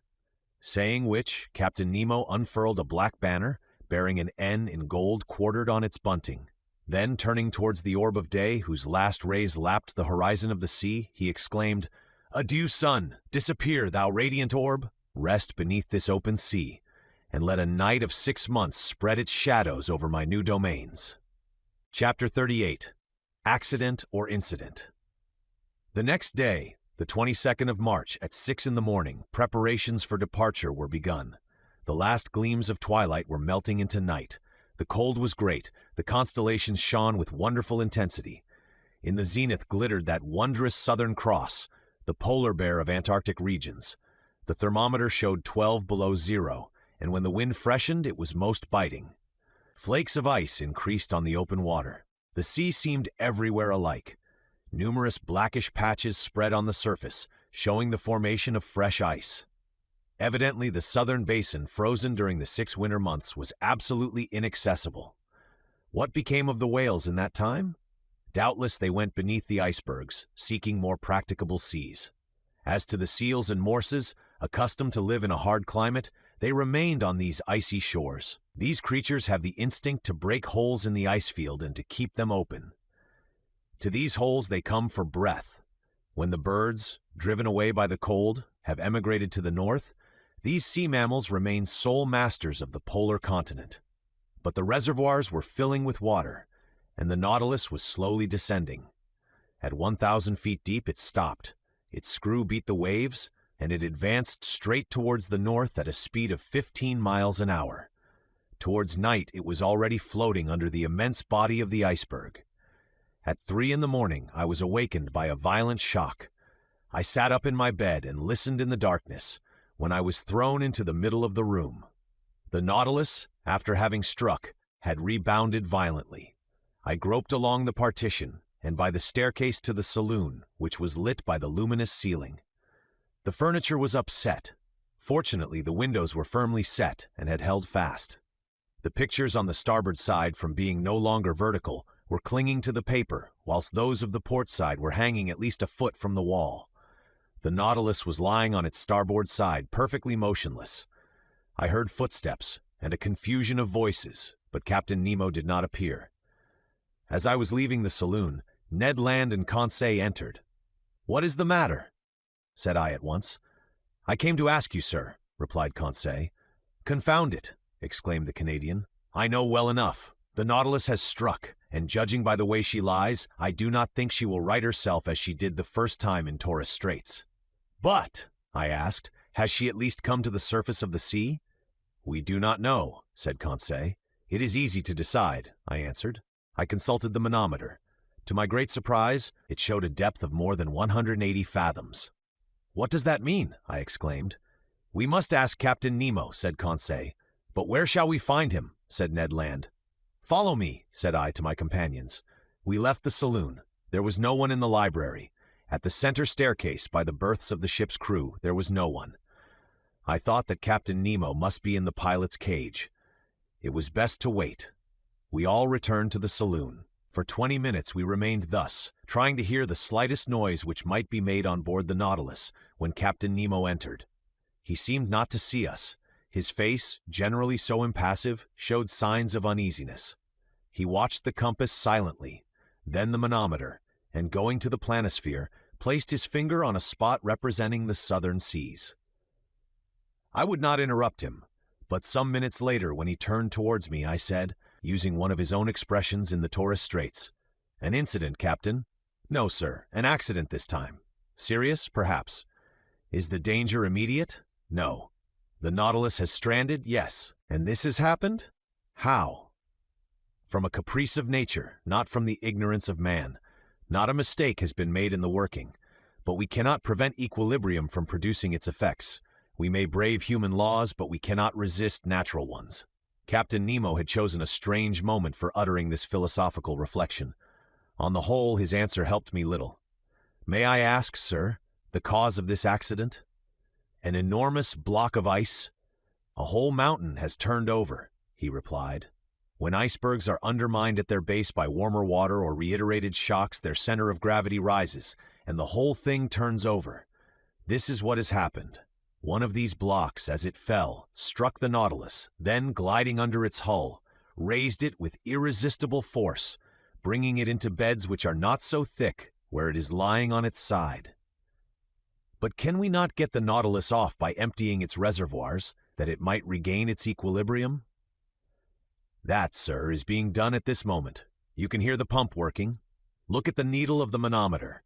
It shows that the Nautilus is rising, but the block of ice is floating with it, and until some obstacle stops its ascending motion, our position cannot be altered."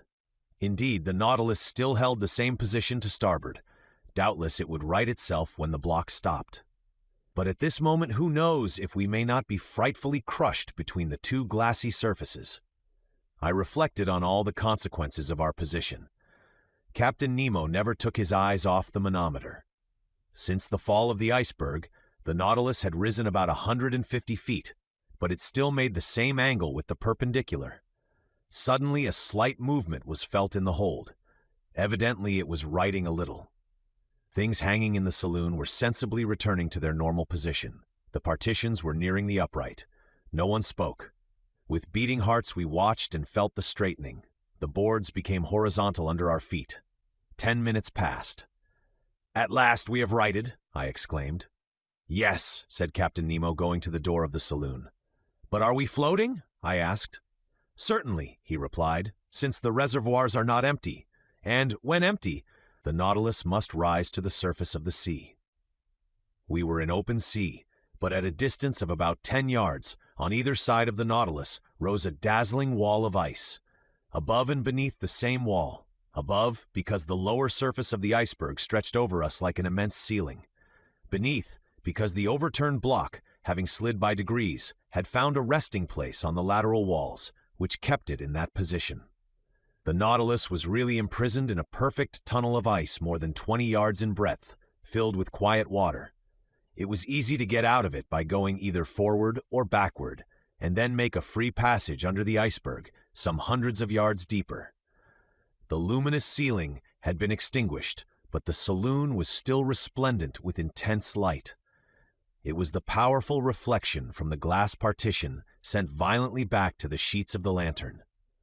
I cannot describe the effect of the voltaic rays upon the great blocks so capriciously cut. Upon every angle, every ridge, every facet was thrown a different light, according to the nature of the veins running through the ice. A dazzling mine of gems, particularly of sapphires, their blue rays crossing with the green of the emerald. Here and there were opal shades of wonderful softness, running through bright spots like diamonds of fire, the brilliancy of which the eye could not bear. The power of the lantern seemed increased 100-fold, like a lamp through the lenticular plates of a first-class lighthouse. "How beautiful! How beautiful!" cried Conseil. "Yes," I said, "it is a wonderful sight. Is it not, Ned?" "Yes, confound it, yes," answered Ned Land. "It is superb. I am mad at being obliged to admit it. No one has ever seen anything like it, but the sight may cost us dear. And if I must say all, I think we are seeing here things which God never intended man to see." Ned was right. It was too beautiful. Suddenly a cry from Conseil made me turn. "What is it?" I asked. "Shut your eyes, sir. Do not look, sir." Saying which, Conseil clapped his hands over his eyes. "But what is the matter, my boy?" "I am dazzled, blinded." My eyes turned involuntarily towards the glass, but I could not stand the fire which seemed to devour them. I understood what had happened. The Nautilus had put on full speed. All the quiet luster of the ice walls was at once changed into flashes of lightning. The fire from these myriads of diamonds was blinding. It required some time to calm our troubled looks. At last the hands were taken down. "Faith, I should never have believed it," said Conseil. It was then 5 in the morning, and at that moment a shock was felt at the bows of the Nautilus. I knew that its spur had struck a block of ice. It must have been a false maneuver, for this submarine tunnel, obstructed by blocks, was not very easy navigation. I thought that Captain Nemo, by changing his course, would either turn these obstacles or else follow the windings of the tunnel. In any case, the road before us could not be entirely blocked. But contrary to my expectations, the Nautilus took a decided retrograde motion. "We are going backwards?" said Conseil. "Yes," I replied. "This end of the tunnel can have no egress." "And then?" "Then," said I, "the working is easy. We must go back again and go out at the southern opening. That is all." In speaking thus, I wished to appear more confident than I really was. But the retrograde motion of the Nautilus was increasing, and, reversing the screw, it carried us at great speed. "It will be a hindrance," said Ned. "What does it matter, some hours more or less, provided we get out at last?" "Yes," repeated Ned Land, "provided we do get out at last." For a short time I walked from the saloon to the library. My companions were silent. I soon threw myself on an ottoman and took a book which my eyes overran mechanically. A quarter of an hour after, Conseil, approaching me, said, "Is what you are reading very interesting, sir?" "Very interesting," I replied. "I should think so, sir. It is your own book you are reading." My book? And indeed, I was holding in my hand the work on the great submarine depths. I did not even dream of it. I closed the book and returned to my walk. Ned and Conseil rose to go. "Stay here, my friends," said I, detaining them. "Let us remain together until we are out of this block." "As you please, sir," Conseil replied. Some hours passed. I often looked at the instruments hanging from the partition. The manometer showed that the Nautilus kept at a constant depth of more than 300 yards. The compass still pointed to south. The log indicated a speed of 20 miles an hour, which in such a cramped space was very great. But Captain Nemo knew that he could not hasten too much, and that minutes were worth ages to us. At 25 minutes past 8, a second shock took place, this time from behind. I turned pale. My companions were close by my side. I seized Conseil's hand. Our looks expressed our feelings better than words. At this moment, the captain entered the saloon. I went up to him. "Our course is barred southward," I asked. "Yes, sir. The iceberg has shifted and closed every outlet." "We are blocked up then?" "Yes." Chapter 39. Want of Air. Thus around the Nautilus above and below was an impenetrable wall of ice. We were prisoners to the iceberg. I watched the captain. His countenance had resumed its habitual imperturbability. "Gentlemen," he said calmly, "there are two ways of dying in the circumstances in which we are placed." This puzzling person had the air of a mathematical professor lecturing to his pupils. "The first is to be crushed. The second is to die of suffocation. I do not speak of the possibility of dying of hunger, for the supply of provisions in the Nautilus will certainly last longer than we shall. Let us, then, calculate our chances." "As to suffocation, Captain," I replied, "that is not to be feared, because our reservoirs are full." "Just so, but they will only yield 2 days' supply of air. Now, for 36 hours we have been hidden under the water, and already the heavy atmosphere of the Nautilus requires renewal. In 48 hours our reserve will be exhausted." "Well, Captain, can we be delivered before 48 hours? "We will attempt it at least by piercing the wall that surrounds us." "On which side?" "Sound will tell us.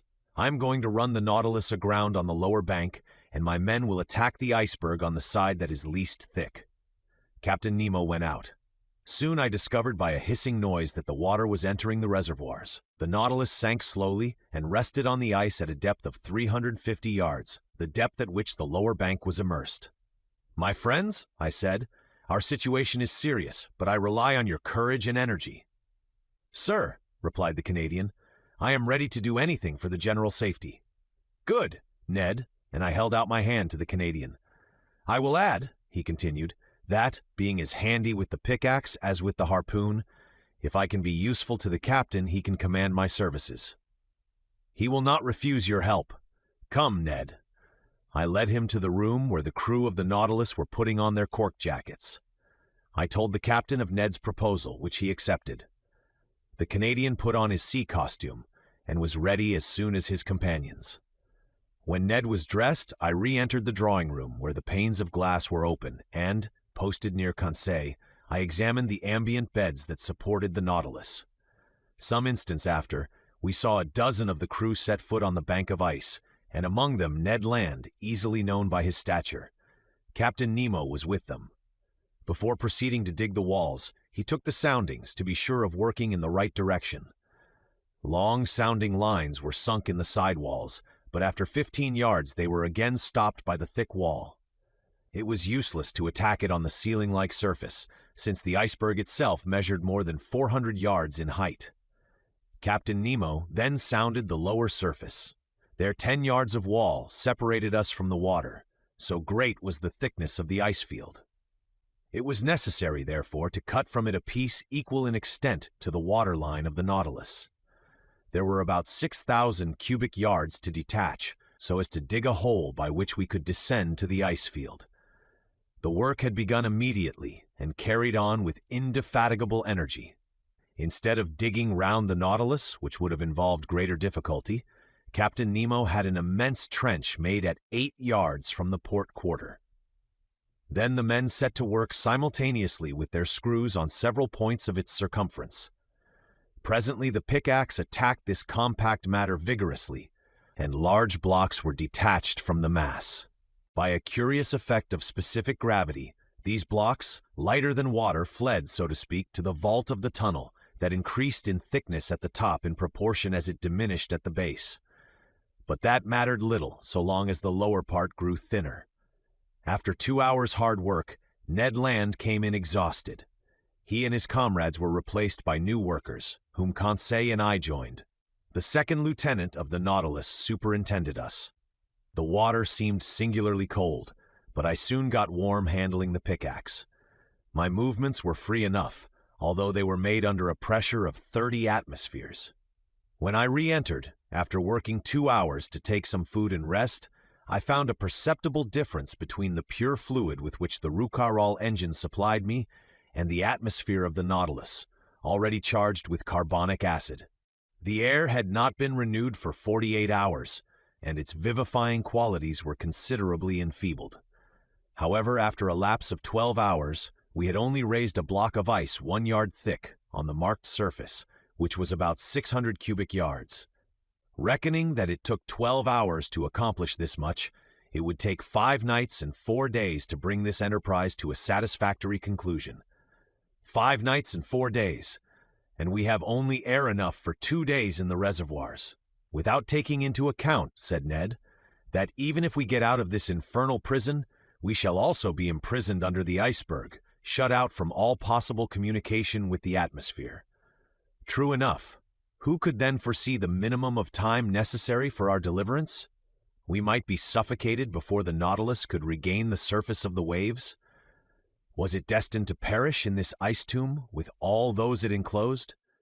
The situation was terrible, but everyone had looked the danger in the face, and each was determined to do his duty to the last. As I expected, during the night a new block a yard square was carried away, and still further sank the immense hollow. But in the morning when, dressed in my cork jacket, I traversed the slushy mass at a temperature of 6 or 7 degrees below zero, I remarked that the side walls were gradually closing in. The beds of water farthest from the trench, that were not warmed by the men's work, showed a tendency to solidification.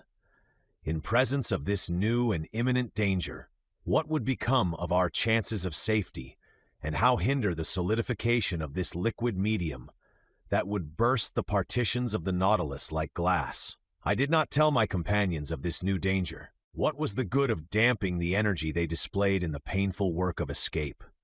But when I went on board again, I told Captain Nemo of this grave complication. "I know it," he said in that calm tone which could counteract the most terrible apprehensions. "It is one danger more, but I see no way of escaping it. The only chance of safety is to go quicker than solidification. We must be beforehand with it, that is all." On this day for several hours I used my pickaxe vigorously. The work kept me up. Besides, to work was to quit the Nautilus and breathe directly the pure air drawn from the reservoirs and supplied by our apparatus, and to quit the impoverished and vitiated atmosphere. Towards evening the trench was dug 1 yard deeper. When I returned on board, I was nearly suffocated by the carbonic acid with which the air was filled. Ah, if we had only the chemical means to drive away this deleterious gas! We had plenty of oxygen.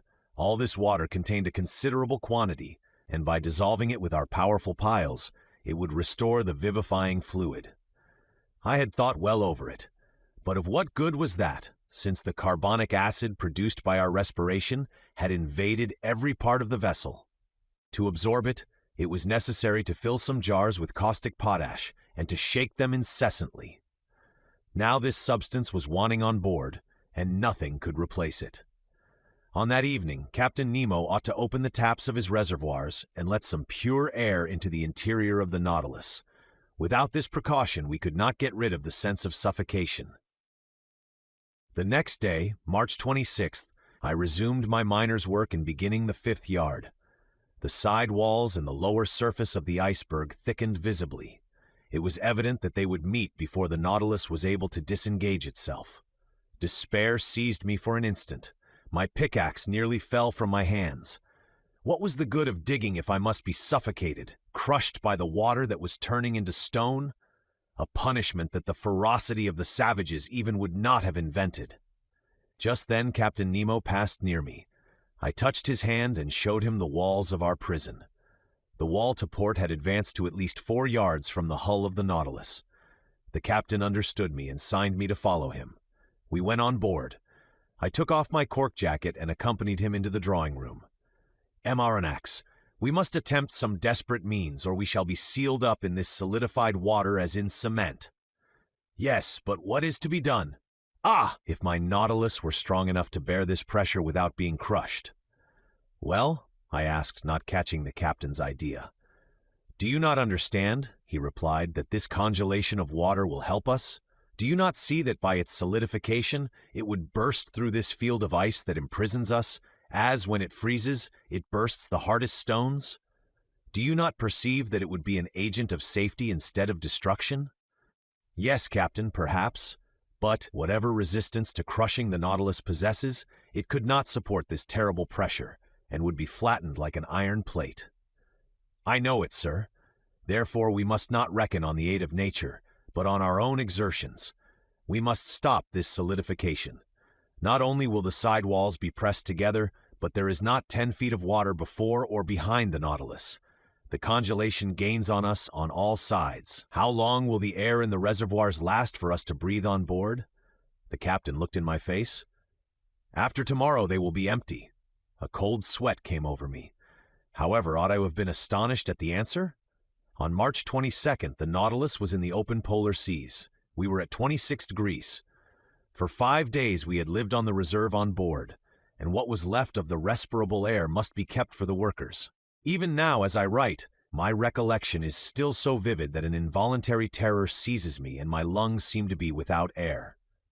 Meanwhile, Captain Nemo reflected silently, and evidently an idea had struck him, but he seemed to reject it. At last, these words escaped his lips. "Boiling water," he muttered. "Boiling water," I cried. "Yes, sir. We are enclosed in a space that is relatively confined. Would not jets of boiling water, constantly injected by the pumps, raise the temperature in this part and stay the congelation?" "Let us try it," I said resolutely. "Let us try it, Professor." The thermometer then stood at 7 degrees outside. Captain Nemo took me to the galleys, where the vast distillatory machines stood that furnished the drinkable water by evaporation. They filled these with water, and all the electric heat from the piles was thrown through the worms bathed in the liquid. In a few minutes, this water reached 100 degrees. It was directed towards the pumps, while fresh water replaced it in proportion. The heat developed by the troughs was such that cold water, drawn up from the sea after only having gone through the machines, came boiling into the body of the pump. The injection was begun, and 3 hours after the thermometer marked 6 degrees below zero outside. 1 degree was gained. 2 hours later, the thermometer only marked 4 degrees. "We shall succeed," I said to the captain, after having anxiously watched the result of the operation. "I think," he answered, "that we shall not be crushed. We have no more suffocation to fear." During the night, the temperature of the water rose to 1 degree below zero. The injections could not carry it to a higher point. But as the congelation of the seawater produces at least 2 degrees, I was at least reassured against the dangers of solidification. The next day, March 27th, 6 yards of ice had been cleared, 12 feet only remaining to be cleared away. There was yet 48 hours' work. The air could not be renewed in the interior of the Nautilus, and this day would make it worse. An intolerable weight oppressed me. Towards 3 o'clock in the evening, this feeling rose to a violent degree. Yawns dislocated my jaws. My lungs panted as they inhaled this burning fluid, which became rarefied more and more. A moral torpor took hold of me. I was powerless, almost unconscious. My brave Conseil, though exhibiting the same symptoms and suffering in the same manner, never left me. He took my hand and encouraged me, and I heard him murmur, "Oh, if I could only not breathe, so as to leave more air for my master." Tears came into my eyes on hearing him speak thus. If our situation to all was intolerable in the interior, with what haste and gladness would we put on our cork jackets to work in our turn? Pickaxes sounded on the frozen ice beds. Our arms ached. The skin was torn off our hands. But what were these fatigues? What did the wounds matter? Vital air came to the lungs. We breathed. We breathed. All this time, no one prolonged his voluntary task beyond the prescribed time. His task accomplished, each one handed in turn to his panting companions the apparatus that supplied him with life. Captain Nemo set the example and submitted first to this severe discipline. When the time came, he gave up his apparatus to another and returned to the vitiated air on board, calm, unflinching, unmurmuring. On that day, the ordinary work was accomplished with unusual vigor. Only 2 yards remained to be raised from the surface. 2 yards only separated us from the open sea. But the reservoirs were nearly emptied of air. The little that remained ought to be kept for the workers, not a particle for the Nautilus. When I went back on board, I was half suffocated. What a night! I know not how to describe it. The next day, my breathing was oppressed. Dizziness accompanied the pain in my head and made me like a drunken man. My companions showed the same symptoms. Some of the crew had rattling in the throat. On that day, the 6th of our imprisonment, Captain Nemo, finding the pickaxes work too slowly, resolved to crush the ice bed that still separated us from the liquid sheet. This man's coolness and energy never forsook him. He subdued his physical pains by moral force. By his orders, the vessel was lightened, that is to say, raised from the ice bed by a change of specific gravity. When it floated, they towed it so as to bring it above the immense trench made on the level of the waterline. Then, filling his reservoirs of water, he descended and shut himself up in the hole. Just then, all the crew came on board, and the double door of communication was shut. The Nautilus then rested on the bed of ice, which was not 1 yard thick, and which the sounding leads had perforated in 1,000 places. The taps of the reservoirs were then opened, and 100 cubic yards of water was let in, increasing the weight of the Nautilus to 1,800 tons. We waited, we listened, forgetting our sufferings in hope. Our safety depended on this last chance. Notwithstanding the buzzing in my head, I soon heard the humming sound under the hull of the Nautilus. The ice cracked with a singular noise, like tearing paper, and the Nautilus sank. "We are off," murmured Conseil in my ear. I could not answer him. I seized his hand and pressed it convulsively. All at once, carried away by its frightful overcharge, the Nautilus sank like a bullet under the waters. That is to say, it fell as if it was in a vacuum. Then all the electric force was put on the pumps that soon began to let the water out of the reservoirs. After some minutes, our fall was stopped. Soon, too, the manometer indicated an ascending movement. The screw, going at full speed, made the iron hull tremble to its very bolts and drew us towards the north. But if this floating under the iceberg is to last another day before we reach the open sea, I shall be dead first. Half stretched upon a divan in the library, I was suffocating. My face was purple, my lips blue, my faculties suspended. I neither saw nor heard. All notion of time had gone from my mind. My muscles could not contract. I do not know how many hours passed thus, but I was conscious of the agony that was coming over me. I felt as if I was going to die. Suddenly I came to. Some breaths of air penetrated my lungs. Had we risen to the surface of the waves? Were we free of the iceberg? No. Ned and Conseil, my two brave friends, were sacrificing themselves to save me. Some particles of air still remained at the bottom of one apparatus. Instead of using it, they had kept it for me, and while they were being suffocated, they gave me life, drop by drop. I wanted to push back the thing. They held my hands, and for some moments I breathed freely. I looked at the clock. It was 11 in the morning. It ought to be the 28th of March. The Nautilus went at a frightful pace, 40 miles an hour. It literally tore through the water. Where was Captain Nemo? Had he succumbed? Were his companions dead with him? At the moment, the manometer indicated that we were not more than 20 feet from the surface. A mere plate of ice separated us from the atmosphere. Could we not break it? Perhaps. In any case, the Nautilus was going to attempt it. I felt that it was in an oblique position, lowering the stern and raising the bows. The introduction of water had been the means of disturbing its equilibrium. Then, impelled by its powerful screw, it attacked the ice field from beneath like a formidable battering ram. It broke it by backing and then rushing forward against the field, which gradually gave way, and at last, dashing suddenly against it, shot forwards on the ice field that crushed beneath its weight. The panel was opened, one might say torn off, and the pure air came in abundance to all parts of the Nautilus. Chapter 40. From Cape Horn to the Amazon. How I got onto the platform, I have no idea. Perhaps the Canadian had carried me there. But I breathed. I inhaled the vivifying sea air. My two companions were getting drunk with the fresh particles. The other unhappy men had been so long without food that they could not with impunity indulge in the simplest aliments that were given them. We, on the contrary, had no end to restrain ourselves. We could draw this air freely into our lungs, and it was the breeze alone, that filled us with this keen enjoyment.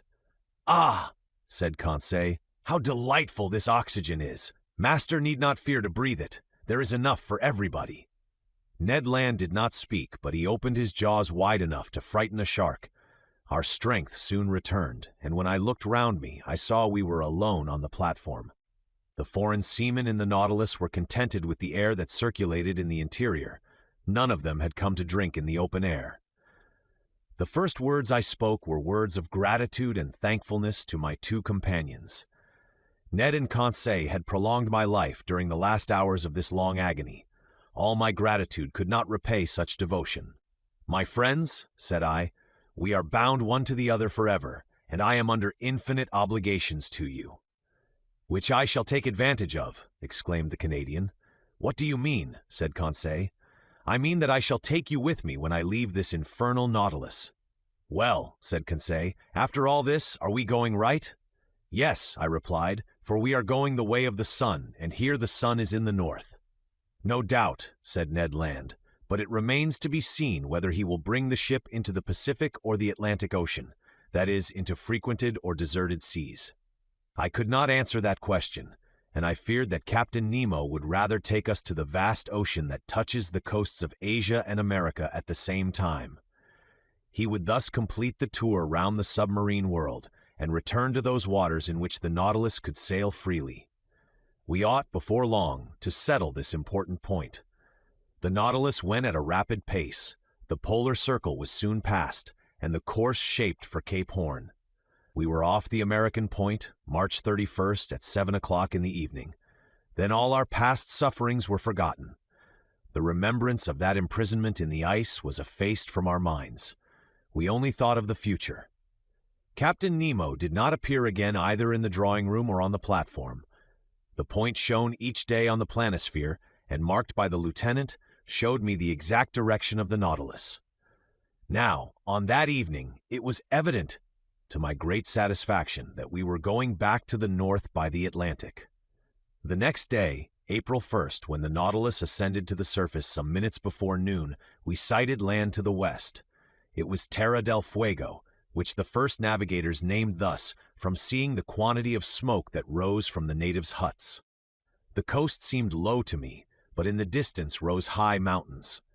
I even thought I had a glimpse of Mount Sarmiento, that rises 2,170 yards above the level of the sea, with a very pointed summit, which, according as it is misty or clear, is a sign of fine or of wet weather.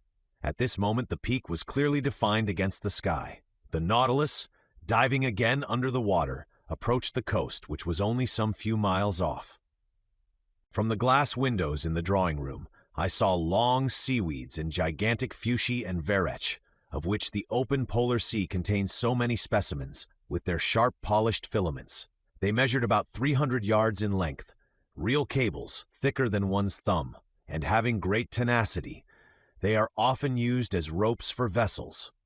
Another weed known as velp, with leaves 4 feet long, buried in the coral concretions, hung at the bottom. It served as nest and food for myriads of crustacea and mollusks, crabs and cuttlefish. There seals and otters had splendid repasts, eating the flesh of fish with sea vegetables, according to the English fashion. Over this fertile and luxuriant ground the Nautilus passed with great rapidity. Towards evening it approached the Falkland group, the rough summits of which I recognized the following day. The depth of the sea was moderate. On the shores our nets brought in beautiful specimens of seaweed, and particularly a certain fucus, the roots of which were filled with the best mussels in the world. Geese and ducks fell by dozens on the platform, and soon took their places in the pantry on board. When the last heights of the Falklands had disappeared from the horizon, the Nautilus sank to between 20 and 25 yards, and followed the American coast.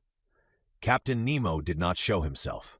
Until the 3rd of April, we did not quit the shores of Patagonia, sometimes under the ocean, sometimes at the surface. The Nautilus passed beyond the large estuary formed by the Plata and was, on the 4th of April, 56 miles off Uruguay. Its direction was northwards and followed the long windings of the coast of South America. We had then made 1,600 miles since our embarkation in the seas of Japan. About 11 o'clock in the morning, the Tropic of Capricorn was crossed on the 37th meridian, and we passed Cape Frio standing out to sea. Captain Nemo, to Ned Land's great displeasure, did not like the neighborhood of the inhabited coasts of Brazil, for we went at a giddy speed. Not a fish, not a bird of the swiftest kind could follow us, and the natural curiosities of these seas escaped all observation. This speed was kept up for several days, and in the evening of the 9th of April, we sighted the most easterly point of South America that forms Cape San Roque. But then the Nautilus swerved again and sought the lowest depth of a submarine valley, which is between this cape and Sierra Leone on the African coast. This valley bifurcates to the parallel of the Antilles and terminates at the north by the enormous depression of 9,000 yards. In this place, the geological basin of the ocean forms, as far as the Lesser Antilles, a cliff of 3.5 miles perpendicular in height, and at the parallel of the Cape Verde Islands, another wall not less considerable, that encloses thus all the sunk continent of the Atlantic. The bottom of this immense valley is dotted with some mountains that give to these submarine places a picturesque aspect. I speak, moreover, from the manuscript charts that were in the library of the Nautilus, charts evidently due to Captain Nemo's hand and made after his personal observations. For 2 days, the desert and deep waters were visited by means of the inclined planes. The Nautilus was furnished with long diagonal broadsides which carried it to all elevations. But on the 11th of April it rose suddenly, and land appeared at the mouth of the Amazon River, a vast estuary, the embouchure of which is so considerable that it freshens the seawater for the distance of several leagues. The equator was crossed.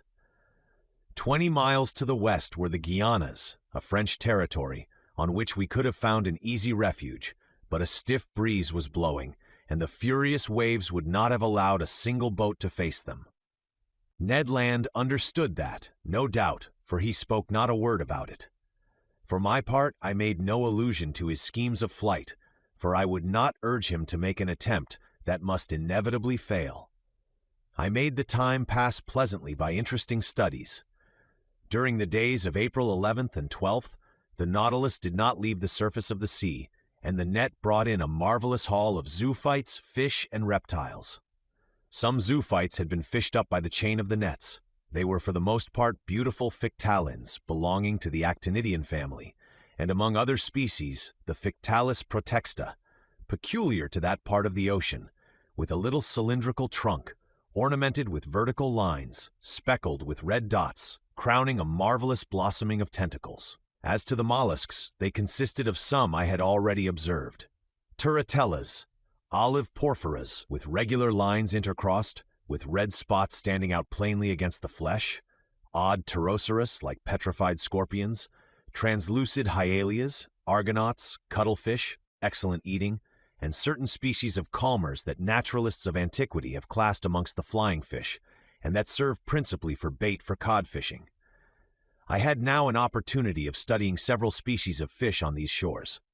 Amongst the cartilaginous ones, Petromazons prica, a sort of eel, 15 inches long, with a greenish head, violet fins, gray-blue back, brown belly, silvered and sewn with bright spots, the pupil of the eye encircled with gold. A curious animal that the current of the Amazon had drawn to the sea, for they inhabit fresh waters.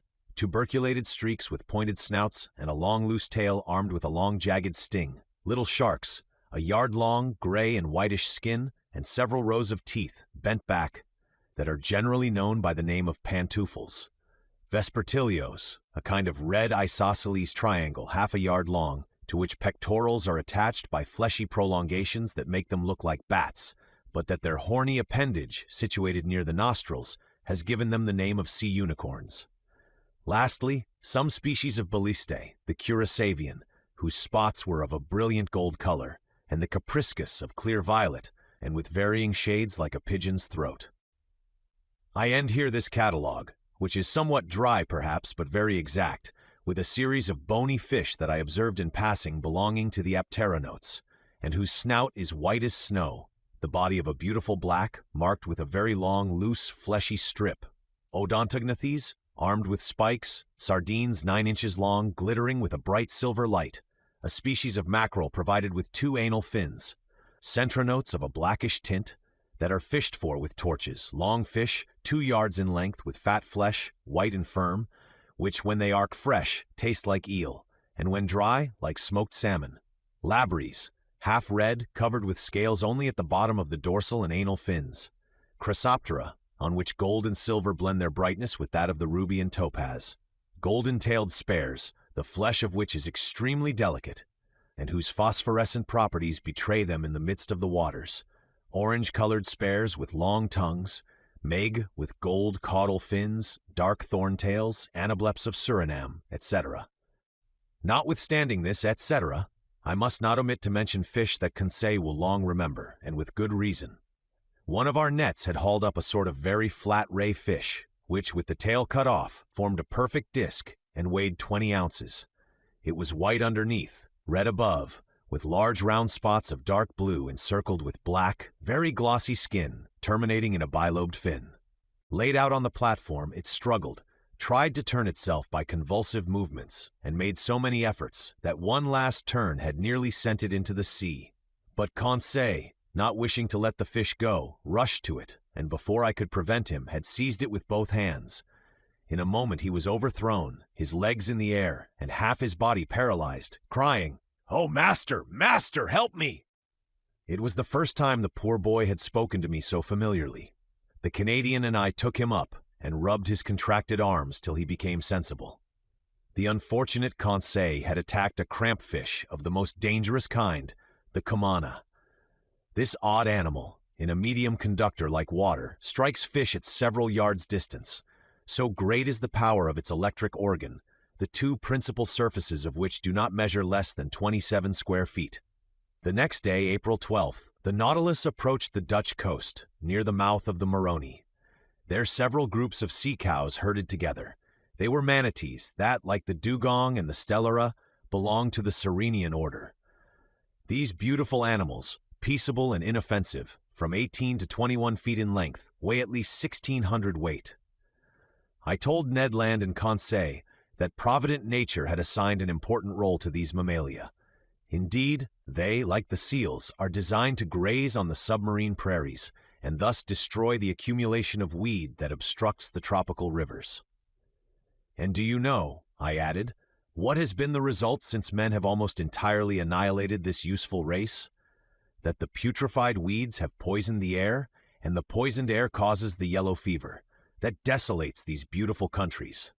Enormous vegetations are multiplied under the torrid seas, and the evil is irresistibly developed from the mouth of the Rio de la Plata to Florida. If we are to believe Toussaint, this plague is nothing to what it would be if the seas were cleaned of whales and seals. Then, infested with poulps, medusa, and cuttlefish, they would become immense centers of infection, since their waves would not possess these vast stomachs that God had charged to infest the surface of the seas. Chapter 41, The Poulps. For several days, the Nautilus kept off from the American coast. Evidently, it did not wish to risk the tides of the Gulf of Mexico or of the Sea of the Antilles. April 16th, we sighted Martinique and Guadeloupe from a distance of about 30 miles. I saw their tall peaks for an instant. The Canadian, who counted on carrying out his projects in the Gulf by either landing or hailing one of the numerous boats that coast from one island to another, was quite disheartened. Flight would have been quite practicable if Ned Land had been able to take possession of the boat without the captain's knowledge. But in the open sea, it could not be thought of. The Canadian, Conseil, and I had a long conversation on this subject. For 6 months, we had been prisoners on board the Nautilus. We had traveled 17,000 leagues, and, as Ned Land said, there was no reason why it should come to an end. We could hope nothing from the captain of the Nautilus, but only from ourselves. Besides, for some time past he had become graver, more retired, less sociable. He seemed to shun me. I met him rarely. Formerly he was pleased to explain the submarine marvels to me. Now he left me to my studies and came no more to the saloon. What change had come over him? For what cause? For my part, I did not wish to bury with me my curious and novel studies. I had now the power to write the true book of the sea, and this book, sooner or later, I wished to see daylight. The land nearest us was the archipelago of the Bahamas. There rose high submarine cliffs covered with large weeds. It was about 11 o'clock when Ned Land drew my attention to a formidable pricking, like the sting of an ant, which was produced by means of large seaweeds. "Well," I said, "these are proper caverns for poulps, and I should not be astonished to see some of these monsters." "What?" said Conseil. "Cuttlefish, real cuttlefish of the cephalopod class?" "No," I said, "poulps of huge dimensions. I will never believe that such animals exist, said Ned.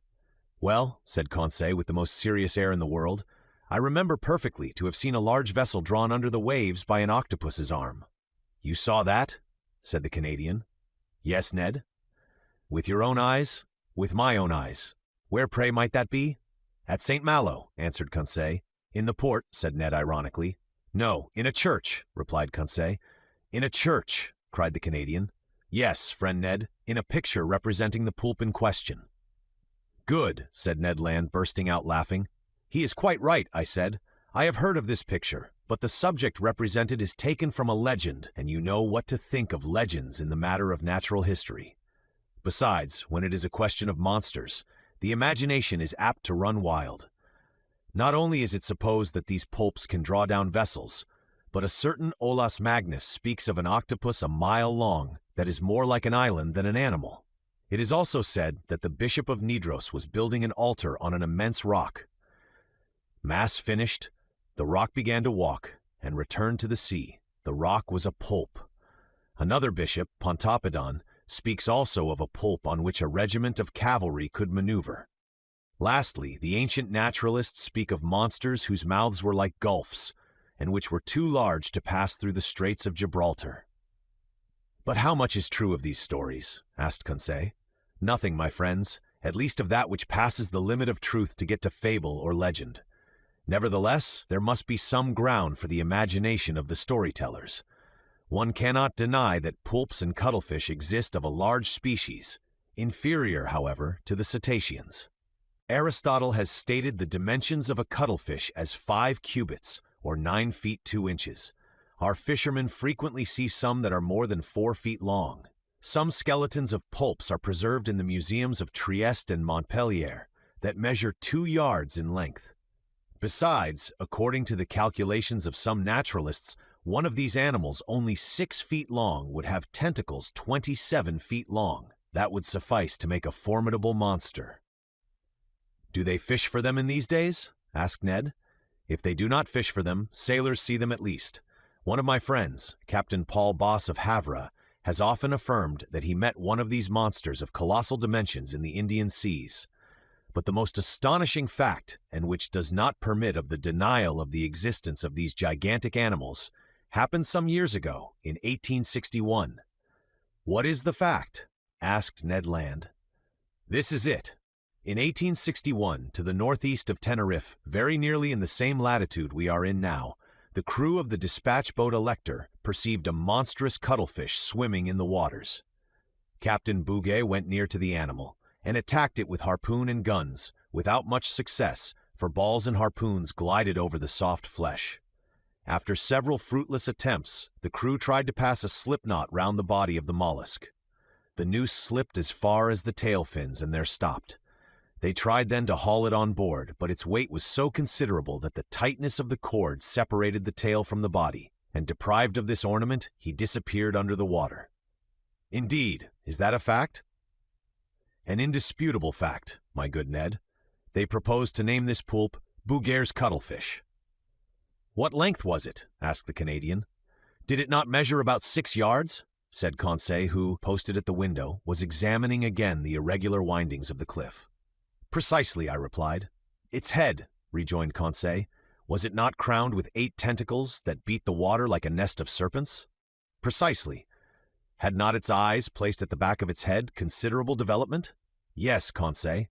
And was not its mouth like a parrot's beak? Exactly, Conseil. Very well, no offense to master, he replied quietly. If this is not Bouguer's cuttlefish, it is, at least, one of its brothers. I looked at Conseil. Ned Land hurried to the window. What a horrible beast, he cried. I looked in my turn and could not repress a gesture of disgust. Before my eyes was a horrible monster worthy to figure in the legends of the marvelous. It was an immense cuttlefish, being 8 yards long. It swam crossways in the direction of the Nautilus with great speed, watching us with its enormous staring green eyes. Its 8 arms, or rather feet, fixed to its head, that have given the name of cephalopod to these animals, were twice as long as its body, and were twisted like the Fury's hair. One could see the 250 air holes on the inner side of the tentacles. The monster's mouth, a horned beak like a parrot's, opened and shut vertically. Its tongue, a horned substance furnished with several rows of pointed teeth, came out quivering from this veritable pair of shears. What a freak of nature! A bird's beak on a mollusk. Its spindle-like body formed a fleshy mass that might weigh 4,000 to 5,000 pounds, the varying color changing with great rapidity, according to the irritation of the animal, passed successively from livid gray to reddish-brown. What irritated this mollusk? No doubt the presence of the Nautilus, more formidable than itself, and on which its suckers or its jaws had no hold. Yet, what monsters these pulps are! What vitality the Creator has given them! What vigor in their movements! And they possess 3 hearts. Chance had brought us in presence of this cuttlefish, and I did not wish to lose the opportunity of carefully studying this specimen of cephalopods. I overcame the horror that inspired me, and, taking a pencil, began to draw it. "Perhaps this is the same which the Elector saw," said Conseil. "No," replied the Canadian, "for this is whole, and the other had lost its tail." "That is no reason," I replied. "The arms and tails of these animals are reformed by renewal, and in 7 years the tail of Bouguer's cuttlefish has no doubt had time to grow." By this time other pulps appeared at the port light. I counted 7. They formed a procession after the Nautilus, and I heard their beaks gnashing against the iron hull. I continued my work. These monsters kept in the water with such precision that they seemed immovable. Suddenly the Nautilus stopped. A shock made it tremble in every plate. "Have we struck anything?" I asked. "In any case," replied the Canadian, "we shall be free, for we are floating." The Nautilus was floating, no doubt, but it did not move. A minute passed. Captain Nemo, followed by his lieutenant, entered the drawing room. I had not seen him for some time. He seemed dull. Without noticing or speaking to us, he went to the panel, looked at the pulps, and said something to his lieutenant. The latter went out. Soon the panels were shut. The ceiling was lighted. I went towards the captain. "A curious collection of pulps?" I said. "Yes, indeed, Mr. Naturalist," he replied, "and we are going to fight them, man to beast." I looked at him. I thought I had not heard aright. "Man to beast?" I repeated. "Yes, sir. The screw is stopped. I think that the horny jaws of one of the cuttlefish is entangled in the blades. That is what prevents our moving." "What are you going to do?" "Rise to the surface and slaughter this vermin." "A difficult enterprise." "Yes, indeed. The electric bullets are powerless against the soft flesh, where they do not find resistance enough to go off. But we shall attack them with the hatchet." "And the harpoon, sir," said the Canadian, "if you do not refuse my help." "I will accept it, Master Land." "We will follow you," I said, and following Captain Nemo, we went towards the central staircase. There, about 10 men with boarding hatchets were ready for the attack. Conseil and I took 2 hatchets. Ned Land seized a harpoon. The Nautilus had then risen to the surface. One of the sailors, posted on the top ladder step, unscrewed the bolts of the panels. But hardly were the screws loosed when the panel rose with great violence, evidently drawn by the suckers of a pulp's arm. Immediately one of these arms slid like a serpent down the opening, and 20 others were above. With one blow of the axe, Captain Nemo cut this formidable tentacle that slid wriggling down the ladder. Just as we were pressing one on the other to reach the platform, 2 other arms, lashing the air, came down on the seaman placed before Captain Nemo and lifted him up with irresistible power. Captain Nemo uttered a cry and rushed out. We hurried after him. What a scene! The unhappy man, seized by the tentacle and fixed to the suckers, was balanced in the air at the caprice of this enormous trunk. He rattled in his throat, he was stifled, he cried, "Help, help!" These words, spoken in French, startled me. I had a fellow countryman on board, perhaps several. That heart-rending cry, I shall hear it all my life. The unfortunate man was lost. Who could rescue him from that powerful pressure? However, Captain Nemo had rushed to the pulp and with one blow of the axe had cut through one arm. His lieutenant struggled furiously against other monsters that crept on the flanks of the Nautilus. The crew fought with their axes. The Canadian, Conseil, and I buried our weapons in the fleshy masses. A strong smell of musk penetrated the atmosphere. It was horrible. For one instant, I thought the unhappy man, entangled with the pulp, would be torn from its powerful suction. 7 of the 8 arms had been cut off. One only wriggled in the air, brandishing the victim like a feather. But just as Captain Nemo and his lieutenant threw themselves on it, the animal ejected a stream of black liquid. We were blinded with it. When the cloud dispersed, the cuttlefish had disappeared and my unfortunate countryman with it. 10 or 12 pulps now invaded the platform and sides of the Nautilus. We rolled pell-mell into the midst of this nest of serpents that wriggled on the platform in the waves of blood and ink. It seemed as though these slimy tentacles sprang up like the Hydra's heads. Ned Land's harpoon at each stroke was plunged into the staring eyes of the cuttlefish. But my bold companion was suddenly overturned by the tentacles of a monster he had not been able to avoid. Ah! How my heart beat with emotion and horror. The formidable beak of a cuttlefish was open over Ned Land. The unhappy man would be cut in two. I rushed to his succor. But Captain Nemo was before me. His axe disappeared between the two enormous jaws, and miraculously saved the Canadian, rising, plunged his harpoon deep into the triple heart of the pulp. "I owed myself this revenge," said the captain to the Canadian. Ned bowed without replying. The combat had lasted a quarter of an hour. The monsters, vanquished and mutilated, left us at last and disappeared under the waves. Captain Nemo, covered with blood, nearly exhausted, gazed upon the sea that had swallowed up one of his companions, and great tears gathered in his eyes. Chapter 42. The Gulf Stream. This terrible scene of the 20th of April none of us can ever forget. I have written it under the influence of violent emotion. Since then I have revised the recital. I have read it to Conseil and to the Canadian. They found it exact as to facts, but insufficient as to effect. To paint such pictures, one must have the pen of the most illustrious of our poets, the author of The Toilers of the Deep. I have said that Captain Nemo wept while watching the waves. His grief was great. It was the second companion he had lost since our arrival on board. And what a death!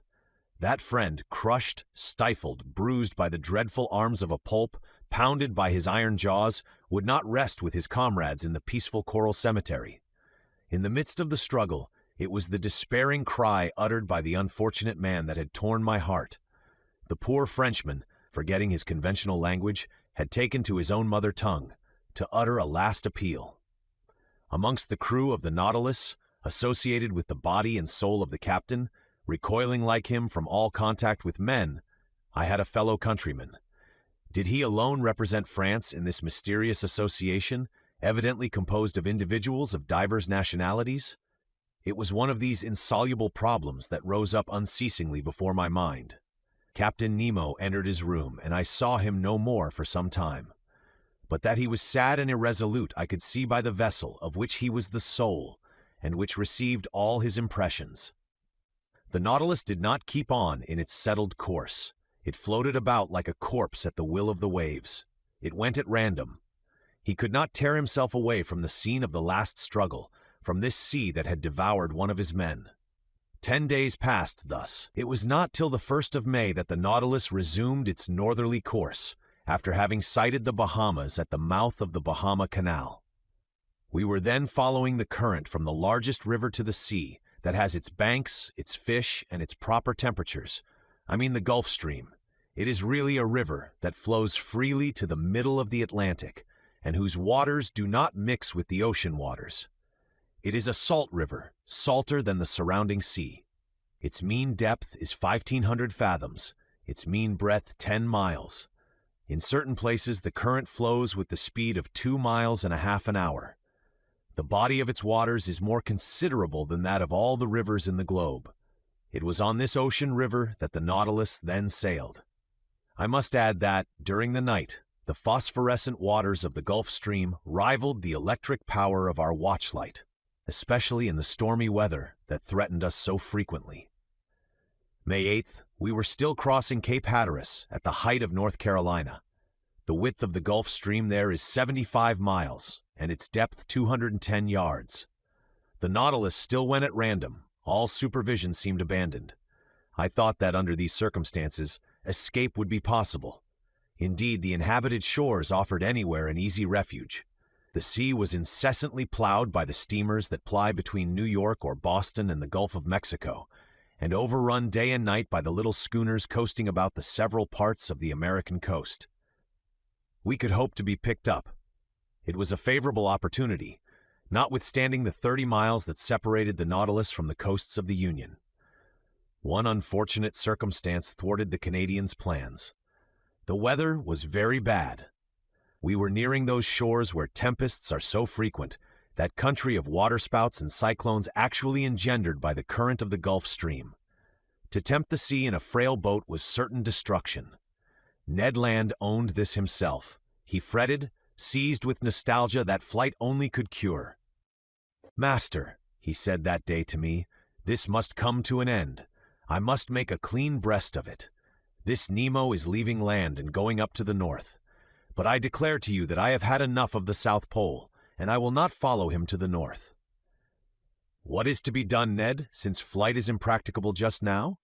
"We must speak to the captain," said he. "You said nothing when we were in your native seas.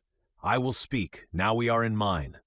When I think that before long the Nautilus will be by Nova Scotia, and that there near Newfoundland is a large bay, and into that bay the St. Lawrence empties itself, and that the St. Lawrence is my river, the river by Quebec my native town. When I think of this, I feel furious. It makes my hair stand on end. Sir, I would rather throw myself into the sea. I will not stay here. I am stifled." The Canadian was evidently losing all patience. His vigorous nature could not stand this prolonged imprisonment. His face altered daily, his temper became more surly. I knew what he must suffer, for I was seized with homesickness myself. Nearly 7 months had passed without our having had any news from land. Captain Nemo's isolation, his altered spirits, especially since the fight with the pulps, his taciturnity, all made me view things in a different light. "Well, sir?" said Ned, seeing I did not reply. "Well, Ned, do you wish me to ask Captain Nemo his intentions concerning us?" "Yes, sir." "Although he has already made them known?" "Yes. I wish it settled finally. Speak for me, in my name only, if you like. But I so seldom meet him. He avoids me. That is all the more reason for you to go to see him." I went to my room. From thence I meant to go to Captain Nemo's. It would not do to let this opportunity of meeting him slip. I knocked at the door. No answer. I knocked again, then turned the handle. The door opened, I went in. The captain was there. Bending over his work table, he had not heard me. Resolved not to go without having spoken, I approached him. He raised his head quickly, frowned, and said roughly, "You here? What do you want?" "To speak to you, Captain." "But I am busy, sir. I am working. I leave you at liberty to shut yourself up. Cannot I be allowed the same?" This reception was not encouraging, but I was determined to hear and answer everything. "Sir," I said coldly, "I have to speak to you on a matter that admits of no delay." "What is that, sir?" he replied ironically. "Have you discovered something that has escaped me, or has the sea delivered up any new secrets?" We were at cross purposes. But before I could reply, he showed me an open manuscript on his table and said, in a more serious tone, "Here, Aronnax, is a manuscript written in several languages. It contains the sum of my studies of the sea, and if it please God, it shall not perish with me. This manuscript, signed with my name, complete with the history of my life, will be shut up in a little floating case. The last survivor of all of us on board the Nautilus will throw this case into the sea, and it will go whither it is borne by the waves. This man's name, his history written by himself, his mystery would then be revealed some day. Captain," I said, "I can but approve of the idea that makes you act thus. The result of your studies must not be lost, but the means you employ seem to me to be primitive. Who knows where the winds will carry this case, and in whose hands it will fall? Could you not use some other means? Could not you, or one of yours?" "Never, sir," he said, hastily interrupting me. "But I and my companions are ready to keep this manuscript in store, and if you will put us at liberty—" "At liberty?" said the captain, rising. "Yes, sir. That is the subject on which I wish to question you. For 7 months we have been here on board, and I ask you today, in the name of my companions and in my own, if your intention is to keep us here always?" "Aronnax, I will answer you today as I did 7 months ago. Whoever enters the Nautilus must never quit it. You impose actual slavery upon us. Give it what name you please. But everywhere the slave has the right to regain his liberty. Who denies you this right, Have I ever tried to chain you with an oath?" He looked at me with his arms crossed. "Sir," I said, "to return a second time to this subject will be neither to your nor to my taste, but, as we have entered upon it, let us go through with it. I repeat, it is not only myself whom it concerns. Study is to me a relief, a diversion, a passion that could make me forget everything. Like you, I am willing to live obscure, in the frail hope of bequeathing one day, to future time, the result of my labors. But it is otherwise with Ned Land. Every man, worthy of the name, deserves some consideration. Have you thought that love of liberty, hatred of slavery, can give rise to schemes of revenge in a nature like the Canadian's, that he could think, attempt, and try?" I was silenced. Captain Nemo rose. "Whatever Ned Land thinks of, attempts, or tries, what does it matter to me? I did not seek him. It is not for my pleasure that I keep him on board. As for you, M. Aronnax, you are one of those who can understand everything, even silence. I have nothing more to say to you. Let this first time you have come to treat of this subject be the last. For a second time, I will not listen to you." I retired. Our situation was critical. I related my conversation to my two companions. "We know now," said Ned, "that we can expect nothing from this man. The Nautilus is nearing Long Island. We will escape, whatever the weather may be." But the sky became more and more threatening. Symptoms of a hurricane became manifest. The atmosphere was becoming white and misty. On the horizon, fine streaks of cirrus clouds were succeeded by masses of cumuli. Other low clouds passed swiftly by. The swollen sea rose in huge billows. The birds disappeared with the exception of the petrels, those friends of the storm. The barometer fell sensibly and indicated an extreme tension of the vapors. The mixture of the storm glass was decomposed under the influence of the electricity that pervaded the atmosphere. The tempest burst on the 18th of May, just as the Nautilus was floating off Long Island, some miles from the port of New York. I can describe this strife of the elements, for instead of fleeing to the depths of the sea, Captain Nemo, by an unaccountable caprice, would brave it at the surface. The wind blew from the southwest at first. Captain Nemo, during the squalls, had taken his place on the platform. He had made himself fast to prevent being washed overboard by the monstrous waves. I had hoisted myself up and made myself fast also, dividing my admiration between the tempest and this extraordinary man who was coping with it. The raging sea was swept by huge cloud drifts, which were actually saturated with the waves.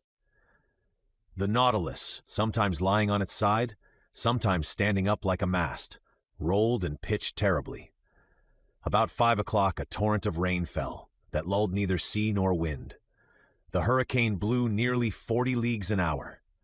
It is under these conditions that it overturns houses, breaks iron gates, displaces 24-pounders.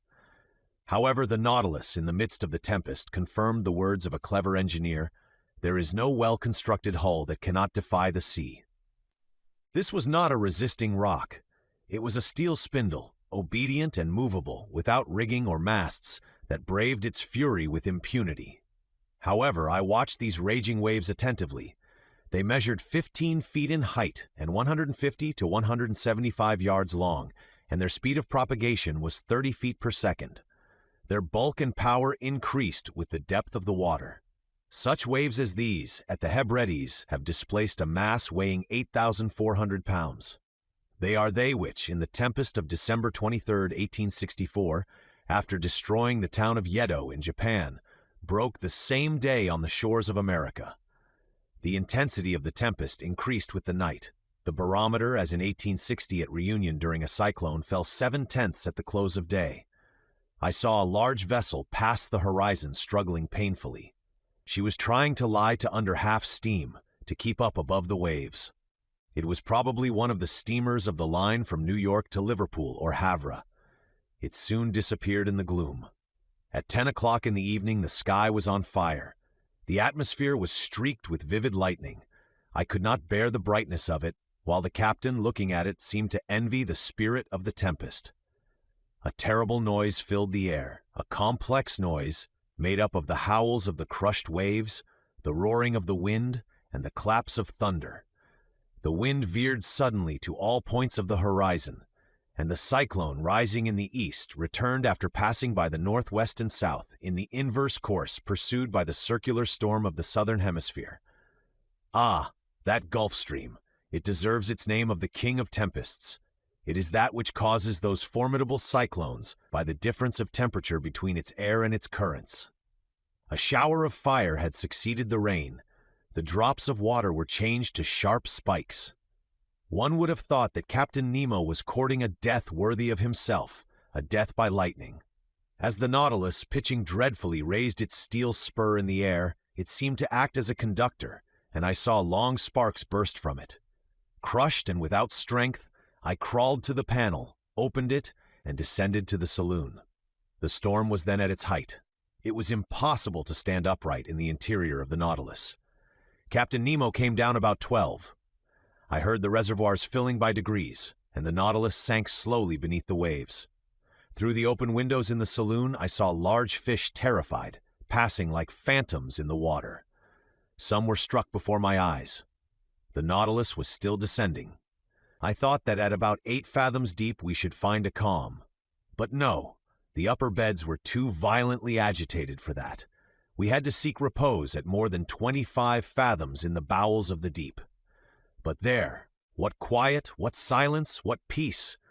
Who could have told that such a hurricane had been let loose on the surface of that ocean? From latitude 47 degrees 24 to longitude 17·28, in consequence of the storm, we had been thrown eastward once more.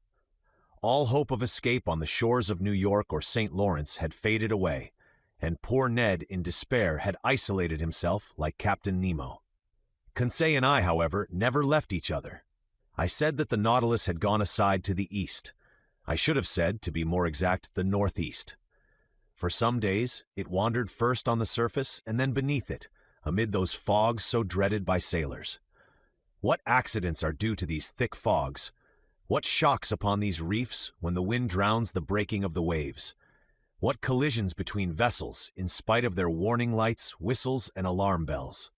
And the bottoms of these seas look like a field of battle, where still lie all the conquered of the ocean, some old and already encrusted, others fresh and reflecting from their iron bands and copper plates the brilliancy of our lantern. On the 15th of May, we were at the extreme south of the Bank of Newfoundland. This bank consists of alluvia, or large heaps of organic matter, brought either from the equator by the Gulf Stream or from the North Pole by the countercurrent of cold water which skirts the American coast.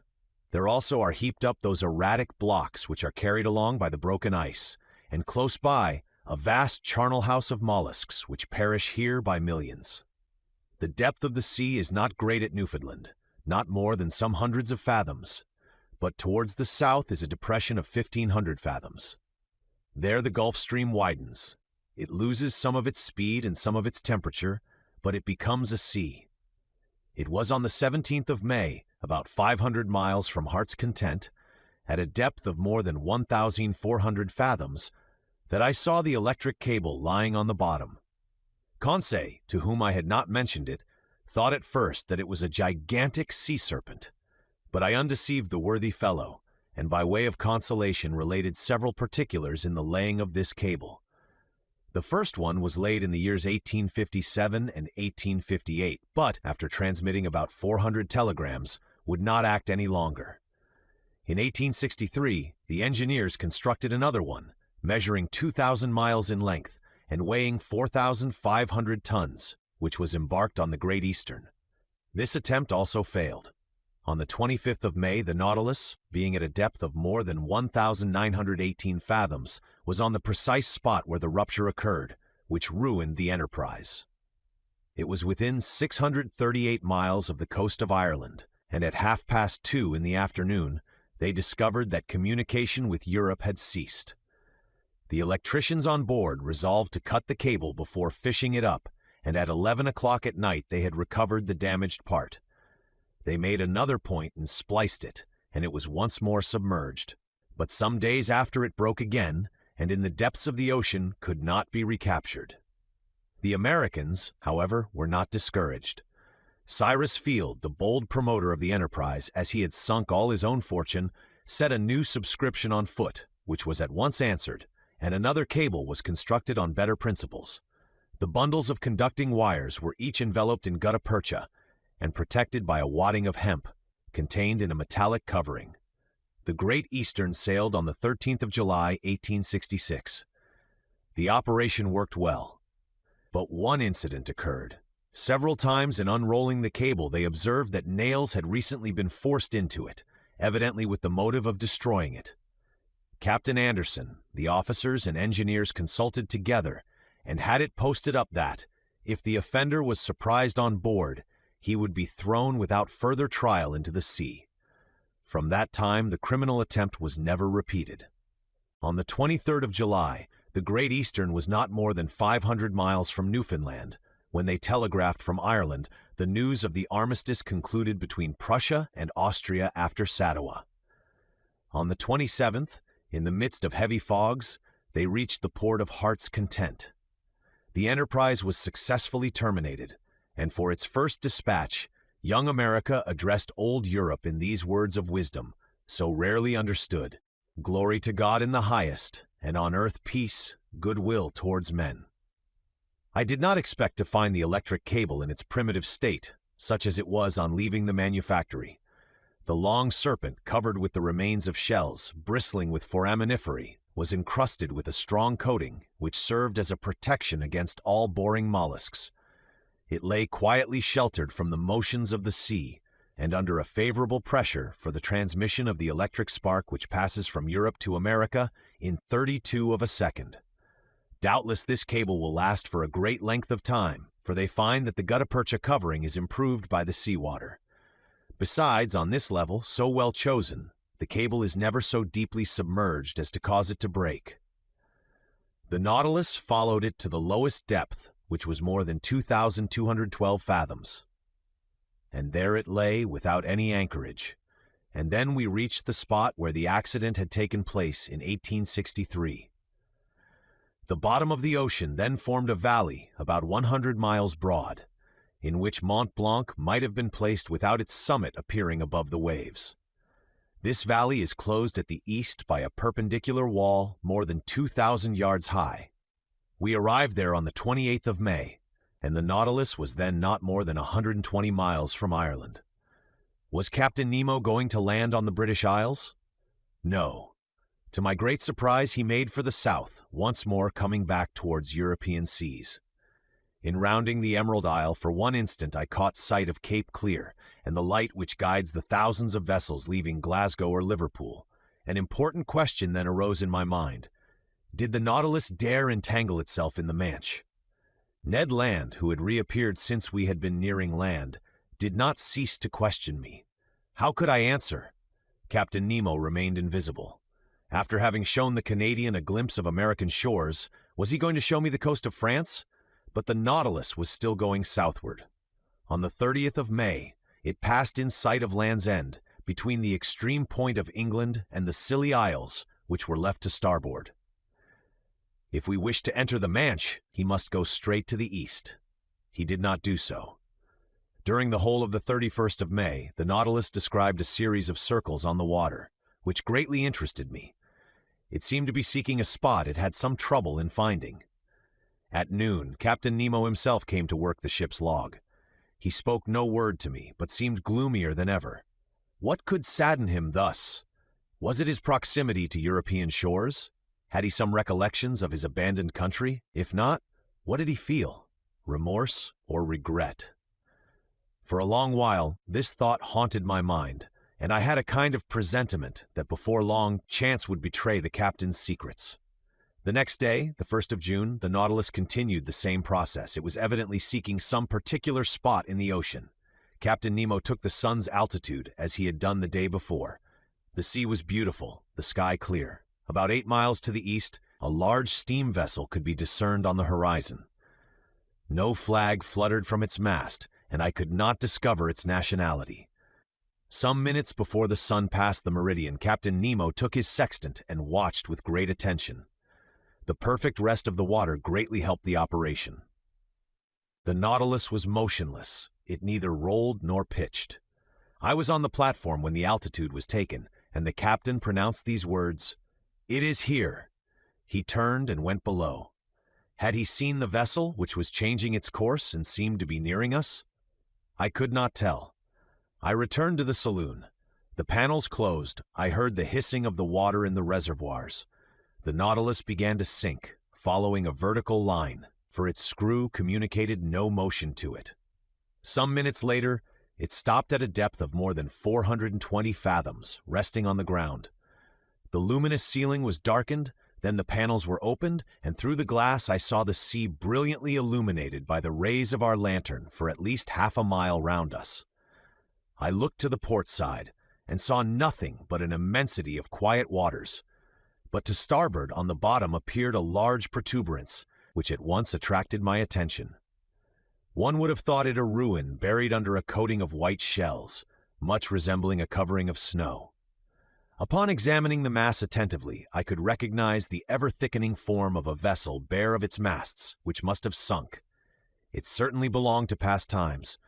This wreck, to be thus encrusted with the lime of the water, must already be able to count many years past at the bottom of the ocean. What was this vessel? Why did the Nautilus visit its tomb? Could it have been aught but a shipwreck which had drawn it under the water? I knew not what to think, when near me in a slow voice I heard Captain Nemo say, "At one time this ship was called the Marseillais. It carried 74 guns and was launched in 1762. In 1778, the 13th of August, commanded by Le Poip-Vertrio, it fought boldly against the Preston. In 1779, on the 4th of July, it was at the taking of Grenada, with the squadron of Admiral Estaing. In 1781, on the 5th of September, it took part in the Battle of Comte de Grasse in Chesapeake Bay. In 1794, the French Republic changed its name. On the 16th of April in the same year, it joined the squadron of Villeray-Joyeuse at Brest, being entrusted with the escort of a cargo of corn coming from America under the command of Admiral Van Steeble. On the 11th and 12th Prairil of the second year, this squadron fell in with an English vessel. Sir, today is the 13th Prairil, the 1st of June, 1868. It is now 74 years ago, day for day on this very spot, in latitude 47°24, longitude 17°28, that this vessel, after fighting heroically, losing its 3 masts, with the water in its hold, and the third of its crew disabled, preferred sinking with its 356 sailors to surrendering, and nailing its colors to the poop, disappeared under the waves to the cry of "Long live the Republic." "The Avenger!" I exclaimed. "Yes, sir, the Avenger, a good name!" muttered Captain Nemo, crossing his arms. Chapter 44. A Hecatomb. The way of describing this unlooked-for scene, the history of the Patriot ship, told at first so coldly, and the emotion with which this strange man pronounced the last words, the name of the Avenger, the significance of which could not escape me, all impressed itself deeply on my mind. My eyes did not leave the captain, who, with his hands stretched out to sea, was watching with a glowing eye the glorious wreck. Perhaps I was never to know who he was, from whence he came, or where he was going to, but I saw the man move, and apart from the savant. It was no common misanthropy which had shut Captain Nemo and his companions within the Nautilus, but a hatred, either monstrous or sublime, which time could never weaken. Did this hatred still seek for vengeance? The future would soon teach me that. But the Nautilus was rising slowly to the surface of the sea, and the form of the Avenger disappeared by degrees from my sight. Soon a slight rolling told me that we were in the open air. At that moment a dull boom was heard. I looked at the captain. He did not move. "Captain?" said I. He did not answer. I left him and mounted the platform. Conseil and the Canadian were already there. "Where did that sound come from?" I asked. "It was a gunshot," replied Ned Land. I looked in the direction of the vessel I had already seen. It was nearing the Nautilus, and we could see that it was putting on steam. It was within 6 miles of us. "What is that ship, Ned?" "By its rigging and the height of its lower masts," said the Canadian, "I bet she is a ship of war. May it reach us, and if necessary, sink this cursed Nautilus." "Friend Ned," replied Conseil, "what harm can it do to the Nautilus? Can it attack it beneath the waves? Can it cannonade us at the bottom of the sea?" "Tell me, Ned," said I, "can you recognize what country she belongs to?" The Canadian knitted his eyebrows, dropped his eyelids, and screwed up the corners of his eyes, and for a few moments fixed a piercing look upon the vessel. "No, sir," he replied. "I cannot tell what nation she belongs to, for she shows no colors. but I can declare she is a man of war, for a long pennant flutters from her main mast. For a quarter of an hour we watched the ship which was steaming towards us. I could not, however, believe that she could see the Nautilus from that distance, and still less that she could know what this submarine engine was. Soon the Canadian informed me that she was a large, armored, two-decker ram. A thick black smoke was pouring from her two funnels. Her closely furled sails were stopped to her yards. She hoisted no flag at her mizzen peak. The distance prevented us from distinguishing the colors of her pennant, which floated like a thin ribbon. She advanced rapidly. If Captain Nemo allowed her to approach, there was a chance of salvation for us. "Sir," said Ned Land, "if that vessel passes within a mile of us, I shall throw myself into the sea, and I should advise you to do the same." I did not reply to the Canadian's suggestion, but continued watching the ship. Whether English, French, American, or Russian, she would be sure to take us in if we could only reach her. Presently, a white smoke burst from the forepart of the vessel. Some seconds after, the water, agitated by the fall of a heavy body, splashed the stern of the Nautilus, and shortly afterwards a loud explosion struck my ear. "What? They are firing at us!" I exclaimed. "So please you, sir," said Ned, "they have recognized the Unicorn, and they are firing at us." "But," I exclaimed, "surely they can see that there are men in the case?" "It is perhaps because of that," replied Ned Land, looking at me. A whole flood of light burst upon my mind. Doubtless they knew now how to believe the stories of the pretended monster. No doubt, on board the Abraham Lincoln, when the Canadians struck it with the harpoon, Commander Farragut had recognized in the supposed narwhal a submarine vessel, more dangerous than a supernatural cetacean. Yes, it must have been so. And on every sea they were now seeking this engine of destruction. Terrible indeed. If, as we supposed, Captain Nemo employed the Nautilus in works of vengeance. On the night when we were imprisoned in that cell in the midst of the Indian Ocean, had he not attacked some vessel? The man buried in the coral cemetery, had he not been a victim to the shock caused by the Nautilus? Yes, I repeat it, it must be so. One part of the mysterious existence of Captain Nemo had been unveiled, and if his identity had not been recognized, at least the nations united against him were no longer hunting a chimerical creature, but a man who had vowed a deadly hatred against them.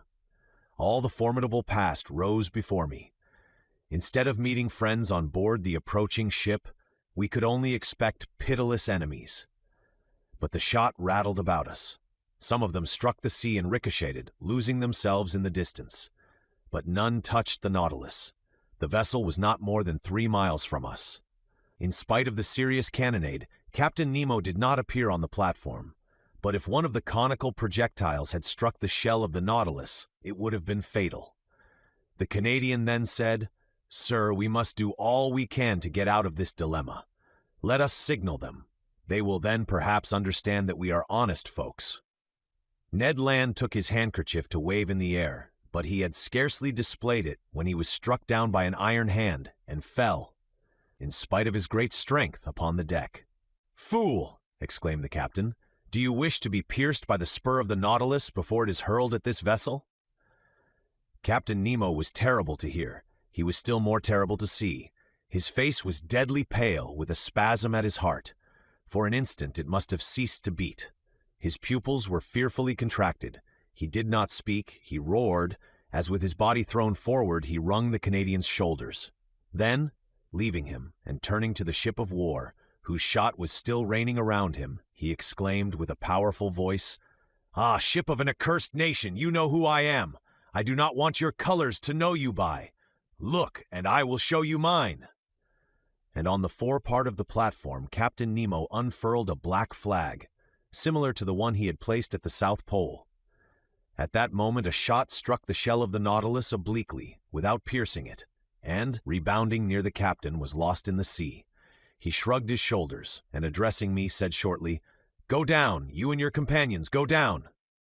"Sir," I cried, "are you going to attack this vessel? Sir, I am going to sink it. You will not do that?" "I shall do it," he replied coldly. "And I advise you not to judge me, sir. Fate has shown you what you ought not to have seen. The attack has begun. Go down." "What is this vessel?" "You do not know. Very well. So much the better. Its nationality to you at least will be a secret. Go down." We could but obey. About 15 of the sailors surrounded the captain, looking with implacable hatred at the vessel nearing them. One could feel that the same desire of vengeance animated every soul. I went down at the moment another projectile struck the Nautilus, and I heard the captain exclaim, "Strike, mad vessel! Shower your useless shot, and then you will not escape the spur of the Nautilus. But it is not here that you shall perish. I would not have your ruins mingle with those of the Avenger." I reached my room. The captain and his second had remained on the platform. The screw was set in motion, and the Nautilus, moving with speed, was soon beyond the reach of the ship's guns. But the pursuit continued, and Captain Nemo contented himself with keeping his distance. About 4 in the afternoon, being no longer able to contain my impatience, I went to the central staircase. The panel was open, and I ventured onto the platform. The captain was still walking up and down with an agitated step. He was looking at the ship, which was 5 or 6 miles to leeward. He was going round it like a wild beast, and drawing it eastward, he allowed them to pursue. But he did not attack. Perhaps he still hesitated? I wished to mediate once more, but I had scarcely spoken when Captain Nemo imposed silence, saying, "I am the law, and I am the judge. I am the oppressed, and there is the oppressor. Through him I have lost all that I loved, cherished, and venerated. Country, wife, children, father, and mother. I saw all perish. All that I hate is there. Say no more." I cast a last look at the man of war, which was putting on steam, and rejoined Ned and Conseil. "We will fly," I exclaimed. "Good," said Ned. "What is this vessel?" "I do not know, but whatever it is, it will be sunk before night. In any case, it is better to perish with it than be made accomplices in a retaliation the justice of which we cannot judge." "That is my opinion too," said Ned Land coolly. "Let us wait for night." Night arrived. Deep silence reigned on board. The compass showed that the Nautilus had not altered its course. It was on the surface, rolling slightly. My companions and I resolved to fly when the vessel should be near enough either to hear us or to see us, for the moon, which would be full in 2 or 3 days, shone brightly. Once on board the ship, if we could not prevent the blow which threatened it, we could, at least we would, do all that circumstances would allow. Several times I thought the Nautilus was preparing for attack, but Captain Nemo contented himself with allowing his adversary to approach, and then fled once more before it. Part of the night passed without any incident. We watched the opportunity for action. We spoke little, for we were too much moved. Ned Land would have thrown himself into the sea, but I forced him to wait. According to my idea, the Nautilus would attack the ship at her waterline, and then it would not only be possible, but easy to fly. At 3 in the morning, full of uneasiness, I mounted the platform. Captain Nemo had not left it. He was standing at the forepart near his flag, which a slight breeze displayed above his head. He did not take his eyes from the vessel. The intensity of his look seemed to attract and fascinate, and draw it onward more surely than if he had been towing it. The moon was then passing the meridian. Jupiter was rising in the east. Amid this peaceful scene of nature, sky and ocean rivaled each other in tranquility, the sea offering to the orbs of night the finest mirror they could ever have in which to reflect their image. As I thought of the deep calm of these elements, compared with all those passions brooding imperceptibly within the Nautilus, I shuddered. The vessel was within 2 miles of us. It was ever nearing that phosphorescent light which showed the presence of the Nautilus. I could see its green and red lights and its white lantern hanging from the large foremast. An indistinct vibration quivered through its rigging, showing that the furnaces were heated to the uttermost. Sheaves of sparks and red ashes flew from the funnels, shining in the atmosphere like stars. I remained thus until 6 in the morning, without Captain Nemo noticing me. The ship stood about 1.5 miles from us, and with the first dawn of day, the firing began afresh. The moment could not be far off when, the Nautilus attacking its adversary, my companions and myself should forever leave this man. I was preparing to go down to remind them, when the second mounted the platform, accompanied by several sailors. Captain Nemo either did not or would not see them. Some steps were taken, which might be called the signal for action. They were very simple. The iron balustrade around the platform was lowered, and the lantern and pilot cages were pushed within the shell until they were flush with the deck. The long surface of the steel cigar no longer offered a single point to check its maneuvers. I returned to the saloon. The Nautilus still floated. Some streaks of light were filtering through the liquid beds. With the undulations of the waves, the windows were brightened by the red streaks of the rising sun, and this dreadful day of the 2nd of June had dawned. At 5 o'clock, the log showed that the speed of the Nautilus was slackening, and I knew that it was allowing them to draw nearer. Besides, the reports were heard more distinctly, and the projectiles, laboring through the ambient water, were extinguished with a strange hissing noise. "My friends," said I, "the moment is come. One grasp of the hand and may God protect us."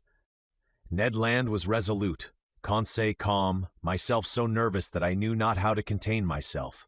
We all passed into the library, but the moment I pushed the door opening onto the central staircase, I heard the upper panel close sharply. The Canadian rushed onto the stairs, but I stopped him. A well-known hissing noise told me that the water was running into the reservoirs, and in a few minutes the Nautilus was some yards beneath the surface of the waves. I understood the maneuver. It was too late to act. The Nautilus did not wish to strike at the impenetrable cuirass, but below the waterline, where the metallic covering no longer protected it.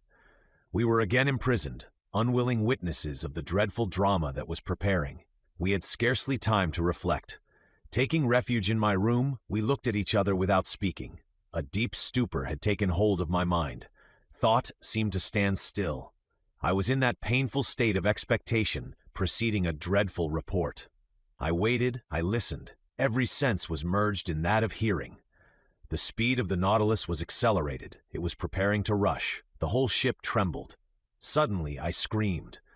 I felt the shock, but comparatively light. I felt the penetrating power of the steel spur. I heard rattlings and scrapings, but the Nautilus, carried along by its propelling power, passed through the mass of the vessel like a needle through sailcloth. I could stand it no longer. Mad, out of my mind, I rushed from my room into the saloon. Captain Nemo was there, mute, gloomy, implacable. He was looking through the port panel. A large mass cast a shadow on the water, and that it might lose nothing of her agony, the Nautilus was going down into the abyss with her. 10 yards from me I saw the open shell, through which the water was rushing with the noise of thunder, then the double line of guns and the netting.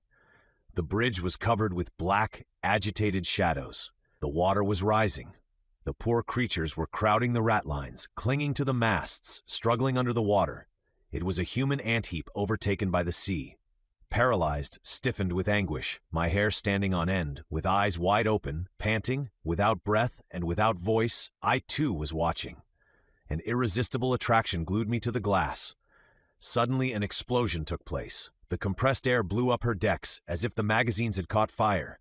Then the unfortunate vessel sank more rapidly. Her topmast, laden with victims, now appeared. Then her spars, bending under the weight of men, and last of all, the top of her mainmast. Then the dark mass disappeared, and with it the dead crew, drawn down by the strong eddy. I turned to Captain Nemo. That terrible avenger, a perfect archangel of hatred, was still looking. When all was over, he turned to his room, opened the door, and entered. I followed him with my eyes. On the end wall beneath his heroes, I saw the portrait of a woman, still young, and 2 little children.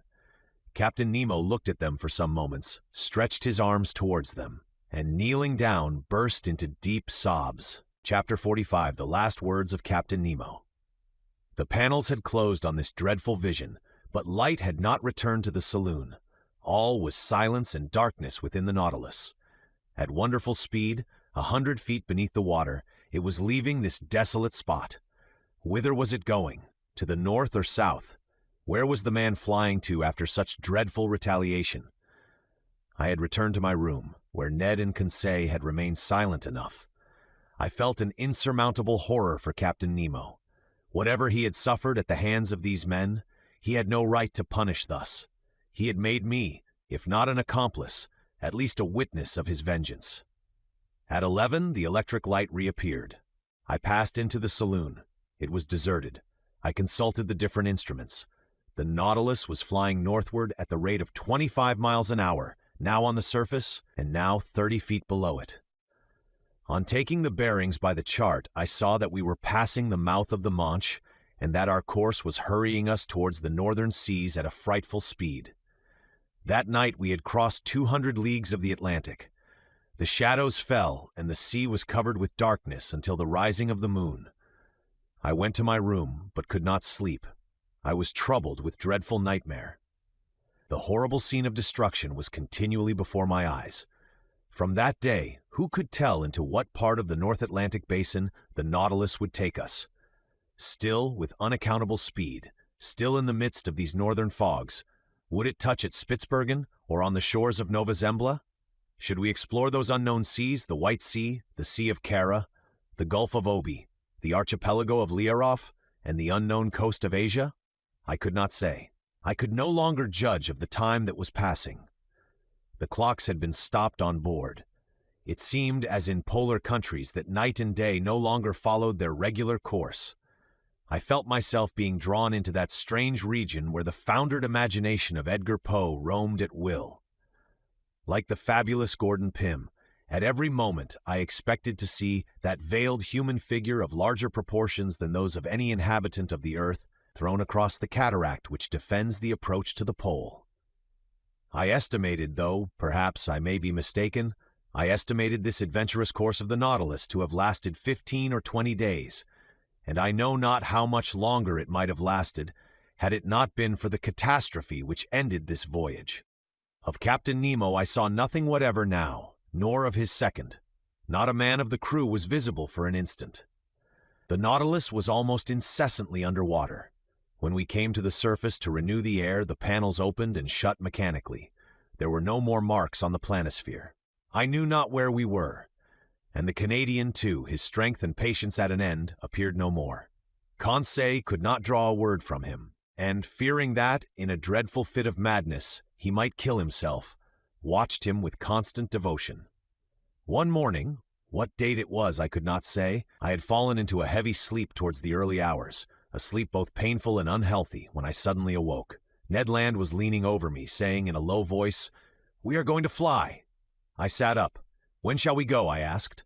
"Tonight. All inspection on board the Nautilus seems to have ceased. All appear to be stupefied." "You will be ready, sir?" "Yes, where are we?" "In sight of land. I took the reckoning this morning in the fog, 20 miles to the east." "What country is it?" "I do not know, but whatever it is, we will take refuge there." "Yes, Ned, yes, we will fly tonight even if the sea should swallow us up." "The sea is bad, the wind violent, but 20 miles in that light boat of the Nautilus does not frighten me. Unknown to the crew, I have been able to procure food and some bottles of water. I will follow you.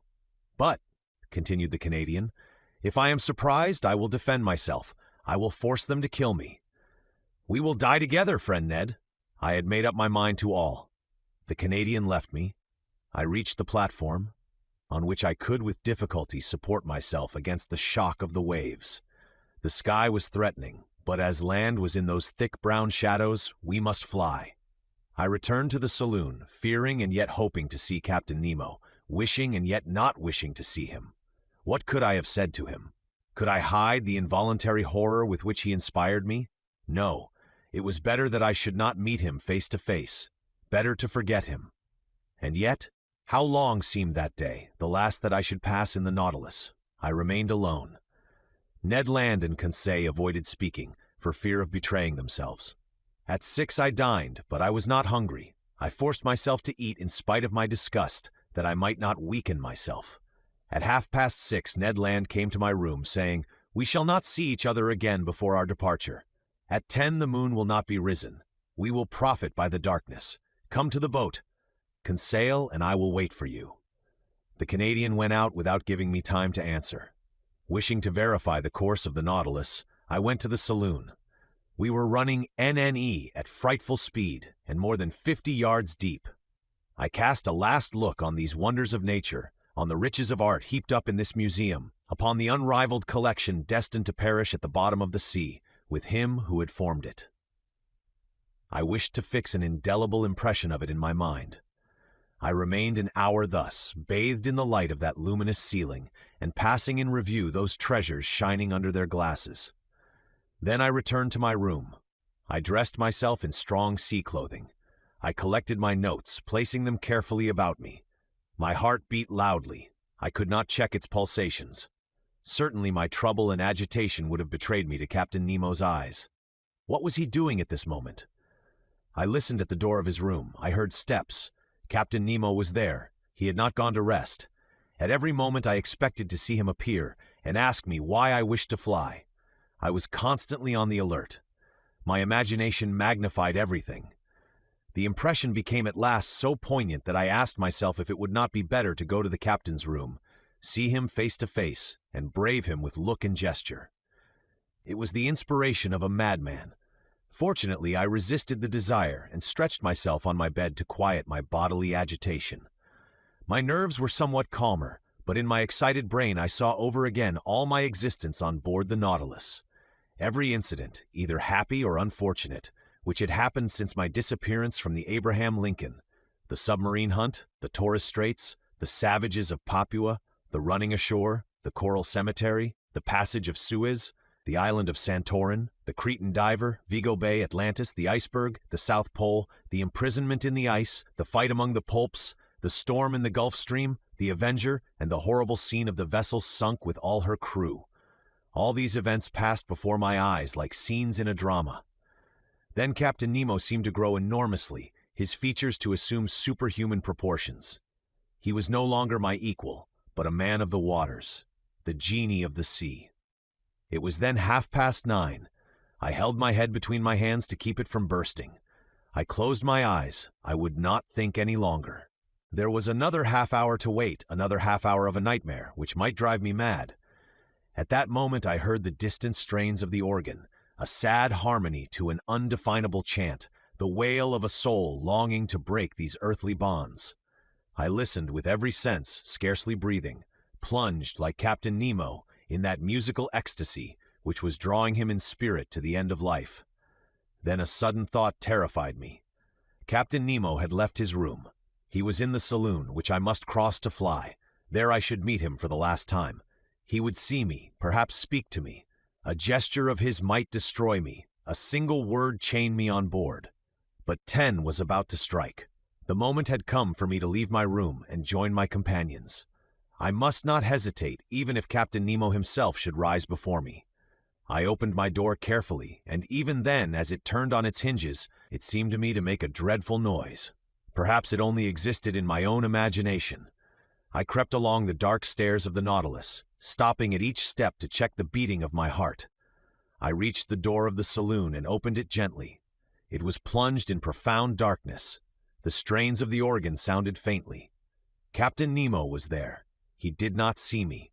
In the full light I do not think he would have noticed me, so entirely was he absorbed in the ecstasy.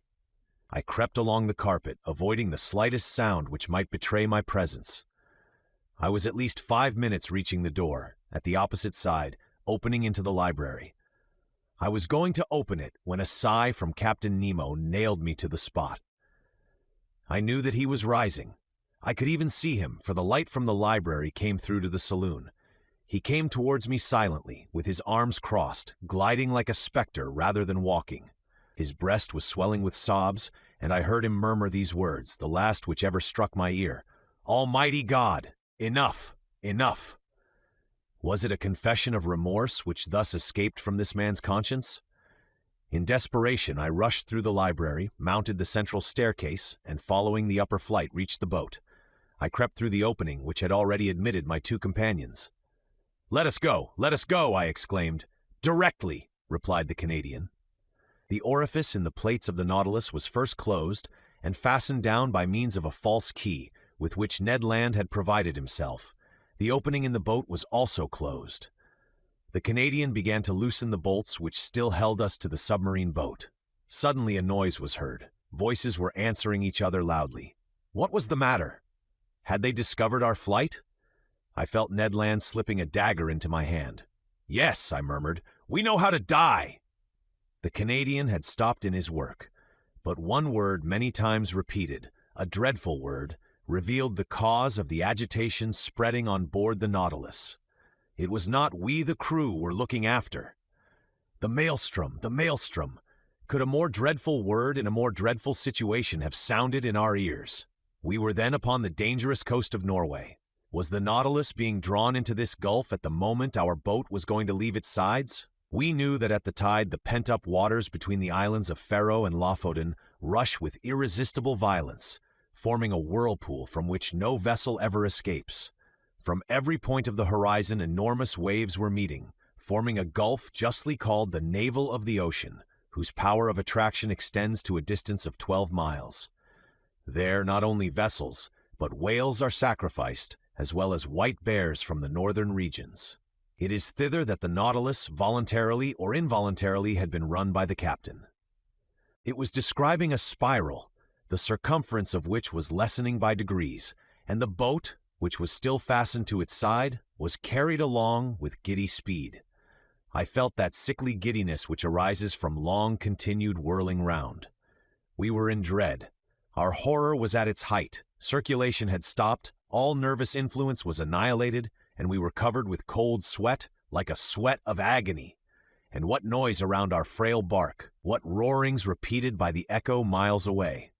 What an uproar was that of the waters broken on the sharp rocks at the bottom, where the hardest bodies are crushed and trees worn away, with all the fur rubbed off, according to the Norwegian phrase. What a situation to be in! We rocked frightfully. The Nautilus defended itself like a human being. Its steel muscles cracked. Sometimes it seemed to stand upright, and we with it. "We must hold on," said Ned, "and look after the bolts. We may still be saved if we stick to the Nautilus." He had not finished the words when we heard a crashing noise. The bolts gave way, and the boat, torn from its groove, was hurled like a stone from a sling into the midst of the whirlpool.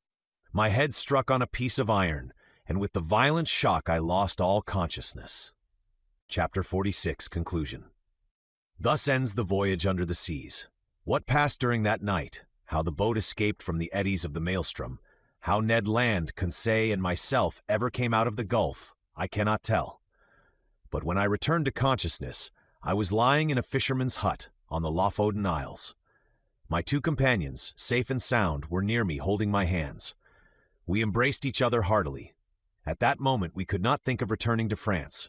The means of communication between the north of Norway and the south are rare, and I am therefore obliged to wait for the steamboat running monthly from Cape North. And, among the worthy people who have so kindly received us, I revise my record of these adventures once more. Not a fact has been omitted, not a detail exaggerated.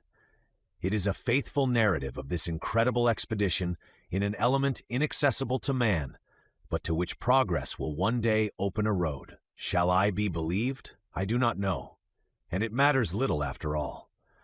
What I now affirm is that I have a right to speak of these seas, under which in less than 10 months I have crossed 20,000 leagues in that submarine tour of the world, which has revealed so many wonders. But what has become of the Nautilus? Did it resist the pressure of the maelstrom? Does Captain Nemo still live? And does he still follow under the ocean those frightful retaliations? Or did he stop after the last hecatomb?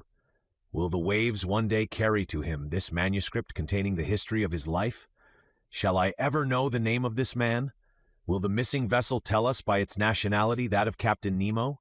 I hope so, and I also hope that his powerful vessel has conquered the sea at its most terrible gulf, and that the Nautilus has survived where so many other vessels have been lost. If it be so, if Captain Nemo still inhabits the ocean, his adopted country, may hatred be appeased in that savage heart. May the contemplation of so many wonders extinguish forever the spirit of vengeance. May the judge disappear, and the philosopher continue the peaceful exploration of the sea. If his destiny be strange, it is also sublime. Have I not understood it myself? Have I not lived 10 months of this unnatural life? And to the question asked by Ecclesiastes 3,000 years ago, that which is far off and exceeding deep, who can find it out? 2 men alone of all now living have the right to give an answer, Captain Nemo and myself.